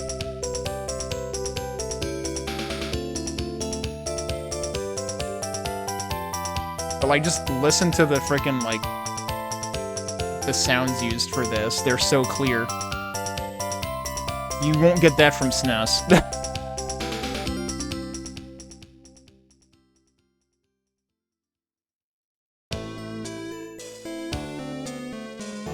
Alright, this does still have, like, the bass and hats percussion going on, at least. He had toms on the sides there. The funny thing is, the synth bass going on just makes me think of Blake Stone. Imagine this being music when Blake Stone is trying to decide what he wants from the food vending machine.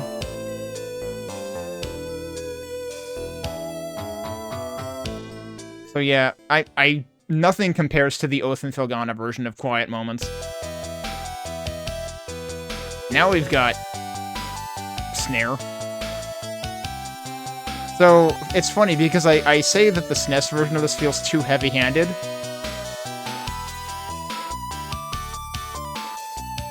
This might be even more heavy-handed, but that beat, though... That beat reminds me of a song from Chrono Trigger. The 65 million BC dungeon music. Castle, whatever. That's what that beat was reminding me of.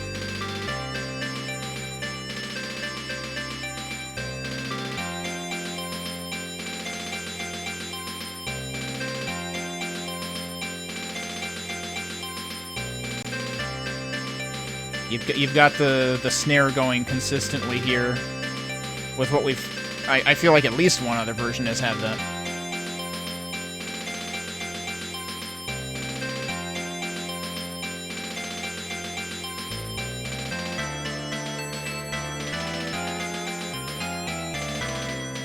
Suddenly chords.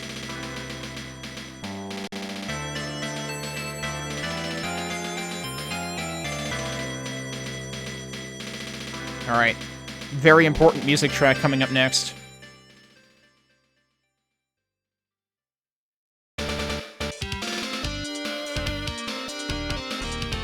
Alright, the very beginning was like, eh? Whoa, what was that? What?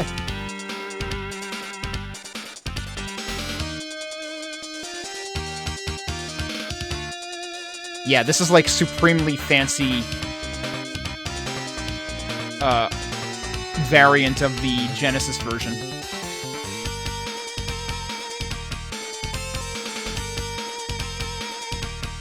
I'm surprised they didn't go for the that you have in other versions here.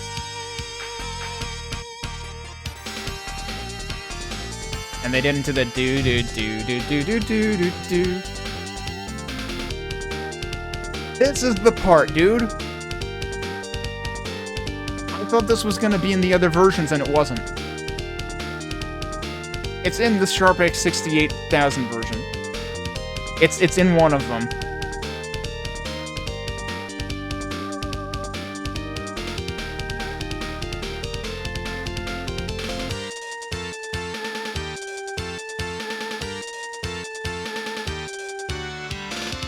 Okay, like, that passes the test. This is the ultimate version out of the 90s versions.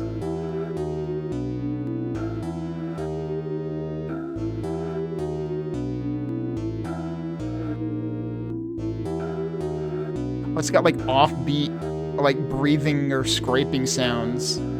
That's really interesting. And you still had, like, the pitch bend. Okay, this is pretty good, too.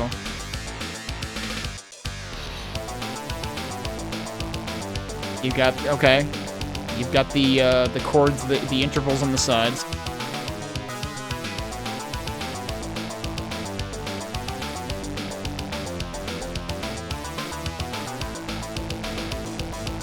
And like the sixth intervals.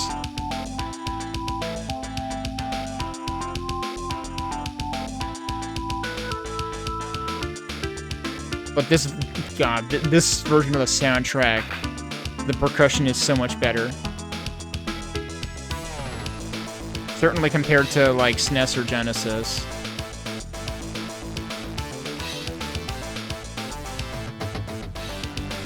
Or NES, for that matter. NES, I don't think they have the channels to put up enough of a fight.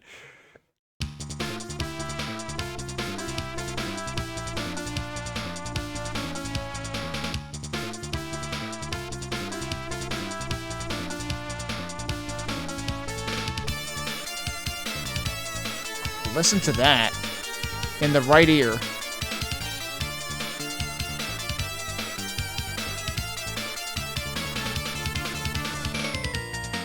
The arpeggios going on the right ear there were really interesting with the patch that they used. And I'm a sucker for this kind of, like, almost like a chime sound, but I'm not sure what it technically is supposed to be.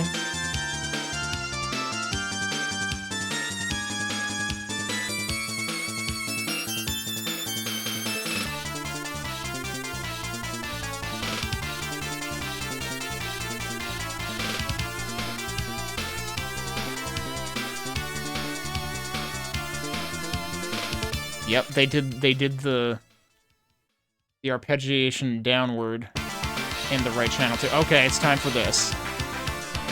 Look at that percussion, dude. You got the cymbals and you got the claps on the sides. Oh, listen to the arpeggios.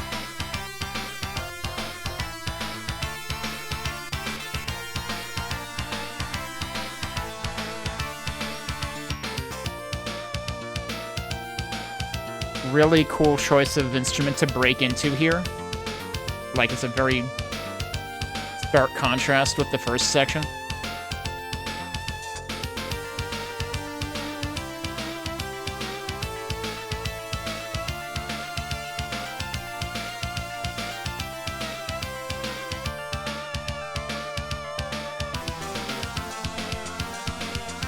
Oh, there's the hats doing some work, and Tom's.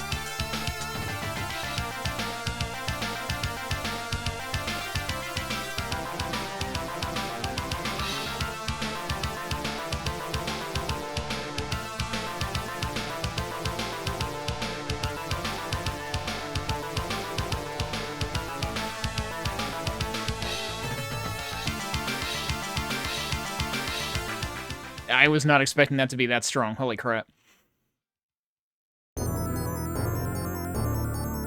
Interesting. This is the abandoned mine again. You know, that's kind of ear-piercing, too. And the bass is just stomping all over the place. Oh, that's pretty good. And the way it's, like, panning back and forth.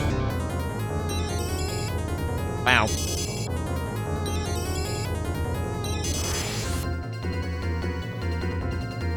Suddenly we're playing Heretic or something. Wow. That's what this reminds me of.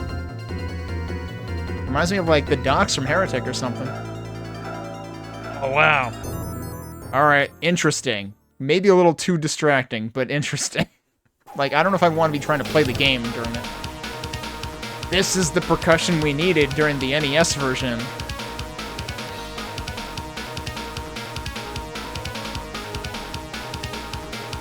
Like, it would have been interesting to see what they could have done for the soundtrack with, what was it, the VRC... Is it the VRC-7 chip that, like, only 2 games used or something? Was it, like, Castlevania 3 and Lagrange Point, I think?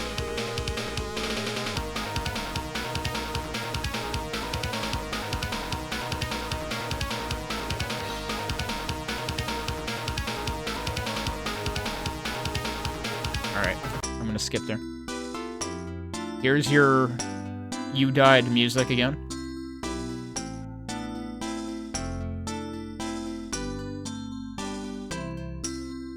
One of the more fully instrumentated versions of that.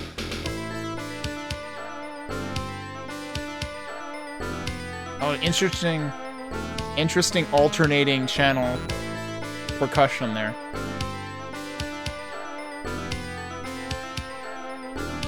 Yeah, it goes left to right, then right to left. Interesting that they, like, went with a full... You know, every beat has something going on.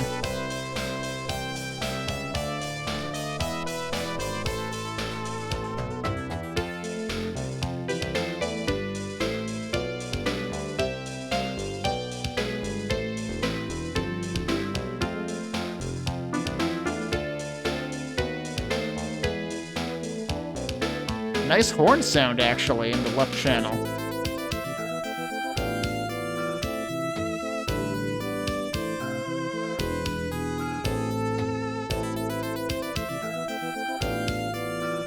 And they got the percussion noises again, but this time it's always going left then right.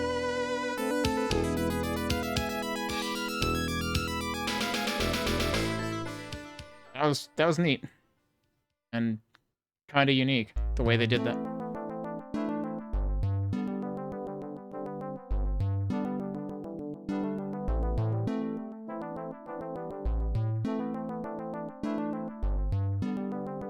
Funny because, like, I feel like there's even parallels between the NES version and this version.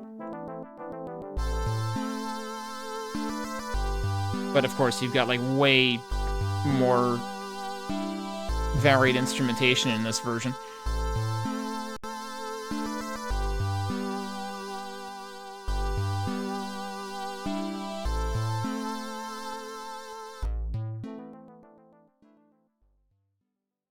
Alright, let's hear this one.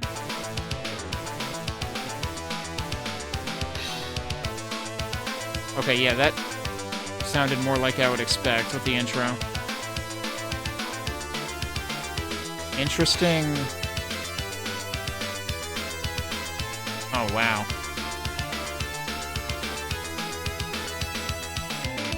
That high accompaniment is doing some work.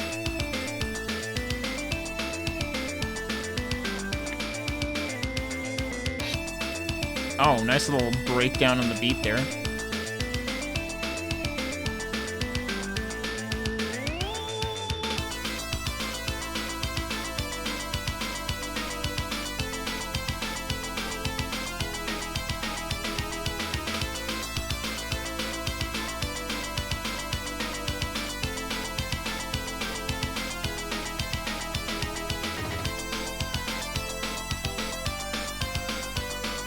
Yep, this is accurate.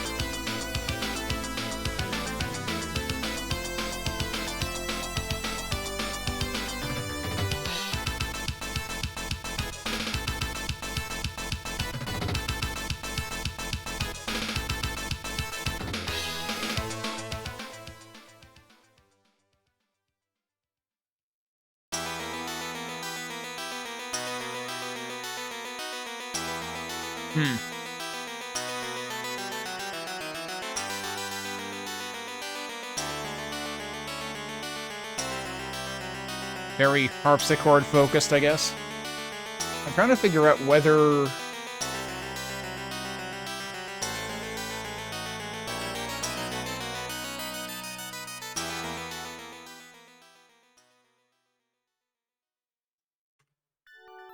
I don't know whether Falcom worked on this version themselves directly or not.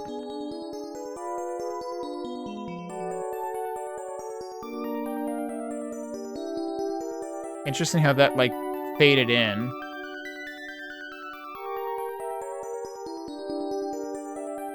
And see, there's two notes going on in the long notes. Like, it's basically, like, it becomes a chord. And that makes a lot more sense, whereas in the NES version, it was one note, and sometimes it felt like the wrong note. Because it didn't make sense on its own. But here you can make sense of it. Alright, sealed time, let's go.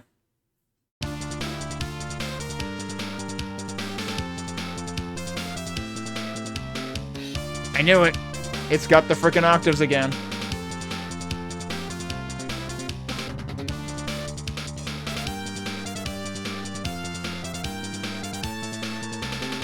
I mean, I think I noticed those octaves in the... I think in the Genesis version? I think that's when I made the Mega Man X comparison.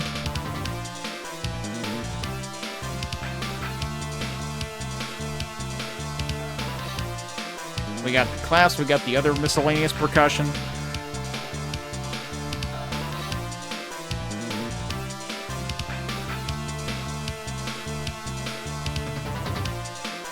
We got toms, why not?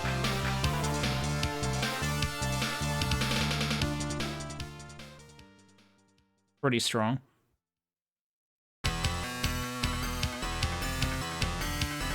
Here's your Galbalan Island area. Interesting percussion. Also bouncing between left and right.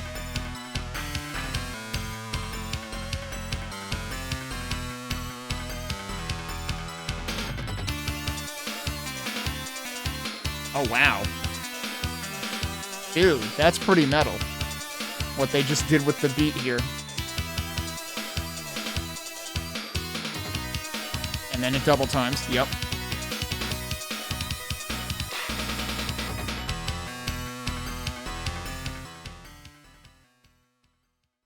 Yeah, I mean, I benefit from having just played 3 of the versions of the game.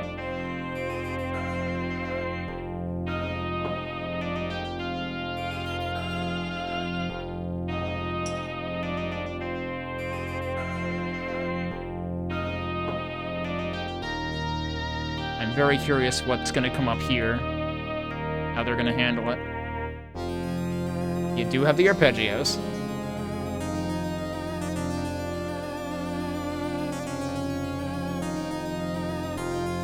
Interesting.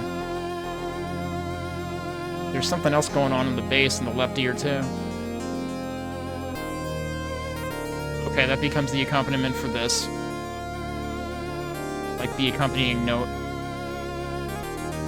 That becomes the harmonization. I didn't really recognize it in the first part, but like there, like, yeah, that's exactly the purpose it serves. Weird. The thing in the middle made it sound like it was halfway done, but it was totally done. I still think I actually kind of... That was interesting. I prefer how the SNES version treats the beginning of this, specifically.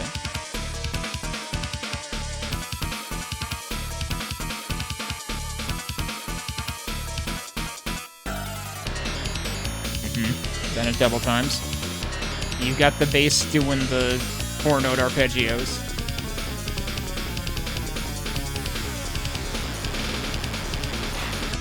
As cool as that is, it feels a little out of place given the actual, like, environment that takes place in.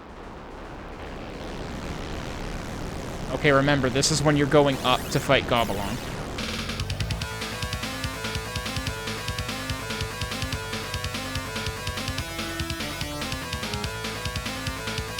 This kind of comes across as, like, we wanted to do a distortion guitar but couldn't really.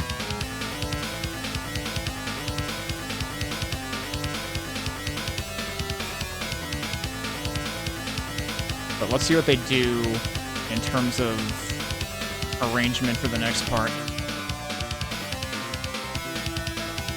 Man, the bass is going nuts, too.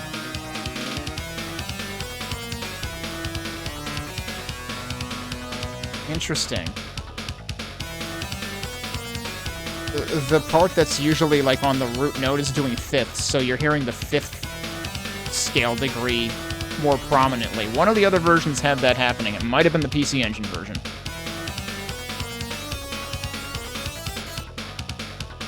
But you can hear both notes if you pay attention really hard.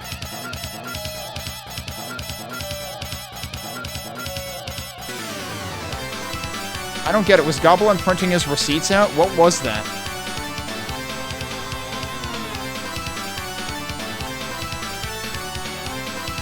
Like, that part might have been more annoying than SNES.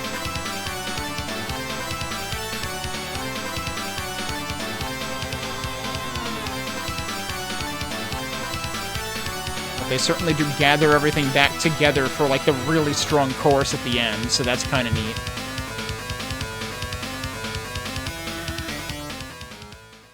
Okay, now epilogue. Notice there's a lot more tracks at the end of this list, though. Oh, you've got, like, synthetic bird noises because it's supposed to be early in the morning. And this does the high notes for the arpeggios like SNES did. Whereas some of the other versions did not do that. And I feel like the high arpeggios is one of the memorable things about this.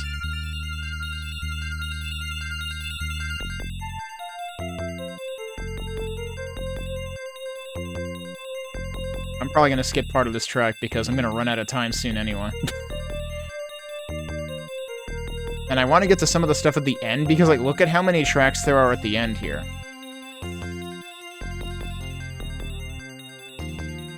Although now that I think about it, I think some of these tracks... Well, okay, I was only looking at the NES version, so the NES version might actually lack some of them.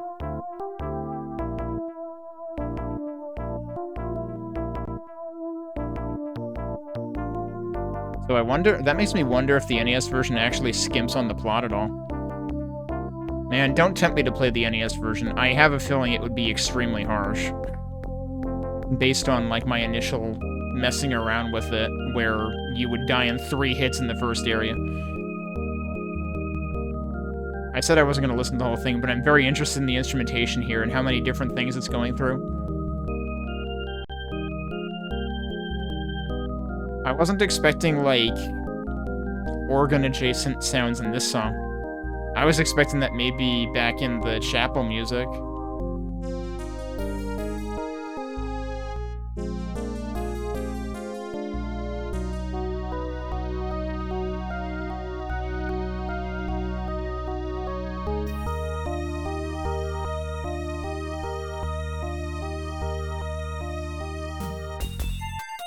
Oh, and then it goes into a beat, okay. So that's why it's not a loop, but this is effectively the same thing. And the beat's pretty good, too. Alright, I'm gonna skip now.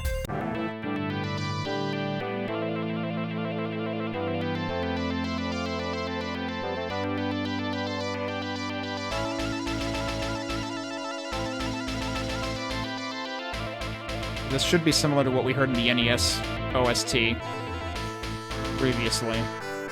And also, I think we've heard this in a couple others.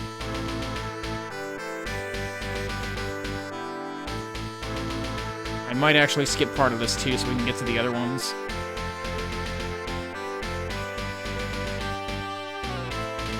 Let's see what the next part sounds like, though. Oh, it's basically the same thing. I'm gonna skip it. Yeah, so this is what... This music occurs, like, after you defeat Galbalan. Like, we did hear a rendition of this on SNES.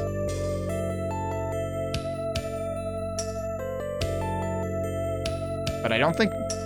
At least in the VGM rip, I don't think this was in the NES folder that I just listened through.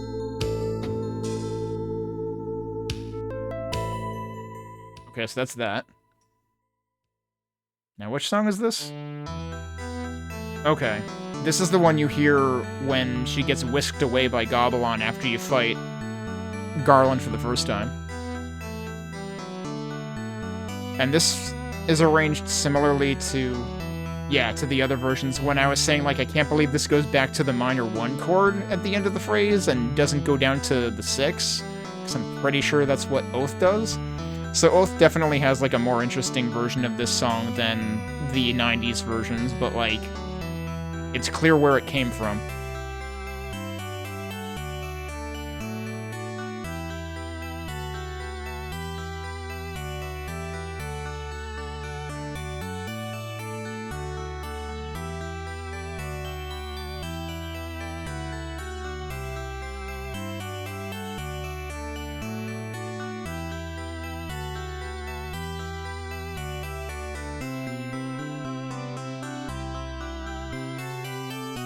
So after this song is where we start getting into interesting things in this version.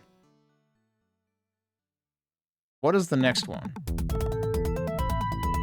So this is definitely an Oath. I don't remember if this was in any of the other versions that I played. In Oath, this comes up, I think, during one of these sections where, like, Adol volunteers himself.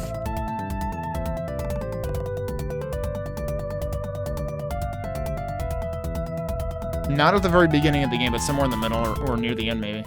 Alright, so now we've got... This one we do hear in... Oh, man. It's funny that they call this theme of Chester here. Because where you hear this in the versions I played, Chester isn't in the room. In Oath, you do hear this when Chester is present. But I think you only hear it in, like, the hidden statue room or something. In the 90s versions that I played.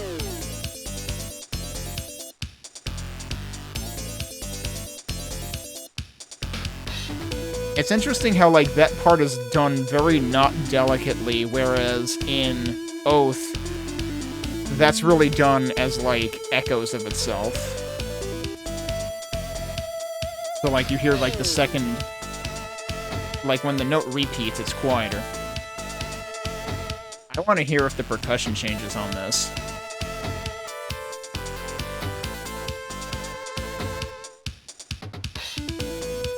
Maybe not? Is that the loop?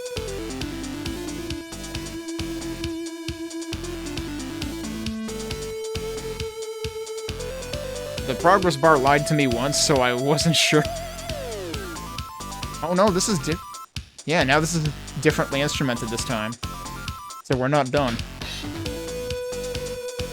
So I want to see if it does something different for the next section. Because in Oath it does something different.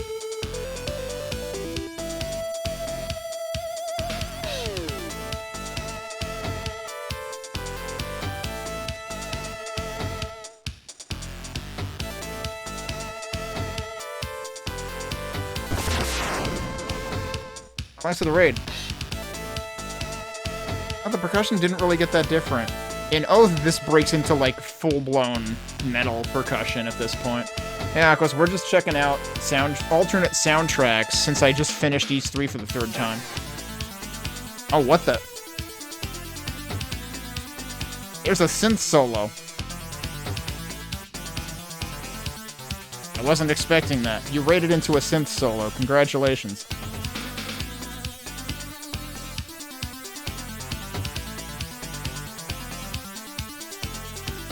What were you up to today, Aquas? Yo, that was cool. Oh, man. And then just like, it's like melting as it finishes. Okay, this is interesting. This does not exist in any of the 90s versions that I played. PC Engine, Genesis, SNES. This is used for the second fight against Chester in the Oath and Felghana. I have no idea what this gets used for in the Sharp X68000 version. Like, this is where I get really curious and I wish I had a way to play it. Because, like, what is this song doing here? Holy crap.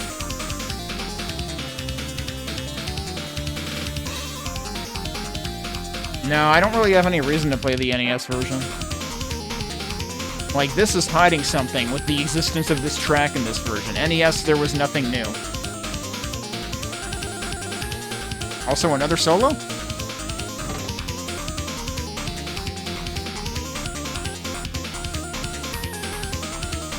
I just wish this lead sound didn't sound nervous perpetually. Because it's just like wavering all the time. Oh man, it did that again. Oh yeah, this part.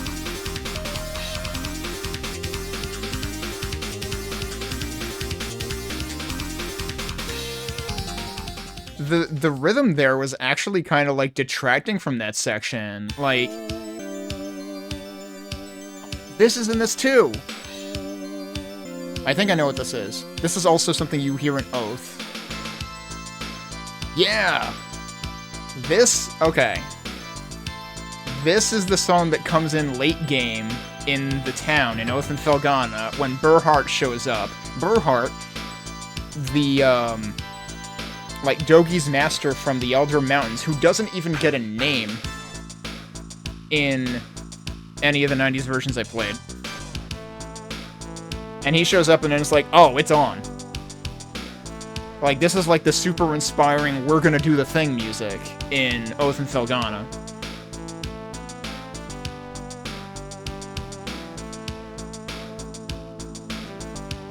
So, like, yeah, this did not exist in any of the other versions that I just played.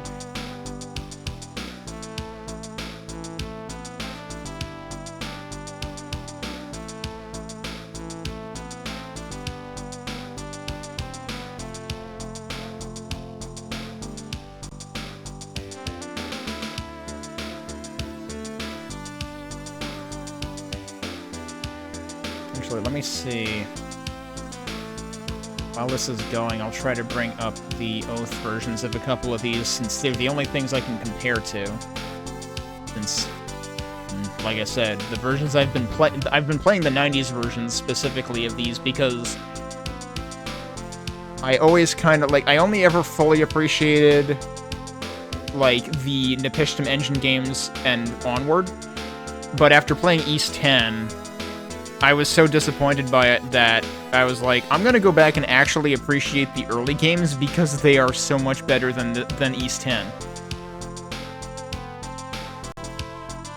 And so we've been doing, I did East 1 and 2 on PC Engine, and then I did 3 on PC Engine, 3 on Genesis, 3 on SNES, and SNES I had played as a kid. And yes, I can definitively say now, it is hands down the worst out of those three. If you want a version you can actually realistically beat that feels reasonable, play the PC Engine version of East 3.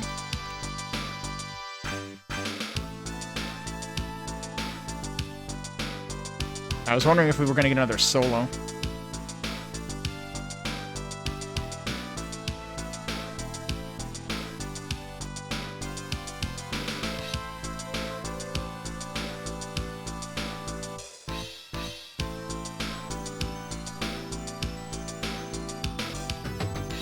I like what's going on up top now.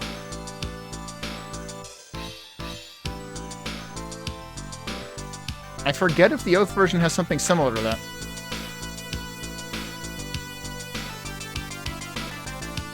I was wondering if we were going to get another solo. Yeah, thank you. Because I think the Oath version has a guitar solo here.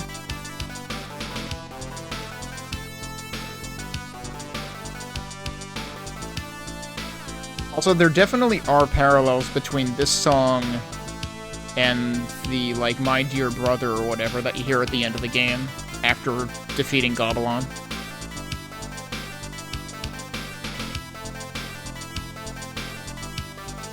Or at least it felt like there was a little bit of a parallel with, like, a little reference, whether intentional or not, in that solo there. And in the, was it the introduction, exclamation point, the beginning of that is absolutely, like, note for note the same idea, the same concept as the that really sad song that you hear after defeating Galbalan.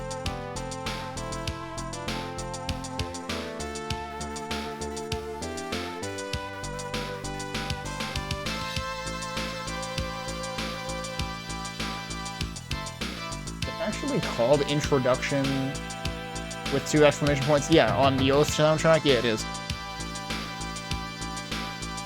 Alright, so we've only got 1 song left on this, and we know what that is. Oh, that actually has an ending. It doesn't loop. And there's your item fanfare. Okay. And that's it for the Sharp soundtrack. The X68k. But for a couple of those songs that was our first time hearing in the context of the 90s, let's bring up the Oath and Felghana versions. So first of all, Introduction, that I was just talking about.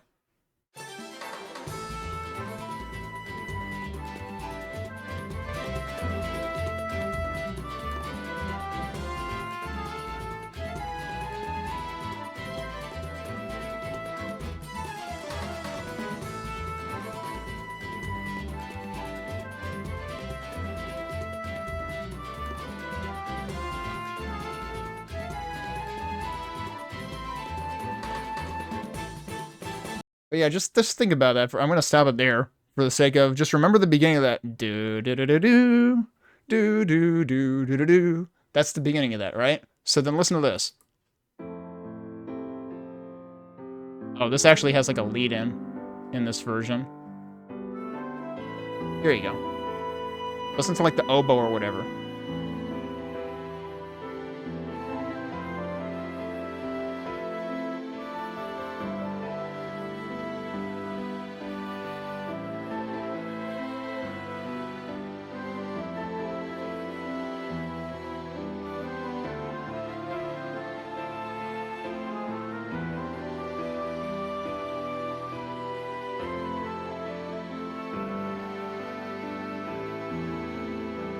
Alright, one thing I wanted to compare the X68k version to was...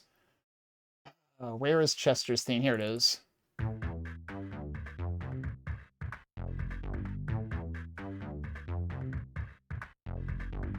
There's 2 things in particular. Actually, you know what I'll do? I'll skip it to, like, the second loop.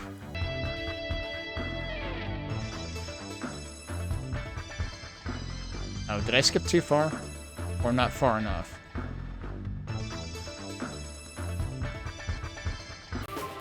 Yeah, I skipped too far.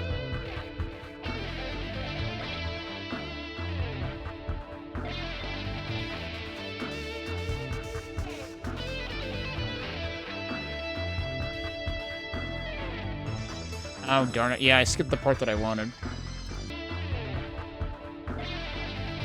Okay, this is the first iteration. So listen to how the part coming up goes. Actually, you know what it is? I always thought it was like an echo effect, but no, it's just there's so much reverb on it that the notes kind of blend together. It actually is still the same progression, and the notes seem like they are at roughly the same velocity and everything. Because I was thinking that the notes being at the same velocity in the 90s versions was, like, different than this version, but no. It's just that there's so much reverb on it, and just the type of sound it is that makes it feel different.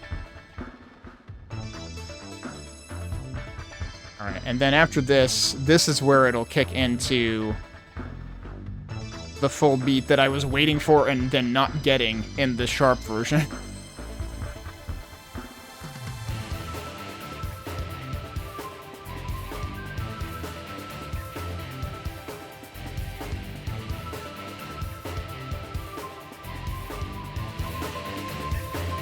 I can turn that up a notch.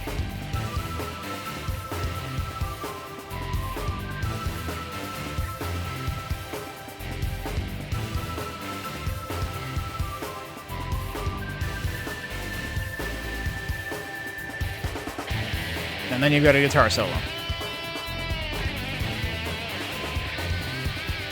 Falcom got big on the guitar solos in the 2000s era.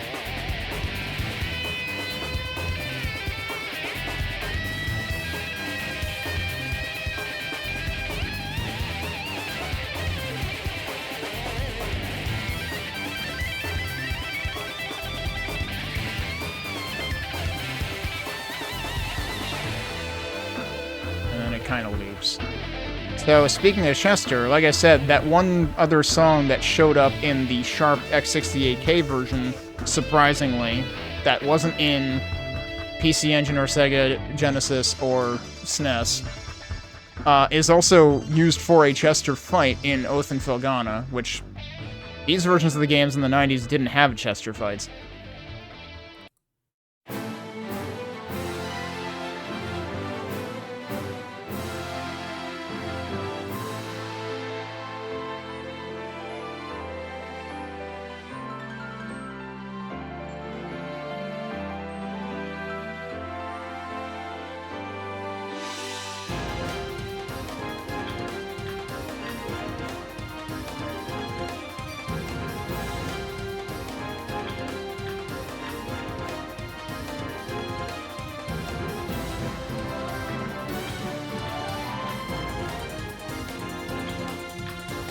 Now you got the symbols going nuts on the sides, or the hats, rather.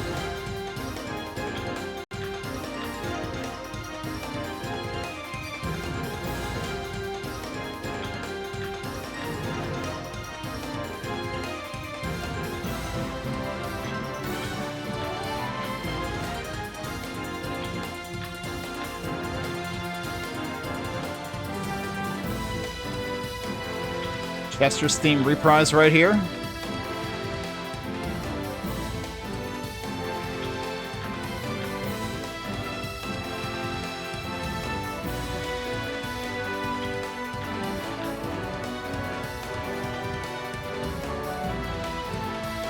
And now for the really cool part that it took me a minute to recognize in the X68k version.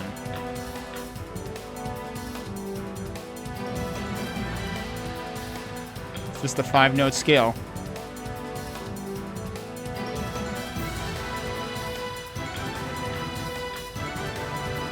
But see, like, the rhythm behind this is much more, like, straightforward, which really drives it. Whereas, like, the rhythm was doing, like, excessively interesting things in this Sharp X68k version. But yeah, the fact that it's in the X68k version to begin with, I'm just like, what is its purpose there? And then the one other thing that I'm surprised is in there, because that suggests that there has to be, like, room for it in terms of, like, plot occurrences, is it this one? Yeah.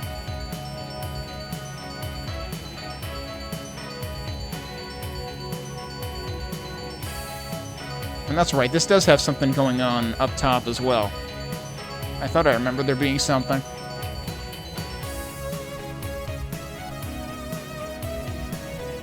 In an unmistakably, you know, aughts era interpretation. As far as Falcom Sound Team JDK is concerned.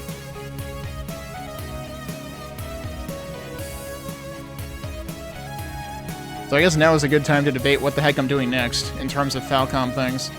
Because obviously we have two versions of Ys 4 to get into. Both of which have fan translations, neither of which were released outside of Japan originally. So I either figure out which version I want to play first. I have to look up which one came out first, technically. But they were developed by, like, completely different teams, I believe. Or if I really wanted to, I could play the Oath and Felghana, because we just played Ys 3 times.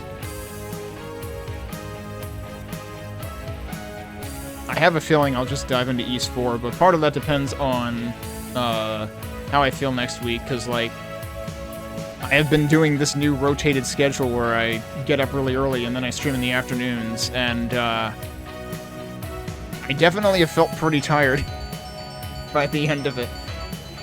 So, we'll see if my body acclimates better by next week. Guitar solo time? Yep.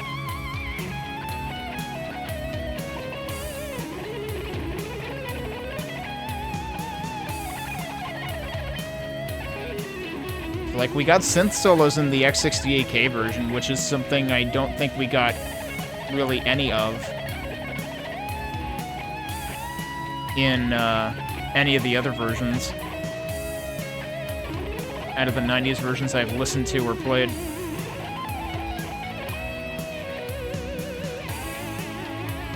Actually, is there at least a date? Wow, the X68k version was 1990. That predated all of the versions that I actually played. It also predates the NES version.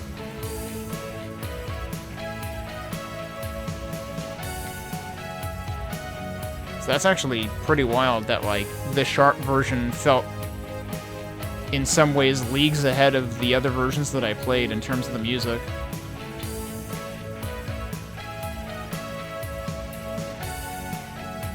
Anyway, I have been listening to this, to these different versions of the soundtracks right now because I finished the SNES version earlier this afternoon. I had to resort to the debug code because the final boss has a very unreasonable property where when you're jumping to attack him, you can get hit by something. I don't know what. Hitboxes in the SNES version have already been known to be a mystery. But if you get hit, it feels completely indeterminate whether you do. You lose like 2/5 of your health bar. And also the item that's supposed to bring you back from death once doesn't work in the SNES version. So that's 3 more hits you cannot take. So to preserve, the only way to preserve my sanity was to use the debug code. I mean, if your luck turns out okay, yeah, you can handle that fight. It's still going to take several minutes because it's cycle-based and you have to hit him, like, at least 10 times with the power ring.